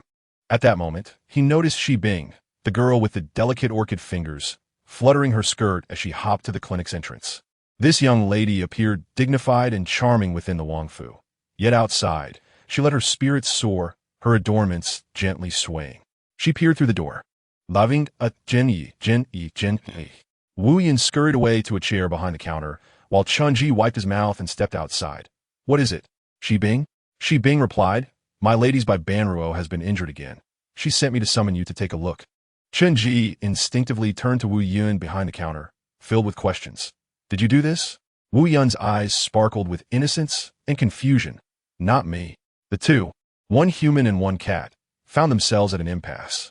In that moment, Chunji clearly realized that Yun Fei sought to speak with him. He had previously speculated about the identity of the high-ranking figure linked to the Jing Chao military intelligence. Although Jing Fei, as a member of the Liu family, seemed the most likely candidate, all clues pointed towards Yun Fei. Reflecting on what the military intelligence chief had entrusted him with, Chunji turned to Yao Laotu. Master, I shall accompany Shi Bing. Yao Laotu pondered for a moment, hinting, should you bring along some ginseng, just in case? Chunji replied, I believe that one tea be necessary this time. Providing ginseng for the cat made him fear Yun Fei's wrath. Yao Laotu expressed some regret. Go on. Chunji followed Shi Bing towards Wangfu, glancing at the grand sign as they passed. Shi Bing presented her waist token to the guards. I am summoned by my lady to bring the doctor from the clinic. The guards lowered their weapons and granted them passage. Inside the Wangfu, stout servants and maids bustled about, likely preparing for the evening banquet in anticipation of the return of the young master and the princess. Curiously, Chunji inquired, Shi Bing, who injured by Banruo? I don't know. Shi Bing replied with a smile. I haven't seen her today. My lady sent me to find you, so here I am. Please diagnose her quickly. There's a literary gathering at Fei by Qi tonight, and I wish to attend, as I hear many talented scholars have been invited. They hurried through the archway leading to the back courtyard and paused at the entrance of Fei Yun Yuan. Shi Bing called out, My lady, I have brought Chunji from Taiping Medical Clinic. Mama Zhu Bai came over, glancing at Chunji. Come in with me. Chunji followed with his head bowed, stealing glances at the courtyard of Fei Yun Yuan, which appeared simpler than Wan Xing Yuan, adorned only with a single persimmon tree laden with ripe fruit. Though the persimmons were ready for harvest, many remained unpicked. Suddenly, Chunji recalled an old tale, wherein elders often advised against picking all the persimmons, leaving some for the birds to winter. He wondered if Yun Fei had left those persimmons for the same reason. Arriving at the outer gate of Fei Yun Yuan, it appeared less like a woman's dwelling, lacking in ornate ceilings and inlaid designs, resembling more of a man-esque study, somewhat austere and somber. At that moment, Yin Fei was smilingly listening to a girl recount stories from Donglin Academy. Upon noticing Chun Ji's arrival, she instructed the girl, "Bai Li, take a break. My health is a bit unwell, and I have summoned the doctor from the Tai clinic to examine me. We shall continue with your tales shortly." Zhu Bali paused. "Mother, what seems to be the matter?" Yin Fei replied gently, "It's nothing serious, just a tendency to sweat excessively. Quickly change your clothes. We have a banquet tonight." Zhu Bali exited the pavilion and brushed past Chen Ji, glancing back with curiosity, sensing that this young doctor appeared somewhat familiar. And how could he be so young, yet capable of practicing medicine? Yin Fei sat gracefully in a grand chair, attired in a brown robe with a decorative dragon design, her feet adorned with green waves. Though termed a dragon robe, it resembled more of a dragon than the conventional style. Dismissing Shi Bing, as soon as the room was empty, she asked in a low voice, "Today marks our agreed-upon delivery time. Why has your Jing Chao military intelligence not made an appearance?" Chen Ji remained silent. Within Fei Yun Yuan, Yun Fei lifted her teacup, gently stirring the floating tea leaves with the lid, speaking unhurriedly. "Today, many await your arrival with bated breath, yet not a single figure has been sighted. If this matter remains unresolved, you need not leave the Wangfu." Chen Ji quickly pondered why Lu family's Lu Shiyu, closely associated with Jing Fei, opted not to contact her, but instead reached out to Yun Fei. How could Jing Fei be unaware of his identity as a Jing Chao spy? And so forth. Chen Ji suddenly recalled the Li barium glass cup that had caused Jing Fei to miscarry, as if an invisible thread was guiding him to pursue the truth. "Why do you not respond?" Yun Fei asked in a deep voice, her dignified presence seated upon the grand chair. The python patterns on her attire, seemingly gazing at Chen Ji, exuding an air of unspoken authority. Chen Ji replied softly, "The Lu family is facing a grave situation. The intelligence bureaus Jiao Tu and Yun Yang nearly uncovered the truth. Therefore, to be cautious, we have temporarily suspended our plans." In reality, his visit to Zhou Qingyi's residence that night was to inform him of the delivery date, but he was ultimately killed by Yun Yang and Jiao Tuesday resurrected. Chen Ji remained unaware of these developments. Yin Fei calmly stated, "The military intelligence department has arbitrarily nullified an agreement between both parties. This explanation alone is inadequate. Have you considered how to respond? Or should I send you my back garden as fertilizer?" Chen Ji suddenly declared, "The intelligence bureau in Luo City poses a threat to both of us. Since you are willing to show sincerity, our military intelligence department must also demonstrate our strength. Yin Yang and Jiao Tu are now imprisoned, a scheme orchestrated by our military intelligence department. I wonder if you're satisfied?" Yun Fei's eyes brightened. "So the messenger was indeed one of your military intelligence officers. Who is this officer? Not only has he infiltrated the intelligence bureau, but he also possesses the capability to enter the Lu residence unnoticed." Chen Ji was taken aback. The events of the morning had already come to her attention by the afternoon, indicating a close connection between the Lu family and her. He lowered his gaze and said, "The officer is undoubtedly a distinguished member of our military intelligence department. The commander sent him to ensure smooth cooperation between both parties." At this moment, Yun Fei's demeanor softened, her previous severity replaced with gentleness. "When I first met you, I thought your military intelligence department had sent a mere inexperienced youth to negotiate with me, and I treated you somewhat dismissively. However, at Wanqing Garden, you proved yourself to be far from inept. Very well, since your agents in Luo City are all elite, I feel reassured." After a moment of contemplation, Chen Ji responded, "Now that Yun Yang and Jiao Tu are incarcerated, while the new head of the intelligence bureau has yet to arrive in Luo City, we can ensure our transaction remains foolproof. Madam, let us reschedule the date and location of our transaction." Yun Fei regarded him intently. "Then let it be tomorrow night at the previously agreed location." Chen Ji was uncertain of the previous agreement and how to convey it to the commander, so he immediately objected. "That is inappropriate. Our military intelligence department never conducts transactions in the same location twice. Please provide a new address." "You are indeed cautious," Yin Fei pondered. "Let us set the location at Jinfangyin Hongi Alley of the East Market. Find the old madam and mention the words Luo, Tan. She will guide you to where the goods are hidden." At this juncture, after careful consideration and weighing the pros and cons, Chen Ji posed his lingering confusion. "Madam, There is a matter our military intelligence department has been unable to comprehend. Without a complete grasp of the situation, he would never seize the initiative. Yunfei lifted her teacup and took a delicate sip. Please go on. We have learned that Lu Shiyu is the most beloved nephew of Jing Fei, being the only son of her elder sister. Our department was initially skeptical of his ability to convey messages for you, as we were puzzled as to why he did not contact Jing Fei. Yun Fei chuckled. Ah, my dear sister, the Lu family cannot control her. How could they entrust such important matters to her? Now that I share a common interest with the Lu family, there is no need for you to worry. Chunji rose. Then I shall. Wait, Yun Fei interjected. Chunji, puzzled, asked, is there anything else, madam?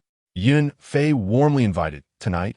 The young master is hosting a literary gathering, and your two elder brothers will also attend. How about I send a few invitations to the medical clinic so your fellow practitioners can join? Chunji considered. There is no need. My current identity is sensitive, and I do not wish to implicate them. I still need to arrange for the delivery of goods today, so I must take my leave. As Chunji left Fiyun Garden, he glanced back at the persimmon tree before turning away. On the official road of Luo City, a simple carriage approached from the north. The vehicle was unadorned, accompanied by only 2 attendants on horseback, maintaining a low profile. Meanwhile, on the opposite side of the road, a multitude of people was arriving. As they drew near, the officials from Yuzhou dismounted from their carriages and horses, hurrying to kneel before the carriage. Performing a grand salute, we welcome the esteemed elder back to Yuzhou. We beg your forgiveness for our inadequate reception. The Lu family had governed this province for centuries, now controlling over half of Yuzhou's land and tenants. Regardless of who came to serve as an official in Yuzhou to successfully collect taxes, conscript labor, and achieve political accomplishments, they must consider the Lu family's favor. Thus, apart from a few noble families seeking to enrich themselves, all officials knelt in reverence. Only by kneeling could one secure a place in the Yuzhou political arena. To stand would mean insurmountable difficulties. Lu Golao lifted the curtain and cast a detached glance at the officials kneeling on the ground. My father has passed away. I am truly disinclined to reminisce with you all. You may disperse. With that, the carriage began to move slowly again. An official hurried to the side of the carriage, jogging alongside and whispering to Lu Golao behind the curtain. Elder, the eldest and second masters are waiting for you at home. Lu Golao instructed. I shall visit the ancestral grave. Summon Lu Mingxian to see me. The carriage continued its journey to Baiming Mountain, where Lu Golao stood before a crumbling tomb, watching dozens of strong men carry new stones to construct a new burial site. He did not know how long he stood there. Soon, Lu Mingxian hurriedly approached, kneeling before Lu Golao. Father. He remained silent, allowing his son to kneel. It was not until Lu Mingxian could no longer endure the pain in his knees and shifted his position that Lu Golao finally asked languidly, after I die, will anyone open my coffin to verify my death? Lu Mingxian quickly lowered his head. Father, absolutely not.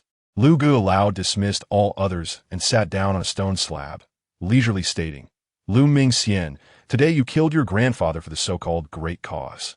How do you know you won't kill me tomorrow for the same reason? The mountain was silent, devoid of any presence, as Lu Mingxian lay prostrate, lost in silence. Lu Golao admonished angrily. Speak. Lu Mingxian hurriedly explained. Father, that was never my intention. Initially, I used grandfather's death as leverage to drive off the intelligence bureau. Yin Yang and Jiao Tu are skilled in killing but lack intelligence. A mere scare would suffice to make them retreat. I never anticipated they would actually find evidence against Lu Shiyu. Then why did you kill your grandfather? We received intelligence that the intelligence bureau was en route to open his coffin for examination. If they discovered it was empty, our Lu family would be guilty of treason. Therefore, I sought out mandala to feed grandfather, hoping he would merely feign death for a moment. To my dismay, he was too old to withstand the effects of the mandala and passed away. Lu Golao fumed. Still not speaking the truth? It is evident that your grandfather opposed your collusion with Jing Chao, so you seized this opportunity to eliminate him. Lu Mingxian, you are too unscrupulous. I never expected to raise a wolf that devours its master. Lu Mingxian suddenly raised his head, his eyes filled with a fierce expression. Father, since the emperor ascended the throne, he has been intent on exterminating our Lu family, first using the Donglin party to accuse us through the censors, and now inciting the eunuchs to frame and slander us. He will not rest until we are eliminated. Father, 20 years ago, The court was filled with our Lu family members. Now, we can barely maintain our positions in Yuzhou. You know, Chen family sent Chen Liqin to take the position of Tongji in Luo City, while Su Gong, that old fool, sent his son-in-law Zhang Zhuo to be the governor of Luo City. These two conspire together, vowing to investigate our Lu family's lands and tenants. Father, I too am taking a desperate gamble. If I remain idle any longer, the Lu family's centuries-old legacy will be lost. The wind in the mountains carries a thin mist, and Lu Gu Lao sits amidst it, feeling somewhat desolate. You all refuse to heed my counsel, yet still call me father. I advise your aunt that His Majesty is endowed with exceptional intelligence and grasped the art of rulership from a young age. He cannot be constrained. Yet your aunt would not listen. Since His Majesty ascended the throne at 11, she has held sway over the court, preventing him from ruling. His Majesty endured 6 years of hardship and silence. How could he not harbor resentment towards our Lu family? It is precisely because of his hatred that we find ourselves without a path forward. In a true confrontation, we may not be at a disadvantage. This realm does not belong solely to the Zhu family, Lu Mingxian declared fiercely. Suddenly, Lu Gulao appeared despondent. Very well, I shall ask you one final question. When you gifted your sister that exquisite glass cup, did you know it would cause her to lose her child? Lu Mingxian shook his head in denial. I was unaware. The cup was exquisite, and I believe my sister would cherish it. You are still lying? Lu Gulao kicked him to the ground. Lu Mingxian rose, brushing off the dust from his clothing and smoothing his blue official robe. Father, after she married into the Wang family, her heart belongs solely to Jing Wang. There is no room for the Lu family in her thoughts. Every day, she is consumed with the wish to bear a child for Jing Wang. When I urged her to serve the Lu family, she refused, so I extinguished that desire. You are too cruel. Father, am I as malicious as the eunuchs? If I am not ruthless, how can I contend with him? Lu Gulao found himself at a loss for words. He sat on a stone, enveloped in silence for an indeterminate time, before finally sighing. Today, Yun Yang and Jiao too have been imprisoned. Who alerted you to this? Seeing his father's tone soften, Lu Mingxian's expression brightened.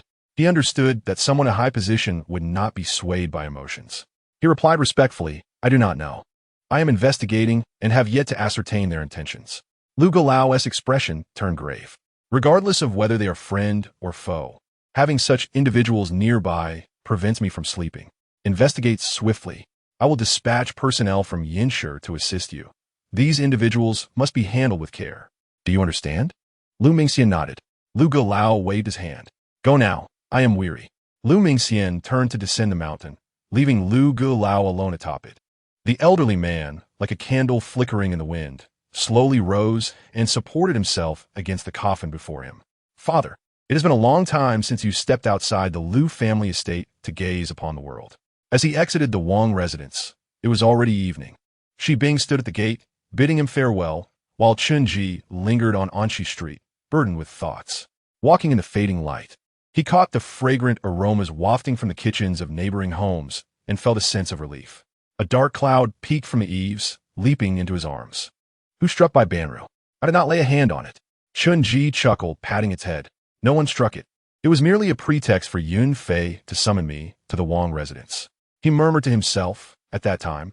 Yun Fei mentioned that Jing Fei's glass cup was a gift from her family, and I did not think much of it. However, considering Jing Fei's relationship with the Lu family now, it is possible someone orchestrated this. Has she cast any curses upon the Lu family recently? Yes. She cursed her brother Lu Mingxian, and the words were quite foul. This confirms it. Qin Ji reflected with a hint of regret. I was so focused on logical reasoning that I failed to delve deeper into human nature. Indeed, human behavior cannot be judged by conventional standards. But I did not cause Lu Lao Taiye's demise, nor did I gift the cup, nor did I slay Lu Shiryu. Why is she not seeking revenge against the Lu family and the secret police, but targeting me instead? Ah, Lu Shiryu is also silenced by the Lu family. They possess a ruthless streak.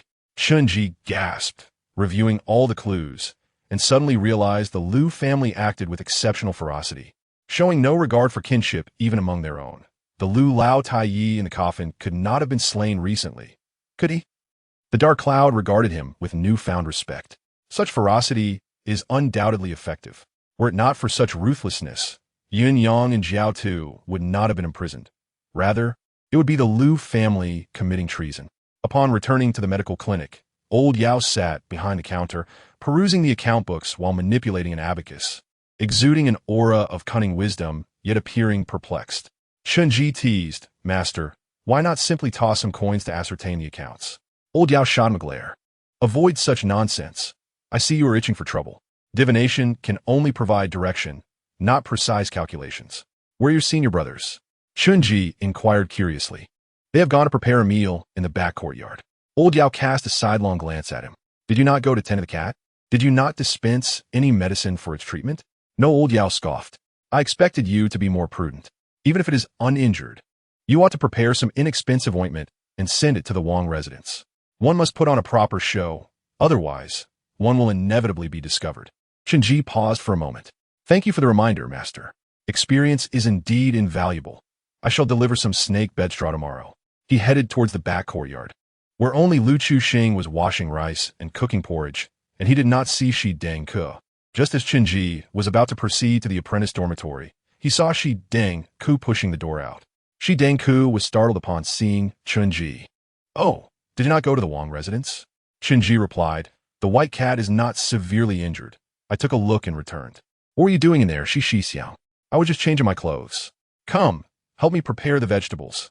If dinner is delayed, Master will scold us again." Shi Deng-ke dragged Chunji towards the kitchen. However, at that moment, the sound of synchronized footsteps echoed outside the clinic, accompanied by the clanking of iron armor as the guards marched. Chunji noticed that Shi Deng-ke's grip on his arm suddenly tightened, and he could feel the sweat in his palm through his clothes. Old Yao approached the door, frowning. "Miss Chunhua, General Wang, what is the purpose of blocking the entrance to the Taiping Medical Clinic?"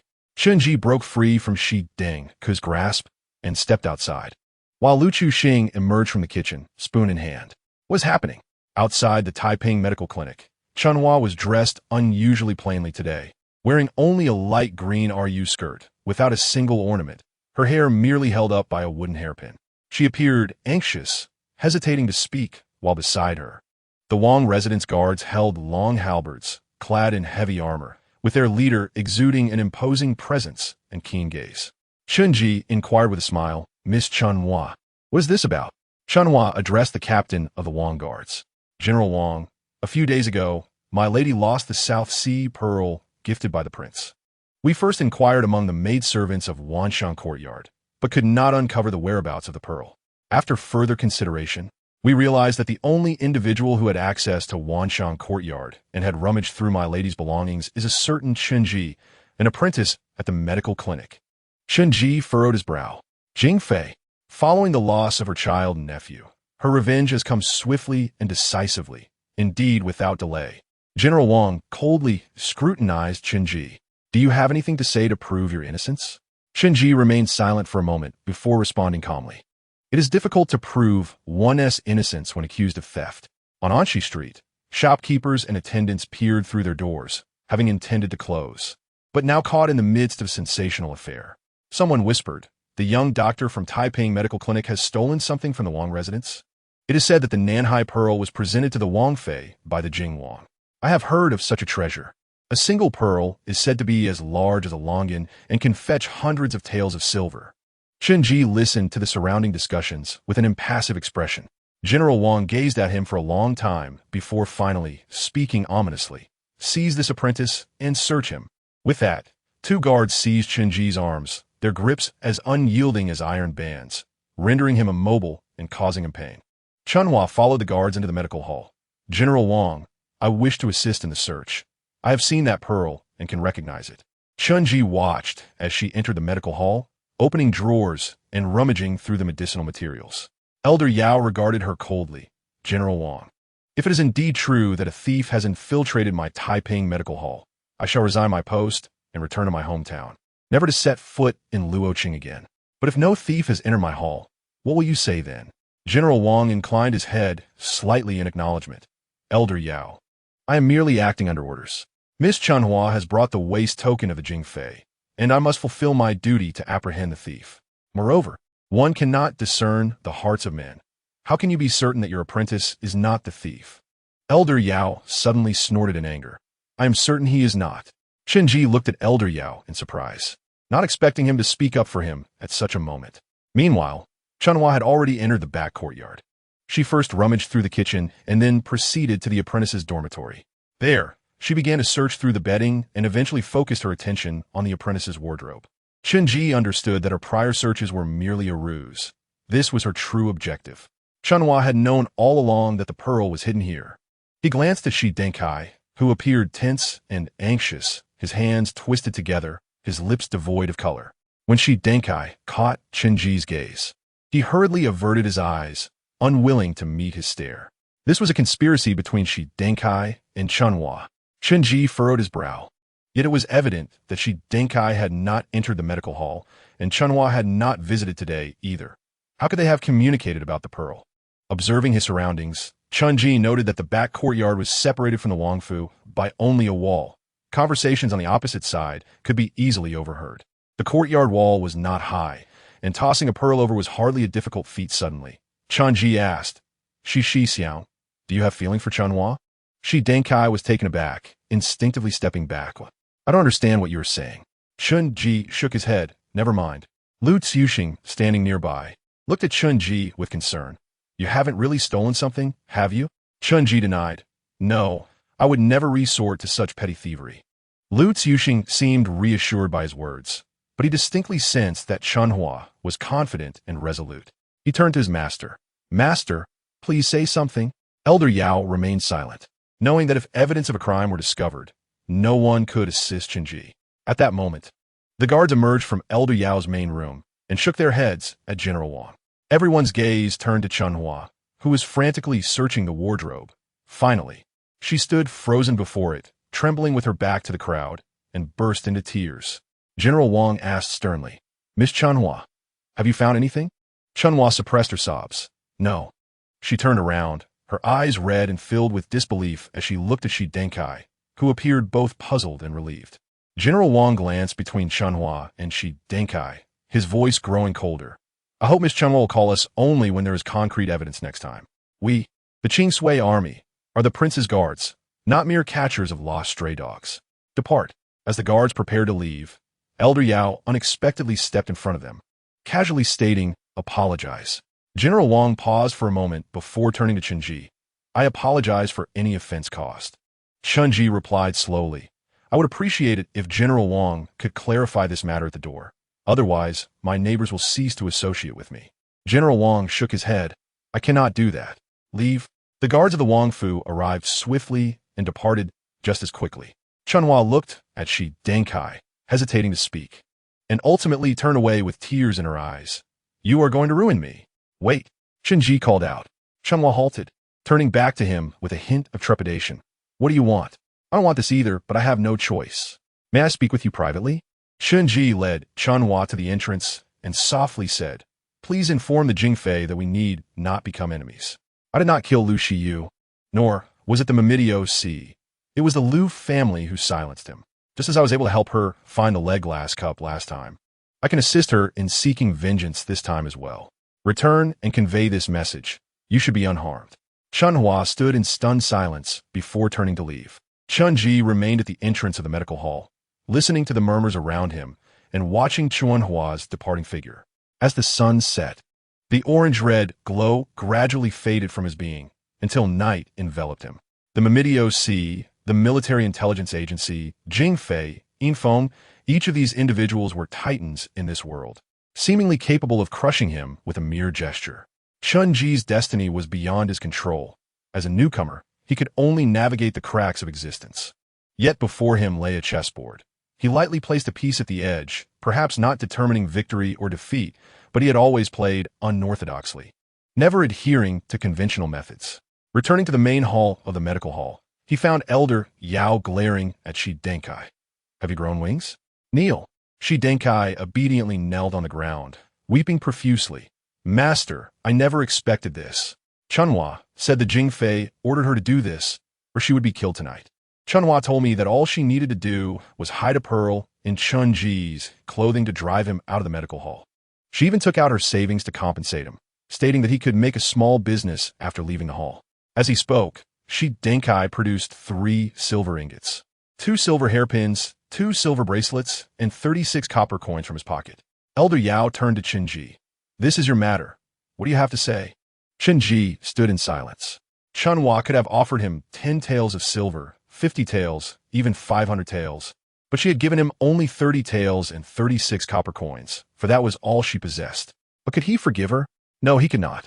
He understood that in this era, a girl like Chunhua had no choice. If she did not comply, the Jingfei would indeed kill her. However, if he were truly framed, would his fate be merely to be expelled from the medical hall? No, he would surely meet his end at the hands of Chuanrong and her strong subordinates. He had thought of the medical hall as his home, and his fellow apprentices as family, but reality never unfolded as one envisioned. The most lamentable aspect of this world is that it does not spare you simply because you are a good person. Qinji was not a good person. He gathered the silver, bracelets, hairpins, and copper coins from the ground. I will accept these items, but Shi Xiang, both you and Chunhua owe me a life. You must repay me when I call upon you. Understood? Shi Denkai nodded vigorously. Of course.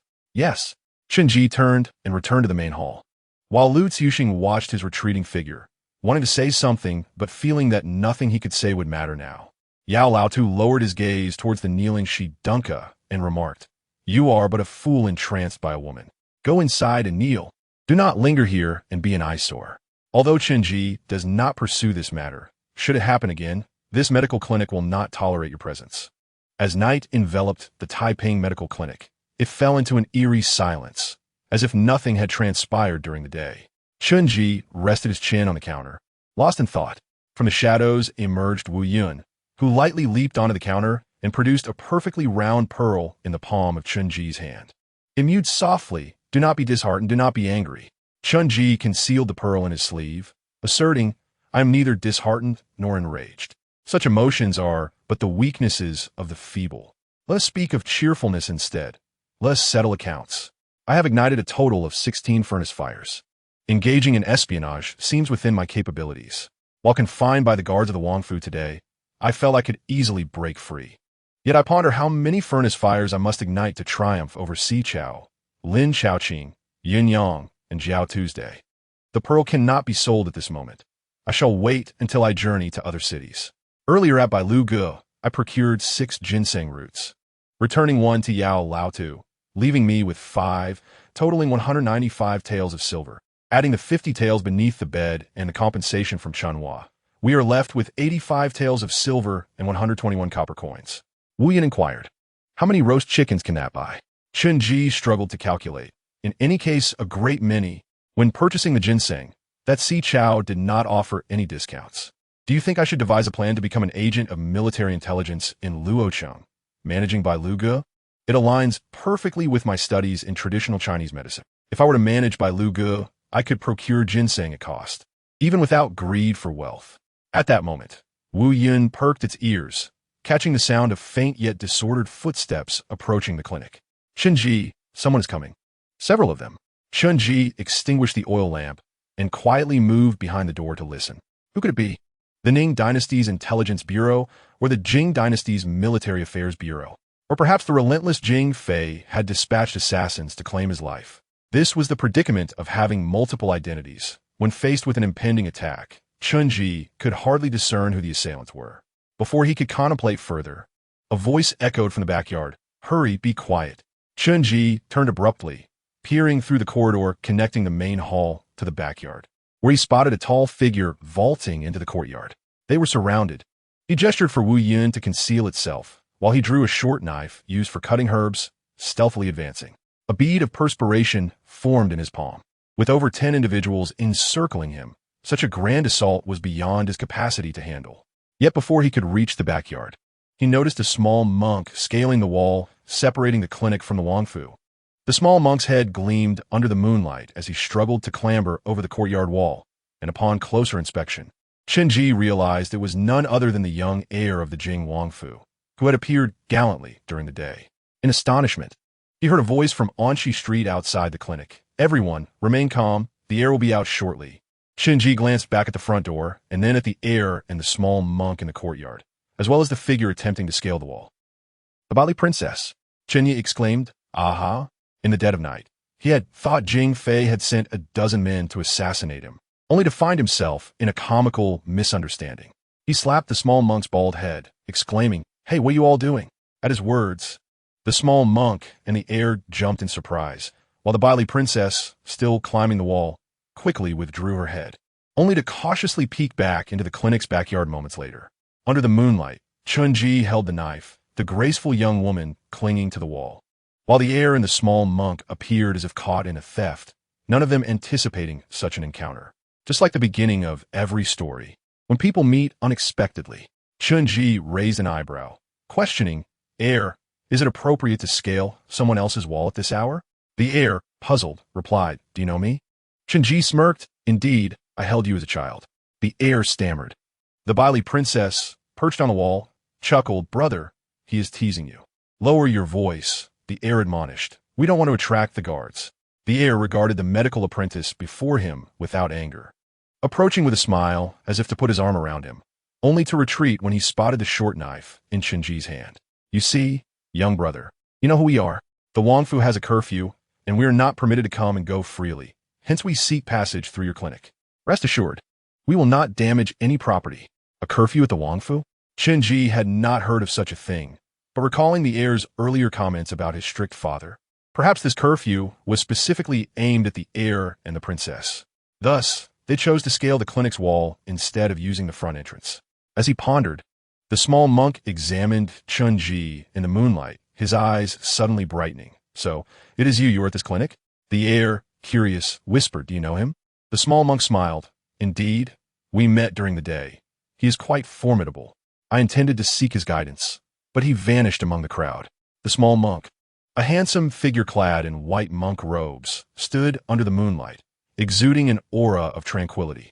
He addressed Chun-Ji, "I am Luo's Wisagia, but everyone prefers to call me the little monk. You may do so as well." The Bailey princess, still perched atop the wall, turned to Chun-Ji. "The little monk is a reincarnated bodhisattva, very impressive. If he says you are formidable, then you must indeed be impressive." Chun-Ji hesitated momentarily. Is it so challenging for a reincarnated bodhisattva to scale a wall? The small monk appeared somewhat embarrassed. "I have yet to attain my full potential. My master instructed me to recite the Itagarbha Bodhisattva's fundamental vows 100,000 times. I have just reached over 70,000, and my grand aspirations remain unfulfilled." Chun-Ji contemplated the information revealed in the small monk's words. His cultivation path involved reciting scriptures and fulfilling grand aspirations, with the completion of 100,000 recitations being a significant milestone, after which he would likely become more formidable. The small monk had candidly shared his cultivation method, which was quite forthright. At this moment, the heir scrutinized Chun-Ji with curiosity. "Little monk, do you truly believe him to be formidable?" "He does not appear so." The heir had changed from his daytime fur coat to a black long robe with silver lotus embroidery, which appeared somewhat plain, yet did not quite suit his slightly ostentatious demeanor. The small monk brushed off the dust from his robes, looking youthful and clear-eyed at around 14 or 15 years of age. He pointed to his heart and said, "When I speak of formidable, I do not refer to strength, but to the heart. Every individual harbors three thieves within: greed, anger, and ignorance. This young man has shed greed and anger. Only ignorance remains, which is already quite remarkable. Greed begets insatiable desires, causing countless calamities in this world. Not being greedy does not equate to a lack of love for wealth, but rather an understanding of restraint. Anger is the folly of rage. If a person harbors anger, they cannot be deemed wise, for anger clouds judgment." Chun-Ji pondered, "And what of ignorance?" The small monk replied with a smile, "Ignorance is attachment. With attachment, one cannot attain liberation." The Bailey princess, dressed in a practical, masculine outfit of white tunic, trousers, and boots with a white jade hairpin, save for a crimson jade pendant, which resembled the splash of red on a white koi's forehead, seemed to embody a striking contrast. She propped her chin and curiously asked, "Little monk, you speak so mysteriously. How many thieves have you slain yourself?" The little monk pondered for a moment. "I am the same. Only one character remains." Princess Bailey pressed further. "Why not eliminate this remaining chi?" "It is not a matter of choice," the little monk explained. "I still possess chi, so I cannot sever it. My master sent me to the Central Plains to seek out Qian to eradicate it. I have yet to find it, and do not even know what qi truly is. However, my master said that when the day comes, I shall understand. Oh, you have never mentioned this before. But wouldn't it be better to have no qi at all? Why seek it out? Isn't that superfluous? Bali questioned, perplexed. The little monk shook his head. This is a tribulation. Without experiencing tribulations, one cannot attain Buddhahood. Leaning against the wall, the young master expressed his boredom. You monks are so compassionate, yet you keep talking about slaying. Isn't it better to avoid violence? The little monk shook his head. Our Guaning sect does not speak of compassion. Oh, and what do you speak of? Fearlessness. Princess Bai Li, perched on the wall, swung her legs and declared, Brother, let's pause this discussion for a moment. Help me down. Here I come. The young master approached the wall, allowing his sister to step onto his shoulders and leap down. Chun-Ji observed silently. Although the young master and Princess Bai Li were not of the same mother, their bond was remarkably close.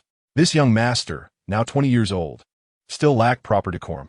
Wait, Wu Yun had mentioned that there should be another spirit princess born of the quiet consort in the royal residence. Why was she not with them?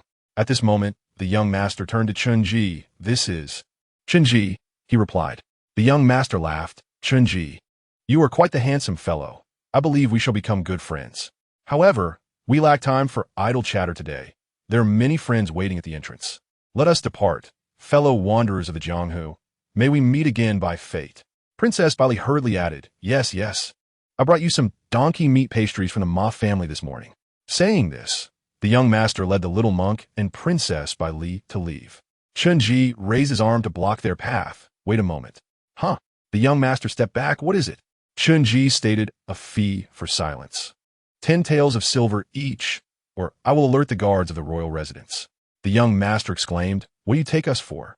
10 taels of silver could buy a house on the outskirts of the city. Why don't you go rob? Little monk, didn't you say he has already severed his greed? The little monk hesitated for a moment. This indicates that he is already quite restrained. The young master raised an eyebrow. Princess Bai Li looked at Chun-Ji. 1 tael of silver per occasion. We will need to do this many times in the future. So you should consider a steady flow, or we won't pass this way again.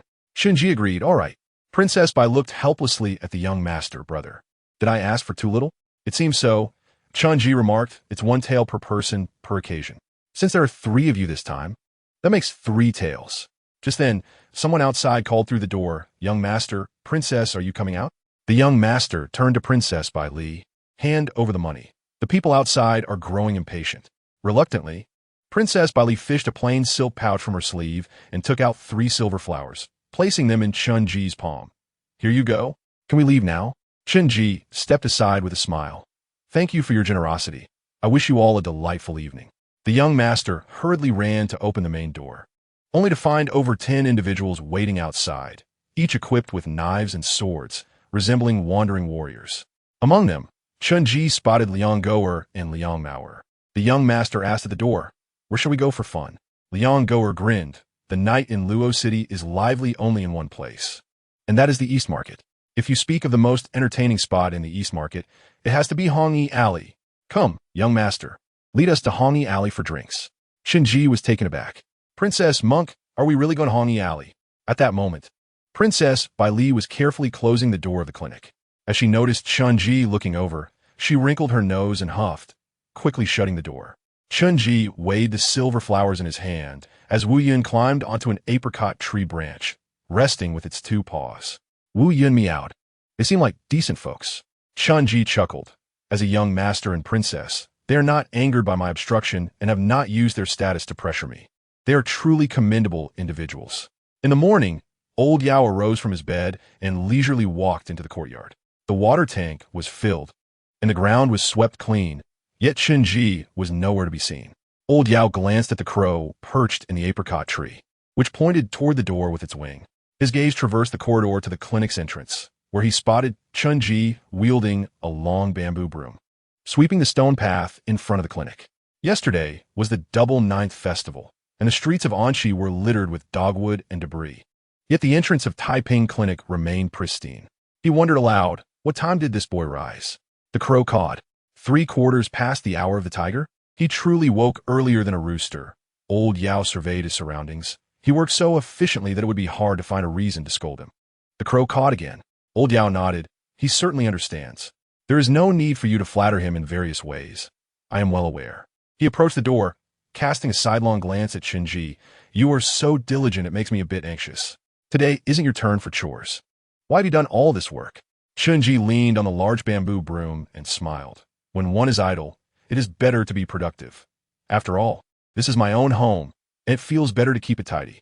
Old Yao scrutinized Chenji with curiosity. You were polite with me yesterday. Yet today you are being so familiar. Chenji replied, there must be some new changes. After a long silence, Old Yao asked, what are your plans regarding Shidunka? Chenji continued sweeping the ground, responding, I can't truly go so far as to kill him. Master, do you think Brother Shi is a bad person? No. Right, you think he is not a bad person as well? Chenji sighed, I will certainly keep this matter in mind, but to actually kill him is something I might struggle to do. Old Yao spoke calmly. You are neither a good person nor a bad person. Someone like you may not survive long in this Jianghu. The legacy of Shan Jun may well end with you. Just then, the sound of hooves echoed from the end of Anqi Street. Old Yao and Chenji turned to see a carriage speeding toward them. The carriage arrived at the clinic's entrance, where Princess Bai Li, the little monk, and the young master successively jumped down. The young master still bore several traces of rouge on his face and reeked of alcohol. The three hurriedly lowered their heads and dashed into Taiping Clinic, not forgetting to greet Old Yao. Good morning, Dr. Yao.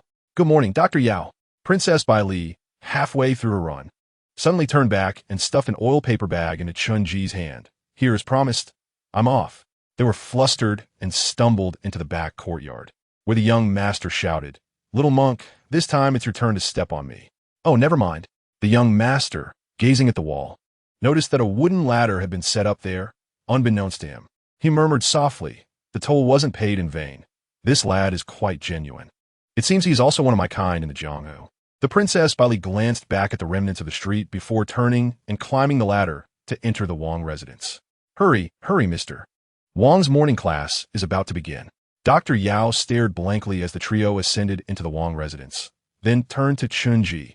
Did you place the ladder? Chenji nodded. I accepted their money to provide some convenience. Dr. Yao's expression was impassive. With you here, the Taiping Medical Hall is becoming increasingly unsettled. At that moment, a drunken voice echoed from the end of Anqi Street. The Red Cloak Alley is filled with ungrateful wretches. When they have money, they call me Dogmaster. When they are broke, they call me Luoyang. Just because I failed to pay thrice, they cast me out. Now that I am bringing the young master. Aren't they bowing and scraping? Another voice, heavy and somber, replied, Brother, you were already called Luoyang. They didn't err. The young master is truly something. They returned in a carriage without even thinking to bring us along. Furthermore, they didn't even arrange a place for me to stay. Liang Mauer, filled with frustration, retorted, Brother, can't you just work steadily at the Liu household? They offer you quite a bit. That won't do. I have 3 principles I won't help with. I won't help those who drink, cheat, and scheme. I won't help the castrated party. And I won't assist anyone opposing the castrated party. That bunch of old men are treacherous and cunning. I can't outmaneuver them. Chenji turned to see the plump Liang Mauer carrying Liang. Master, do you know Liang? Chenji curiously asked. I do, Dr. Yao scoffed in the Jianghu. He is known as the Autumn Wind Swordsman. That is Liang. Autumn Wind Swordsman? Is it because he practices the Autumn Wind sword technique? No, it's because he enjoys taking advantage of others. Chenji asked, Master, is Liang a hired official? Why does he depend on the Liu family? In cultivation, one requires wealth, companions, laws, and land. Just as you need ginseng for your practice, martial practitioners also need medicinal substances to refine themselves, Dr. Yao explained calmly. Most cultivation paths in the world are similar. Expenses flow like water. Without support, one cannot establish power. Liang is already so formidable. Why not seize control of the Liu family? Chenyi inquired. Dr. Yao scoffed. All resources in this world are in the hands of the officials, aristocrats, Taoists, and Buddhists, with only a few scattered among sects like Luo Tianzong. Even if Liang were powerful, he could not withstand a charge from 3,000 elite cavalry. The Liu family maintains over 40,000 elite troops in the Yuzhou camp, just a single command from Elder Liu. How many heads does Liang have to dare seize from the Liu family? Liang Mauer had approached with Liang on his back. Liang, bleary-eyed and drunken, pointed at the Taiping Medical Hall and declared, We shall stay here. It's close to the young master. And he will surely take me along when he goes out to play. Liang Mauer awkwardly glanced at Dr. Yao. I apologize. My brother is speaking nonsense. I am not speaking nonsense. Liang Go, disheveled, jumped off Liang Mauer's back and boldly attempted to enter the medical hall. Dr. Yao raised a hand to stop and wait. Liang Go blinked, unsteadily assessing Dr. Yao, before exclaiming in surprise, Dr. Yao, an old acquaintance, how delightful. We shall stay at Dr. Yao's. Dr. Yao remained silent. Chen Ji felt a twinge of anxiety. He had witnessed Liang Go wield his blade, slicing through Lin Zhaoqing's hat with impeccable precision. He worried that if this hired official were rejected by his master, he might cause a scene and inadvertently harm his master. Yet, before he could contemplate a solution, he noticed Dr. Yao glance at him, then slowly address Liang Go. Staying at the medical hall is not out of the question. But you must teach my disciple the sword technique. If your teaching is satisfactory, not only will the Taiping Medical Hall provide you with lodging, but also cover your meals. Shinji was taken aback. Was this truly his stingy master? Liang Go jested. Dr. Yao, you run a medical hall. Why would your disciple need to learn swordplay? Is it that business has been poor lately, and you want to create some patience? Dr. Yao replied in a leisurely manner. You need only teach. The rest is not your concern. Suddenly, Liang Go became serious. Old man, I may be drunk, but I am not foolish. The Liang family sword techniques are not to be shared. Dr. Yao calmly responded, what I wish you to teach is sword skill, not your family sword path. Liang Go pondered for a moment, and then burst into hearty laughter. Deal? Let us go, Liang Mauer. We have a place to stay. Let us find something to eat first. It's merely teaching some sword techniques. There's no skill in this world that Liang Go cannot teach. The Taiping Medical Hall had always been a place of peace, indifferent to the comings and goings of countless merchants. Through the seasons, it remained a constant, providing comfort to those who beheld it. However, the Taiping Medical Hall suddenly became lively. The young master and the princess had climbed over the wall, and Liang Go and Liang Mauer had taken refuge here, with laughter, the crackling of the hearth, and a stream of Jianghu guests filling the air.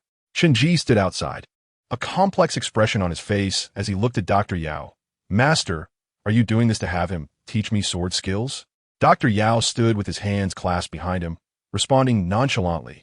The Liang family sword skills are unrivaled in Yuzhou. There are many skilled practitioners in this world, but few who seek the path learn well. Chen Ji inquired, what is the difference between skill and path? Dr. Yao leisurely explained, the path is an abstract direction, while skill is the road beneath your feet. Remember, if you harness the path with skill, the skill will flourish. If you allow skill to govern the path, it will inevitably decline. Then why do you want me to learn sword skills first? First, learn how to transition from sword skill to sword path. This is the Liang family's secret not to be passed down. However, since the Liang family has no heirs now, this skill could be lost at any moment. What if Liang Go, in a fit of inspiration, decides to pass it on to you? By the way, you've earned quite a bit lately. You will cover the living expenses for these two from the Liang family. Chen Ji became alert. You still have your eye on my trifling earnings? Dr. Yao replied, indeed. At that moment, Liang Mauer's voice rang out from the courtyard. Excuse me, where will we sleep? Chen Ji hurried inside. You can sleep in the apprentice dormitory. We have enough space for 5 people on the communal bedding. Liang Mauer quickly replied, no. It would be too cramped for 5 people to sleep on the communal bedding. My brother can sleep here, and I will sleep in the kitchen. Chen Yi chuckled. It's fine. A little crowding won't hurt. Winter is approaching, and the kitchen can be freezing. All right then. Liang Go was already fast asleep, as Liang Mauer carefully placed him on the bed and removed his shoes and socks. However, after completing this, Liang Mauer did not sleep, but turned to Chen Ji and cautiously said, I can help with chores. I can clean, cook, and wash clothes. I don't mind the hard work. Before Chen Ji could respond, Liang Mauer took a wooden basin and gathered the dirty clothes and socks from the apprentice dormitory. Then fetched some wood ash from the kitchen and squatted in the courtyard to wash them, seemingly anxious that the medical hall might retract its offer to shelter them. Wood ash and soap pods served as natural detergents in this era. Families with means might add some mint, yellow vine, or lotus leaves for a fragrant wash. Liang Mauer, being plump, found squatting somewhat laborious. After pondering for a moment, Chen Ji brought over a small stool, saying you can sit while washing. Liang Mauer looked up, smiling. Thank you. I apologize for causing you trouble. As Chen Ji observed him, he noted that without Liang Go by his side, Liang Mauer appeared nothing like a figure from the Jianghu, resembling instead a diligent worker at some eatery. Have you run out of money completely? Chunji inquired, perplexed. In truth, I have saved a little in secret, but I cannot let my brother know, Liang Mao replied with a simple smile. I plan to save enough to buy a few acres of land in Luoyang's countryside. That way, even if my brother refuses to serve the wealthy, we can still make a living. That won't be enough for your brother's drinking money. We'll cross that bridge when we come to it. After Liang Mao finished washing all the clothes belonging to Lu Xiuxing and Shi Dunka, a rumble emanated from his stomach. Embarrassed, Liang Mao asked, is there anything to eat at the clinic? Anything will do. I'm not picky. Chunji brought him a large bowl of leftover corn gruel from the night before, a plate of pickles, and 4 multigrain pancakes. Liang Mao devoured it all in one go, wiped his mouth, and silently glanced at him. Chunji took a deep breath and fetched another 4 multigrain pancakes and a plate of pickles. Once Liang Mao finished eating, Chunji remarked solemnly, Your brother needs to teach me swordsmanship soon. Huh? Is it that urgent? Liang Mao was taken aback. Chunji replied earnestly, If your brother doesn't teach me soon, I fear I may have second thoughts. Liang Mao hurriedly asked, Have you practiced swordsmanship before? Not all. After a moment of contemplation, Liang Mao suggested, Then let me teach you first. I know the basics of sword techniques. As he spoke, he waved his chubby arms a couple of times. When my father taught my brother swordsmanship, he had me learn alongside him, but I lacked the talent and couldn't master it. Chunji raised an eyebrow, observing Liang Mao's clumsy attempts, and redirected the conversation. Was your brother always like this? No, he wasn't. Liang Mao quickly replied. My brother used to refrain from drinking and avoided such indulgent places. Back then, he was a renowned swordsman in Yuzhou, single-handedly defeating bandits across 3 mountains. Any wandering swordsman arriving in Luoyang would have to pay their respects to him first. As Liang Mao reminisced about his brother's glorious past, his eyes sparkled with nostalgia and longing. Chunji inquired curiously, What happened afterward? Liang Mao's tone grew somber. Then my sister-in-law appeared. She was beautiful and gentle, treating my brother well, and me even better. When she saw my brother practicing swordsmanship, she insisted on learning it too, but after mastering it, she vanished. Since then, my brother stopped practicing and took to drinking. The Liang family's swordsmanship was not to be shared, a principle deeply ingrained in their lineage, as they understood the secret of cultivation, that one path must not be shared with another. However, Liang Goer's decision to share his skills led to this unfortunate outcome. Chunji inquired with curiosity, Has your sister-in-law never returned? Liang Mao pondered. My brother said she might have gone back to the northern Jing dynasty. Before he could finish, Liang Goer, inebriated, leaned against the doorframe and snapped, I've told you not to mention that again. Liang Mao shrank back. I won't mention it. I won't. Liang Goer cast a sidelong glance at Chunji. Are you eager to learn swordsmanship? Yes, Chunji replied earnestly. Then let me ask you, what do you wish to learn it for? Liang Goer probed further. For self-defense. Liang Goer erupted in laughter. Then you shouldn't learn swordsmanship. The way of the sword is bold and decisive. One must first possess the confidence to cleave mountains, not speak of self-defense. When you seek to defend yourself, you have already relinquished your sword. Chunji pondered. Then what should I learn? Liang Goer tossed his sword to Chunji, gesturing towards the kitchen. Fetch a piece of wood. If you can cleave it in one stroke, I'll know what you should learn. Chunji retrieved a piece of wood and stood in the courtyard, drawing his sword and striking down along the grain of the wood. The long blade lodged itself in the surface, and only then did he realize Liang Goer's sword was unsharpened. How could this be? A dull blade can still cleave Lin Chaoqing's hat? He looked at Liang Goer. Why is this sword not sharpened? Liang Goer shrugged nonchalantly, because it's unnecessary. Chunji was momentarily at a loss for words. Liang Goer had chosen the most ostentatious response between the most serious and the least serious at that moment. Lu Xiuxing and Shi Dunka were roused from their slumber, peeking through the doorframe. They observed Liang Goer scrutinizing the mark left by Chunji's strike, seemingly lost in thought. Without a word, he took the long sword from Chunji's hand and swung it casually, effortlessly splitting the wood in two with a smooth cut. Liang Goer turned to Chunji. The sword is dominant. Our family swordsmanship does not avoid or evade. It strikes through all flaws. When you wield a sword, it should not merely be a sword. It should target the flaws, like a sword that takes an unconventional path. Thus, you shouldn't learn the sword. You should seek to learn the sword from others. Does one's character determine their path? Chunji pondered. The heart and intention must align. If the path you walk does not resonate with your heart, you will not go far, Luoyang Goer explained. Beside them, Luoyang Mauer asked in confusion, Brother, you previously said the sword is the kingly way, which resembles our family's swordsmanship. Luoyang Goer gazed at Chenji, his expression laden with meaning. The sword I speak of is not the long sword at your waist, but the type found in the Jing dynasty's martial temple. Therefore, you should not learn from me. You ought to learn swordsmanship at the martial temple. Chenji was taken aback. He had once been drawn into that ancient battlefield by the ice stream, where someone had asked him, who has stolen my sword type? Was the sword type they spoke of related to that of the Jing dynasty's martial temple? Chenyi inquired. Is it only at the martial temple that I can learn? Luoyang Goer contemplated there should be others cultivating in Ning dynasty. But the last time they acted was over a decade ago, and all who witnessed their prowess have perished. Chenji fell into deep thought. If he truly had to go to the martial temple to cultivate, would that mean he needed to achieve great deeds in Ning dynasty, gradually ascend, and ultimately be summoned back to the Jing dynasty? But when would that be? Luoyang Goer looked at him and said, stop practicing the sword.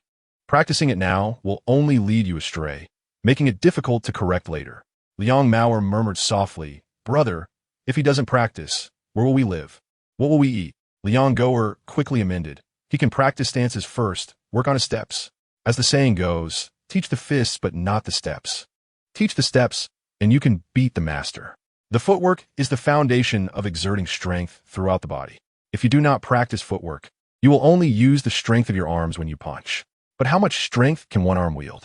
By practicing footwork, strength emanates from the legs to the hips, from the hips to the waist, and from the waist to the arms, allowing all the strength of the body to converge at a single point so that, before he could finish, someone shouted at the clinic's entrance, Chenji. Chenyi. Shidunka glanced over suddenly. While Chenji furrowed his brow, they both recognized it was Chunhua's voice. Shidunka hesitated for a moment, but ultimately did not step out. Chenji approached the clinic's entrance and asked curiously, Miss Chunhua, is there something you need? Chunhua's eyes were still swollen from crying as she produced an invitation and whispered, My lady invites everyone at the clinic to attend the literary gathering at the Wang residence this afternoon, saying she has important matters to discuss with you. Chenji opened the red invitation, which read, A banquet will be prepared on the evening of the 9th day of the 9th month, inviting the cultured and refined individuals of Luocheng. It would be a great honor if you could attend. Jing Wang Fu Zhu Yunqi. The literary gathering is organized by the heir, and the quiet concubine intends to discuss the Lu family matters with me at this event. Chunhua gazed expectantly at Chenji, gently lifting her sleeve to reveal numerous whip marks from being beaten with a rattan. Chenji shook his head. Miss Chunhua, showing me this is futile. If I do not wish to attend, even if you are beaten again, it will not concern me. Chunhua grew anxious, but Chenji shifted his tone. However, please inform the quiet concubine that I will be attending.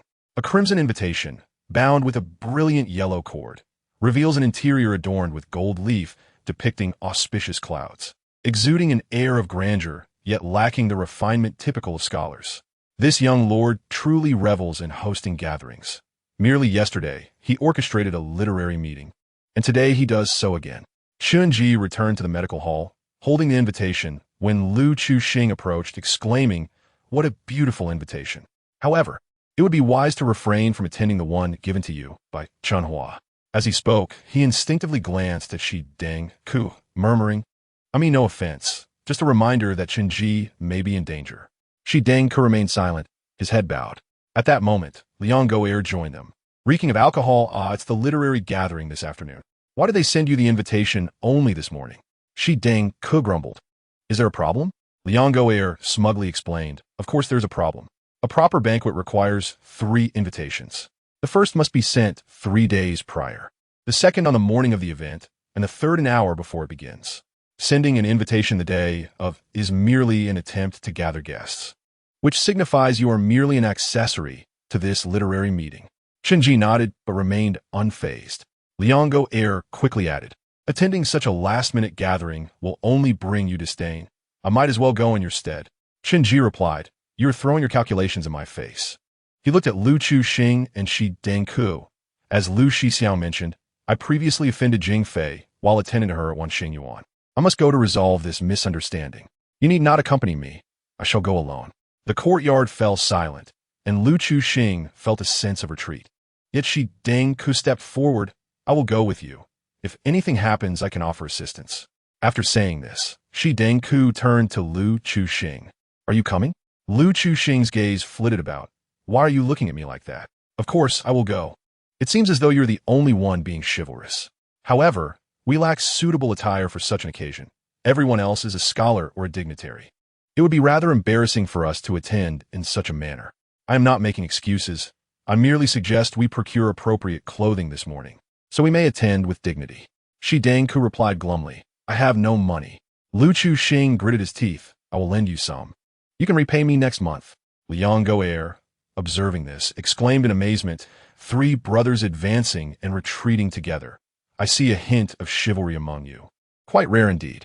Liang Mao worried that Chen Ji might abandon his sword training, hurriedly added, stick with my brother to practice your swordsmanship. Perhaps one day, legends of your exploits will circulate in the martial world. However, Liang jestingly undermined, Mao your words are rather ominous. There are no living legends in the martial world. Only those who have perished can become legends. Young man, the chivalry of the martial world has already been compromised. Do not heed my brother's nonsense.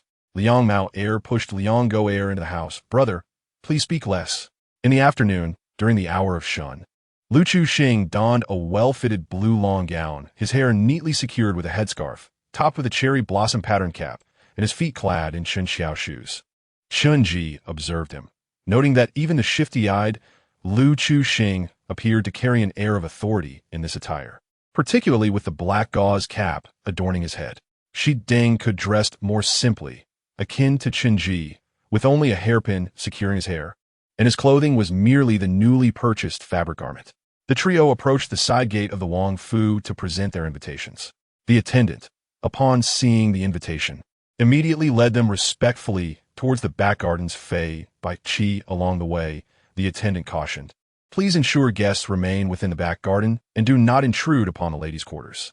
Lu Chuxing promptly assured, rest assured, we will not. Venturing deeper into the garden, they could faintly hear the sounds of scholarly discourse amidst the music of silk and bamboo. One voice proclaimed, in my opinion, the cavalry of Jing Chao poses no threat. Autumn has arrived, and their failure to breach the Chongli Pass has left them weary and soon to retreat, should they attempt to storm the gates. Ardening's cannons and firearms will surely overwhelm them. Another added, indeed, the greatest threat to our realm is not Jing Chao, but the eunuchs. If I succeed in the imperial examination, I shall elucidate the detrimental influence of eunuchs over governance before His Majesty. The first speaker hastily replied, this year's top scholar will undoubtedly be Chen Wenzong. He has been the jewel in the hands of our esteemed teachers at Donglin Academy these past 3 years. Lu Chuxing muttered under his breath, what a load of boastful nonsense. Each one of them claims to be a top scholar or the best of the best. Do they think there are enough accolades to go around? Before them, the Fei Bai Qi was adorned with numerous tables and bamboo mats covered the ground, where literati and gentlemen sat on the floor. Not far off, 6 small wooden pavilions were set up, with curtains hanging to shield the gaze of the onlookers, likely housing the ladies. Lu Chuxing quietly inquired of the attendant, may I ask if any young ladies have arrived today? The attendant replied, for your knowledge, 7 or 8 noble ladies have indeed come. Upon being addressed as Sir, Lu Chuxing straightened his posture and adjusted his attire before seating himself at an empty table. He whispered, my mother once told me that at such literary gatherings, the noble families often send their wives accompanied by eligible daughters to observe behind the curtains for suitable matches. If one is chosen, it could spare them a decade of missteps. Chen Ji remarked, Lu Shixiang, you truly wish to avoid any detours. The tables were arranged in 3 rows, seemingly determined by status, dictating who would sit in the center and who would sit behind. The 3 friends positioned themselves at the back, while Shi Dengku scanned the surroundings for Chunhua, and Lu Chuxing discreetly prodded Chen Ji.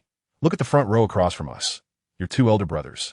Chen Ji glanced over, spotting Chen Wenzong seated among the crowd, articulating his views and advocating for the court to broaden its avenues for discourse and rejuvenate governance. Even amidst a gathering of literary talents, he shone brightly like a pearl among stones. Observing the pavilion, it appeared several young women were peering through the curtains at Chen Wenzong. As for his other elder brother, Chen Wenxiao, he lounged in a relaxed position, his gaze wandering aimlessly. While he had not felt it during their earlier encounter on horseback, he now felt overshadowed by Chen Wenzong's presence. Just as he was taking in the scene, Chen Wenzong locked eyes with Chen Ji, offering a cordial nod, mistaking him for an ordinary guest attending the meeting. Without further consideration, at the main table, the young lord and the princess Bai Li sat behind a table, merely listening to the conversations without interjecting. The two whispered to each other, their discussion unknown. Chen Ji observed the myriad of personalities at this literary gathering, feeling somewhat out of place, uncertain of when Jing Fei would seek him out for a discussion. At that moment, Chen Hua quietly approached him, bending low to whisper, "My lady requests your presence to speak." Chen Ji surveyed the gathering and, relieved to confirm that Yun Fei was absent, exhaled deeply. In Jing Fei's presence, he was regarded as a member of the intelligence division, whereas in Yun Fei's company, he was considered part of the military intelligence, creating a tension akin to walking a tightrope at great heights. He stood and followed Chen Hua to a pavilion, peering through the bamboo curtain to glimpse Jing Fei's indistinct figure. Once Chen Hua departed, only Chen Ji and Jing Fei remained within the pavilion, separated by a mere curtain. Jing Fei had been silent for a considerable time, and Chen Ji remained standing, as if both were solely present to engage earnestly in the literary gathering. After an indeterminate period, Jing Fei calmly inquired, "Everyone claims that Lu Shiyu was driven to death by the secret intelligence agency. Why do you assert that he was murdered to silence him?" Chen Ji replied slowly, "I examined the corpse. Some colluded with the prison guards to stage his death as a hanging, but in truth, he was strangled. The secret intelligence agency possesses the relevant records." Jing Fei frowned. "How can I access the records of the secret intelligence agency? How can I trust that you're not deceiving me?" Standing outside the pavilion, Chen Ji contemplated for a moment before responding, "You already know that I speak the truth. Since the Lu family could present you with that cup, they would not hesitate to sacrifice Lu Shiyu's life. I am merely a minor figure working for the secret intelligence agency. Your vendetta should not be directed at me." Jing Fei spoke with a firm voice. "Do not presume you can escape unscathed. Someone told me that if it were not for you, the secret intelligence agency would not have found any evidence against Lu Shiyu. Since you had Spring Hua convey a message to me, you must tell me how to exact my revenge. Otherwise, you shall face death as well." Chen Ji observed the scholarly gentleman around him, who discussed romantic affairs and political ideals, while he found himself in a separate realm contemplating life and death. "Madam, who currently oversees affairs in Luoyang for the Lu family. Is it Lu Ming-Xian?" Upon hearing the name, Jing Fei's tone turned noticeably bitter. "Indeed, it is he." Her suppressed voice betrayed a hint of madness. First, she lost her son, and then, the following day, her beloved nephew. The consecutive tragedies had pushed her to the brink of losing control. Chen Ji silently praised Lu Ming-Xian's acting skills. That evening, when Zhou Fu surrounded the Wu residence, Lu Ming-Xian donned mourning attire, his eyes red and weary, exuding the appearance of a devoted son. "What form of vengeance do you desire?" "I want him to suffer a terrible fate." Chen Ji exhaled, the hatred now redirected towards Lu Ming-Xian. "When did he present you with a cup?" "In the spring." Chen Ji inquired further. "At that time, he must have requested something of you, which you declined, prompting him to offer you that cup as retribution." "I wish to know, what was it that he wanted you to do? Why do you ask such things?" Chen Ji responded, without understanding his intentions. "How can one seek revenge?" Jing Fei pondered for a moment. At that time, an old subordinate of the prince was promoted to the position of commander, leading 2,000 troops to guard the Jiangsu Bureau in Luocheng. Lu Mingxian wanted me to contact this old subordinate on the prince's behalf. Chen Ji was taken aback. Zhou Chengyi's arrangement of the thin horse Chui Huan was to draw near the Jiangsu Bureau, and Lu Mingxian's commission to Jing Fei was also aimed at approaching the commanding officer station there. Why was the Jiangsu Bureau so vital that both the military intelligence agency and the Lu family went to such lengths? Furthermore, why did the Ning dynasty require 2,000 elite soldiers to guard it? Wait a moment. A scholar had previously mentioned that if the cavalry of the Jing dynasty approached Chongli Pass, the Ning dynasty general could repel them using artillery and firearms. A glimmer of insight connected all the threads in Chen Ji's mind. The Jing dynasty's military intelligence agency sought the secrets of Ning dynasty's firearms manufacturing. This was the sincerity that the head of the military intelligence agency sought from the Lu family. Moreover, since the Liu family had collaborated with Yun Fei to acquire firearms, that cup was not merely a means to eliminate a child. The terms of cooperation with Yun Fei likely required the Liu family to eliminate the defiant Jing Fei, facilitating her ascension as the rightful consort, serving as a badge of allegiance. How else could Yun Fei align herself with the Liu family? While he was deep in thought, Qinji heard someone at the gathering loudly ask, "Brother Wen, the Chun family boasts two remarkable talents. This year, both are expected to excel in the provincial examination. Yet, I recently heard that you have another brother whom we have never seen. Why is that?" "Surely not. I remember my father once inquired about how many children Chen Bofu had, and he mentioned 2 sons and 1 daughter." Qinji looked up to see his 2 elder brothers, like dragons among men, at the center of attention, naturally drawing interest in their family matters. The first to express confusion was the one who had asked, "Brother Wen, did I mishear?" Beside him, Chun Wenshao interjected, "Our brother's character is lacking. Hence my father treats it as if he does not exist." The rotund man, intrigued, asked, "What do you mean? Is there more to this story?" Chun Wenzong shot a glare at Chun Wenshao. "This is a family disgrace. Do not bring it up again." However, Chun Wenshao disregarded the warning and continued, "My brother Qinji was infatuated with the pleasures of the world from a young age, a frequent patron of the gambling dens in Hongyilang. 3 years ago, my father intended to send him to Donglin Academy, but unexpectedly, a gambling den came to collect a debt totaling 600 taels. What? 600 taels? Chun Wenzong frowned at Chun Wenshao. "Do not speak further. You tarnish our family's reputation and only provide others with fodder for ridicule." Chun Wenshao unabashedly raised his cup and took a sip. "That scoundrel has a tarnished reputation. How can we keep it hidden? Brother, do not delude yourself." He turned to the crowd. "Upon learning of this, my father ordered the steward to investigate, and it turned out he owed debts not only at that establishment, but at a total of 6 gambling houses in Hongyilang. And then, my father immediately wanted to disown him, but my mother intervened, suggesting that he should find a livelihood and learn to fend for himself. My mother first arranged for him to work as an apprentice at a pharmacy. Later, he complained that it was too exhausting and pleaded with my mother for some silver to study as an apprentice at the medical hall. Now who knows where he is?" At the gathering, someone sighed, "Alas, a gambler, truly a misfortune for the family." Suddenly, with a loud crash, Shi Dengku rose from the table in anger. "Nonsense. Qinji is not that kind of person. He is neither a gambler nor idle." Food scattered across the table, and wine splashed onto the nearby scholars. The crowd turned to look at Shi Dengku, while Chun Wenshao questioned, "Your Grace, who is this?" The prince appeared somewhat bewildered. This was not someone he had invited. Shi Dengku introduced himself. "I am Shi Dengku, an apprentice at the medical hall, and I have been classmates with Qinji for 2 years. He is absolutely not the person you claim him to be." Chun Wenshao narrowed his eyes. "Qinji is my brother.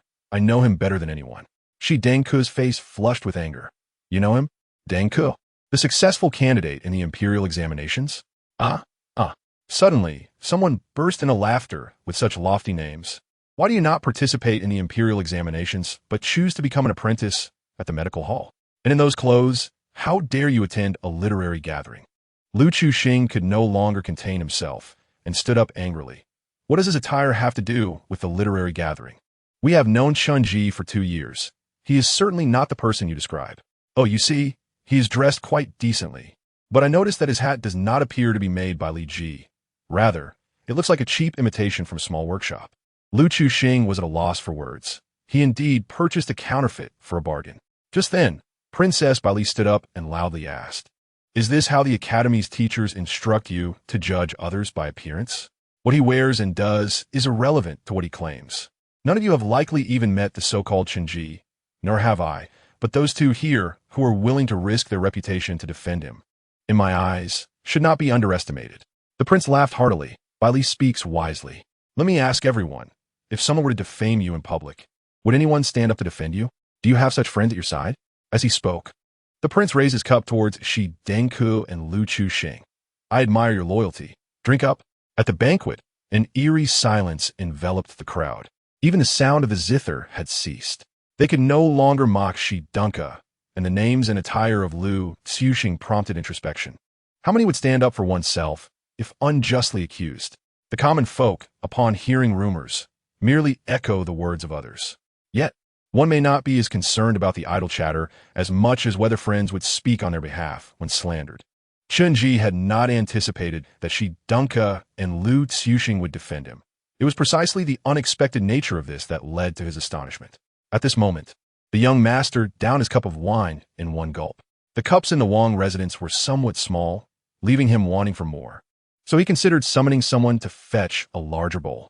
However, a sharp glare from Princess Baili deterred him from doing so. The atmosphere of the martial world naturally clashed with the refined gatherings of scholars. Nevertheless, the young master muttered softly, "These scholars are ultimately less amusing than the people of the martial world." The name Chen Ji sounded somewhat familiar, as if he had heard it before. At this point, Princess Baili turned to Chen Wenxiao and inquired, "Is it true what they say about your brother's IOU?" Chen Wenxiao straightened his sleeves and replied solemnly, "My brother Chen Ji is a gambler, owing a total of 231 taels of silver to 7 gambling houses, and each word is true." A scholar presented a respectful gesture to the princess, stating, "Wenxiao's character is of great worth. He would never lie on such matters."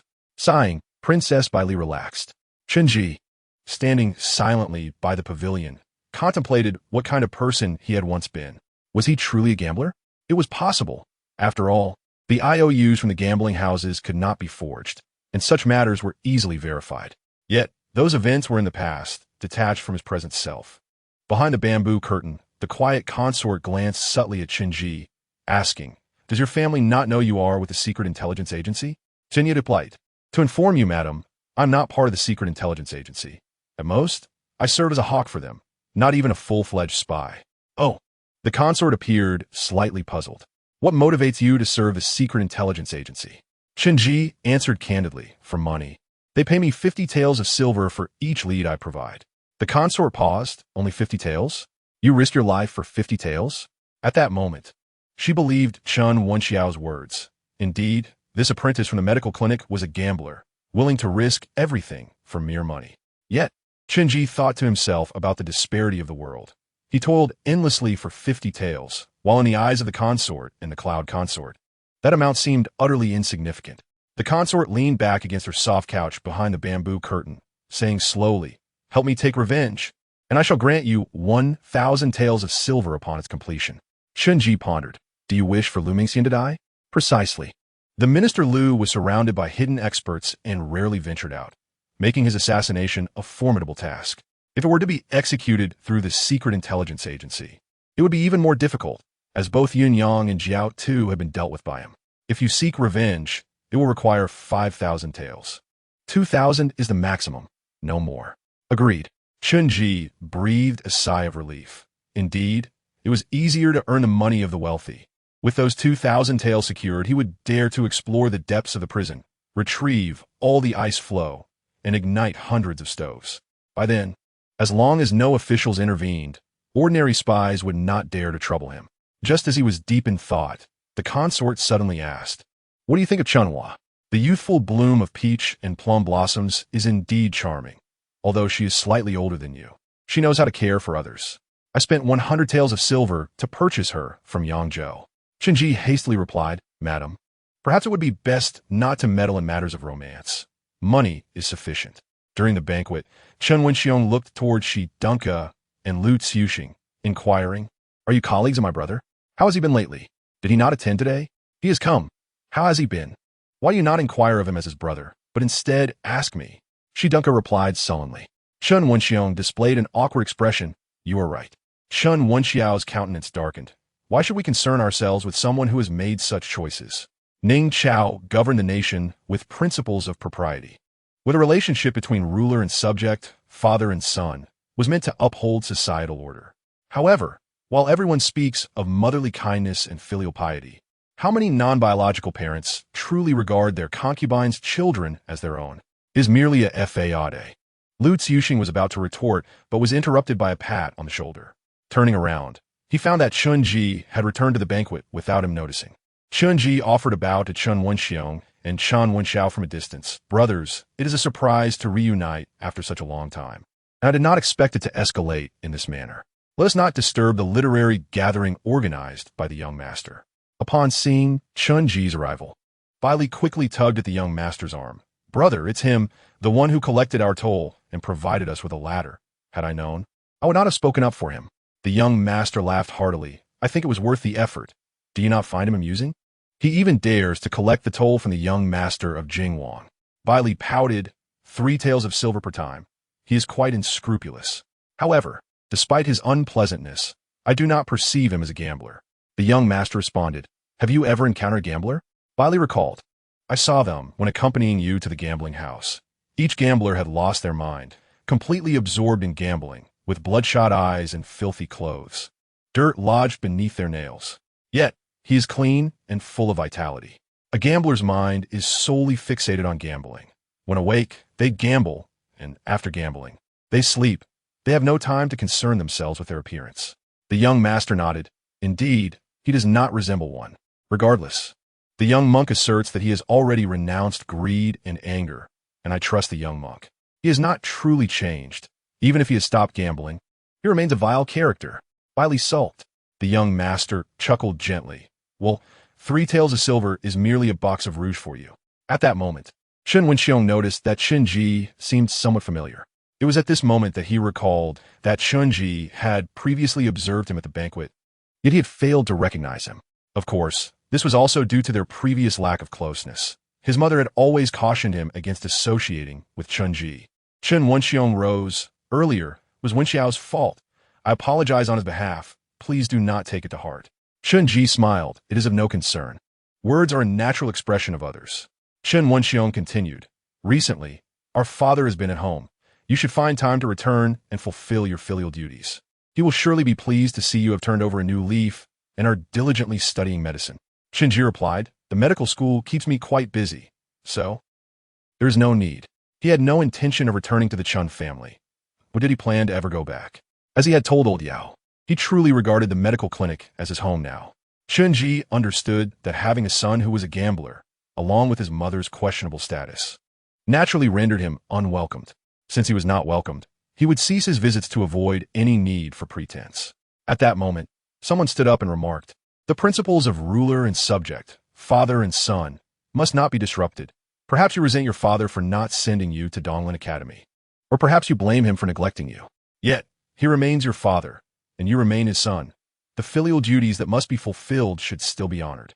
Chen Ji looked at the speaker with curiosity. Who are you? The speaker, possessing an elegant demeanor, donned a blue scholar's robe, adorned with an exquisitely crafted black gauze cap, a jade belt encircling his waist, from which hung an invaluable jade pendant. When queried by Chen Ji, he proclaimed with an air of haughty reticence, Donglin Shuyuan, Lin Chaojing. It seemed that merely uttering this name should suffice for Chen Ji to recognize his identity. However, Chen Ji's attention was elsewhere. Suddenly, it dawned upon him why the man appeared familiar.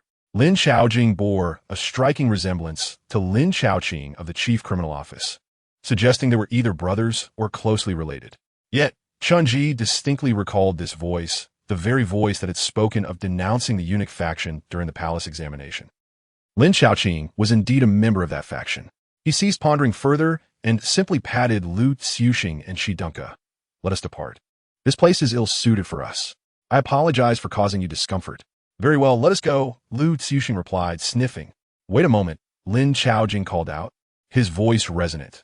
You 3 are also here to participate in the literary gathering. I presume you harbor esteemed individuals in your hearts. Earlier, everyone presented their new works for recitation. I wonder if you 3 have brought any creations? Chen Ji gazed intently at Lin Chaojing, remaining silent. Works? He possessed none. Should he recite a poem from his former world? That was beyond his capability.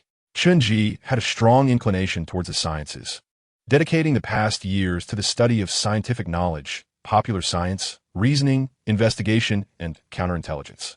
Even his forays into the humanities were limited to cryptography. Thus, while he could concoct gunpowder without issue, reciting a poem posed a considerable challenge. If pressed to recite, he could likely only remember the most famous line from each poem. For instance, there will be times when the wind breaks the waves, and I shall hoist my sail to cross the vast sea. Yet, the surrounding verses eluded him. Moreover, the allegory of the Double Ninth Festival weighed heavily on Chen Ji's heart. He remained unaware of the connections between this world and his own. Should he recite a poem already penned by another, it would be a source of great embarrassment. Wait, a revelation struck Chun-ji, akin to clouds parting to reveal a clear sky. The earlier haze dissipated in an instant. Gunpowder? Gunpowder. While he could not recite poetry, he certainly knew how to create gunpowder. Poetry is art. Could not explosions also be considered a form of art? Some knowledge, if not revealed, may remain elusive despite one's efforts. However, once illuminated, it becomes unremarkable. For instance, the formula for gunpowder. Utilizing the simplest mnemonic, 1 part potassium nitrate, 2 parts sulfur, and 3 parts charcoal, along with a touch of sugar, one achieves a ratio of 16:3 based on the copper scales of this era. The addition of sugar serves to enhance the gas output during combustion. This gunpowder mixture, when detonated in a confined space, rivals a miniature nuclear explosion, likely overwhelming even officials like Luoyang and Si Chao. Sulfur is readily available in medical establishments. Charcoal is also easy to produce. The so-called earth nitrate, scientifically known as potassium nitrate, is essentially the frost found on the walls of earthen structures. In ancient times, it was extracted from the roots of walls when making fireworks. Even today, there remain numerous brick and earth structures in Luo City, where Chun-ji recalls frost being ubiquitous. The arduous search by the Jing dynasty's military intelligence for secret formulas for firearms would be far better served by consulting Chun-ji than seeking the Liu family. Even a myriad designs for various muzzle-loading rifles would pose no challenge for him. A muzzle-loading rifle consists of a muzzle, a powder chamber, and a breech. From small hand cannons to large city gates cannons, Chun-ji possessed a basic understanding of their workings. Yet, the crux of the matter was that since arriving in this place, he had often found himself constrained by figures like Luoyang, Jiao Tu, and Si Chao, solely due to his lack of capability to resist. But now, he possessed that capability. Just then, someone interrupted Chun-ji's thoughts. "May I inquire, esteemed guests, do you have any works to share?" "Why the silence?" Lu Xiuxing and Shi Dunka exchanged glances, uncertain of how to proceed. After all, this was a literary gathering, and it felt inappropriate to attend without any contributions. However, Chun-ji suddenly broke into a smile. "We merely brought the invitation from the Wang residence to the medical establishment for refreshments. We are not adept in this realm. So do enjoy yourselves. We shall take our leave." "Brother Shi, Brother Lu, I heard from the attendant Xiao Zhang at the eatery across from the medical establishment that there is a Mu Xinzai noodle shop on Zhenghe Street that serves exceptionally well. I shall treat you." With that, he turned to depart, his expression untroubled. A gathering is a gathering, if one is not versed. There is no need to feign proficiency for the sake of appearances.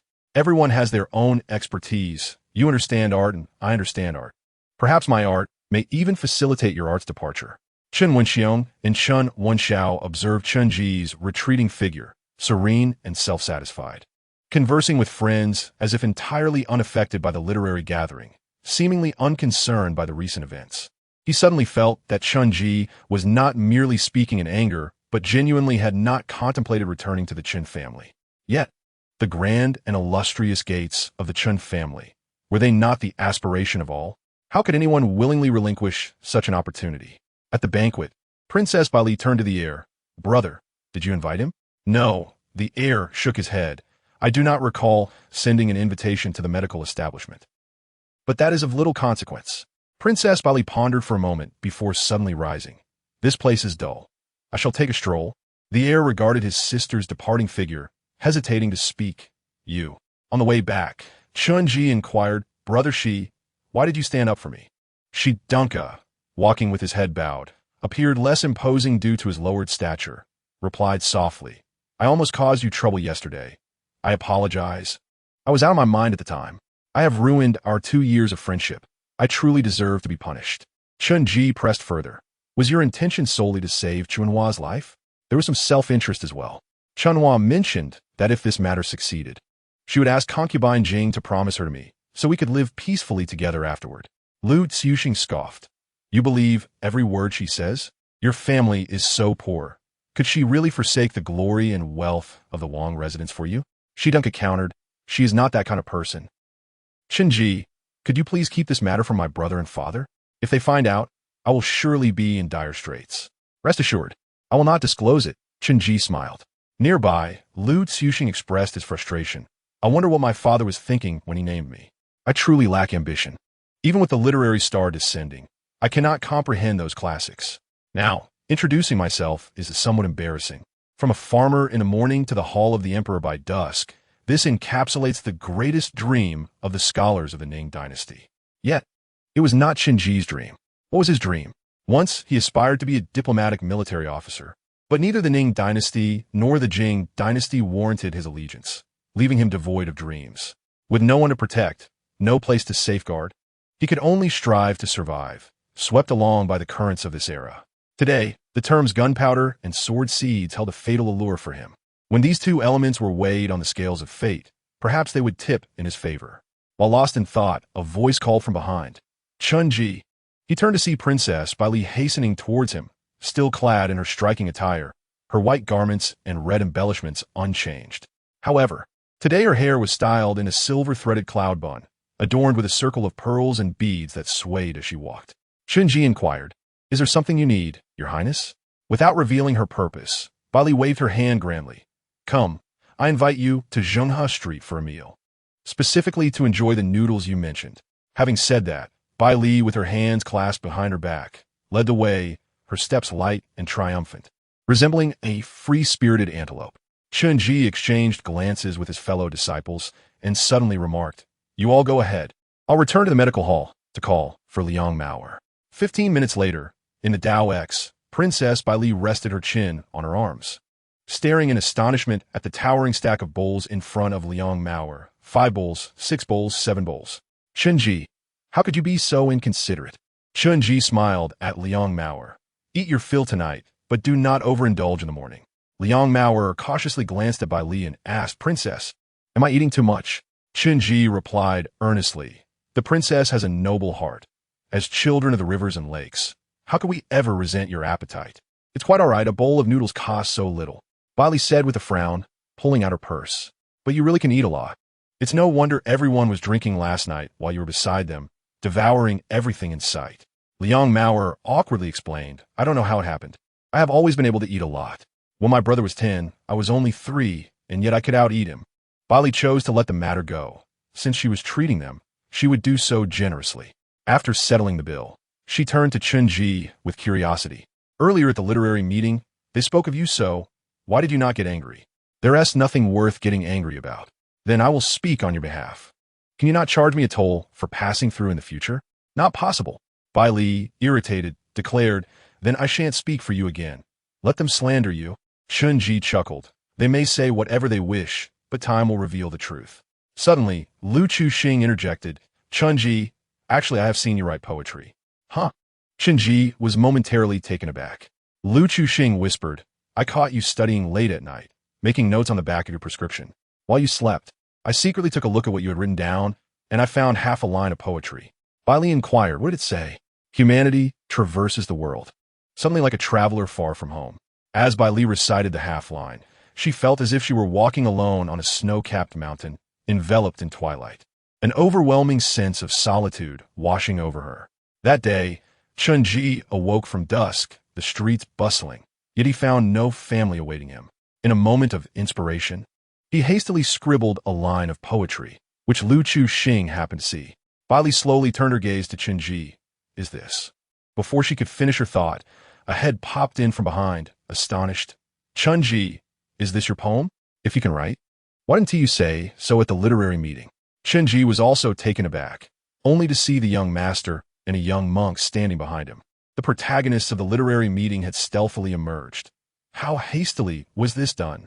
Moreover, it seemed odd that this world lacked such a line of poetry, especially when the tale of the Double Ninth Festival was identical. He maintained his composure, replying, "This half-line was a chance occurrence. I do not possess the entire poem. Furthermore, poetry is not my aspiration." The young master fidgeted for a moment before shyly rubbing his hands and saying, Since you want to earn money, could you sell me that half-line of poetry?" "Huh?" Chenya responded, bewildered. The young master explained, "During my 3 years at Donglin Academy, I felt stifled. Those literati compose a poem every day, writing one upon seeing lotus flowers and another upon witnessing the moonlight, while I have not penned a single word. I am aware many speak of me as the empty-headed young master, and I have long desired to write a poem to impress them, yet I simply cannot. How about this? That half line is impressive. I will buy it from you for 10 taels of silver. You gain money, and I gain face. How does that sound? Deal. Shinji thought it unnecessary to write poetry, but selling a half line was acceptable. In the Dao X, a large stove held a massive pot, steaming with white vapor. The noodle master lifted the dough with one hand, while the other hand deftly sliced with a blade, reminiscent of a hidden swordsman in the world of martial arts. Strips of noodles flew into the pot, the thickness just right. The noodles were served in a bowl, topped with a generous scoop of tender beef and broth. Simple yet delectable. The flames and smoke of the kitchen embodied the most authentic essence of mundane life. The young master beckoned to a waiter a bowl of Dao X. Please. The waiter recognized him and immediately responded with a smile. Coming right up, young master. Shinji was astonished. Young master, the staff here knows you. The young master sat at the wooden table in the noodle shop, casually wiping the surface with the fine sleeve of his garment. I used to frequent this place before attending Donglin Academy. I often crave this taste while at the academy. How could someone of your status dine in such a humble noodle shop? The young master retrieved a pair of chopsticks from a wooden bucket on the table. In the Wang Fu, food takes a full incense stick-s time to reach the dining room. By the time it arrives, it is already cold. As a child, I expressed my desire to eat in the kitchen, but they rebuked me for being impolite. Unlike here, where the noodles arrive still steaming. Add a bit of vinegar, crush a couple of garlic cloves, and it's simply delightful. The waiter seemed unconcerned about the young master's status. Ha! The young master beamed. Father taught us to be kind to others and not to elevate ourselves above others. Have you not seen how the neighbors appreciate me? This is the reputation my father has built over a decade in Luo City. Shinji chose not to pry further. Such a young master and Prince Jing were indeed extraordinary in a world where people were ranked in hierarchies. The waiter placed the young master's Dao X on the table. The young master rubbed his chopsticks together, pouring vinegar in his bowl while glancing at Bai Li. Bai Li, give him 10 taels of silver. That half line of poetry belongs to me. Bai Li. Bai Li came back to her senses. What is wrong? The young master inquired curiously. What were you thinking just now? You seemed lost in thought. Oh, Bai Li replied. I was contemplating that half line of poetry from Chunji. I cannot quite articulate what is so good about it, but it feels quite profound. The young master chuckled. We are alike then. I too think it is good, though I cannot pinpoint why. Now, pay up. Princess Bai Li cast a glance at Shinji, this time without reluctance. She promptly opened her purse and retrieved a golden melon seed. Here you go. It's pure gold and can be exchanged for 10 taels of silver at the money shop. Shinji found it amusing. The purse of Princess Bai Li contained either golden seeds or silver peanuts, all of which were edible. The young master turned to him, curiously asking, Do you have any other poems? Bring them all out for sale, just in case. Why do you need so many? Shinji questioned. The young master laughed. You wouldn't understand. One line at a time is not enough thrill. I need 10 lines at once, or 100 lines to truly astonish those literati. Shinji pondered. Fine verses come naturally, and exceptional lines are seldom obtained. Writing poetry is not so simple. It requires time.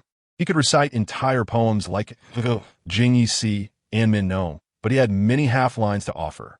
After 9 years of compulsory education, who would he know a few dozen verses? However, one must not reveal too much at once, for too much would diminish its value. The young master grew impatient. You must have written more in the past. Sell them to me. Princess Bai Li unexpectedly interjected on Chunji's behalf. Brother, writing poetry is not so easy. Let him wait until he has more good lines. Poetry forced out lacks meaning. Very well, the young master conceded, still unsatisfied. He recited, Humanity traverses the world, suddenly like a traveler far from home, and found it increasingly intriguing as he mulled it over. Upon recalling this line of poetry, it instantly became his own. He immediately extracted a silver coin from Bai Li's pouch and slapped it down on the table, exclaiming, Boss, today this noble heir is in high spirits. All customers dining here shall be treated by me. Shinji raised an eyebrow, pondering why he had never witnessed the heir paying for anything himself, always relying on Bai Li, the princess, to pick up the tab. It was no wonder the heir insisted on having Bai Li accompany him everywhere. Perhaps Wang Jing was concerned he would go astray, thus withholding his allowance, leaving him to lean on his sister's little treasure trove. It seemed exceedingly plausible. In this light, the heir appeared to be a false wealthy figure. while Bai Li was the true little heiress. Shidaku interjected, Chunji, we ought to return now. The shop is about to close. And the master cannot manage alone. Very well, Chunji replied as he rose to bid farewell to the heir and others. Your Highness, Princess, we shall take our leave. We will prepare the ladders for you all in advance tonight. The heir remarked, indeed, true camaraderie among wanderers of the rivers and lakes. After Chunji and the others departed, Bai Li turned to the heir, saying, Brother, I increasingly feel that he does not resemble a gambler. Indeed, he does not. The heir responded, glancing at the young monk quietly chanting nearby. Little monk, my father mentioned you possess the divine ability of heartsight. What say you? The monk smiled. Chunji possesses a gambling nature, quite pronounced, yet he does not gamble with money, but rather with his life. Such individuals are born to tread upon the sharp edges of danger. Bai Li murmured, the more you say, the more mysterious it becomes. Little monk, do amend your penchant for the esoteric. The monk sighed, I am not being cryptic. I simply do not know how to articulate this to you. Ignoring him, Bai Li turned to the heir, Brother, why have you come out as well? The heir swallowed a mouthful of noodles, bit into some garlic, and spoke indistinctly. No matter, I merely came to take a look. As night deepened, the once spacious communal sleeping area felt somewhat cramped due to Liang Go and Liang Mao's presence. Chunji rose quietly, taking a bamboo tube and a strip of bamboo to the courtyard, peeling away layers of white frost from the wall. Just the accumulated wall frost of this modest courtyard could fill half a bamboo tube. Who knows how much gunpowder could be produced throughout the vast city of Luo. Tonight marked the day of transaction between Yun Fei and the Jing Chao Military Intelligence Division. Earlier that morning, while purchasing clothes in the Easter market, Chunji had relayed information to the official in the back courtyard of Bailu Pavilion. Whether their transaction would succeed was no longer Chunji's concern. With Yunyang and Jiao Tu imprisoned, and the new head of the intelligence division yet to arrive, Chunji found himself enjoying rare leisure time. He practiced his swordsmanship and prepared explosives, living comfortably as an ordinary citizen. Just as Chunji was scraping the earth nitrate from the wall, a faint knocking echoed from outside. He furrowed his brow, wondering if it was a wandering martial artist waiting for the heir to emerge. Yet the heir had not yet arrived. Chunji concealed the bamboo tube behind the water vat and cautiously approached the door, asking, Who is it? A cheerful voice responded from outside, Jinju. Chunji's heart sank. The 12 zodiac signs of the intelligence division, Jinju? How could he arrive so swiftly? He had anticipated the new leader of Luo City would not arrive for at least another month, allowing him ample time to prepare. But Jinju's arrival was quicker than he had expected, surpassing not only his own expectations, but likely those of the military intelligence division and the Lu family as well. After a moment of contemplation, Chunji took a deep breath and slowly opened the door to the medical hall, greeting with a smile. May I inquire if you are the esteemed Jinju of the intelligence division? Standing outside was a plump young man, clad in straw sandals, a bamboo hat upon his head, and wearing coarse cloth attire, resembling a peasant freshly arrived in the city from the countryside. His demeanor was warm and inviting, devoid of the sinister aura associated with Yunyang and Jiao Tu. It is I, Jinju of the intelligence division. My real name is Song Qian. My first task upon arriving in Luo City is to find you. Chunji unobtrusively stepped aside. What brings the esteemed Jinju here? We're the lords Yunyang and Jiao Tu. Logically, as an apprentice in a medical hall, you should not be privy to the fact that these two have been captured by the main criminal division. Thus the pretense must be maintained. As Jinju entered the medical hall, he surveyed the environment of the main hall while responding with a smile. Yunyang and Jiao Tu have gotten themselves into serious trouble, and now they find themselves imprisoned. Did no one inform you? No, Chunji shook his head. Yunyang and Jiao Tu have treated me well. Why have they been imprisoned? Jinju shook his head. You have misunderstood Yunyang and Jiao Tu. They probably do not even know about their encroachment upon your achievements. Rest assured, I am here to ensure that no one can take your credit this time. Chunji probed. Did the esteemed Jinju come from the capital? No, Jinju replied. I had already been stationed at the Jiefan Weiming Jin camp outside Luo City when Yunyang and Jiao Tu arrived. You wouldn't believe it.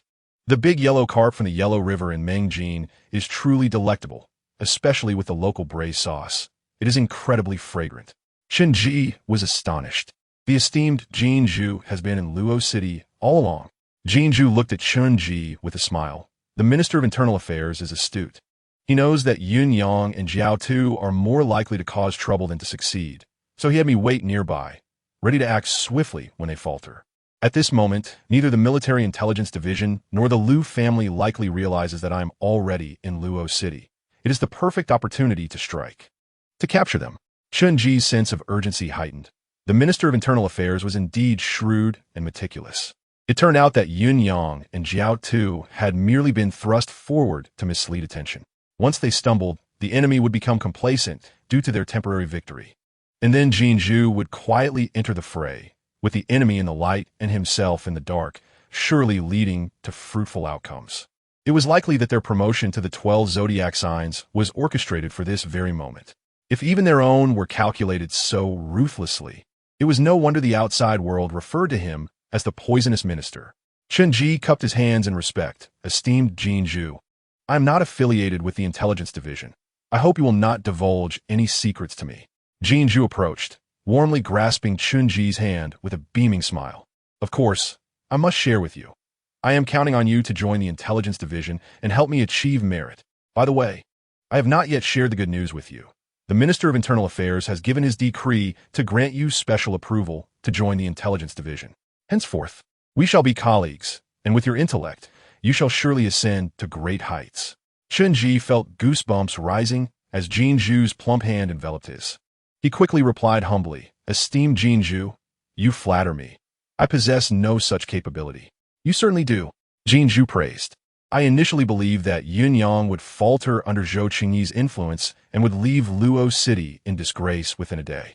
However, I was astonished to discover that they not only found incriminating evidence, but also pinned down Lu Shiyu, even uncovering the matter of the Lu family patriarch's feigned death. At that time, I was puzzled. These two were formidable in murder, but when did they acquire other skills? Only later did I realize it was due to you. It was not me. Chun-Ji shook his head. Esteemed Jinzhu, I am merely an apprentice in a medical hall. Do not be modest, Jinzhu replied. Lin Zhaoqing has already reported the course of events to the Minister of Internal Affairs, and Mengji has also informed him of the dream interrogation you underwent. When these two matters are combined, the truth will naturally be revealed. Chun-Ji understood. No wonder Jinzhu sought him out. It turned out the Minister of Internal Affairs was already aware of his existence. He curiously inquired. I heard Lord Luoyang mention that the selection for the intelligence division is extremely rigorous. Jinzhu chuckled, patting his shoulder. That is indeed true. But your remarkable performance in the Lu Shiyu case caught the Minister of Internal Affairs' attention, hence the special arrangement. What benefits are there in joining the intelligence division? What is the salary? Chenya inquired. Salary? The golden pig chuckled, saying that the salary for a sparrow rank is 24 taels of silver per year, while the pheasant rank earns 26 taels. Upon reaching the dove rank, the annual salary rises to 28 taels of silver, allowing one to stand shoulder to shoulder with the county magistrates. Advancing to the eagle rank is even more remarkable, as common governors must treat you with utmost respect. Are you aware of what an eagle is? This creature is inherently fierce. When hungry, it will attack anything that flies above. As for the 12 zodiac animals, Chun-Ji inquired further. Do you aspire to join the 12 zodiac? The golden pig regarded Chun-Ji with interest, continuing. The 12 zodiac are indeed more formidable than the eagle, wielding the royal decree. In matters of urgency, they can act first and report later. However, there are distinctions among them. Oh, Chun-Ji responded, intrigued. The 12 zodiac are categorized into 4 groups, Jia, Yi, Bing, and Ding. The Ding group consists of the rat, rabbit, and goat. Chun-Ji pondered to himself, realizing that the Luoyang and Jiao Tu held the lowest status among the zodiac.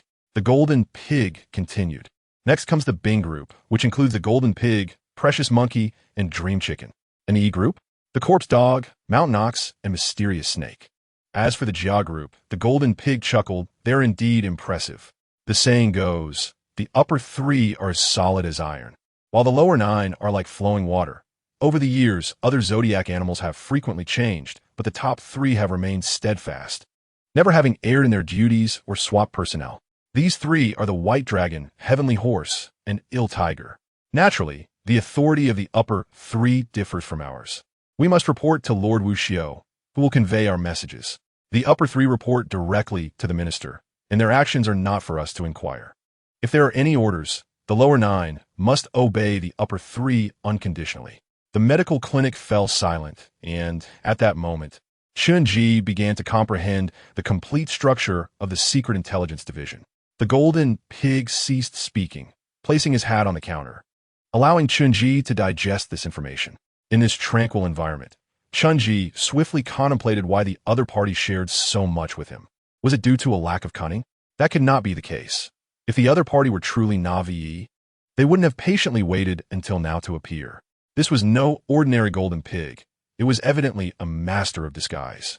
Chun-Ji asked, "May I inquire where the esteemed Luoyang and Jiao two have gone?" The golden pig smiled. They were initially to be escorted to the capital for judgment, but upon receiving the minister's decree, they were instead assigned to Lingnan. Chun-Ji shook his head, saying, "Esteemed golden pig, may I opt not to join the Secret Intelligence Division? Even figures as formidable as Luoyang and Jiao Tu have ended up imprisoned. My fate would surely be no better.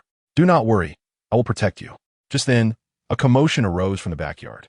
Chun-Ji glanced towards the back, and, upon returning his gaze, found that the golden pig had vanished. He looked up and saw the golden pig's rotund figure had somehow leaped onto the roof beam, crouching there silently. Chun-Ji thought to himself, "This golden pig is remarkably quick to hide at the slightest disturbance."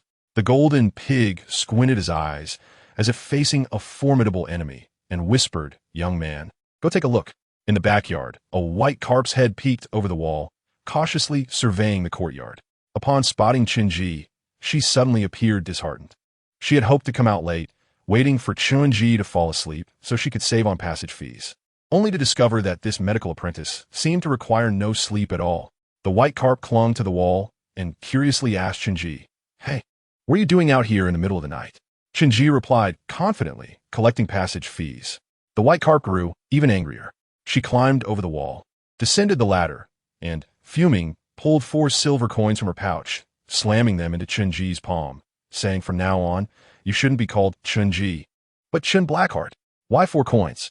Chun-Ji pondered. Just then, another unfamiliar girl's head emerged from the wall. The white carp waved, "Lingyun, there's a ladder inside. Come down using it."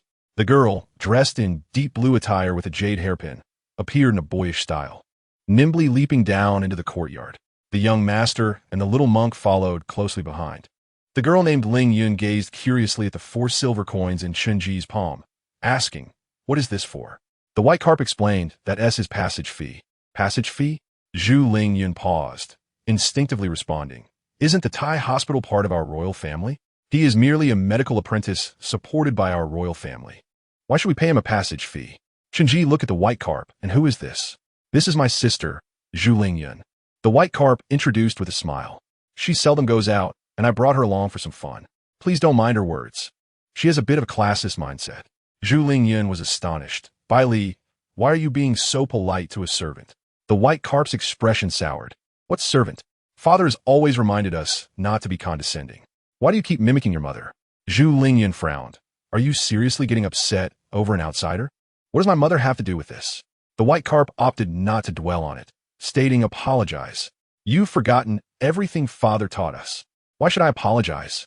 He is just a servant," Zhu Lingyun retorted defiantly.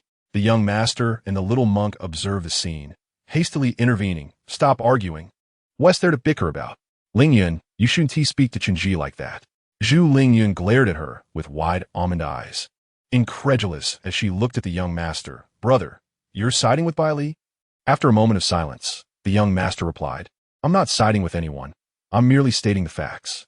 During our time at Donglin Academy, the Duke S. Sunju was arrogant every day, and in the end, he was driven away by the teachers. Don't let the flattery of those scholars make you forget Father's teachings." Tears welled up in Zhu Lingyun's eyes, and after a long silence, she turned and climbed the ladder back to the royal residence, saying, "You all go have fun. I want to be joining." Chun-Ji remained silent throughout. The young master sighed, turning to Chun-Ji, "I apologize for letting you witness this. Lingyun is actually a good person. She just has a bit of a temper." Chun-Ji smiled and replied, "It's quite all right." He returned 1 silver coin to the white carp, who was astonished. "You can really give back money you just received? I want to profit from what I shouldn't." The young master gave Chun-Ji a thumbs up. "You have principles." Returning to the common area, Chun-Ji gently woke Liang Mao, saying, "Call your brother and the young master to drink. Remember to eat well at Hongyilang." Liang Gui suddenly sat up, his eyes shining with excitement. "Drink? Were we drinking?" Chun-Ji responded. Liang Mao, realizing the others had left, restored the clinic's serene atmosphere. The golden pig lightly leaped down from the beam, eyeing Chun-Ji inquisitively. "You seem to have a good relationship with the young master and Princess Baili?" "Not particularly." Chun-Ji shook his head. The golden pig grinned. "I heard Princess Baili defending you just now." He spoke with an undeniable tone. "Young man, joining my secret intelligence division brings many benefits. Working with the minister guarantees success. From today onward, you are a member of the secret intelligence. And I have a task for you. Follow the young master and report all his movements to me. Now go." Chun-Ji stood in the dim light of the clinic, watching the golden pig depart, softly replying, "Understood, esteemed golden pig."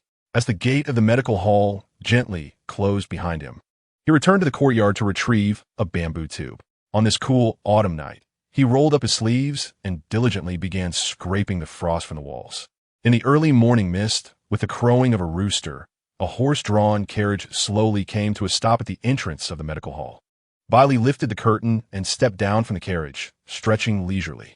She surveyed her surroundings, but did not see the lean figure who had been sweeping the ground. Oddly enough, just yesterday at this time, that person had been present. Where could he be today? Is he still asleep? At that moment, Liang Mao also slowly hopped down from the carriage, carrying Liang Goer on his back as they made their way inside the medical hall. Liang Goer, though tall and imposing, felt weightless on Liang Mao's back, as he had carried his companion for miles in the past without any fatigue. Liang Mao smiled innocently as he bid farewell to the young lord and Princess Baili, expressing his gratitude for their hospitality. "Young lord, princess, thank you for your kindness. I shall take my brother back to sleep now." The young lord waved his hand with a smile. "Go ahead." When Liang Mao returned to the apprentice dormitory, Baili tiptoed to take a glance inside, yet still saw no sign of Chun-Ji. How peculiar. Where has that black-hearted fellow gone? Chun-Ji was not at the medical hall. He was walking along the bluestone road toward the Eastern Market. As he walked, the dark cloud danced lightly on the eaves beside him. The man and the cat moved in tandem, the black cat on the roof silently guarding Chun-Ji like a spirit. The Eastern Market was bustling, with goods arriving from north and south, and muscular workers carrying burlap sacks in a continuous stream. Chun-Ji found a breakfast stall and sat at a small wooden table outside, while Wu Yin leaped lightly into his lap, hiding in his clothing and peering out from the collar. "Chen-Yi, Baozi." Chun-Ji smiled and waved to the attendant. "2 baskets of braised meat baozi and a bowl of hot soy milk, please." "All right, please wait a moment. The baozi will be ready shortly." When the baozi arrived, Chun-Ji grasped one with his right hand and took a hearty bite, while his left hand extended a baozi to his chest for Wu Yin to nibble. He ate slowly, waiting in silence. Just as he finished the second baozi, a middle-aged man entered the adjacent grocery store. "Boss, how much for the natron?" The boss, lounging in the shop with his legs crossed, replied, 300 won per dough, and we can have someone deliver it to your specified location within 3 li. "May I ask, what do you need natron for?" The customer responded with a smile. "My family makes firecrackers. We can't do without natron. I usually buy from Old Lee, but for some reason, his shop hasn't tea open this morning." The boss, still munching on sunflower seeds, retorted, "If you want to buy it, then buy it. If not, don't." The customer's expression darkened as he turned to leave. "How can you conduct business like this? There are plenty of places selling natron. I don't have to buy from you." The boss continued to lounge, unconcerned, "Then go buy it elsewhere." Chun-Ji observed the customer walk away, and immediately, a young man dressed as a coolie in the breakfast stall put down his chopsticks, abandoning his meal to follow the customer. Keeping a distance of more than 10 steps, the young coolie tracked the customer through the crowd, his gaze fixed intently. As he passed by Chun-Ji, Chun-Ji noticed the thick calluses on the young man's right hand, marks left by years of wielding weapons. Chun-Ji understood. The golden pig had already made his move. This golden pig was even more astute and discreet than anticipated. He had surmised that the most coveted item by Jing Chao was firearms. Thus, upon arriving in Luoyang, he had quietly laid out a plan, acquiring shops, embedding spies disguised as merchants, and tracing every individual attempting to purchase natron. The golden pig lurked in the shadows of Luoyang, like a spider weaving a vast web, while the Jing Chao military intelligence relaxed their vigilance. The munitions provided by Yun Fei must have been stolen with the aid of insiders from the Craft Bureau's inventory. If the Golden Pig was clever enough, he might have already begun inventorying and recovering the stolen goods. One could only wonder if Yun Fei and the Lu family could withstand the scrutiny of the Golden Pig. The Jing Chao military intelligence and the Lu family had finally encountered a true adversary. Chen Ji discreetly continued eating his baozi, finishing 2 baskets with Wu Yun before rising to leave, both man and cat simultaneously letting out satisfied burps. How delightful! Chen Ji meandered through the Easter market, passing by a candy shop where he quickly surveyed his surroundings. The proprietor was earnestly selling brown sugar and white sugar, with servants of nobles purchasing the brown sugar and white sugar, and no one appeared to be following or surveilling. After observing for a while, he approached the stall and inquired, "Boss, what are the prices for brown sugar and white sugar?" The proprietor replied with a smile, "Dear customer, brown sugar is 80 per pound, while this white sugar is 10 taels of silver per pound." Shun Ji was taken aback. The price of white sugar was exorbitant. However, he soon realized, in this era, most households still used brown sugar, and the method for producing white sugar remained a closely guarded secret, never to be divulged. Nowadays, only the affluent could afford the elegant white sugar, making it a true luxury. Chen Ji pondered whether he should attempt to produce some white sugar himself. He dismissed the thought. The method of using yellow mud and water to decolorize, as recorded in Tiangong Kai Wu, involved pouring yellow mud water over brown sugar to create white sugar. However, in the era Chen Ji lived in, no one had ever successfully replicated this method. The technique had been lost to time. Chen Ji took out a piece of broken silver. "Boss, I would like to buy 1 tael of sugar, just 1 tael." He carried a parcel of cowhide paper and also purchased a bamboo tube of liquor, thus completing his inventory of materials for making gunpowder. As he navigated through the crowd, he no longer felt like an outsider, but rather like a local youth from Luoyang, out to shop. Night fell. The young lord and princess by Li, perhaps weary from their escapades, did not venture out again. Chen Ji waited until everyone was sound asleep before retrieving the bamboo tube filled with natron and entering the main hall. However, the first step in making gunpowder was not simply mixing natron, sulfur, and charcoal in the proper proportions. It required purifying the materials.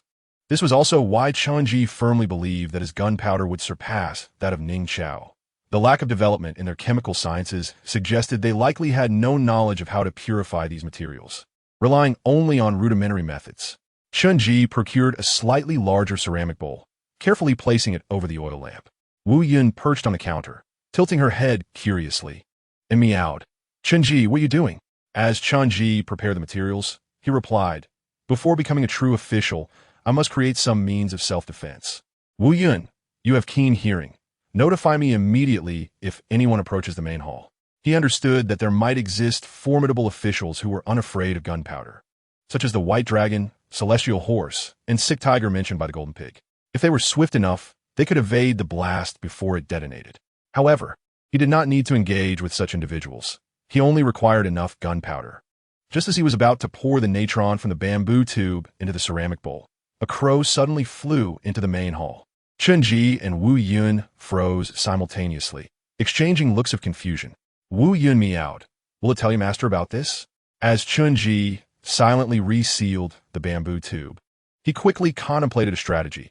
He was in the process of making gunpowder, a secret that required 2,000 elite soldiers to guard the Craft Bureau. Even if one were to be discovered clandestinely collecting T11O, it would undoubtedly lead to immense trouble. Wu Yun turned to Chen Ji and proposed, "Shall I capture it?" Silence the bird. In the next moment, the crow pointed at Wu Yun with its wings and cawed heartily, laden with mockery. Unwilling to concede, Wu Yun lunged to seize it. But while Wu Yun was swift, the crow was even swifter. 2 shadowy figures danced within the main hall of the medical clinic, as Chen Ji ignited 16 lamps. Wu Yun darted through the hall, nearly invisible in his haste. Yet despite this remarkable speed, he could not even touch a single feather of the crow. Unbeknownst to them, the crow had likely cultivated its skills alongside the old man Yao for quite some time, and had indeed become quite adept. Just as Chen Ji intended to call out to Wu Yun, an aged voice interrupted, "Enough. What are you making such a fuss about in the dead of night?" Chen Ji froze, slowly turning to Yao Laotu, master. Yao Laotu cast a sidelong glance at Chen Ji, then ambled over to the counter. Inspecting the oil residue lamp, bamboo tubes, and ceramic bowls with curiosity, sensing something peculiar. Despite his vast experience, he could not decipher Chenji's actions.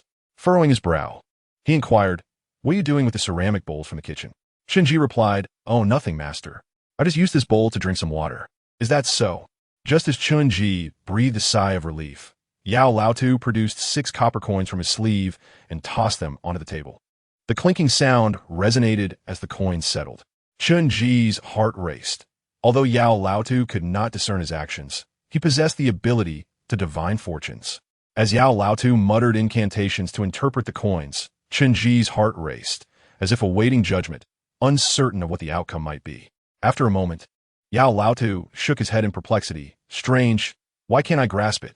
He then approached the window, pushed it open, leaned against the sill, and peered into the starlit night, murmuring, "Great is the Qian, the source of all things governing the heavens." In the next instant, Yao Laotu turned sharply to face Chenji, exclaiming, "What force is so vigorous and domineering?" Chenji retorted, "Wait, master, do you truly possess a divination?" Chenji was baffled by the significance of the hexagram, but Yao Laotu's description of it as vigorous and domineering could only refer to the nature of gunpowder. Yao Laotu fixed his gaze on Chenji. "I hadn't anticipated you possess such a skill to create this substance. What is your intention behind this?"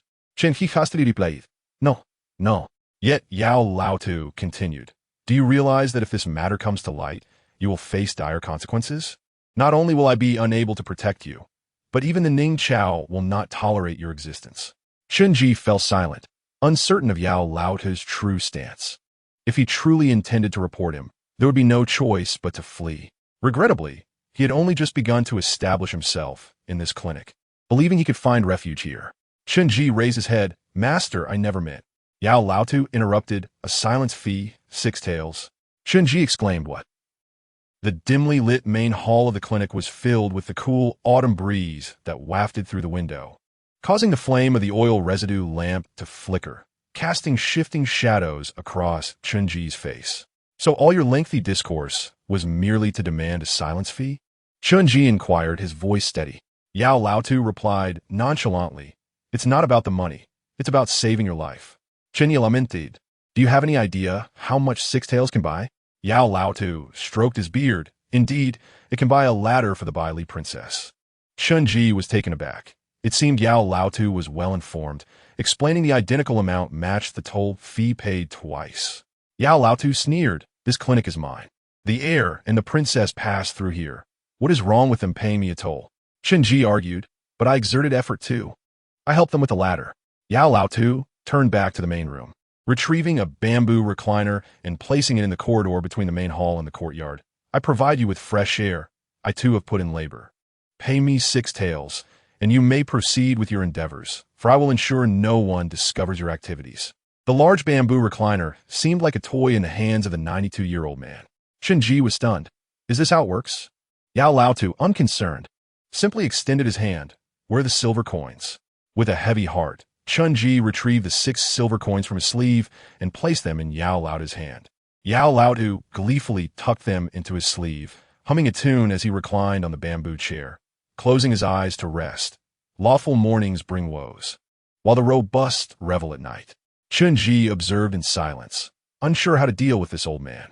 Ultimately, he gritted his teeth and said, "Master, don't say I didn't warn you. Having accepted the money, you are now an accomplice."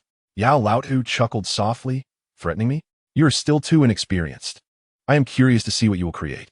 Chenji ceased speaking, adding water to the ceramic bowl, placing it over the oil residue lamp, and slowly heating it until the temperature reached approximately 75 degrees. In this era, there were no formal methods to measure temperature. Chenji only knew that water would begin to bubble at 80 degrees.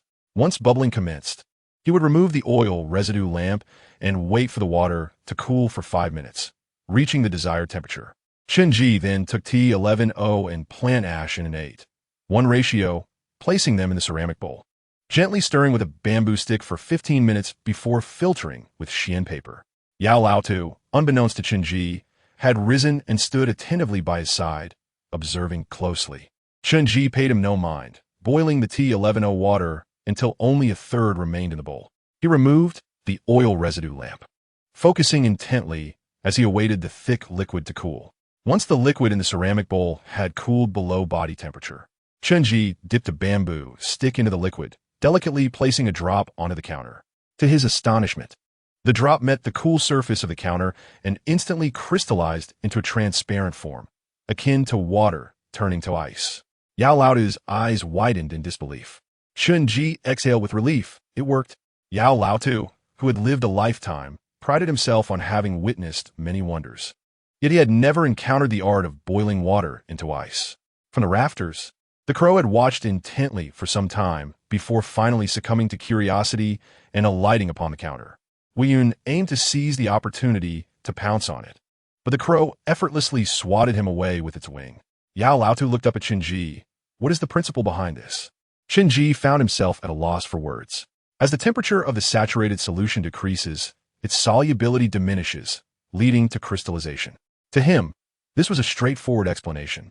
Yet conveying it to the people of Ningqiao would require a lengthy discourse. Yao Laotu poked at the small crystal, pondering how a bowl of water could be boiled repeatedly only to end up as ice, but did not feel cold to the touch.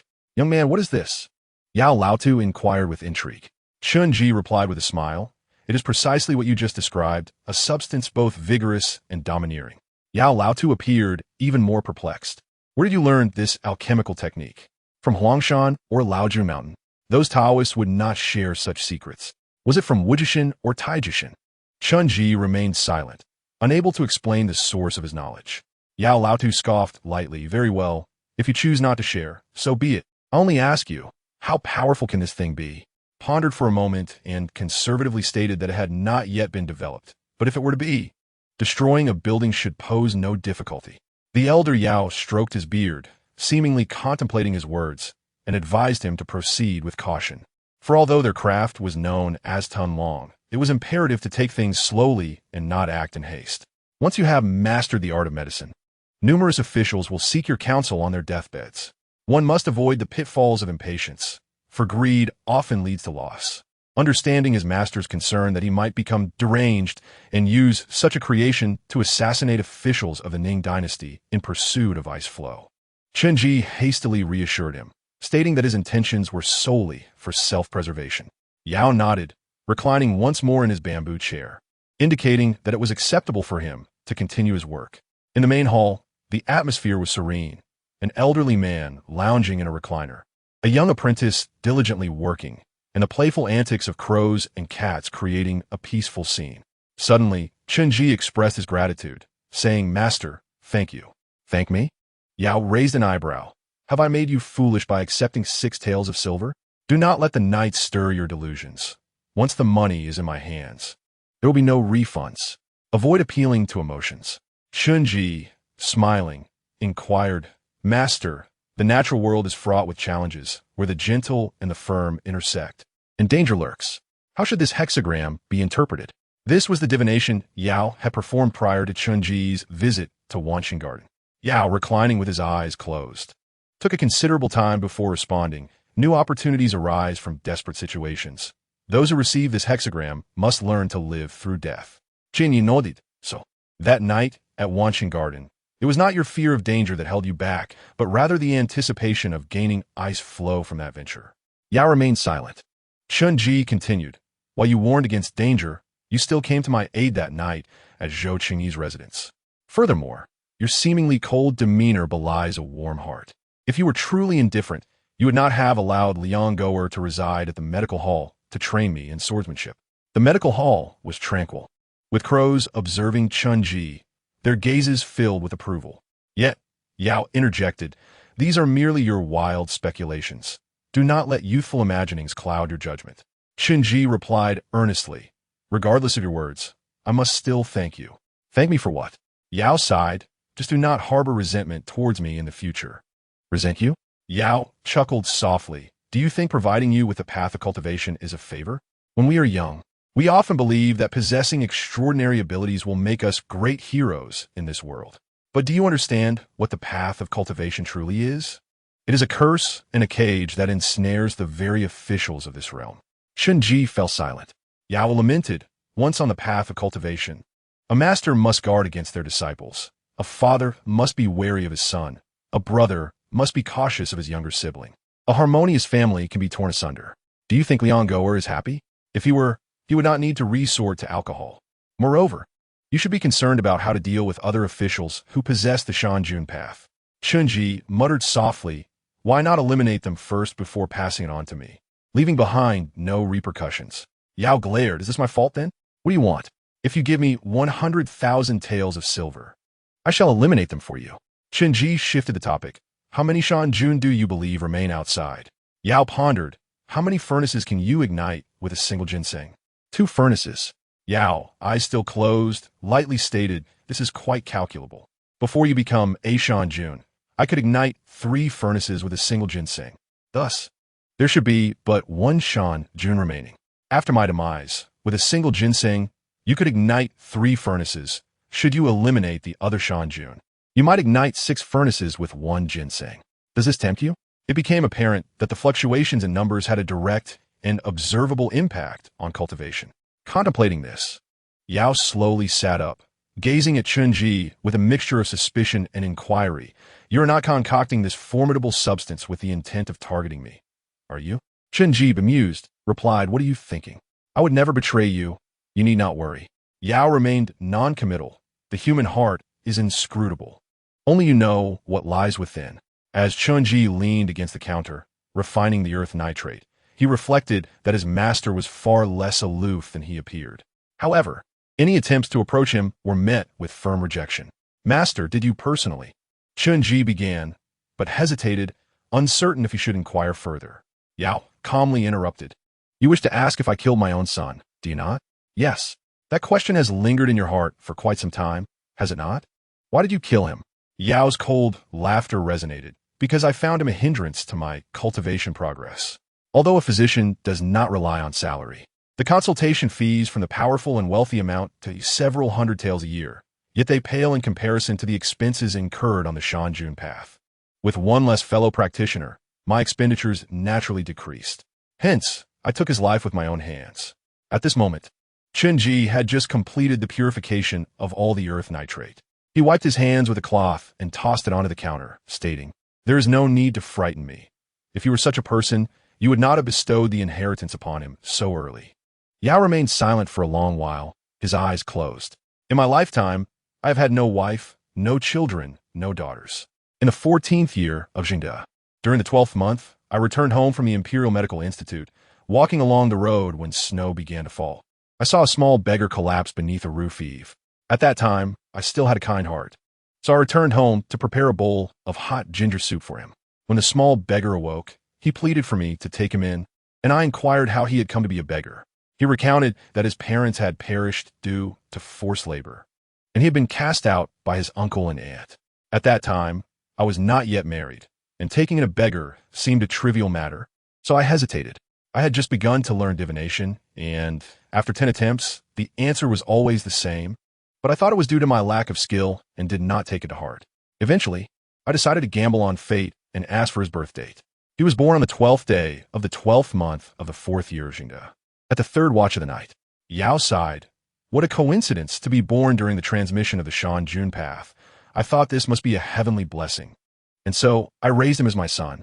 At this moment, Chunji had ceased his activities and sat cross-legged on the floor beside the rocking chair, listening intently, with clouds resting upon his shoulder.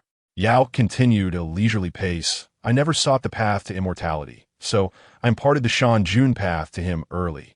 At the age of 16, I recall that the first dragon energy he absorbed came from the deputy Minister Yang of the Ministry of Works.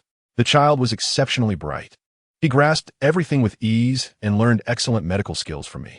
In the capital, there were numerous officials, and when I was overwhelmed, I would send him to diagnose patients. However, I gradually discovered that none of the critical patients he treated survived. Doubts began to creep into my mind, and I sought verification at night. The inspector Lu suffered from emphysema, and though he was treatable, my son prescribed a toxic remedy. He was too intelligent, so astute that he comprehended pharmacology thoroughly, and even when he prescribed conflicting toxic remedies, other physicians could not detect it. Alas, when a person becomes too intelligent, they often resort to shortcuts, I reprimanded him and punished him to kneel in the snow for 3 days and nights. At that time, he knelt and wept, confessing his mistakes. I believed he was sincerely repentant, so I did not send him to the Dali temple. But such a moment of leniency led to an enormous mistake. In the year that followed, he acted with greater secrecy, even secretly poisoning my meals. My first crow was killed by his poison. Having spoken, Yao Laotu gazed at the crow within the clinic. The first had accompanied him for 21 years, and this second one had been by his side for 53. The crow flapped its wings and perched upon Yao Laotu's shoulder, gently using its beak to groom the white strands of his hair. Wu Yin also hopped onto the armrest of the reclining chair, playfully tapping Yao Laotu's hand with its furry paw. Chen Ji, filled with curiosity, inquired, "What happened next after you were poisoned?" Yao Laotu shook his head. "I do not wish to speak of it any longer. It has grown tiresome." He refrained from revealing the events that transpired after his poisoning, nor did he disclose how he had ultimately dealt with that adopted son, as if he harbored further secrets. Suddenly, Chen Ji recalled the night he left the Zhou residence when Yao Laotu had used divination to avoid the small beggar. It was during that significant snowfall in the 12th month of the 4th year of Zhengde, which had left the old man's heart chilled. The fervor and kindness of this mortal world seemed to transform into a mere sigh. Yao Laotu opened his eyes to look at Chen Ji, his gaze imbued with the weight of time and tranquility, as if he were peering through Chen Ji to see another person, or perhaps his former self. Slowly, Yao Laotu rose to return to his room, saying, "Do not worry, I shall not trouble you for long. And there is no need for us to maintain a master-disciple relationship." Once Yao Laotu vanished through the door of the main house, Wu Yun meowed softly. "He fears you may become the next little beggar." Chen Ji responded affirmatively, "That will not happen." Yao Laotu brought him beside the Jing Wang Fu, meticulously arranging for him to gather ice flow, while also taking in Liang Goer to teach him the art of swordsmanship. Regardless of the attitude of others, Chen Ji would never forget what they had done for him. Suddenly, Yin Yang mentioned that Yao Laotu, highly esteemed in the Imperial Medical Office of the capital, had abruptly chosen to come to Luo City, residing near the Jing Wang Fu. Jing Wang Fu. Chen Ji was struck by a realization. According to his deductions, Yao Laotu aimed to find a disciple before his demise to pass on the teachings of Shan Junman. But how could one ensure the rapid growth of a disciple? It required swift acquisition of ice flow.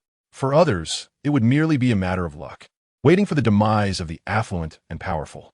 However, Yao Laotu, skilled in divination, could certainly calculate where disasters would occur, thus identifying the sources of ice flow. Yao Laotu's sudden resignation to come to Luo City must have been due to his foreknowledge of impending calamity at the Jing Wang Fu. The Jing Wang, Zhu Yuxiao, lost his mother, Li Fei, at an early age and was raised under the current Empress Dowager's care, growing up alongside Ning Di, akin to siblings. When Ning Di ascended the throne at the age of 11, Zhu Yuxiao was 14, while Empress Dowager Lu wielded power over state affairs. Over 6 years, Zhu Yuxiao worked tirelessly to ally with northern civil officials and inspectors to diminish the influence of the powerful clans. At 17, Ning Di finally took control and, at 21, conferred the title of Jing Wang upon Zhu Yuxiao. Initially, all was calm, yet in recent years, as Jing Wang undertook administrative reforms and disaster relief efforts, his reputation grew increasingly formidable. The Sealy Jian began to devise various schemes against the Jing Wang Fu, with many of his former allies imprisoned, and even the chief eunuch by his side replaced by new appointees from the Sealy Jian. Some whispered that a rift had developed between Ning Di and Jing Wang, while others suggested that Jing Wang had begun to harbor treasonous thoughts. Even during Ning Di's 42nd birthday last year, Jing Wang had not returned to the capital due to his responsibilities in disaster relief. Once brotherly ties had transformed into estrangement. It was as if in the tales recounted by storytellers, once one ascended to kingship, they became dull, reflecting on his master's profound divination skills. A deep anxiety welled within Chen Ji. If his master truly intended to harness the dragon energy of the Jing Wang Fu to cultivate a disciple, the calamity awaiting the Jing Wang Fu would likely be insurmountable. The Jing Chao Military Intelligence Department, Ning Chao's secret intelligence agency, and the Lu family formed a colossal vortex, threatening to drag the Jing Wang Fu into the abyss. As the saying goes, fortune and peril are intertwined. Only in places of disaster is there ice flow. And it seemed his master was not merely using divination to steer clear of calamity, but was instead guiding him directly into peril. Wu Yin bade Chunji good night and scaled the wall back to Wanqing Yuan. Chunji stood alone beside the counter, quietly pondering his current predicament.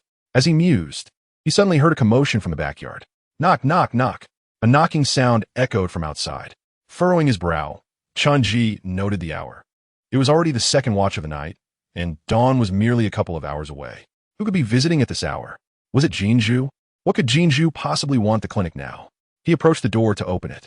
However, as the main door of the clinic swung open, a wave of panic surged through Chunji, prompting him to step back several paces. To his astonishment, it was none other than the deceased Yuan Zhonggui from Bailugu. Yuan Zhonggui's complexion was pale, his smile eerie, emanating a chilling aura. Chunji had witnessed with his own eyes the official, Si Chao, gripping Yuan Zhonggui's jaw and plunging a knife inch by inch in his heart, utterly shattering it. But how could one whose heart had been broken return to life? Thunder rumbled ominously in the sky. Dark clouds had inexplicably enveloped Luo City. An icy rain began to fall. This was the first rain since Chunji had arrived in Luo City. Unlike the continuous and fine autumn rains, it was heavy and urgent. Amidst the flashes of lightning and the claps of thunder, Chunji no longer retreated. He drew a short dagger that he had concealed in his sleeve and aimed it directly at Yuan Zhonggui's neck.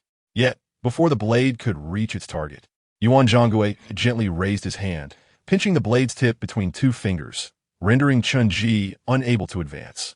The blade halted, as though time itself had frozen. Yuan Zhonggui chuckled. There is no need for such tension. It is not the ghost of Yuan Zhonggui come to seek you, but I, Si Chao. Chunji was taken aback, scrutinizing the figure before him. Yuan Zhonggui's expression was natural, devoid of any peculiarity. Who could have imagined this was merely a human skin mask? A human skin mask? Such a thing he had only heard of in stories. Previously, he had pondered who would succeed the now-deceased Yuan Zhonggui at Bailugu, and he never anticipated that Si Chao himself had donned the guise of Yuan Zhonggui. Chunji gradually relaxed his grip. Si Chao, I apologize. I did not realize it was you. Si Chao, chuckling, reassured him it is wise to be cautious. I bear no ill will. Might I inquire what brings you to my humble abode at such a late hour? Si Chao's tone grew serious. I must convey some unsettling news. Previously, in arranging for those aware of your existence to retreat back north, one of our pigeon-level spies has defected. We have been searching for him for 2 days, yet his whereabouts remain unknown. I suspect he may have turned to the Ning Chao's intelligence agency. Or perhaps he has already done so. A tightness gripped Chunji's heart. A spy from Jing Chao who knew of his existence had defected? Was this not a death sentence for him? He inquired gravely, which spy is it? Has he seen me? Si Chao stepped into the clinic, closing the main door behind him before responding slowly. He is a subordinate of Zhou Qingyi. He has seen you at Zhou Qingyi's residence. Seen me? Chunji's mind raced. If this individual had seen him at Zhou Qingyi's estate, then he would undoubtedly be aware of his identity as an apprentice at the clinic. At this moment, the spy had likely not yet defected. Had he truly done so, Jinju would have already led men to storm the clinic. Yet why would this person choose to betray? Chunji feigned confusion. What is wrong with arranging a retreat back to the north? There would be no need to live in fear under Ning Chao. Why would this lead to his defection? Sikao explained. He is one of the most exceptional spies in our intelligence agency, known for his decisive and ruthless actions. When I sent word for him to prepare for withdrawal, he mistook my intention as an order to silence him, leading him to kill the messenger and vanish. No, it cannot be that simple. Chunji frowned. Given the temperament of this SCO, it is indeed plausible that he intends to eliminate witnesses. However, he did not anticipate that the agent he dispatched would prove to be so formidable, resulting in his own demise. SCOD run. Are you aware of why he was instructed to withdraw? Siash and Ji inquired. This matter will certainly not be disclosed to him, the SCO replied. Thus, the traitorous spy remains oblivious to the reason for his impending silencing. Yet, should he truly defect to the MDS, he would inevitably disclose all he knows, putting himself in grave danger. SCOD run. Might I inquire where he could possibly be hiding? CH&J sensed something amiss and quickly retreated. However, his speed was no match for the relentless pursuer. In the blink of an eye, CH&J found himself seized by the throat, lifted into the air. The SCO sighed, "Do not make a sound, or I shall be forced to eliminate everyone in this courtyard." CHNJ struggled desperately, his face turning crimson. Yet, before the seasoned practitioner like the SCO, he had no means of resistance. He yearned to call out for the sleeping Luoyang to assist him, but his voice failed him entirely. He could only struggle and inscribe with his fingers on the back of the captor's hand. "Why must you kill me?" The SCO remained silent, gazing intently into CHNJ's eyes, as if examining a lifeless specimen. A flash of realization struck CHNJ. The SCO intended to eliminate him, to thoroughly cleanse any intelligence the defector might reveal. This was a common practice among intelligence agencies. Once a flaw appeared, a complete withdrawal or cleansing of the entire unit was necessitated. If a defecting spy were to divulge CHNJ's identity, he might inadvertently expose BILG. As one of the primary sources of revenue for the JNGCHO military intelligence within NGCHO, it was imperative that it remain secure. Panic surged within CHNJ as he swiftly surveyed his surroundings for a means of escape. However, the gunpowder was yet unfinished, and even if completed, the distance would only facilitate a mutual demise with the SCO. In this world, the two most weighty concepts are power and strength. CHNJ had fantasized about living peacefully as a physician in a medical hall or wandering the realm, free from the MDS and military intelligence. Yet all these dreams, devoid of strength and power, remained mere illusions. Cultivation was of utmost importance. But what to do now?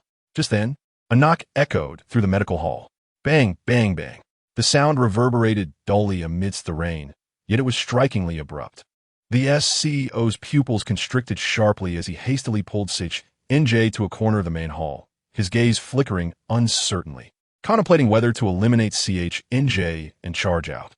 He looked at CHNJ, who quickly inscribed on the back of his hand, "I will handle this." The medical hall fell silent, save for the sound of rain outside. After a moment, the SCO whispered, "You know what to do. If you call for help, you will certainly die first." CHNJ nodded vigorously. The SCO released his grip, allowing CHNJ to rub his neck and calmly inquire, "Who is it?" The voice from outside replied with composure, "JNZH. Open the door. I have matters to discuss with you." Just like the arrangement with Luoyang and GOT, a payment of 50 taels of silver for each job. The SCO and CHNJ exchanged glances, and CHNJ whispered urgently, he must not have captured the defecting spy yet. Otherwise, he would not speak so politely. What could his purpose be? CHNJ continued, "It must be that your pursuit of the traitor has alarmed the MDS. They likely wish to find this person before you do. This is a rare opportunity. I can leverage the MDS to locate him and discern what clues they possess." The SCO's expression remained calm, betraying no emotion. As the voice outside urged again, "Hurry up, kid, open the door. CHNJ Preston, SCO de Rennes. Although Luoyang and GOT have been imprisoned, I have gained JNZH's trust and can still approach the interminister. I understand your concern for BILG, and I share that concern. This is my loyalty to JNGCHO. Rest assured, I will find this traitor and find a way to eliminate him." The SCO narrowed his eyes slightly. "Consider the consequences before taking action. If you seek JNZH's aid, you will undoubtedly expose your identity as a JNGCHO spy. At that point, even if you surrender, JNZH will not spare you. You know how much they despise us." "Understood." The SCO slowly retreated behind the counter, crouching down to listen intently. CHNJ adjusted his collar to conceal the marks on his neck and approached the door, pulling it open. Outside, JNZH stood clad in a raincoat and conical hat, amidst the pouring rain. "What took you so long?" Behind JNZH, over a dozen spies in raincoats stood with solemn demeanor. CHNJ murmured, "Someone just got up for a midnight call, so it took a while." "What brings you here?" "Lord JNZH." JNZH replied, "Come with me. We captured a spy from the military intelligence in Xiing, and they seem to be hunting for a defector. We must find this person first. He is crucial."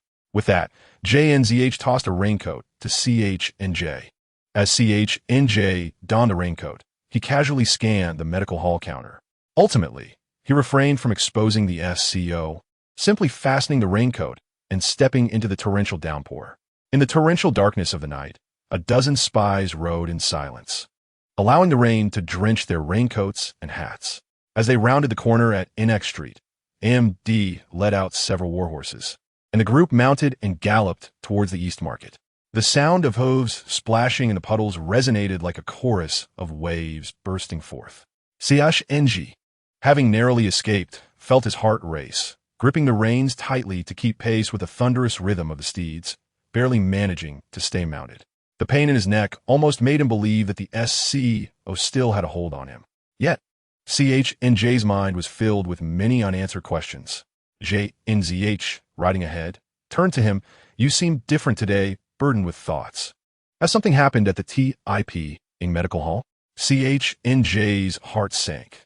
JNZH was adept at reading emotions and would not overlook even the slightest detail. He steeled himself, responding, "I was scolded by my master earlier. He told me not to roam about too often and to focus on my studies." JNZH, aware that CH&J was subtly indicating to not come looking for me without reason, feigned ignorance and smiled. "Dr. Y.O., I often saw you in the capital years ago. He cured the inner minister's leg ailment when he was there. We in the MDS hold him in high regard. It's nothing serious. You can openly disclose your identity as a spy to the old minister. He will understand." Noticing CH&J's silence, he continued with reassurance. "Are you worried that capturing JNGCHO spies might be too perilous? Rest assured, our MDS is comprised of elite forces. BIL Ing and Su NSH have made the JNGCHO military intelligence leaders too afraid to show their faces. While SHGU and BOHU have them gasping for air in JNL Ing. This land still belongs to NGCHO. They cannot act with impunity." Hearing this, CH&J suddenly fell into deep contemplation. The NNGCHO MDS was fortified by the presence of the 12 zodiac signs. Could it be that the JNGCHO military intelligence relied solely on one SCO to hold the fort?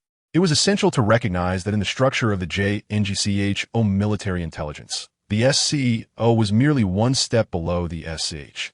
With only these two individuals supporting such a vast military intelligence, it appeared woefully inadequate. However, this matter left Chun Ji perplexed. The Seatsao he encountered today appeared to differ significantly from the one he had seen last time. In Bai Lugu, that Seatsao deliberately avoided the deceased gaze while committing murder. Yet tonight, the individual fixated intensely on Chun Ji's eyes, seemingly reveling in the fading brilliance of the deceased's expression. In Bai Lugu, that Seatsao favored the knife, always drawing a dagger even when dealing with someone as insignificant as Chun Ji. Yet tonight, this Seatsao did not draw a weapon. In Bai Lugu, that Seatsao frequently mentioned his uncle, while tonight he refrained from doing so. The more Chun Ji pondered, the more he felt something was amiss. Could it be that beneath the mask, they were indeed the same person? If they were truly one and the same, the daily affairs of Bai Lugu must have been exceedingly demanding. How could this Seatsao possibly have the energy to manage the intelligence network of the entire military intelligence department? Suddenly, Chun Ji inquired, "Lord Jinju, does the head of the military intelligence department conceal himself in our Ning dynasty capital?" Jinju nodded. "Yes, at least that's the information we have gathered. However, the spies we have captured are of too low a rank. None have yet seen his true visage." Chun Ji further questioned, "Then, who from Jinling is lurking in the shadows?" "It is naturally the Seatsao of the military intelligence department, although we are unaware of who has come to Luo City this time." Chun Ji fell into deep contemplation. Jinju turned to Chun Ji with a smile. "What prompts your inquiries about their Seatsao and chief? Are you aspiring to capture them?" "Ambitious. If you truly succeed, you may very well ascend to the 12 zodiac positions. And at that time, you will not lack the means for cultivation. The internal minister will ensure your rise." "Oh, means for cultivation?" Chun Ji asked, puzzled. "Does the internal minister possess many pathways for cultivation?" Jinju laughed heartily. "What kind of person is the internal minister? 10 years ago, he pacified the martial world and amassed quite a collection of treasures. Otherwise, do you think Yun Yang and Jiao Tu are eager to achieve merit? It is because their techniques are stifled at the innate level. To break through to the seeking Tao realm, they must accomplish great feats." Chun Ji mused, understanding now why the internal minister could command a multitude of officials. He then asked, "Lord Jinju, since we have already captured a spy from the Jing dynasty, you should be aware of the identity and appearance of the person we are pursuing." Why then do we still need to find me? Jin Zhu chuckled. Rest assured, I have my own arrangements. Chen Ji frowned, not comprehending Jin Zhu's intentions. Jin Zhu was clearly unlike Yin Yang and Jiao, too. Though his face was perpetually adorned with a smile, he resembled an unfathomable abyss, inscrutable and enigmatic. The group traversed the curtain of rain, ultimately arriving at Hong Yixiang. Hong Yixiang is the most bustling locale in Luo City at night, replete with brothels, gambling houses, and eateries. Any establishment seeking to make a name for itself in Luo City must be situated in Hong Yixiang. At this moment, the brightly lit, staggered buildings were being washed by the rain, forming a curtain as the droplets cascaded from the eaves.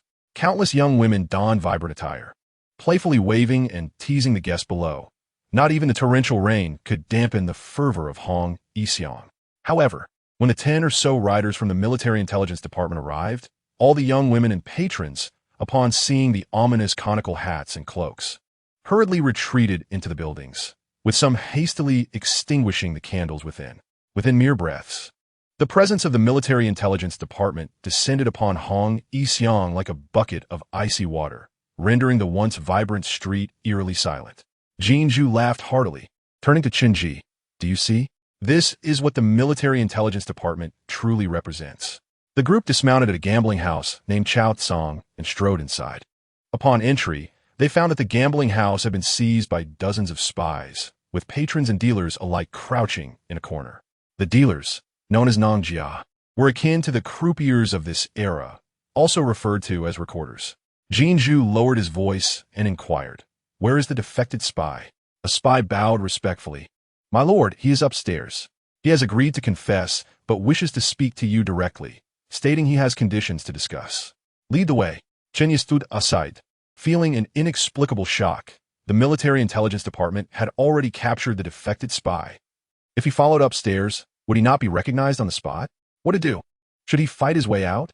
With so many spies present, how could he, as a mere novice official, handle even a couple of them? Jin Zhu ascended the stairs, glancing back at Chun Ji with confusion. Why aren't you coming up? There is much to be done. Don't waste time. Chen Ji replied, "My lord, I wish to check downstairs to see if there are any other spies hiding among the patrons." Jin Zhu waved his hand dismissively. No need, no need. Quickly come up. With no other choice, Chun Ji adjusted his hat and steeled himself to ascend. Upon reaching the second floor, Jin Zhu pushed open a nearby door, revealing a person dangling from a ceiling, their hands bound with hemp ropes, suspended from the beams, while 4 spies stood guard, hands resting on their blades. Chun Ji cautiously looked up, only to be shocked to discover the hanging figure had turned an ominous shade of blue, blood oozing from 7 orifices, unmistakably dead. A corpse could not identify him. Chun Ji's palms felt clammy from nervousness, yet he feigned calmness and asked, "Lord Jin Zhu, since he is a defected spy, he is of utmost importance. Why kill him? This person is not the defected spy. He was responsible for capturing the defected spy. Quite a tongue twister. Ha ha ha. After we captured him, he poisoned himself to death." Jin Zhu chuckled. Chen Ji's heart sank once more. The defected spy was still alive. Jin Zhu circled the hanging spy, admiring him. The spies of the Jing dynasty are all determined fighters. They're ruthless not only to others, but even more so to themselves. Over the years, it has been exceedingly difficult for our military intelligence department to capture a living one. Do you know why? Chen Ji shook his head. On one hand, they conduct their purges with remarkable swiftness. As soon as they detect exposure, they immediately cleanse the entire intelligence line from top to bottom, sacrificing a few to preserve the greater good. As the saying goes, righteousness does not engage in commerce, and compassion does not command an army. The head of the military intelligence department is quite a formidable character. On the other hand, they deliberately choose spies with families. If a spy defects, their family in Jing dynasty will be captured. Young males are enslaved, females are turned to prostitution. The elderly face immediate execution. Chen Ji's heart tightened. The struggle between the spies of the 2 dynasties was indeed harrowing. He inquired, "May I ask what Lord Jin Zhu's next plan is? Should I seek the whereabouts of the defected spy?" "No ruse, no ruse. We only know that the spy has been injured. We could have followed the scent of blood to find him, but a heavy rain has washed away all traces, making it difficult to locate him now. However, it doesn't matter." Jin Zhu turned to a nearby spy, Since we entered, has anyone gone to alert others? The spy softly replied. Is the one you suspect, my lord. He quietly went to the restroom. Let him be. We shall wait here for the Jing dynasty spy to come and silence him. Chenji suddenly comprehended that Jin Zhu had no intention of capturing the defected spy tonight, nor did he plan to pursue him. They had sealed off the entire gambling house, suppressed the information, and outright declared to the outside world that they had apprehended the defected spy, luring the military intelligence chief to come and kill. Jin Zhu was betting that the Jing dynasty military intelligence had also failed to capture the defected spy, and thus had to come to silence him. What a remarkable adaptability. Such a person would be far more challenging to deal with than Yuanyang and Jiao, too. Chenji remained silent for a moment. Why does Lord Jin Zhu confide in me so openly? Jin Zhu smiled, taking Chenji's hands. You see, I am different from Jiao Tu and Yuanyang. They relish taking credit, while I prefer to bestow it. Oh, Chenji expressed his confusion. Jin Zhu patted his hand and remarked, those two aspiring individuals are wholeheartedly devoted to their practice, seeking to exchange their merits for advancement in their cultivation. I, however, harbor no such ambitions and do not yearn for immortality. Achieving a position among the 12 zodiac is already a considerable feat. To ascend further would likely necessitate a complete submission to the palace to replace Lord Wuxiu. I am indifferent to whether I occupy a higher or lower rank. Being among the lower ranks is quite satisfactory. After all, when the heavens fall, there are always taller individuals to support it. Chenji remained speechless, recognizing that this esteemed Jin Zhu was well versed in the doctrine of moderation. Jin Zhu continued, I enjoy making friends. When the inner minister personally decreed your entry into the Secret Intelligence Bureau, I understood that you had caught his eye.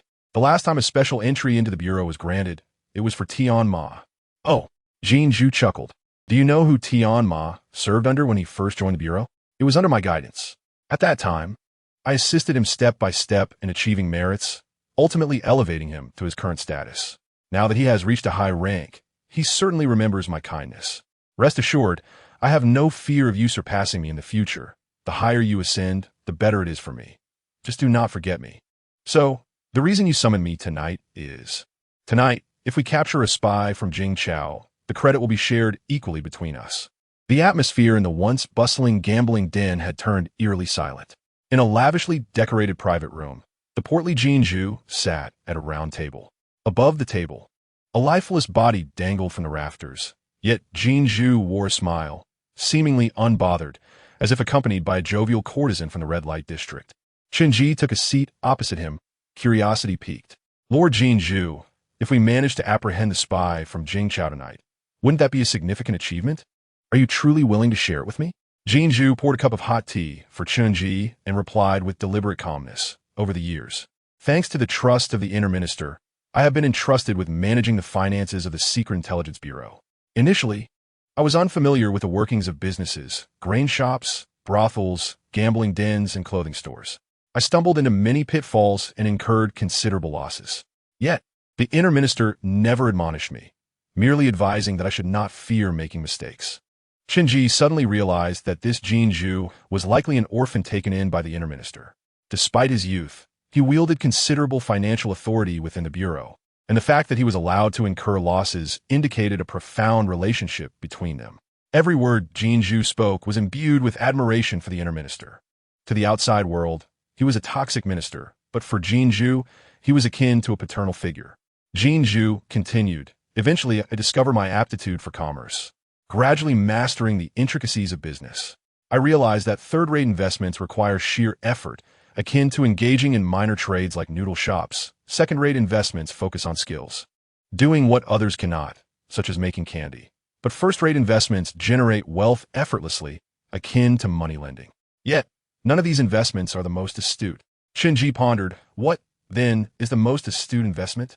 Jin Zhu smiled. Without a doubt, it is the investment in people. He reflected, throughout the years, my wisest investment has been aiding Tian Ma.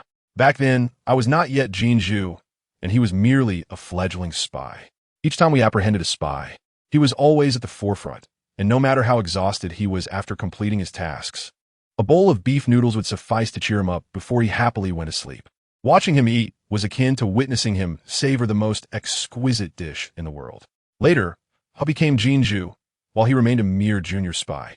I willingly relinquished my merits to him, assisting him in attaining a path to cultivation, ultimately leading to his current status as Tianma. Throughout these years, while the lower ranks have come and gone like falling petals, only Xianxi and I have remained steadfast.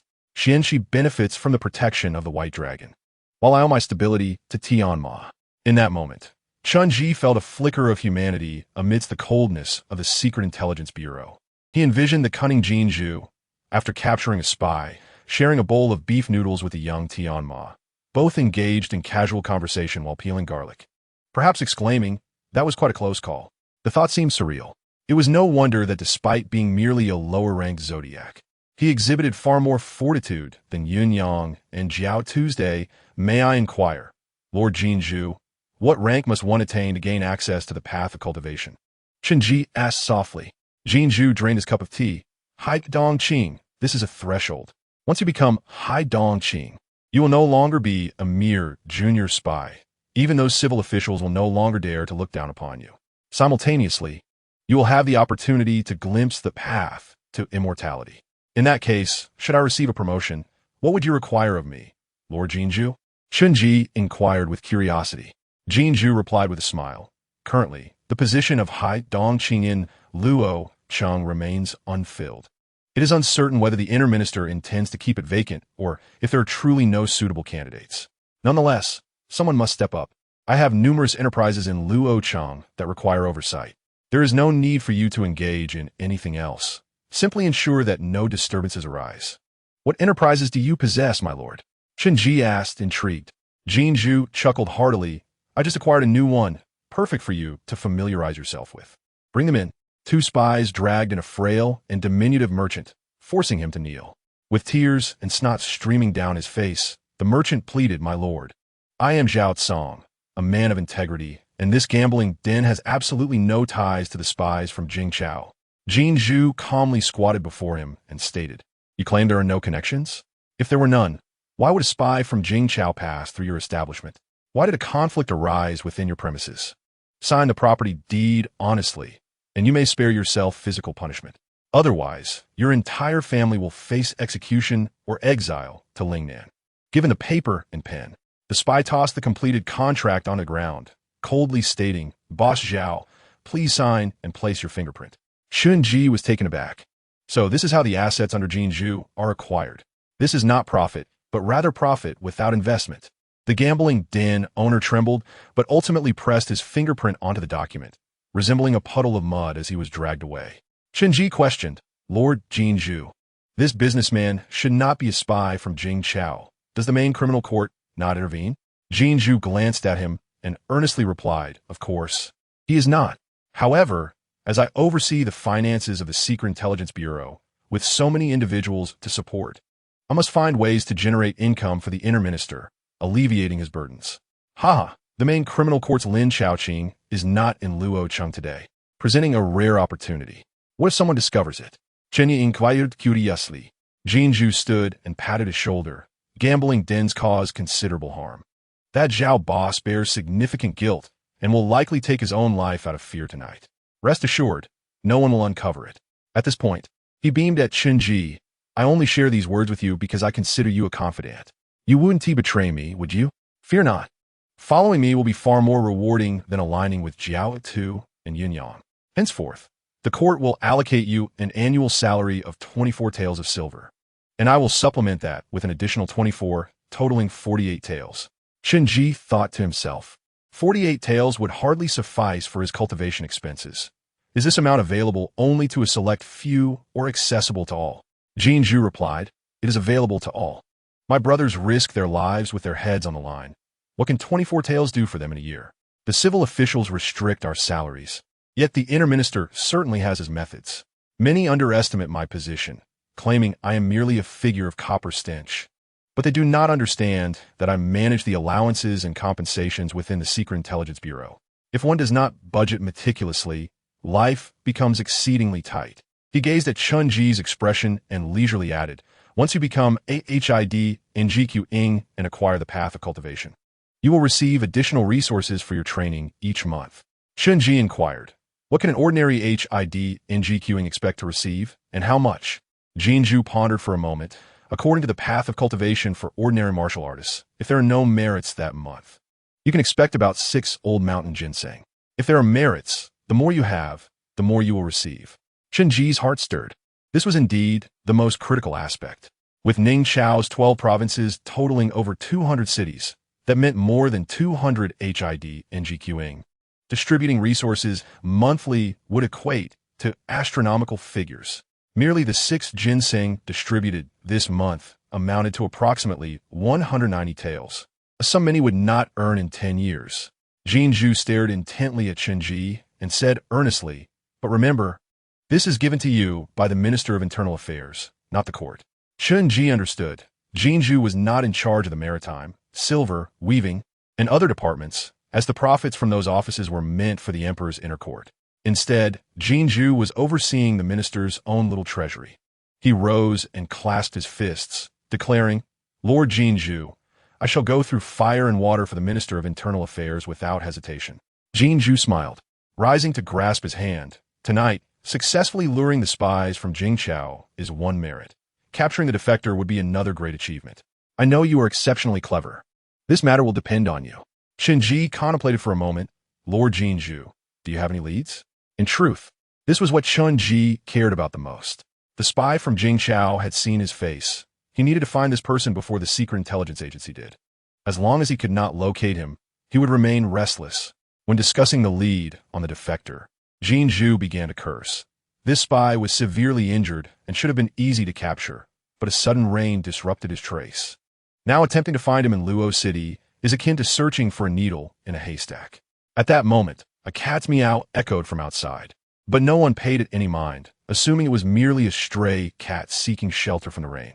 Chen Ji cupped his hands and said, "Then Lord Jinju, please continue to wait here for the spy from Jingqiao. I will go down to see if there are any leads on that defector." With that, he exited the private room, lowering his hat. Inside, a secret agent remarked, "My lord, he is aware of our baiting plan. Should we be cautious of him alerting others?" Jinju nodded. "Keep an eye on him.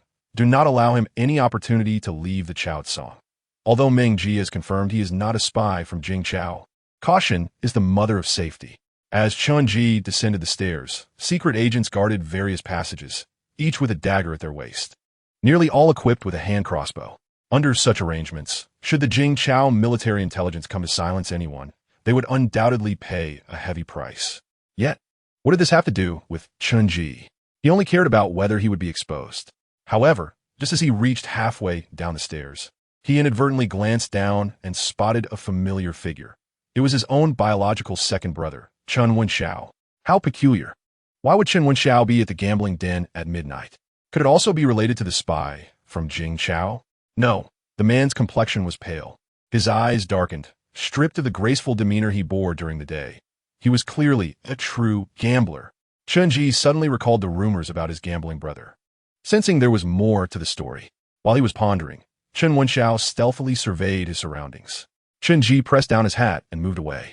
Inside the gambling den, copper coins and silver pieces lay scattered across the floor, and a trail of blood led from the entrance to the backyard, undoubtedly marking the escape route of the defector.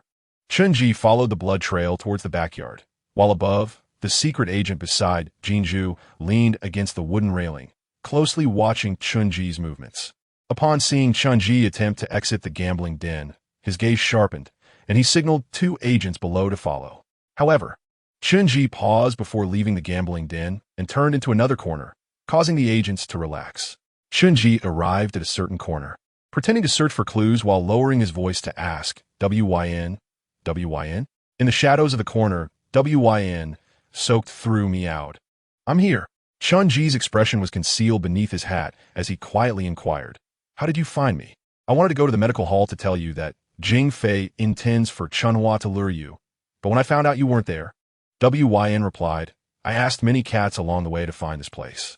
Chen Ji, astonished, asked, "Wait, you asked many cats?" "Yes." WYN seemed puzzled by Chen Ji's astonishment. "You humans ask other humans for directions. What is strange about us cats asking cats? Can they answer questions? I mean, can those who haven't gained intelligence answer your inquiries?" Fat Orange and Cow Cat definitely can't. They're not very clever, so asking them is pointless. But the tabby cats can. They're quite smart, very capable, and cover a large territory. However, tabby cats can be a bit hard to deal with. Their tempers are bad, Wyan explained. Chun-Ji felt a surge of thoughts. This was an approach he had never considered. There were stray cats everywhere in Luo City. He quickly asked, "Can you get them to help me find someone?" That person is severely injured and fled from the Chao Song gambling den at night. But now he has vanished. Where did he escape to? I don't know. That's not good. Wyan paused for a moment. We need to find a calico. They have good cat connections. Let them ask tabby cats in various territories. This matter concerned his life and livelihood, and it was imperative to find this person before the Secret Intelligence Agency. Wyan curled up its paws and thumped its chest. Leave it to me. Don't worry. Chun-Ji watched as Wyan slowly retreated into the shadows, disappearing into the gambling den. Wyan dashed into the rain, undeterred by the torrential downpour, and began searching every corner of Hong Yi Alley. It leaped into a backyard, gently lifting a bamboo winnowing basket to reveal a plump orange cat. Seeing it was an orange cat, Wyan felt a pang of disappointment, but hesitated before asking, "Have you seen an injured human escape tonight?" The plump orange cat looked up and meowed. Wyan promptly covered the basket again. "I shouldn't have bothered to ask you." Battling the heavy rain, it climbed back up to the roof of the tallest building in Hong Yi Alley, surveying the entire alley while quickly analyzing the possibilities regarding calico and tabby cats. Suddenly, Wyan noticed that in several nearby streets, hundreds of secret agents were hidden beneath cloaks, quietly lying in wait. Moreover, some agents disguised as civilians were searching house to house. Although the heavy rain made it difficult to search for the defector, Jinju had not truly given up. Wyan felt an urgent need to leap down from the eaves. It had to find that person before the Secret Intelligence Agency did. At that moment, Chun-Ji peered through the back door of the gambling den into the darkness outside, feeling an impending sense of crisis. No matter how skilled Chun-Ji was at deduction, it would be impossible to locate the defector under the current circumstances. Fortunately, Wyan had brought a turning point. It all depended on whether Wyan could find the defector before the Secret Intelligence Agency. Chun-Ji adjusted his cloak and pressed down the brim of his hat before turning back into the gambling den's main hall. He found a secret agent and pointed to Chun Wenxiao, who was crouched among the crowd, saying, "Drag him into the room and hang him up. I have questions for him." Chun Wenxiao squatted on the ground for too long, causing his legs to tingle as he constantly shifted his posture, resembling someone in urgent need. Just as he was speaking, a spy approached him, grabbing his hair and pulling him along, saying, "You, come with me." Chun Wenxiao winced in pain as his scalp was tugged, helplessly being dragged upstairs to a private room, where he was bound with ropes and suspended from the ceiling. After a while, the spy exited and Chun-Ji, wearing a bamboo hat, entered, slowly inquiring, "What is your name?" "My father is the Tongji of Luoyang, Chun Liqin. You cannot treat me this way." Chun Wenxiao shouted, try to catch a glimpse of Chun-Ji's appearance. However, suspended from the beam, his view was completely obstructed by Chun-Ji's hat, rendering him unable to see clearly. With a loud thud, Chun-Ji struck Chun Wenxiao with a feather duster, coldly stating, "Answer what I ask, do you understand?" I understand. Chun Wenxiao's hands were painfully bound, and he no longer exuded the grace he had while galloping through Luocheng. "Name?" "Chun Wenxiao." Chun-Ji queried, "Why are you connected with Jingxiao?" "What?" Chun Wenxiao was taken aback, confused as to how he had become embroiled in such a grave accusation. In a fluster, he exclaimed, "This is a misunderstanding. I have no ties with Jingxiao. I merely came to the gambling house to play." "A misunderstanding?" Chun-Ji retorted with a cold laugh. "Then why is it that your name has never appeared in the accounts of all the gambling houses on Hong Yi Alley? You are clearly not a gambler here, but rather a spy from Jingxiao, sent to guide your colleagues." Chun Wenxiao panicked. "I just returned from Donglin Academy a few days ago. How could I have any accounts or debts?" Chun-Ji darkly remarked, "It seems you have no means to prove your innocence. Then you shall accompany me to the dungeons." Hearing the word dungeon made Chun Wenxiao nearly lose control. How many had emerged alive from that place over the years? It was well known that even fifth-rank officials perished within its confines.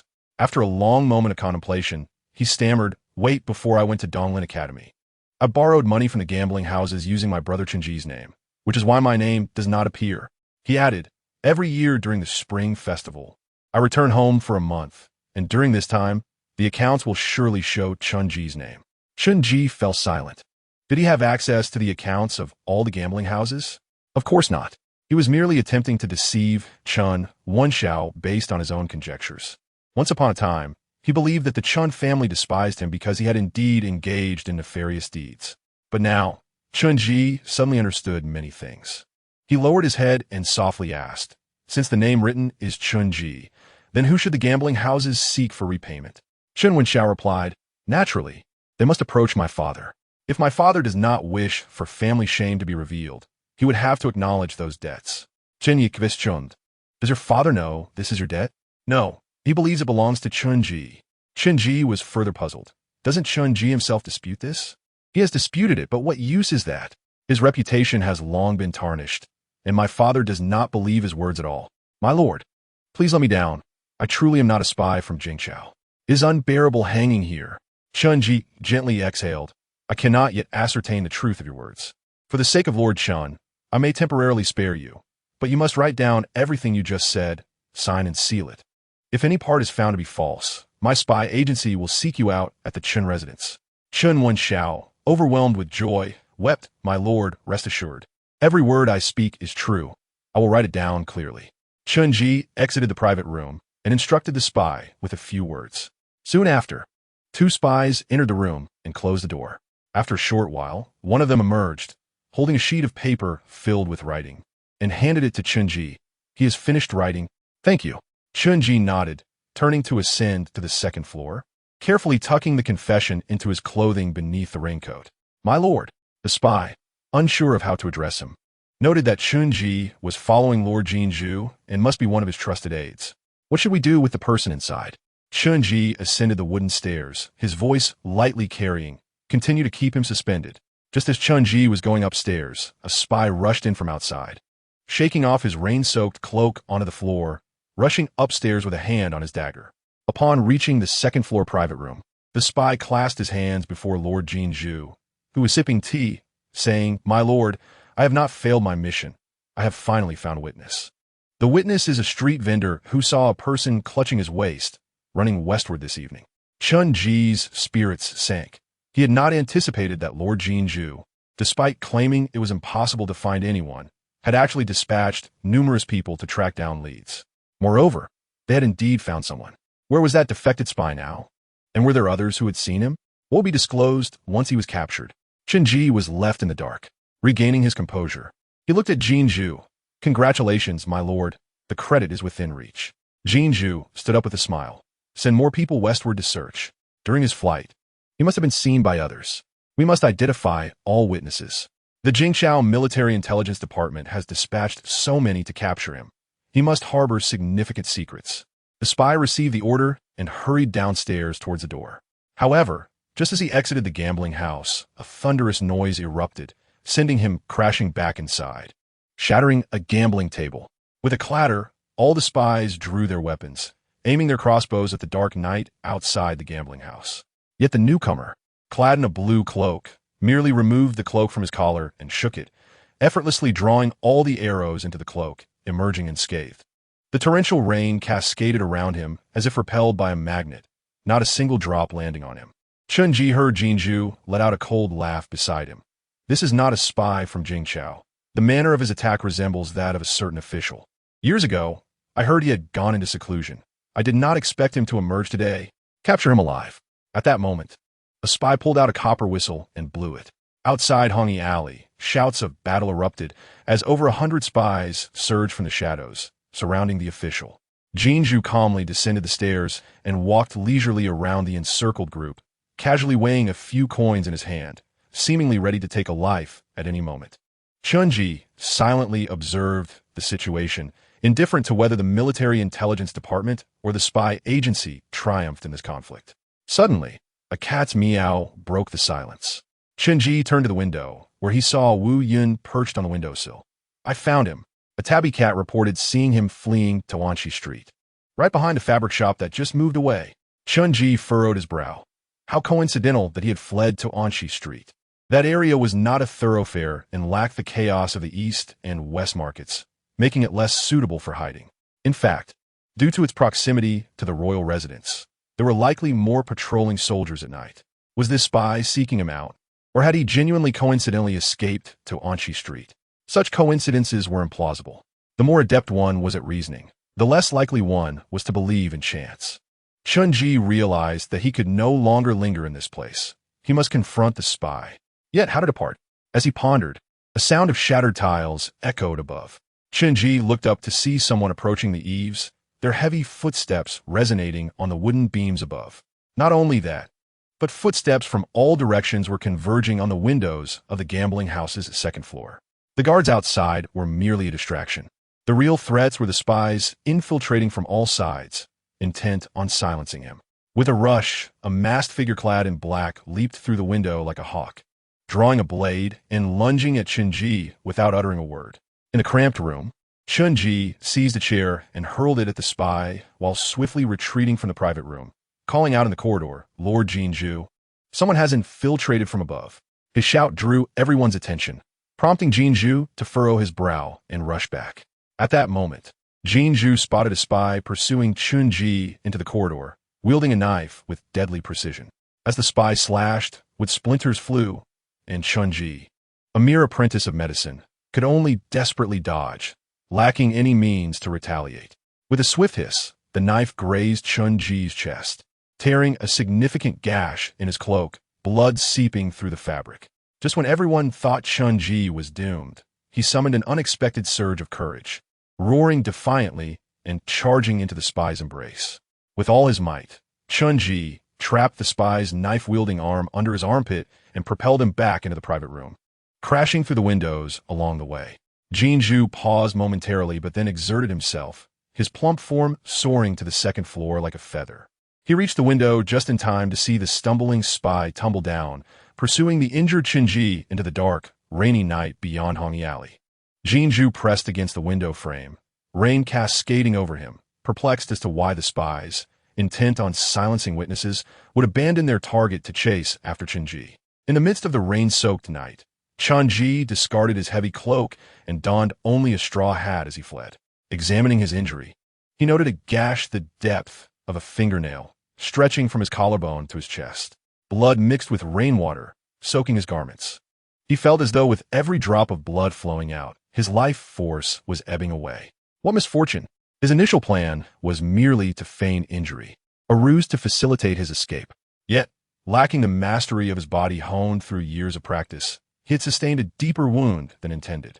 The pain was excruciating, and even the cold rain could not alleviate the burning sensation.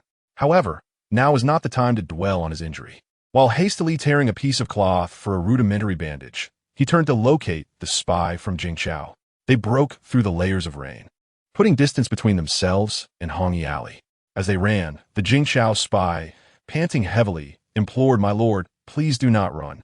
You must first explain what is happening." Chun-Ji darted into a narrow alley and, ensuring it was deserted, spoke earnestly. "The Chao Tsang gambling house is a trap. The spies have not captured anyone. Jinju claims otherwise to lure you all in." The spy, skeptical, replied, "But we received intel." "That infiltrator?" "Jinju has long since discovered his identity. He deliberately allowed him to slip through your fingers." The spy remained unconvinced, tightening his grip on the knife as he stepped closer to Chun-Ji. "Is there any other proof of your identity?" After a moment's contemplation, Chun-Ji replied, "Bai Lu Gu, would that suffice? Last night, you received a shipment in Hongyi Alley at the Jinfang, correct?" The code was Luo Tan. The spy, unfamiliar with Bai Lu Gu, did not comprehend the first part. Yet he was one of the participants in the shipment operation.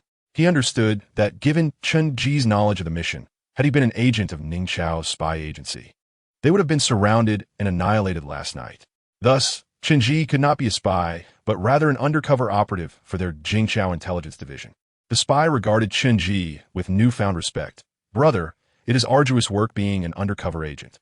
I nearly injured you in my ignorance." Chun-Ji raised a hand to calm him. "We all serve Jingqiao. You did not know my identity, so do not blame yourself. What shall we do now?" The spy inquired. "I have discovered the location of the defector. Follow me to apprehend him." Yet the spy hesitated for a moment before resolutely stating, "No, the officer is still besieging the gambling house. I must first inform them that it is a trap. So, tell me where the defector is, and once I report to the officer, I will immediately rendezvous with you."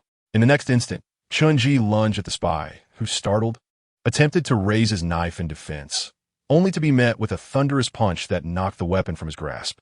With a clatter, the knife fell onto the cobblestone path. You? The spy's pupils contracted as they grappled fiercely, their fists colliding. At that moment, Chun-Ji appeared nothing like the frail figure from the gambling house.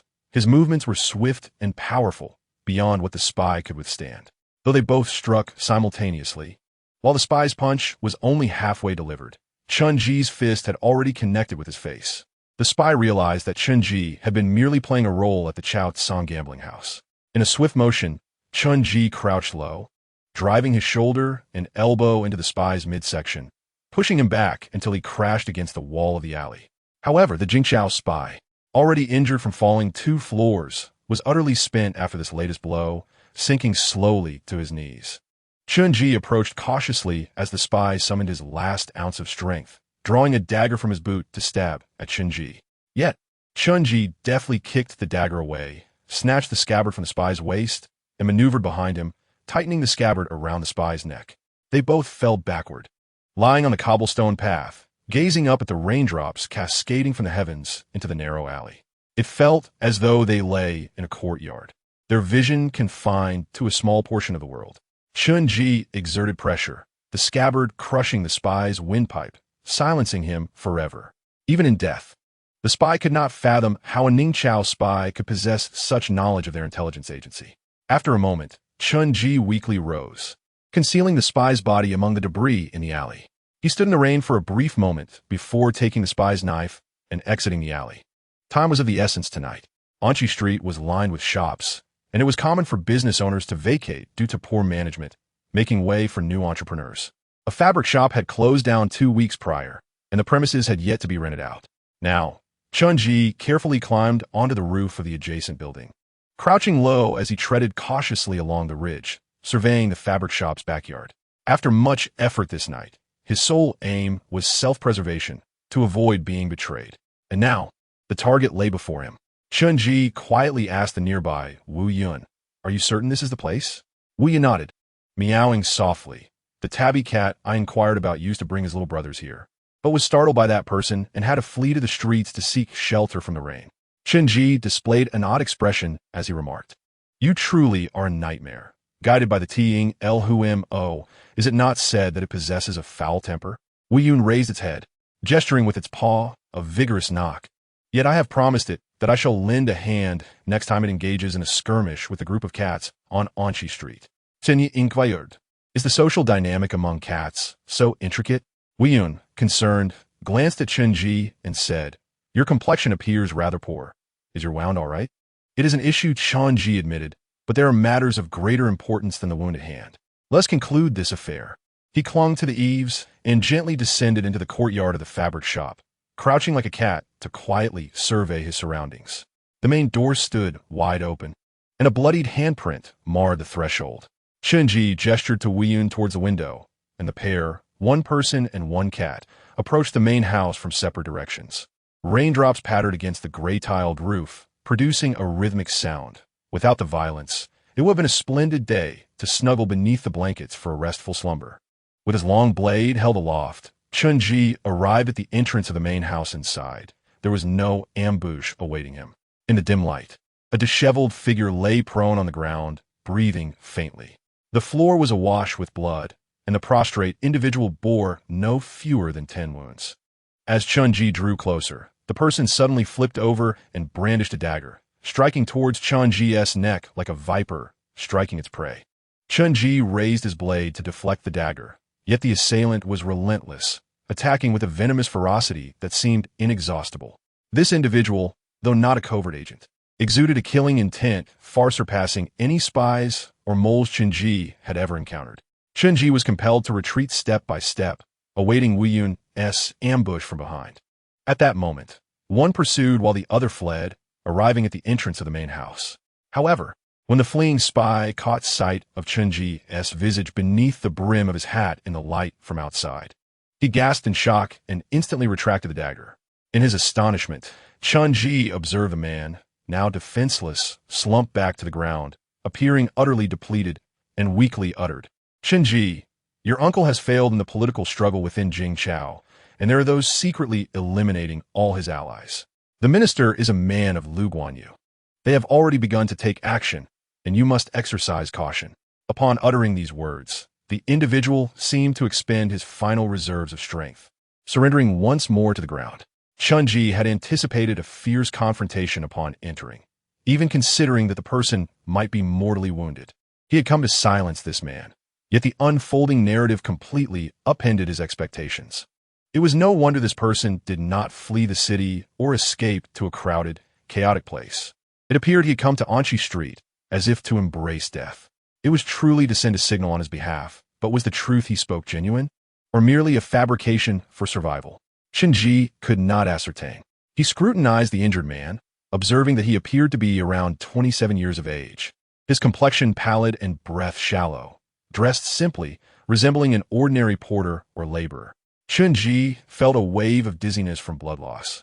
Leaning on his blade against the doorframe, and calmly inquired, "How did you find yourself in such a state? Why did the minister send people to hunt you down?" The wounded man lay back with a grim smile. "I was cultivated by your uncle and dispatched to Ningchao. Hence the minister sought to eliminate me at the first opportunity. Alas, those wretched scoundrels proved to be quite inept." As he spoke, he laboriously raised his hand. Opening his fingers, "I killed 5 of them. They failed to take my life despite their attempts. Impressive, is it not?" Shinji remained unmoved. "How can I trust you?" The injured man fell silent for a moment. Then, gasping, he replied with a smile, "Indeed, these years I've taught you not to heed anyone's words. And you have finally learned." Shinji was rendered speechless. This man was, after all, his mentor during his time in the military intelligence department. Judging by the current clues, it seemed this individual was specifically sent by his uncle to Ningchao to guide him into the military intelligence department. Yet, Chunji was no longer the same Chunji. He could not even recall the man's name, nor could he place his faith in the words spoken. He had never even met his uncle. Moreover, many inconsistencies plagued the man's statements. If the minister truly intended to kill him, why not do so tonight at the Taiping Medical Hall? If, as he had previously surmised, multiple individuals donned the minister's mask, could it be that some wished to see him dead while others did not? The uncertainties were overwhelming. Chunji felt as though his mind had been muddied like murky water. He queried, "You are on the brink of death. Why would you risk your life to send me a warning?" The wounded man appeared momentarily stunned, slowly turning to Chunji with a look of disbelief. "We have been partners for years, brothers in arms. Must I even ask, what you take me Wu Hongbiao for?" Chunji responded, "That is indeed a difficult sentiment to embrace." He was entirely unaware of the nature of his past bond with Wu Hongbiao. At this juncture, Wu Hongbiao slowly continued, "I fear I may not return to Jingchao. May I ask a favor of you?" Chunji replied with calmness, "Speak. My sister, whom I mentioned to you, remains in Jingchao. If you ever have the chance to return, please implore your uncle to save her. Though he has stepped down, he should still be able to assist with this small matter. Is that not so?" Chunji fell silent, unable to acquiesce. Wu Hongbiao, sensing the lack of a response, grew agitated, inadvertently straining his wounds and causing his breath to labor. After a prolonged pause, he glared at Chunji. "Chunji, how have you changed? I jested earlier about matchmaking you two upon your return to Jingchao.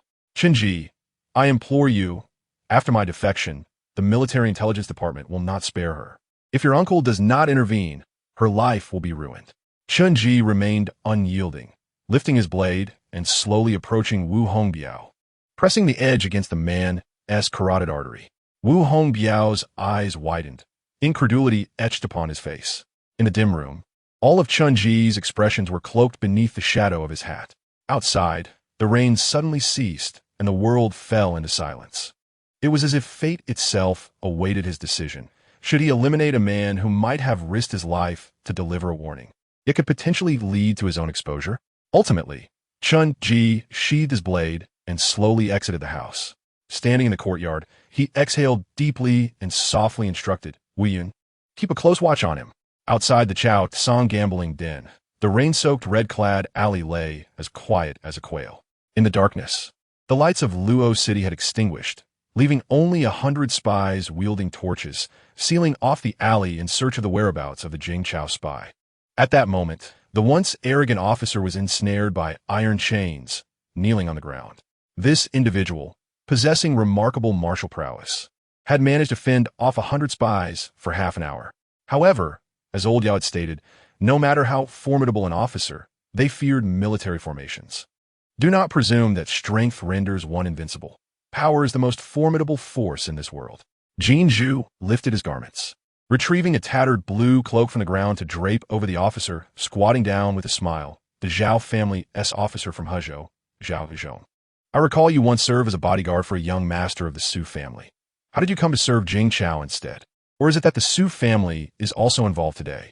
Zhao Hezhou's expression turned ashen. The eunuchs and their hounds puffed. He spat toward Jin Zhu, as if anticipating the action, swiftly produced a folding fan from his bosom, unfurling it to shield himself. The golden pig, unfazed, merely chuckled and remarked, "The illustrious Zhao family's official is now but a mere prisoner, being escorted to the inner prison. Sooner or later, you shall divulge the methods of cultivation to the esteemed Minister of the Interior." After saying this, he rose and addressed the silent spies standing with torches. "Today's victory is ours. Brothers, after escorting the captured to the inner prison, get some rest. Tomorrow, upon waking, I shall treat you all to the finest banquet at Ba Xianlu in Luoyang." One of his trusted spies whispered, "Sir, Chen Ji has been pursued and has yet to be found." The golden pig smacked his forehead and exclaimed, "Oh dear, I nearly forgot. A mere apprentice from a medical clinic being hunted by spies is likely to meet his demise, just as the Minister of the Interior appointed him to the spy agency.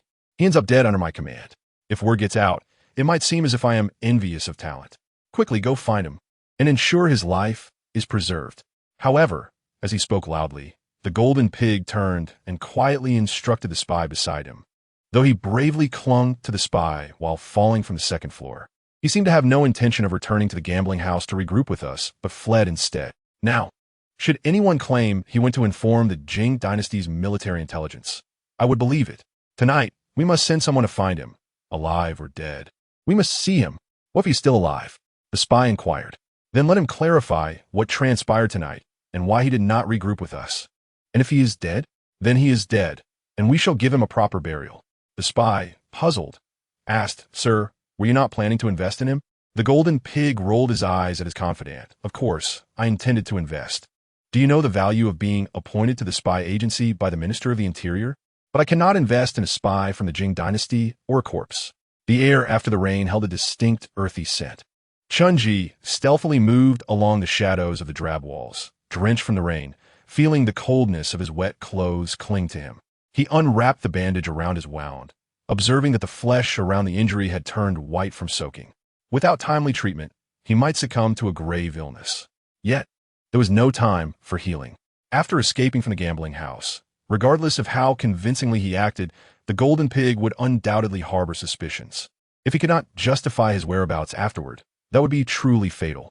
At this moment, Chun-Ji did not return to the Taiping medical clinic. Instead, he needed to go back to the alley where he had slain the Jing dynasty spy, to fabricate a scene of battle and feign having fainted from his injuries. Suddenly, he halted, sensing he had overlooked a detail that could lead to his exposure. What was it? What could it be? Chen-Ji glanced down at the wound on his chest, realizing what he had missed. He picked up the long knife of the Jing dynasty spy and carefully made a cut on his right thigh, then resumed his journey. Stumbling, he occasionally had to dodge the patrolling watchman, feeling increasingly weak, so much so that he could barely keep his eyes open. At one moment, he pondered whether the injuries he sustained tonight were worth it if he had not resolved the lingering threat. The figure of Wu Hongbiao appeared to him as if leaping from a stone, catching him off guard. Did Wu Hongbiao lie? Chen-Ji leaned towards believing he did not. As soon as they met, they immediately engaged in combat. At that moment, Wu Hongbiao still had the strength to fight and did not need to disguise himself. However, upon recognizing Chen-Ji, he instantly relaxed and collapsed, even dropping his knife, essentially surrendering his life to Chen-Ji, a person who risked his life to relay information. Even if Chen-Ji had never met him and felt no connection, he could not bring himself to strike. In a time where the law-abiding were distressed while the rogues sang and danced, this era was undoubtedly ill, yet he ultimately did not belong to it. As he approached the alley, just a street corner away, Chen-Ji saw flickering flames approaching, as if someone was searching with a torch. He quickly concealed himself in the shadow of the wall, rapidly devising a strategy. The approachers must be from the spy agency. If he simply walked past, he would surely encounter them. Should he retreat? No, he must return to that alley to tie up the loose ends of the night. With great effort, Chun-Ji climbed onto the rooftop, carefully crouching to avoid being seen. Several times, spies glanced up at the roof, forcing him to lie flat and crawl forward. Time passed slowly, and Chun-Ji's strength waned. Finally, the alley was within sight. He clung to the wall and slid down quietly. However, upon landing, he felt his legs give way and collapsed into the puddle. Having lost too much blood, he was on the verge of collapse. Struggling to rise, Chun-Ji dragged the Jing Dynasty spy from the pile of debris, creating a scene of carnage around him. He then manipulated the spy's body to resemble the position of having been strangled by the hilt of his own knife while lying on the ground, pretending he had fainted from his injuries after the killing. However, his injuries were not severe enough to dispel the Golden Pig's suspicions. A glint of determination flashed in Chun-Ji's eyes as he placed the dagger into the spy's hand, holding the spy's hand tightly as he drove the blade into the previously made cut on his thigh until the dagger was embedded to the hilt. In an instant, excruciating pain surged through him. Chun-Ji's body convulsed, cold sweat dripping from his forehead like beads of pearl. Yet, he gritted his teeth and did not utter a sound. Moreover, he scooped up the water from the puddle and continuously poured it over the wound so that the blood seeping from it would not show a difference before and after the rain. Chun-Ji persevered through it all until he dimly saw flickering lights outside the alley, then slowly closed his eyes, relaxing, and truly fainted. Uncertain how much time had passed, the Golden Pig, guided by the spies, crouched beside Chun-Ji to inspect him. First, he pried open Chun-Ji's eyelids and waved a torch in front of his eyes. No flutter of the eyelids, the pupils reacted slowly. He truly has lost consciousness.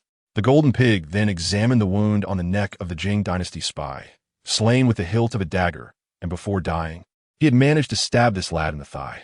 I did not expect this boy could kill a spy by himself. I underestimated him.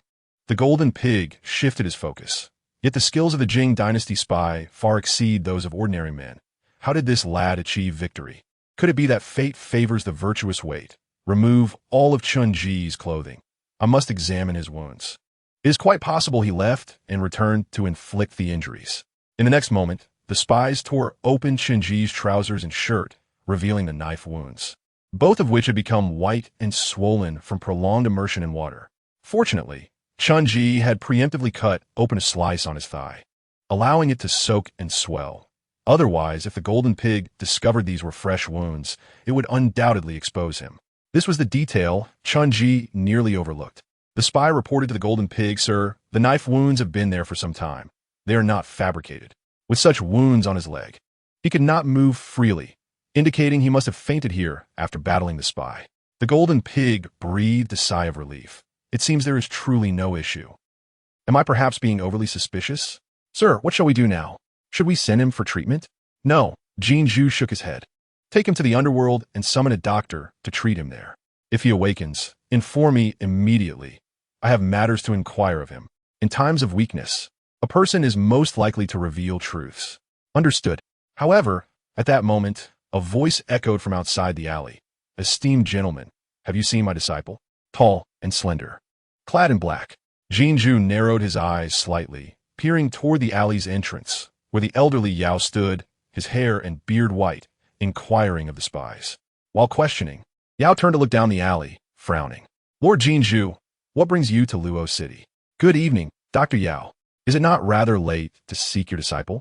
Jinju replied with a smile, stepping forward to shield Chun-Ji behind him.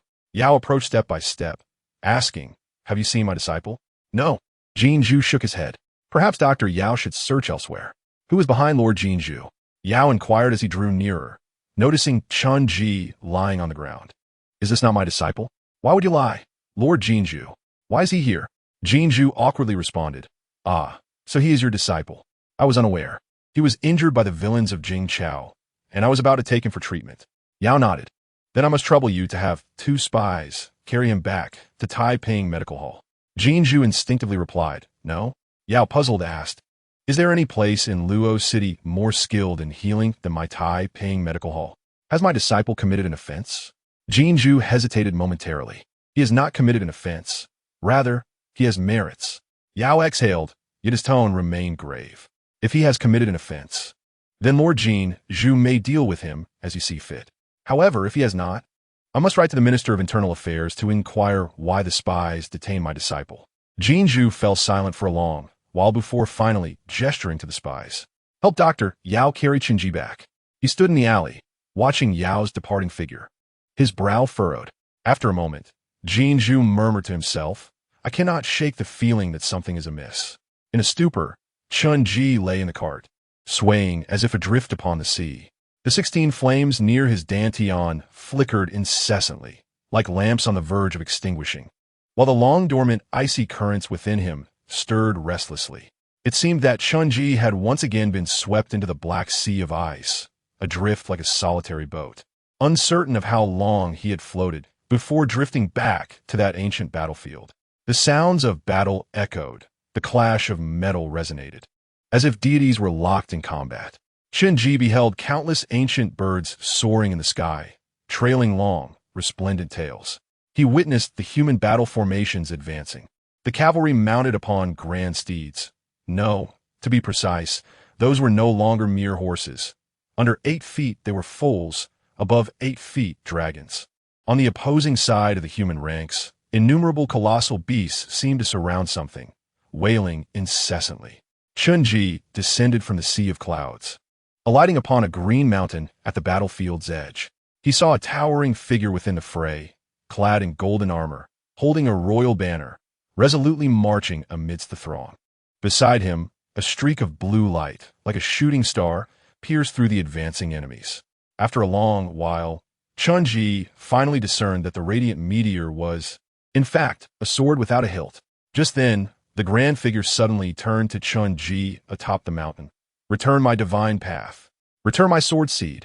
Return my green mountain, where you shall pay with your life. In the next instant, a torrent of sword light surged forth, overwhelming and suffocating.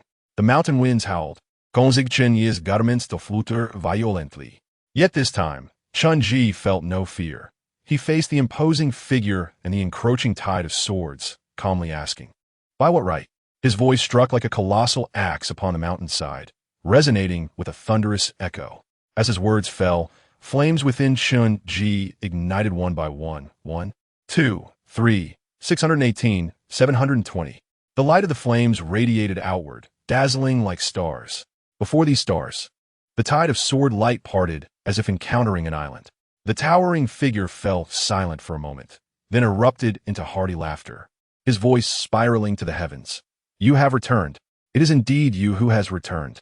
Qinyi? Qinyi, why are you calling him? He is still unconscious. Do not call him. But I see his eyelids moving. Hey, look, he has opened his eyes.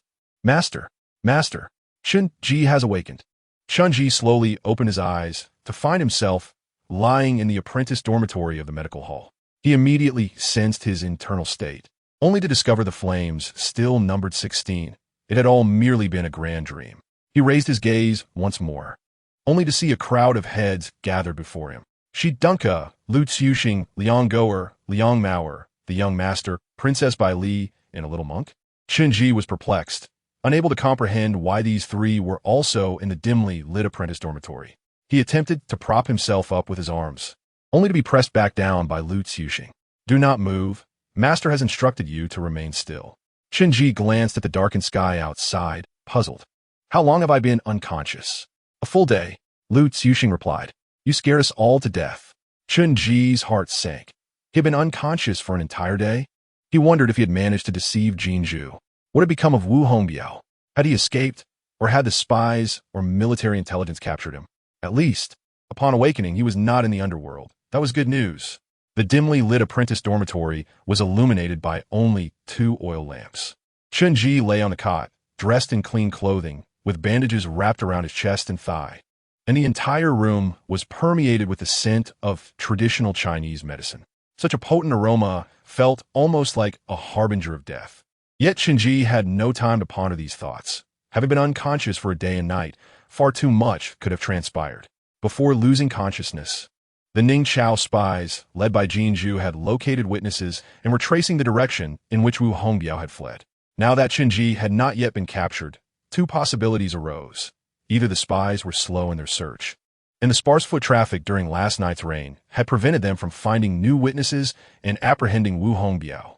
Or Wu Hongbiao had already been captured and taken to the underworld, but had not yet revealed Chen Ji's whereabouts.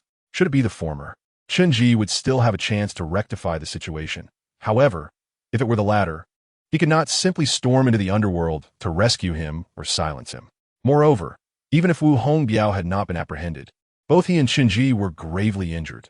Chen Ji had access to healing, but Wu Hongbiao had none. Not to mention that the latter was hiding in the back of a fabric shop, lacking even a morsel of food. Lost in thought, Princess Bali turned to wash a towel in a basin, wrung it out, and placed it upon Chen Ji's forehead, replacing the previous one. She even rinsed the used towel again, lifted Chen Ji's arm, and wiped his armpit to cool him down. Princess, what are you doing?"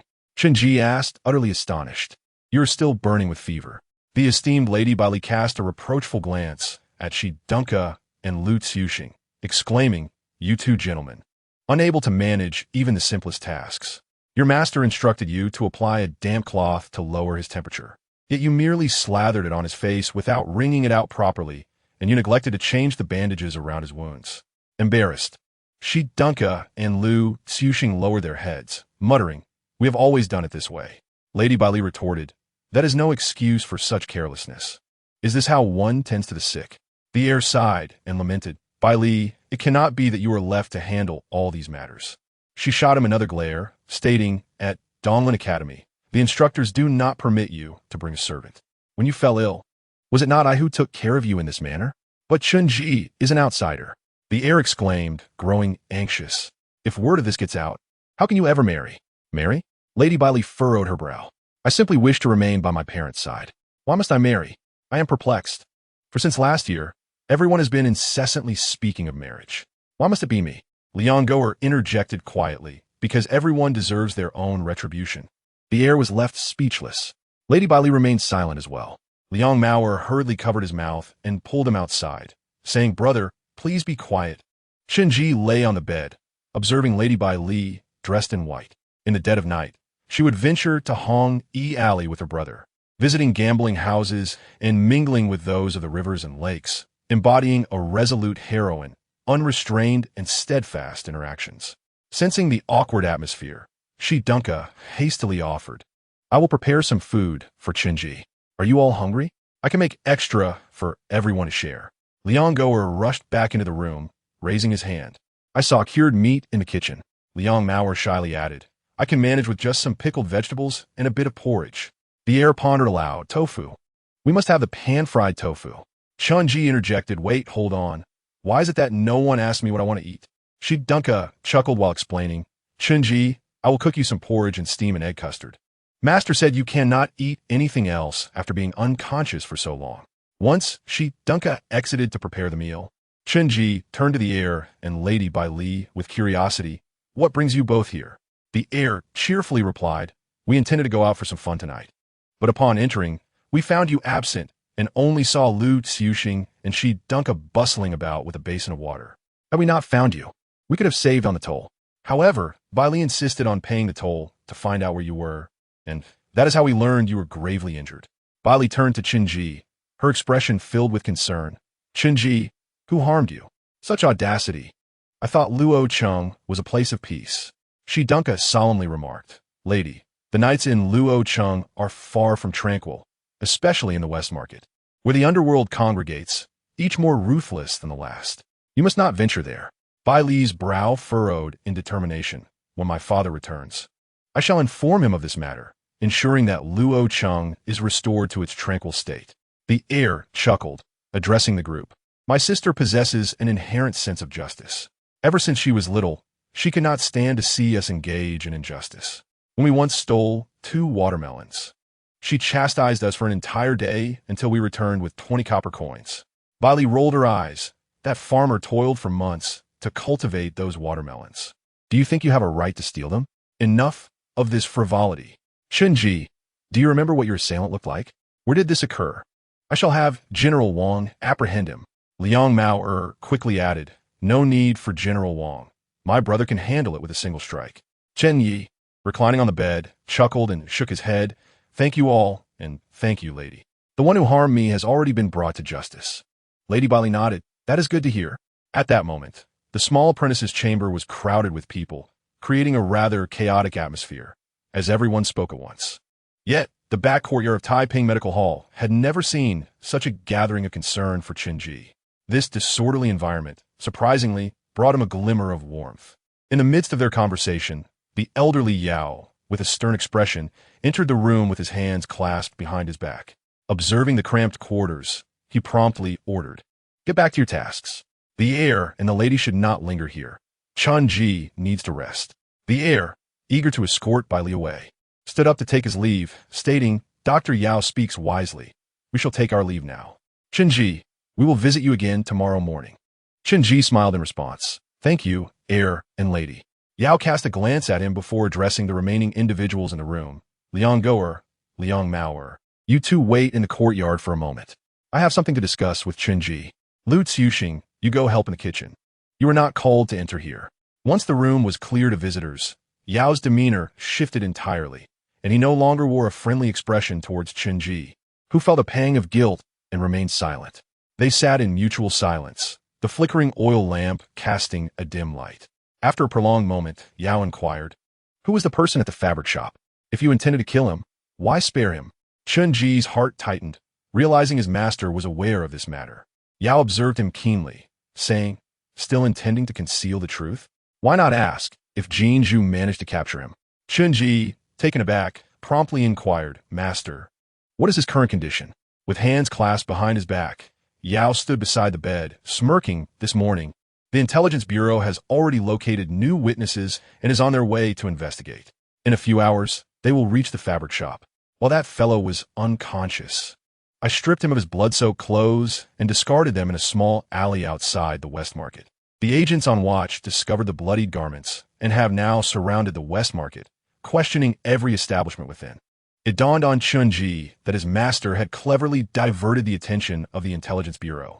Although Yao claimed that their relationship need not be bound by the ties of master and disciple, he ultimately took action to assist him. Yet, Qinji felt it peculiar. Despite their bond, he wondered why Yao would go so far as to confront the Intelligence Bureau on his behalf. It struck him as odd, as their relationship had not developed to a level where one would defend the other against such forces. Yao, noticing Qinji's silence, scoffed, "Your stage scene deceived Jinju, but it could not fool me. The crow nearly lost its life trying to alert me to your plight. You owe it a debt of gratitude.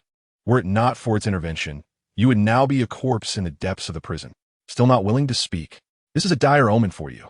Qinji sighed inwardly, ultimately deciding to confide in his master. "Master, I am not only assisting the Ning Dynasty's Intelligence Bureau, but I am also aiding the Jing Dynasty's military intelligence."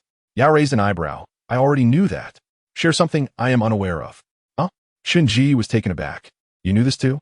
Yao chuckled derisively. "Did you think your actions were so clandestine? Would you like me to recite the content of your conversation with Yunfei?" Qinji was utterly stunned. He could not fathom how his master had learned of this matter, especially since the crow had not been present at the time. Wait. That persimmon tree in Feiyun courtyard. While conversing with Yunfei, although the courtyard was empty, the magpies were indeed pecking at the persimmons. Moreover, magpies frequently landed and took flight in front of the door. If we say that dark clouds can communicate with all cats, then crows can similarly converse with all birds. Do magpies possess intelligence? Indeed, they do. Magpies rank among the top 5 in avian intelligence, capable not only of remembering thousands of locations where they have hidden food, but also of categorizing it distinctly, their intellect even surpassing that of many mammals. Upon noticing the flicker in his gaze, the old man Yao scoffed. "How many years have I spent practicing in the ways of Shanjun? And how many days have you been at it? Then why didn't you call me sooner?" Yao replied with evident frustration. "Did you ever give me the time to teach you? How long has it been since you acquired the dragon's essence? And already you are causing such a ruckus." Qinji hesitated for a moment. "As a person from a Ning dynasty, are you not angry upon discovering that I am working for the Jing dynasty's military intelligence?" Yao shook his head. "This matter I do not wish to explain. In time, you'll understand. Now, tell me about your situation. What is happening with the people in the fabric shop?" Seeing that his status as a spy did not concern Yao, Qinji decided to be forthright. "The person in the fabric shop is named Wu Hongbiao. He was sent by my uncle from the Jing dynasty to teach me about espionage and to be my partner. My uncle is a significant figure in the Jing dynasty, but he has currently fallen victim to political strife, with his rival Lu Guanyu secretly eliminating his allies, and Wu Hongbiao is unfortunately on that list. He came to the fabric shop to warn me of the danger. Yao fell into contemplation. Chenji asked, "Master, what should I do now?" Yao replied curtly, "Why are you asking me? How long must I help you clean up the mess you made? Is Wu Hongbiao still alive?" "I do not know. In this cold weather, did you strip him of his bloody clothes and give him something else to wear?" "No, that is not my concern. Did you at least provide him with some food?" "Why should that matter to me?" Chenji suddenly sat up in bed. This is bad. Poor Wu Hongbiao. Yao truly seemed to care only for his own survival, completely indifferent to the fate of others. But then Yao scoffed. "Shouldn't you be grateful to my mother? If he were to die, just like that, you could comfortably put away your feminine compassion. Rest assured, if he dies, it is not your fault, but rather mine."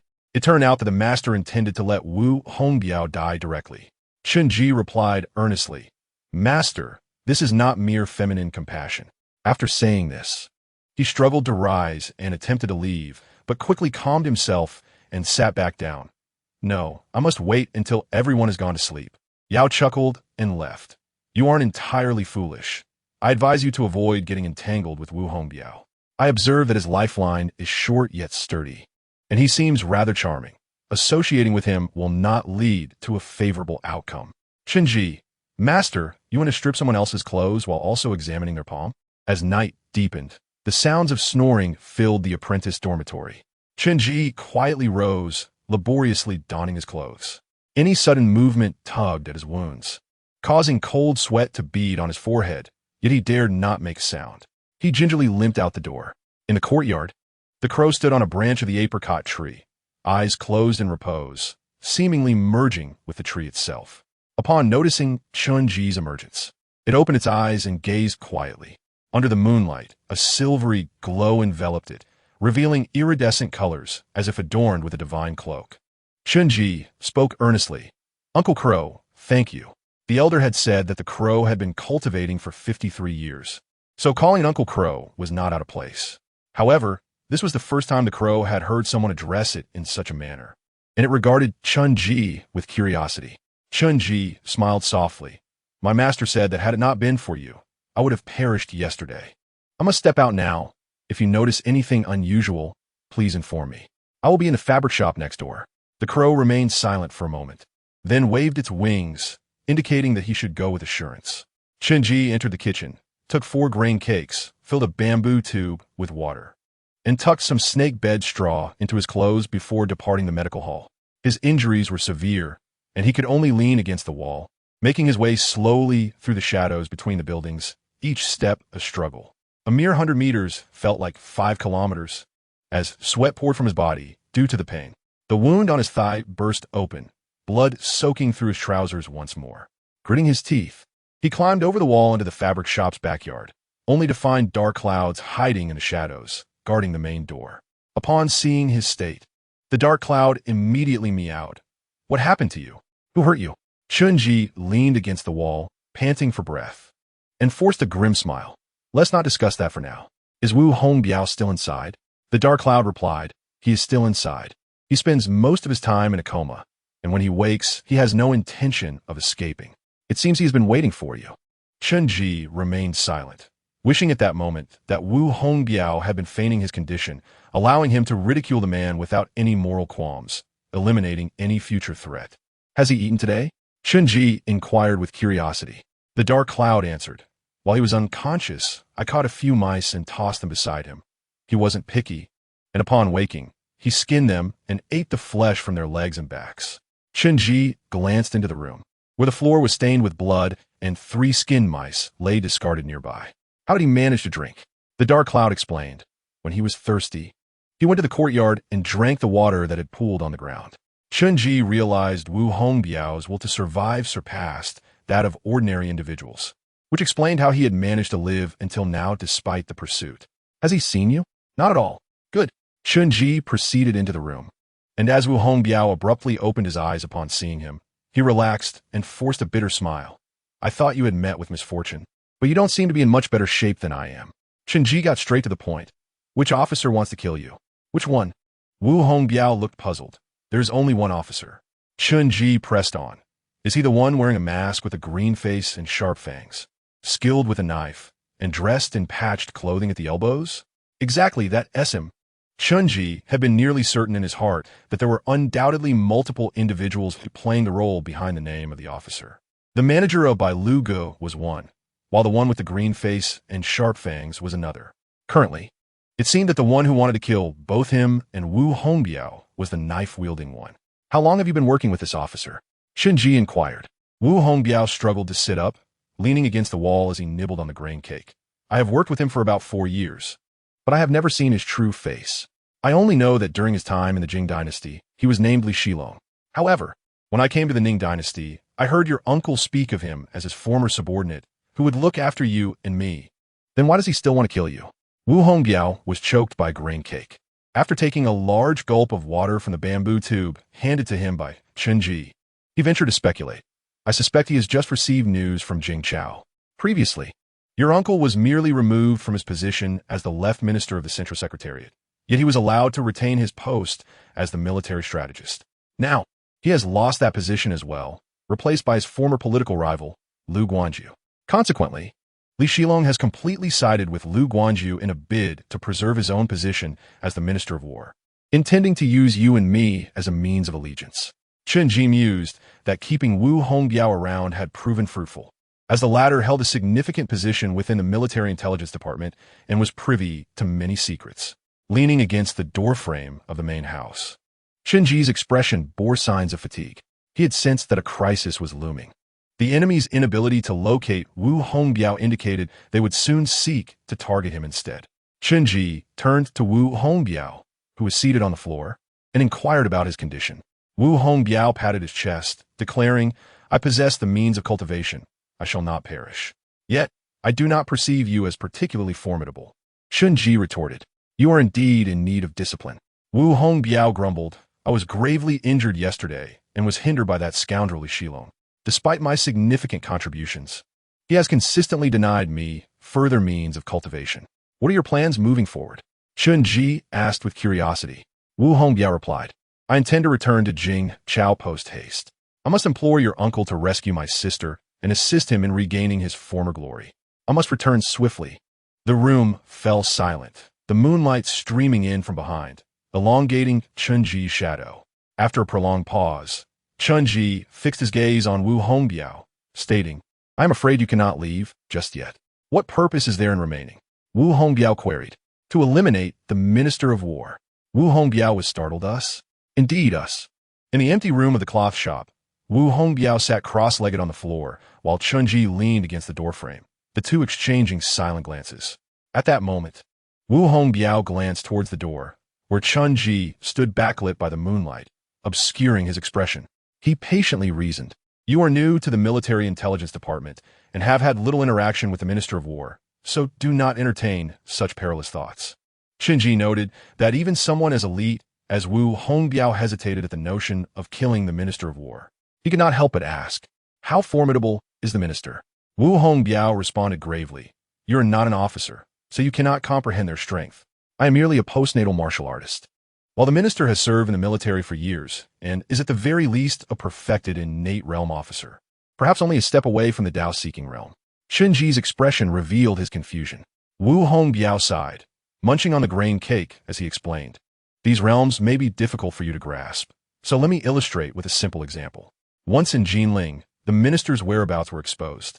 Yet 100 spies from the intelligence department could not capture him, and he killed dozens before escaping into the Qinhuai River. Chun Ji pressed further. If the innate realm is so powerful, how formidable must the Tao-seeking realm be? Is it difficult to attain? Indeed, it is difficult. Wu Hongbiao lamented. Look at me. I struggle to break through from the postnatal to the innate realm, let alone from innate to Tao-seeking. In all of Luo City, there are perhaps only 2 experts of the Tao-seeking realm. One is Liang Goer, and the other is likely hidden within the Lu family's control in Yanshi. Wu Hongbiao continued earnestly.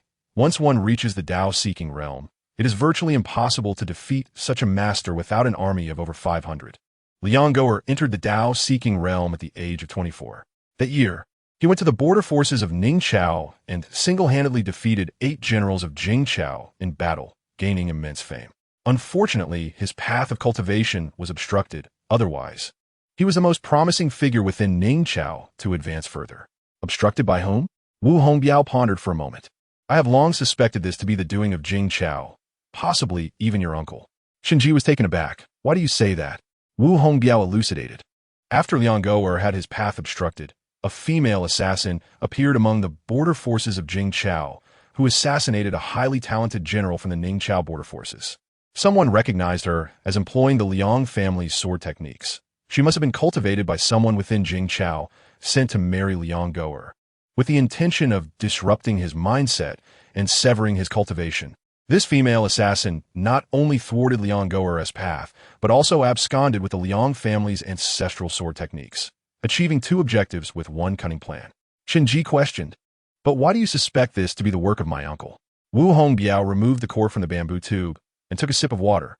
3 years ago, when your uncle was attacked, there was also a female assassin by his side.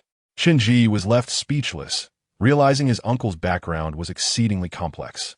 To this day, he had yet to form a clear understanding of his uncle, always feeling as though a veil of mystery shrouded him, neither wholly good nor wholly evil, willing to employ any means to achieve his ends.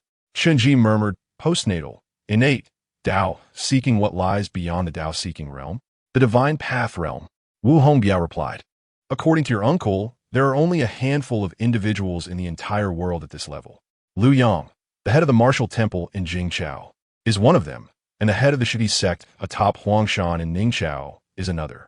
Even the Taoist temple at Laojun Mountain in Luo City and the Luo Tian sect in Ningqiao lack such figures. Individuals like Luoyang have already brushed against the threshold of the heavenly man. Furthermore, the common folk of Jingqiao have long regaled tales of his legendary Jiazi exorcism. Have you heard of it? I have not. Jiazi exorcism? Are there demons in this world? Wu Hongbiao explained. They are the demonic sects dispersed throughout Jingqiao, practicing their cultivation through human sacrifices, often abducting children, women, and even slaughtering entire villages. Extremely vile. Luoyang, the head of the martial temple, exorcised them completely, leaving not a trace behind. Is it called Jiazi exorcism because it was done in the Jiazi year? Wu Hongbiao shook his head. No. It refers to the exorcism that lasted an entire Jiazi cycle. Shenji was taken aback. A Jiazi cycle spans 60 years. No demonic sect could withstand a divine path master confronting them for such a duration. The martial temple. Liang Goer had once mentioned this place. He had suggested that Shenji should not practice the sword, but rather learn the sword seed from the martial temple in Jingqiao. It was only today that Shenji began to form a vague concept of the world of officers.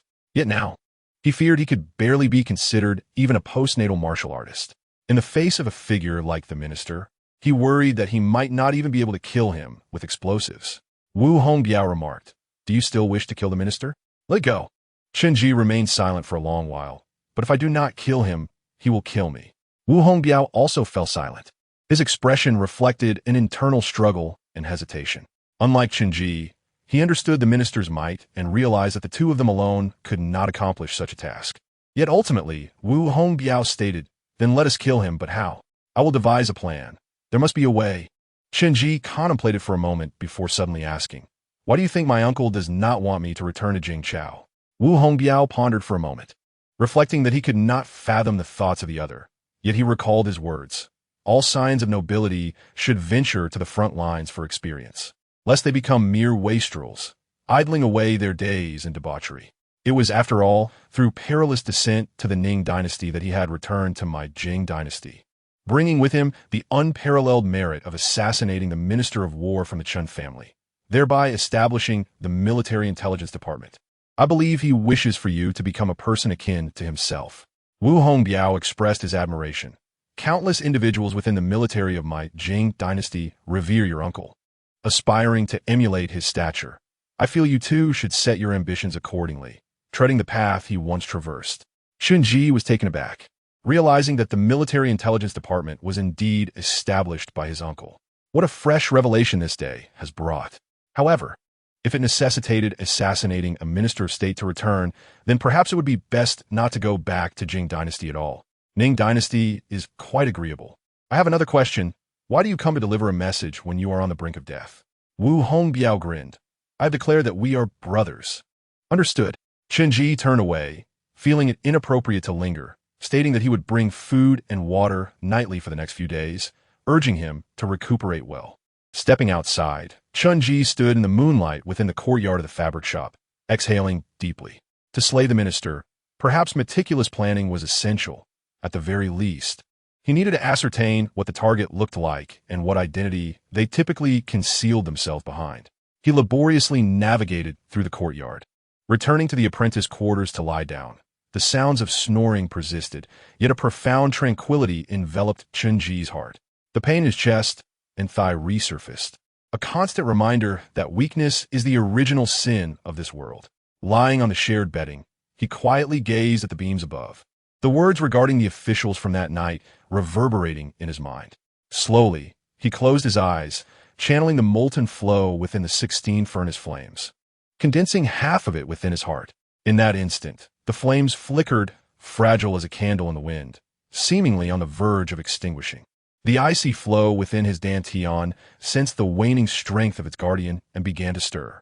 It seeped from the Tianshu acupoint, spreading throughout Chunji's entire being.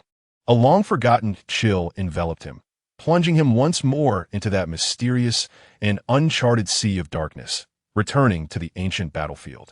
Previously, he had been coerced into this realm, beset by nightmares before the age of 12, to the extent that his parents believed he was gravely ill and sought psychological help for him. Yet this time, Chunji had chosen to return voluntarily. As the little monk had remarked, a gambling nature had always resided within him. While others wagered money, he gambled with his life. Feeling the mist of the cloud sea flowing beside him, he resembled a meteor descending from the heavens, laden with dark fortune, landing upon the verdant mountains. Curiously, this time the ancient battlefield was devoid of the clamor of battle, as if time itself had come to a standstill. Chunji beheld a three-legged golden crow frozen in the sky, its tail, feathers, unmoving. He witnessed a golden feathered arrow weaving through the ranks, yet suspended in midair by an unknown force, the archer likewise frozen in place. He observed a giant, rushing towards the battlefield like Kwafu chasing the sun, yet paused mid-stride. This battlefield resembled a vast, solitary amber, imprisoning all within for millennia.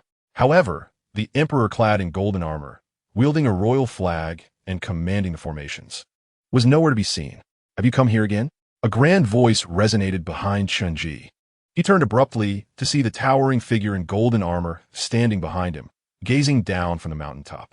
He felt no fear, only a calm inquiry. What is your name? I'm called Chuan Yuan. The name echoed like a mighty bell, as if the heavens responded, and even the black clouds above began to dissipate slowly. Chunji asked again, Who am I? Xian Yuan laughed heartily, as if he had heard a most amusing jest, exclaiming, You do not remember? You have forgotten everything. Yet as he laughed, his tone grew somber. The peach blossoms of Guishu, the snow on Dongkun Lun, the sea beyond Penglai. You do not remember any of it. Chunji furrowed his brows. Who am I truly? Xian Yuan turned his gaze beyond the green mountains. This is the greatest joke I have heard in 15,000 years. Even you have forgotten who you are. Then who am I? What does my 15,000 years of solitude amount to? Chunji observed him quietly, suddenly realizing this was not a genuine battlefield. The formations, the extraordinary creatures, and the people were all illusions. Before him, the golden-armored Emperor Xuanyuan was the sole living entity in this realm. Yet he saw the figure gradually calm. Speaking with authority, What brings you to my world? Are you not afraid I may grant you rebirth in this realm? I'm afraid. Then why do you still dare to come? Chunji replied earnestly, Bestow upon me the sword lineage. He could not go to the Jing dynasty's martial temple. Perhaps one day he would indeed travel there, but that day was far off, and he could not afford to wait. Upon hearing Chunji's words, Xian Yuan was momentarily taken aback, as if he had heard something unfathomable, and then burst into hearty laughter again. Bestow you the sword lineage? Ha ha ha. This is the second greatest joke I have heard in 15,000 years. Chunji remained silent for a moment. Is it truly that amusing? Xian Yuan turned, resting the royal flag upon the mountaintop, stating solemnly, Do you know that we were once enemies? I do not know, but perhaps we were once friends. This time it was Xian Yuan who fell silent. After some time, he spoke gravely. Do you know that what you once looked down upon the most was the very sword lineage I cultivated? Qinji hastily replied, I respect it now. I respect it greatly, Xian Yuan. On the verdant mountains, the two stood in silence, ensnared in a suffocating awkwardness. Xian Yuan scrutinized Chen Ji earnestly, as if needing to re-evaluate him. You have changed immensely, Chen Ji stated earnestly. What I wish to convey is that I am not the person you once knew. My name is Chen Ji, merely a lowly apprentice from the Taiping Medical Hall. I do not look down upon the sword lineage, nor do I harbor grand aspirations. I simply wish not to be easily slain by others. I know not what enmity you hold with that non-existent person. I merely wish to wager with you. Oh, Xuan Yuan's interest was piqued. What shall we wager? Do you wish to grant me rebirth in this realm? Indeed, if you bestow upon me the sword lineage, then should the day come when you grant me rebirth, my current cultivation will be as a means of assisting you. Xian Yuan pondered. You wish to bet that I can never return to this realm? Chen Ji lifted his gaze to confront the majestic mountains. Shall we wager? The golden-armored emperor chuckled. Even you have begun to employ provocation. The sword lineage can be bestowed upon you, but not due to this ludicrous wager. Chen Ji inquired. Puzzled, then why? Xian Yuan posed a riddle. For the 10 miles of peach blossoms in Guishu. Chen Ji did not comprehend. Yet, whether for the peach blossoms, or the pear blossoms, or even the camellias, he would accept. How does one cultivate the sword lineage? Chen Ji asked. Xian Yuan replied, cryptically. To cultivate my sword path, one must nurture sword intent with the stars, seize the sword intent of others, to forge the sword lineage. I have chosen the Z-Wei Emperor's star. You may select one from the myriad of stars, but remember, once chosen, it cannot be changed. How does one nurture sword intent with the stars? I shall now impart to you that nurturing a sword requires patience, for the stars are distant and unattainable. It took me 434 years to first connect with the Z-Wei Dixiang through my consciousness. Chen Yi. Uncertain how much time had passed, icy currents seeped into Chen Ji's heart, provoking a furious backlash of molten flow that suppressed all icy remnants back into his dantian. The morning rooster crowed. Chen Ji gradually opened his eyes, enduring the pain in his thigh as he lifted the covers and struggled to rise, slowly making his way to the courtyard. He gazed at the vast expanse of stars, quickly locating the position of the Z-Wei Dixiang. This so-called Z-Wei Dixiang is indeed the North Star, approximately 434 light-years away from his location. The Big Dipper revolves around it through the seasons. If the firmament is likened to a funnel, then the Z-Wei Dixiang sits at the pinnacle of this funnel, right at its center. Chen Ji pondered the words of Xian Yuan, understanding that once the star for nurturing the sword is chosen, it cannot be altered. Thus, one must proceed with utmost caution. Yet, as Xian Yuan stated, merely establishing contact with the Z-Wei Dixiang required a staggering 434 years. It would seem that to cultivate this path, one's lifespan must stretch from the palms to the heels. Even if he were to age and die, he would not succeed in his cultivation. Chen Ji leaned against the apricot tree, clothed, burdened not only by pain, but also by a hint of youthful melancholy. A crow observed him curiously, unaware of his plight. Chen Ji inquired, Uncle Crow, how can one live to be 434 years old? The crow opened its beak and silently scoffed. However, at that moment, the sun began to rise, a beam of golden light shooting from the farthest horizon, illuminating the clouds. Chen Ji suddenly fell silent. It is well known that the sun is the closest star to him. The stars in the sky sometimes appear so near, as if they dangle above. Embedded in the profound darkness of the firmament, standing upon a mountain, one might feel they could reach out and touch them. Yet, in truth, the stars we perceive may have cast their light thousands of years ago. Chen Ji knew not how long Xuan Yuan's lifespan was, allowing him to nonchalantly spend 434 years merely as a prelude for cultivation. He turned to the crow. Uncle Crow, are you familiar with the headmaster Luoyang of the Jing, Chao, Martial Temple? To his surprise, the crow nodded. Chen Ji continued, do you know how old he is? Before the crow could respond, old Yao appeared with his hands behind his back. Why are you up so early, inquiring about Luoyang? Chen Ji pondered briefly before replying.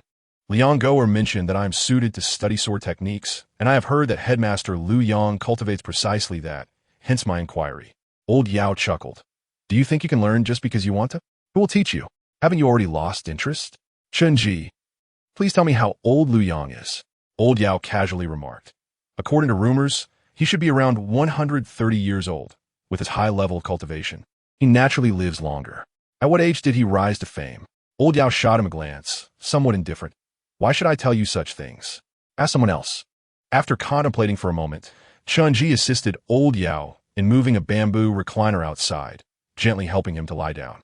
As he massaged Old Yao's legs, he sincerely expressed, Master, while I could indeed inquire of others, none possess your vast knowledge. As the saying goes, an elder in the family is like a treasure. With you as my treasure, why seek elsewhere? Can they compare to you? Not all.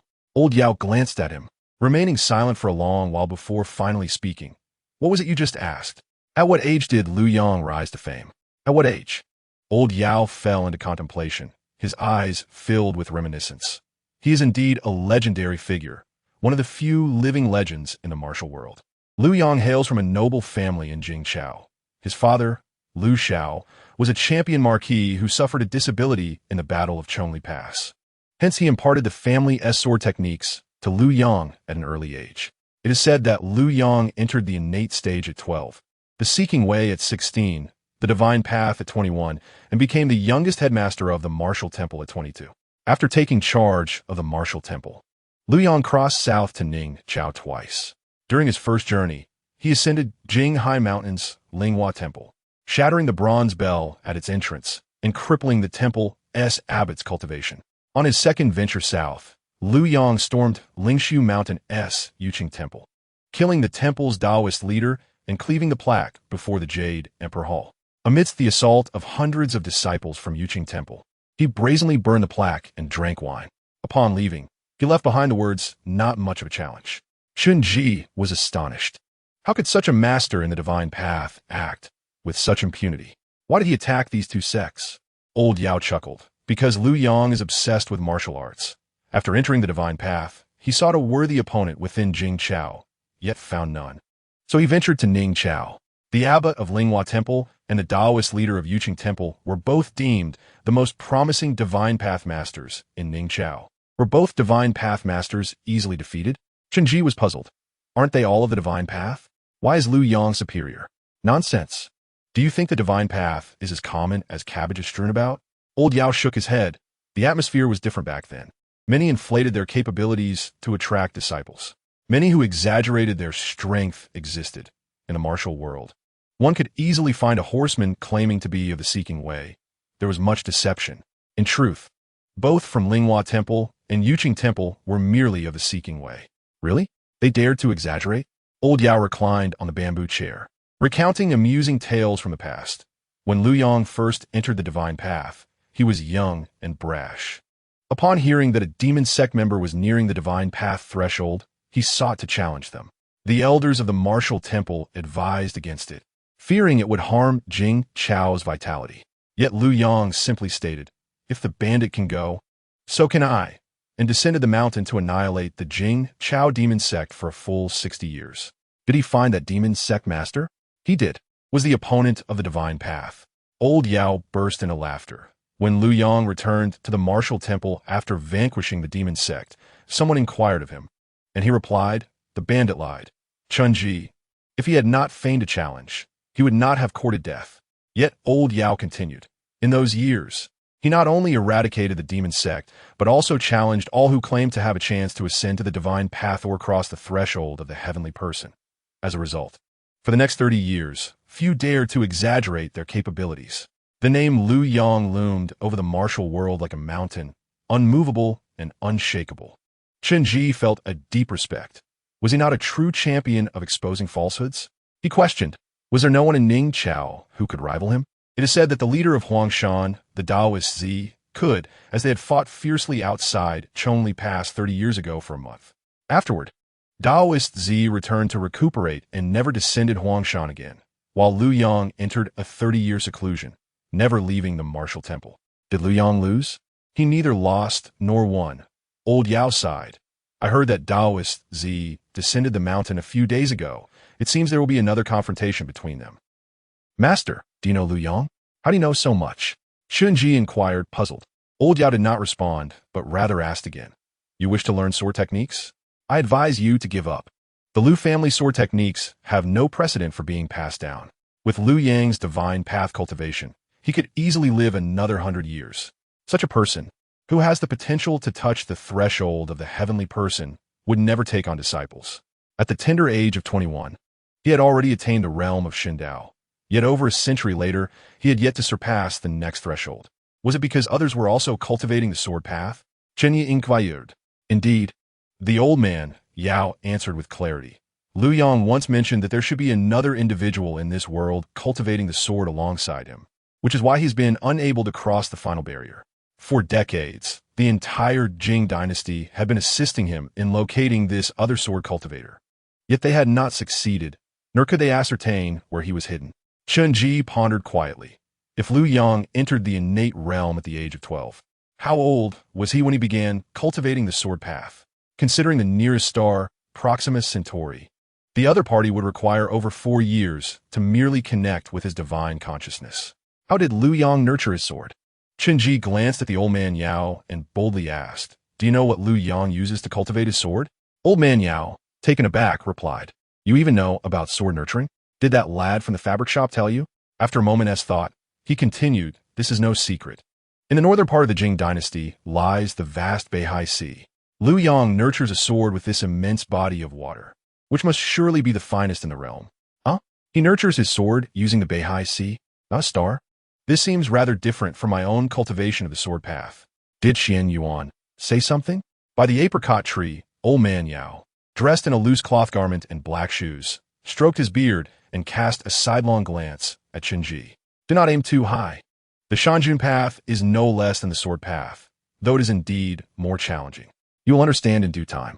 Chen Ji understood that to cultivate the Shanjun path to the realm of Shindao, half of the officials in the Ning dynasty would likely need to perish. The difficulty was indeed considerable. However, whether he could cultivate the sword path was something he had to explore. Stealing a glance at old man Yao, he wondered if he should secretly cultivate without his master's knowledge. It seemed unnecessary to hide. If the other wished him harm, he would have perished many times over by now. He tentatively asked, Master, if the opportunity arises, if I could cultivate the sword path, would you be angry? Old man Yao teased, if you can cultivate the sword path, then do so. You could use the sword path to strike down officials and princes. The Shanjun path would then be cultivated even faster. In the next moment, disregarding the astonished gazes of old man Yao and the crow, Chen Ji employed the methods taught by Xian Yuan, gently slicing his brow with a short knife. A drop of blood emerged from the wound, slowly sliding down, and Chen Ji used his right thumb to smear the blood upward, creating a crimson mark on his brow, as if a third eye had opened. Seated cross-legged beneath the apricot tree, he pinched the root of his left hand's ring finger with his blood-stained right thumb and index finger, while his left thumb pinched the tip of his middle finger. Old man Yao suddenly sprang up from his bamboo chair, perplexed. Isn't this the Taoist Ziwuju? The root of the ring finger represents Zi, while the tip of the middle finger represents Wu. The hands intertwined before him were indeed identical to the gesture of greeting in Taoism. How strange. Where did this Chen Ji learn such a thing? However, Chen Ji paid no heed to old man Yao's astonishment.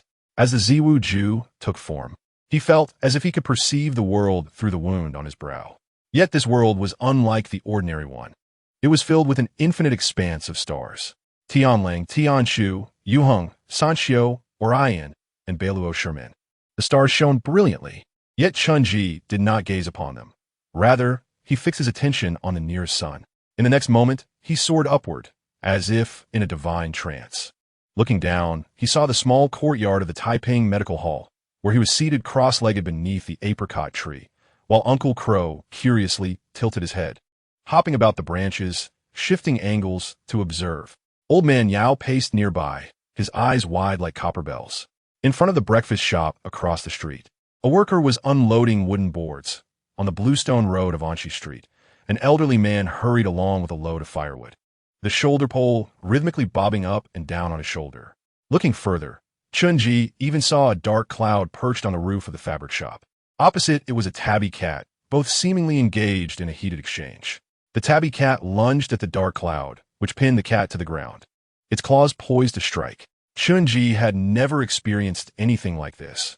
It felt as though he no longer belonged to this world, yet paradoxically, the world belonged to him.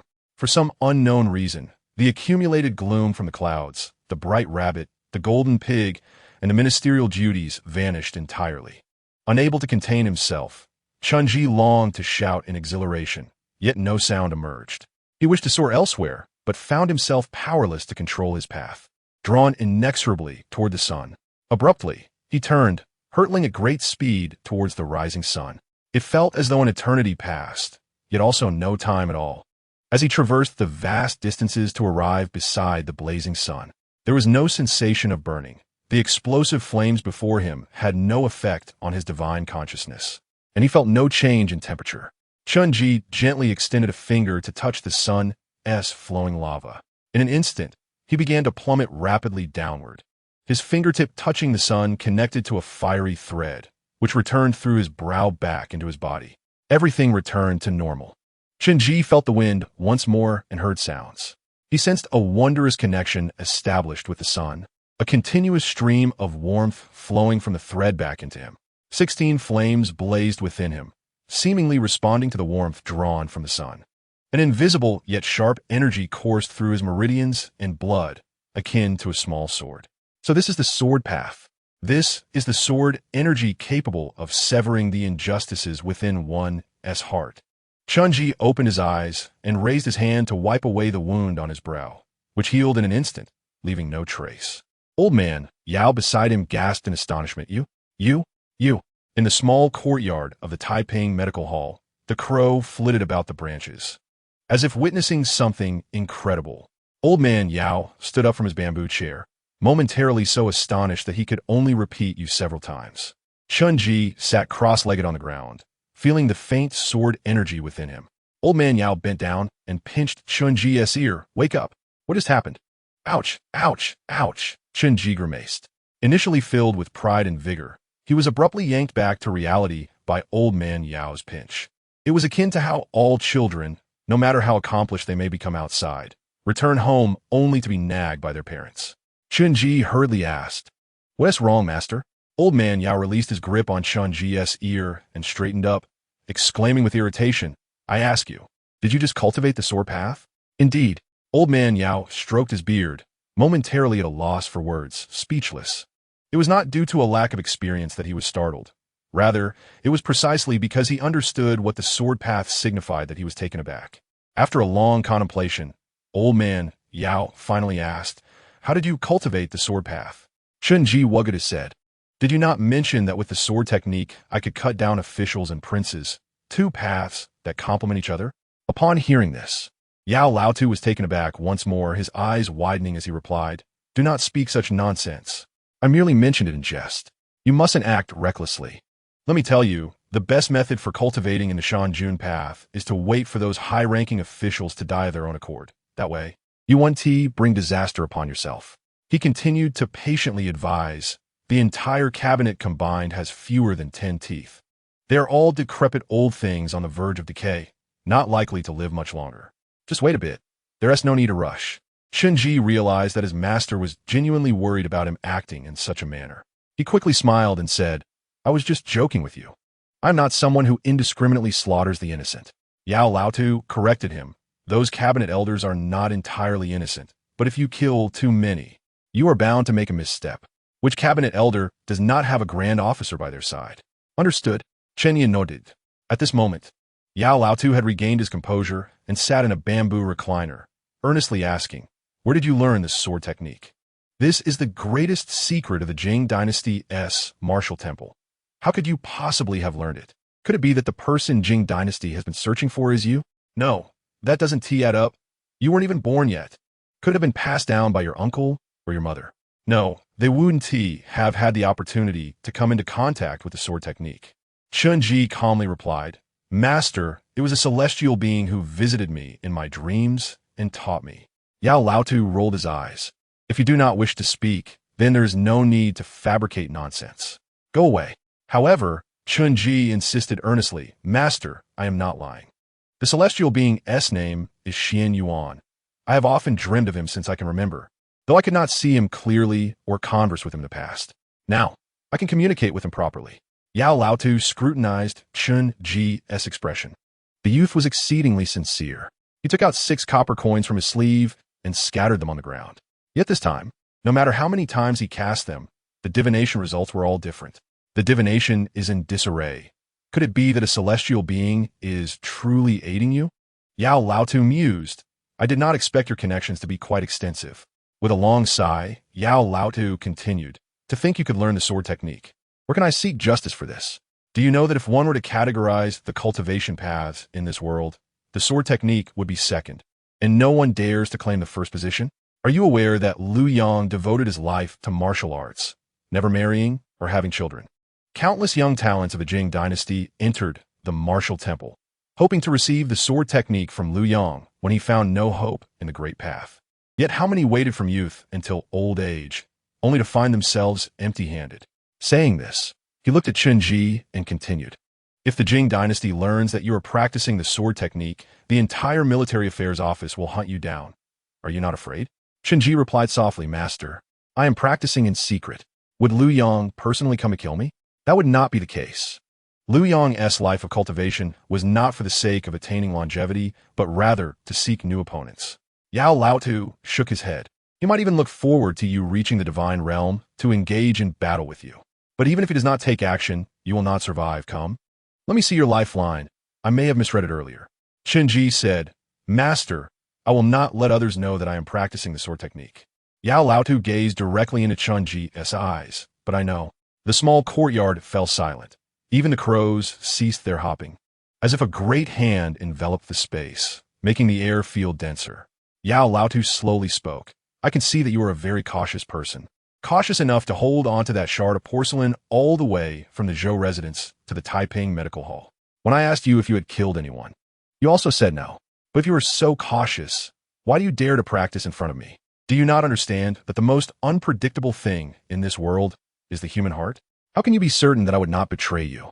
If I were to divulge this information to the Jing dynasty, I might earn a fortune of gold. Perhaps they would even build me a mansion. Chun Ji sat cross-legged on the ground, pondering for a moment. A person who bears too many secrets feels as if carrying a great mountain upon their back, suffocating them. I wish to believe that you will not harm me. After all, you have saved me twice. If you truly intend to trade me for gold, then so be it. Yao Laotu observed Chun Ji for a long while before finally, saying softly, Do not tell anyone else. No one at all. The crows regarded the old and young duo beneath the tree, sensing that their relationship had improved, infused with a bit more trust.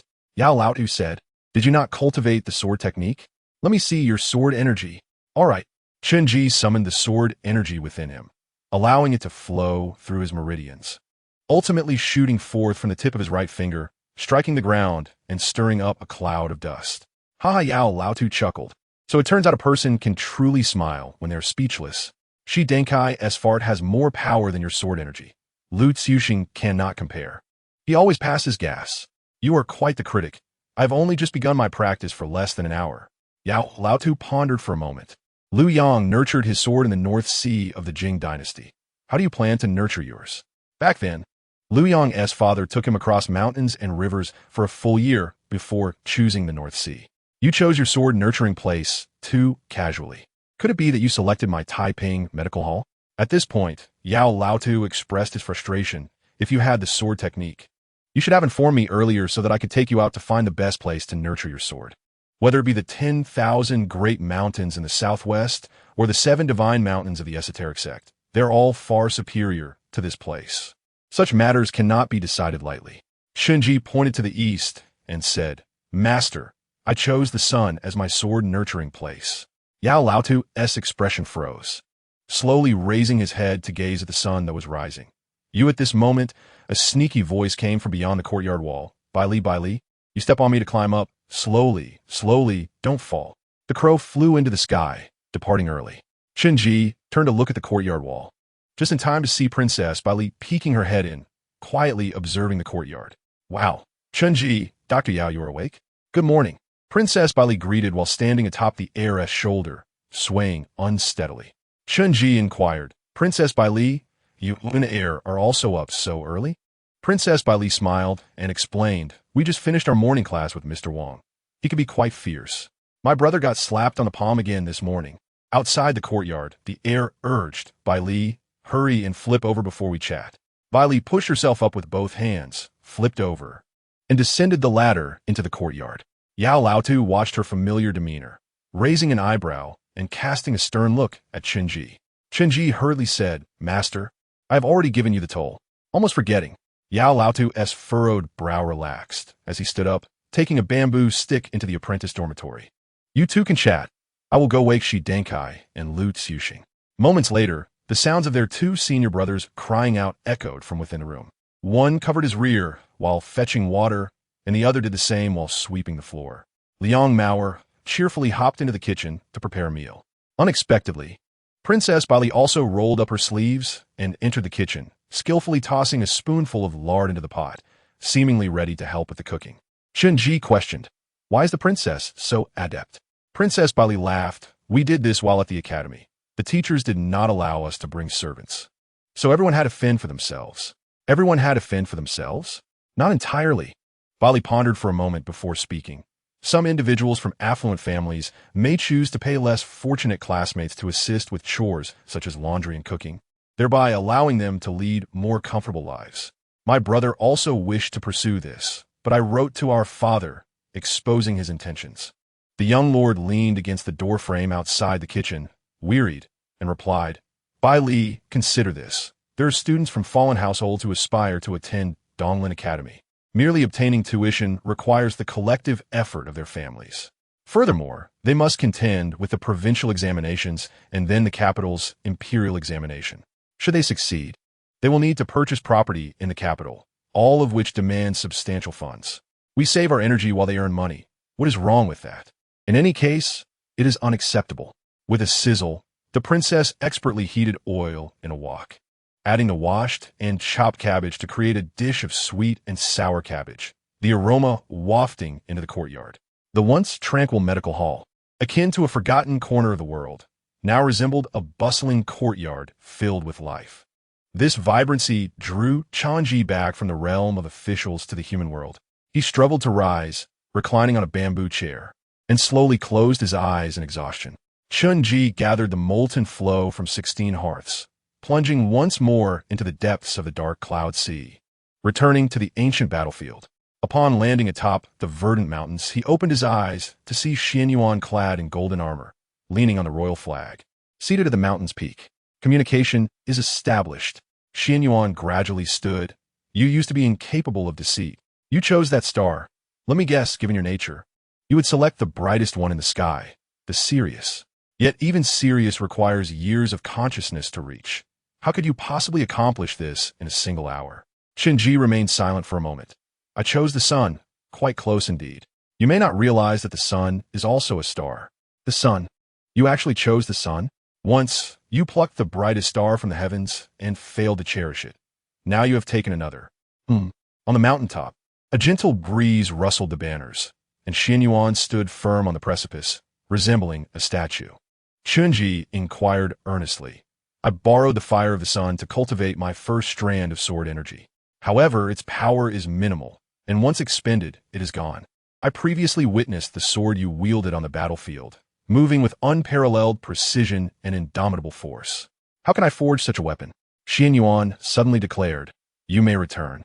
I no longer wish to teach." Chunji looked up. "Is it so simple to dismiss teaching? One must uphold integrity. An hour ago, you said you would teach, and now you retract your words. Is that not rather hasty? Say what you will. I have decided not to teach." Xianyuan lifted the royal flag and began to descend the mountain. "Do not return henceforth." Chunji grew anxious, following closely behind Xianyuan down the mountain. Xianyuan leapt forward effortlessly, while Chunji struggled along the winding path, stumbling down. Fortunately, in this dream, he was unscathed. Otherwise, the descent alone would have caused him pain. "Hey, slow down. We should discuss this further." Chunji shouted, "Why will you not teach? Is it because I chose the wrong place to nurture my sword? Or is it due to our past grievances?" "You need not know," Xianyuan replied as he walked. "You and I have enmity. I do not wish to instruct my adversary." Chunji quickly responded, "Though I am not the person you once knew, I see you as a handsome and upright figure. It seems you harbor a grudge against him. Perhaps it is his fault. If he has wronged you, I apologize on his behalf." Xianyuan turned abruptly at the mountain's base, gazing calmly at Chunji. "You apologize to me? Is it truly so easy for you to offer an apology?" Chunji nodded, quite sincerely. Xianyuan burst into laughter. "Did you hear that? He apologized to me. He actually apologized. So you wish to learn the ways of the sword?" Xianyuan asked earnestly. "I wish to learn," Chunji replied. "Very well." Xianyuan waved his hand. Suddenly, the frozen battlefield came to life, and a towering soldier emerged from the ranks, kneeling with a long spear. "Your Majesty, what is your command?" Xianyuan pointed at Chunji. "Kill him." Afterward, he turned to Chunji. "I do not wish to take advantage of you. His realm has been suppressed and is only slightly above yours. Defeat him, and I shall teach you." This, Chunji watched as the burly man brandished his spear, the enormous bronze weapon slicing through the air with a piercing sound that throbbed in his ears. Hiss! Chunji inhaled sharply, awakening from the bamboo recliner. Before he could comprehend the situation, he was slain by the massive, spear-wielding soldier. The sensation of pain felt so real, as if he had not merely dreamt, but had truly died once. Was Xianyuan merely seeking vengeance? At this moment, Bali was still in the kitchen cooking, while the young lord sat beside the bamboo chair, snacking on sunflower seeds. Noticing Chunji wake in a state of shock, he curiously asked, "Did you have a nightmare?" Chunji shook his head. "I am fine." With that, he gathered the molten flow once more, plunging swiftly into the dark cloud sea, arriving back upon the verdant mountains. Yet this time, the spear-wielding soldier awaited him. Before Chunji could react, he was stabbed in the heart by the bronze spear. Xianyuan remarked with a smile, "Have you forgotten even the instinct for battle? All combat in this world is fraught with deception. Give it your all. If you have forgotten the very essence of combat, what use is it to learn my swordsmanship?" Nevertheless, Chunji allowed blood to pour from his mouth, turning to Xianyuan with a smile. "Again. Xianyuan raised an eyebrow, a glimmer igniting in his eyes. In the next moment, Chunji calmly opened his eyes in the bamboo chair, then closed them again, returning to the battlefield. The instant he descended into the dark cloud sea, he crouched to evade the howling winds above. The iron spears swung down from above, but missed entirely. Chunji picked up a shard of stone from the ground. Seizing the moment when the bronze spear's momentum waned, he lunged at the spear-wielding soldier. As he approached, the soldier suddenly abandoned the bronze spear, drawing a bronze dagger from his waist and thrusting it toward Chunji. The soldier believed this strike would find its mark, but it did not. Startled, he looked up, only to see Chunji hoisting the discarded bronze spear, sprinting down the mountain. For the first time, Xianyuan displayed a hint of hesitation. Had he misjudged? Xianyuan observed the figure of Chunji, who struggled down the rugged path with the bronze spear on his shoulder, as if carrying a burden. This hardly resembled a warrior. If Chunji were that person, even if the opponent were weaker than the spear-wielding soldier, he would triumph effortlessly through innate combat instincts. Yet this individual could only flee in disarray. If that person were present, he would not retreat even against the mightiest foe. Even if a towering mountain blocked his path, he would simply move it aside, whereas the current figure would take the long way around. At this moment, Chunji, panting with the bronze spear on his shoulder, looked back to see the spear-wielding soldier rushing through the mountain. The sound of his black armor clanking and the red cloak billowing behind him, his imposing figure akin to a war chariot. Chunji mused that this formidable warrior was merely a tier above himself. Big brother, when you speak of a higher tier, is it not merely the difference between acquired and innate realms? No, that is not right. If SCO were here, how could I have the chance to flee with the bronze spear? Merely possessing innate abilities is insufficient. The two of them descended the mountain, with CHNJ carrying the bronze spear, his pace increasingly sluggish and his breath growing heavier. Su Nyun's gaze reflected his growing disappointment. Yet at that moment, CHNJ suddenly ceased to pant and his steps lightened. He fixed his gaze intently and spun around abruptly. With a twist of his waist and a swift motion, he thrust the bronze spear backward with tremendous force. The spear met the giant warrior with a force that seemed to collide head-on with its tip, the immense impact overwhelming even the armor. The black armor was pierced by CHNJ's strike, penetrating the giant warrior's abdomen. CHNJ felt a sense of relief. But Su Nyun's lips curled into a slight smirk, seemingly mocking, futile. In the next instant, the giant warrior appeared unfazed by his abdominal injury, gripping the tip of the bronze spear with both hands, defiantly pulling it out. CHNJ felt a surge of power coursing through him, causing his hands to tingle, and he instinctively released his hold on the spear. The giant warrior, blood gushing from his abdomen, raised the bronze spear high, bringing it down with the weight of Mount Tai. Throughout, the giant warrior displayed no signs of pain, his brow unwrinkled, as though being stabbed in the abdomen was merely an ordinary occurrence. CHNJ awoke in the courtyard of the medical clinic, gasping for breath. Had he endured another nightmare? The young master inquired. You seem to have had several nightmares in a short span. Perhaps you were frightened by the nefarious figures you encountered earlier. As he spoke, the young master noticed CHNJ's gaze. Although the young apprentice did not look at him, he felt a shiver run through him, as if a ferocious beast were breathing beside him. Exhaling a heavy scent of blood, Luoyang emerged from the kitchen, carrying dishes of congee paired with sour and spicy cabbage and pickled vegetables, light and appetizing. He glanced at CHNJ. You should eat first and then sleep. CHNJ shook his head and slowly closed his eyes. I am not hungry right now. Thank you. The young master regained his focus and scrutinized CHNJ, realizing he was simply exhausted, reclining on a bamboo chair. Nothing remarkable. It must have been his mistake. At that moment, CHNJ found himself back on the battlefield. He beheld the giant warrior standing unscathed atop the green mountain, not yet making a move. Su Nyun sat upon a large rock, gazing at CHNJ. Have you learned your lesson? CHNJ remained silent. Su Nyun chuckled. In this world, you're not the only one who dares to be ruthless. Those who charge in a battle are all warriors who have clawed their way out of heaps of corpses. Against a warrior like the giant, mere bravery is insufficient. We have seen many fierce individuals. You must learn to discard all fanciful notions and master the true art of combat. CHNJ pondered. The true art of combat? Su Nyun continued calmly. You wish for me to teach you the ways of the sword, yet you lack even the most basic combat spirit. Giving you the ways of the sword is akin to placing a razor-sharp sword in a child's hands. It can harm others, but it can also harm oneself. CHNJ nodded. Let us begin again. Su Nyun warned. This time, you must not flee from the mountaintop. If you do, I shall no longer teach you the ways of the sword. CHNJ questioned. But in a fight, retreating when outmatched is a wise choice.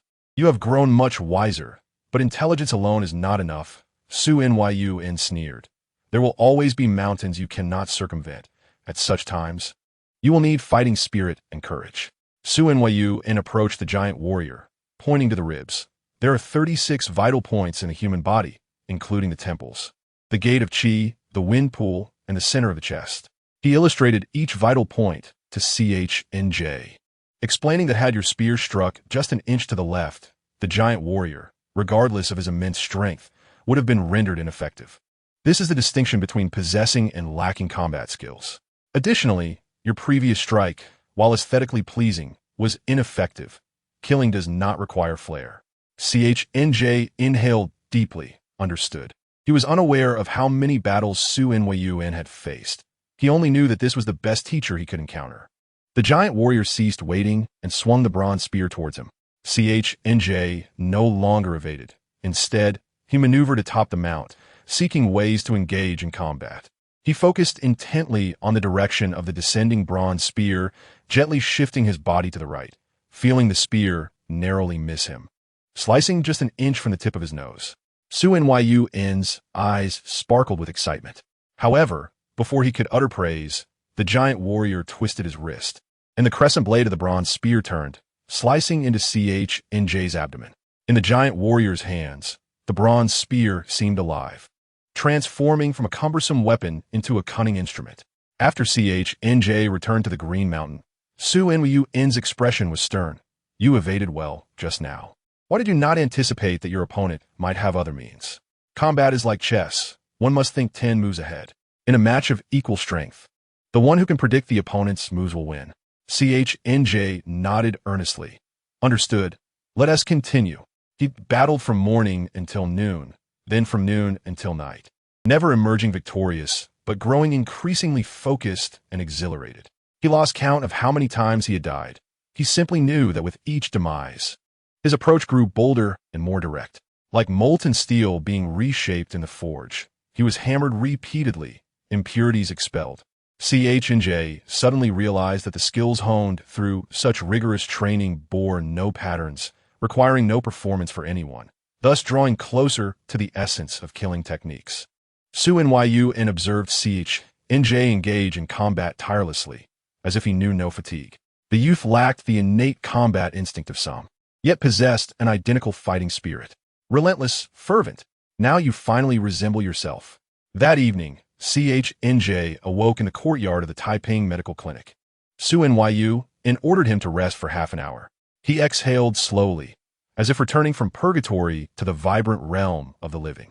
This time, he had clashed with the giant warrior for the duration of an incense stick, a fierce stalemate, and by the time he awoke, he was utterly exhausted. Upon lifting his head, he saw the young master, SHD-NGK, Li Ying-Ji-Ur, and Li QX engrossed in a game of Pai Gao at the dining table. The White Car Princess and Li Ying-Mor stood nearby, observing the match. Li QX's table was piled high with copper coins, along with a silver flower seed he had won from the young master. The White Car Princess turned to Ch&J, exclaiming in surprise, "Ah, you are awake. Are you hungry? Would you like something to eat?" Ch&J smiled. "Why aren't you playing with them, princess?" The White Carp shook her head. "I do not gamble, and my father forbids it." "Huh? But isn't the young master gambling?" The White Carp chuckled. "It's fine. I'll report him later." Ch&J felt a pang of hunger. But before he could speak, a group of individuals from the Jianghu shouted outside, young master, we're preparing to go to Xiying." The young master's eyes lit up. Today is the day of the Li Hingshus arrival in Luoyang. It is said that this Li Hingshus excels in poetry, music, chess, and calligraphy, and is as beautiful as a celestial being. We must go see. Li Ying-Ji-Ur clapped his hands in approval. He had not had a drink in several days, and the wine bug was stirring fiercely within him. However, the Princess Baili doused the enthusiasm with cold water, exclaiming that Changji was still injured, and that with everyone else gone, who would care for him? "Brother, you keep insisting on becoming friends with him, yet this is how you treat a friend. Is this humane?" The young master scratched his head, caught in a dilemma. Lu Su, the top performer on the Qinhuai River in Jinling, had come to Luoyang to inaugurate a newly opened embroidery house in Bai Alley. How could they possibly miss such an occasion? Liang Goer whispered, "Young master, why don't we go and leave Kata with the monarch at the medical hall tonight?" The young master hesitated, "But the money is with Bai Li." Liang Goer replied, "Indeed, Bai Li is the true benefactor." Hence, the young master felt compelled to take her wherever he went. The courtyard fell silent, as no one felt inclined to play Pai Jiu. In that moment, everyone pondered strategies, while only Qinji conserved his energy, preparing to return to the battlefield. At this juncture, Liang Goer proposed, "Young master, why don't we take Qinji along for care?" Qinji interjected, "I can't go. I'm injured." The young master looked at Liang Goer, right? He is indeed injured, with wounds to his chest and leg. He can barely carry himself. Liang Goer, with no regard for boundaries, boldly declared, "I'll carry his bamboo chair with Kader. Once we finish drinking, we'll bring him back." Chunji retorted, "You truly are a talent. As long as there's liquor, you're ready for anything." In the next moment, Liang Goer called to Liang Kader, lifting the bamboo chair as if it were a palanquin. Chunji, precariously seated in the swaying chair, protested, "Let go, I don't want to go." Liang Goer dismissed his concerns. "You have no say in this now. Come with us. If you wish to sleep, just lie back on the chair. You 1T fall." By E. Alley, home to Lu Xing Shou. "Are you a man and not interested in such matters?" Chunji resignedly replied, "But I'm still injured." The young master walked beside the chair. "I've heard it's hard to meet Lu Xing Shou. One must present poetry to gain entry. Do you have any new poems from these past days? I would purchase them." Chunji fell silent. He still had 94 taels hidden beneath the bricks in his bed, enough to buy 3 ginsengs and light 6 stoves. Yet, if he intended to eliminate the official, it might not suffice. After a moment of thought, Chunji said, "I have penned a few lines. They may come in handy." Princess Bali's eyes sparkled. "Let us head to Bai E Alley." Upon reaching the entrance, a gathering of martial artists awaited, each adorned with long swords and daggers. Upon seeing Liang Goer and Liang Kader carrying Qinji, They were taken aback and whispered among themselves, speculating on who held such influence as to have Luoyang goer and Luoyang catter bear a palanquin. Shinji quickly laughed awkwardly. This has nothing to do with me. I wanted to avoid going due to my leg injury. But Luoyang goer insisted on taking me to Bai Alley to broaden my horizons. I did not ask him to carry me. The crowd exhaled in relief. Along the way, over 10 people laughed and joked, with the young master behaving less like a noble and more like a boisterous rogue indulging in meat and wine. Shinji sat in the bamboo chair, occasionally catching the gaze of passers-by. Lacking the audacity to face them, he closed his eyes again, immersing himself in the battlefield, feeling he was on the verge of touching a threshold. The great halberd warriors were not invincible. Before the embroidery house in Bai Alley, flowers filled the entrance, stretching for hundreds of meters and encroaching upon neighboring doorways.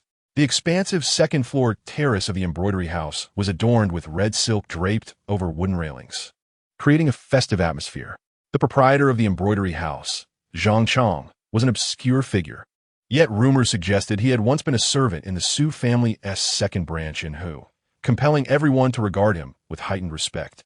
The Su family, the clan of the Prime Minister Su Gong, did not meddle in Bai Alley, Hong Alley, or the sounds of the Qinhuai River, for their reputations were rather unsavory. However, they discreetly maintained their own networks. Everyone was aware of who stood behind Zhang Chong, an unspoken understanding among them. Consequently, as soon as the embroidery house opened, not only did Lu Mingxian from the Lu family come to show support, but many young masters from other noble families brought their scholarly friends along as well. Some came to see Lu Xing show, while others arrived to elevate the Su family's business. Each had their own motives. At the entrance of the embroidery house, 2 young women clad in pristine white robes and draped in white mink stood gracefully in the autumn breeze, smiling brightly at the arriving guests, saying, "Esteemed gentlemen, we warmly welcome guests to our embroidery house tonight. The first floor has many elegant seats, spacious and bright. However, if you wish to ascend to the second floor to meet Our Lady, you must present a noteworthy poem. If Our Lady finds it to her liking, one poem may admit 3 companions. There is a table before you with writing materials. Please proceed." A young scholar promptly approached the table, swiftly composing a poem to present to the 2 ladies. One of the ladies took the Xian paper and hurried upstairs, returning shortly, her demeanor playful. "This gentleman, our Lu Xingshou, says your poem is lacking." Lu Xingshou offered no leniency, declaring it unworthy without hesitation.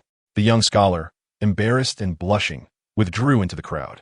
After this trial, many who lacked substance quickly reconsidered their intentions. Outside, Luoyang goer and the other martial artists murmured among themselves, unsure of how to enter the embroidery house. Some suggested climbing in, while others proposed a more forceful approach, each with their own serious ideas. At that moment, the young master began to retreat, whispering by Li, "We only have half a poem. Will that suffice?" Bai Li pondered briefly. If she is discerning, this half-line could surpass 100 poems from others. It should work. Luoyang goer chimed in, "But one poem only admits 3 people, and we are 12. With that, both the young master and princess Bai Li turned their gaze to the bamboo chair where Chun-Ji was sleeping. "Chun-Ji, wake up!" Regardless of the young master's calls, Chun-Ji remained oblivious. The young master was near despair, feeling utterly helpless. Without poetry, how could they gain entry? At this moment, Bai Li contemplated for a moment before retrieving a golden melon seed from her small purse and placing it in Chun-Ji's palm. Chun-Ji opened his eyes, feeling the weight of the golden seed in his hand. He intended to wait for the seed to drop to awaken, but had just been knocked down again by the great halberd warrior, nearly losing his senses. At that moment, the embroidery house erupted with excitement once more, capturing everyone's attention. The carriage of the Chun family, led by the local magistrate, had arrived. A spacious carriage stopped at the entrance, and Chun Wenzong, Chun Wenshao, and Lin Chaojing disembarked together, chatting merrily as they approached the table. Chun Wenzong inquired with a smile, "Brother Zhao Jing, shall it be you or I who takes the lead? With but a single poem, we may secure our entry for 4. Either of us is capable of this task." His words exuded confidence, suggesting a triumph that seemed effortlessly achievable. Lin Zhaojing, with a gracious smile, replied, "Of course. It should be you, Brother Wenzong. It has been over half a month since I departed from Donglin Academy, and I have longed to appreciate your poetry. Do you have any new verses to share?" Chun Wenzong responded with a cheerful affirmation, "Indeed, I do." The three young scholars, elegant in demeanor, had already donned their plain fur cloaks as the weather turned cooler. Furs, too, come in varying grades, and among them, the white fox fur worn by the trio was particularly exquisite. Lu Xiuxing, standing nearby, scoffed quietly. Is it not a bit early to don furs before winter's arrival? Why not carry a warming stove as well? In the next moment, a servant appeared to assist Chen Wenzong in removing his cloak, while he swiftly penned 4 poems with a brush resting on the table. Upon completing his writings, he smiled at the 2 welcoming maidens outside the embroidered building and declared, "We are 3 in number and shall not take undue advantage of Luoyang's hoe. Let each of us exchange a poem for a seat on the second floor." One of the maidens laughed and asked, "Why have you written an extra poem?" "That one is a special gift for Luoyang's hoe," he replied. The onlookers erupted in applause, praising Chen Wenzong as the quintessential romantic poet. Chen Wenxiao remarked, "With such grand talent, brother, you are sure to excel in the upcoming provincial examination." Chen Wenzong's expression darkened slightly. "You should also strive to do well. I won't dampen your spirits today." Soon after, the welcoming maiden returned from the second floor, smiling as she announced, "My lady says that Master Wenzong's cleverness shines through. With 4 poems, he has captured the essence of spring, summer, autumn, and winter. Gentlemen, please ascend to the second floor." Princess Bali glanced at Chen Wenzong and then at Chen Ji, saying, "Your father is quite partial." Chen Ji chuckled, "It matters not. I am faring quite well now." The heir remarked, "Your elder brother Chen Wenxiao was not much better when at Donglin Academy. I have even encountered him at a tavern down the mountain. Yet now he pretends to be a refined gentleman. They only grant him a modicum of respect, due to your standing." Wenzong. Bali furrowed her brow. "Brother, do not speak ill of others behind their backs. I am merely referring to Chen Wenxiao. No one should engage in such behavior. It is unbecoming of a gentleman. If you have grievances, you ought to confront him directly." The heir raised his hands. "All right, I shall refrain from further comment." Just then, the welcoming maiden interjected, "Gentlemen, there are but a few elegant seats remaining on the second floor. If you have any poetic works, please present them swiftly." This incited urgency within the heir. Lowering his voice to avoid detection, he leaned towards Chen Ji. "Quickly, do you have any more poetry?" Chen Ji pondered for a moment. "Aside from the prior line, we need 2 more. A single gold melon seed will not suffice."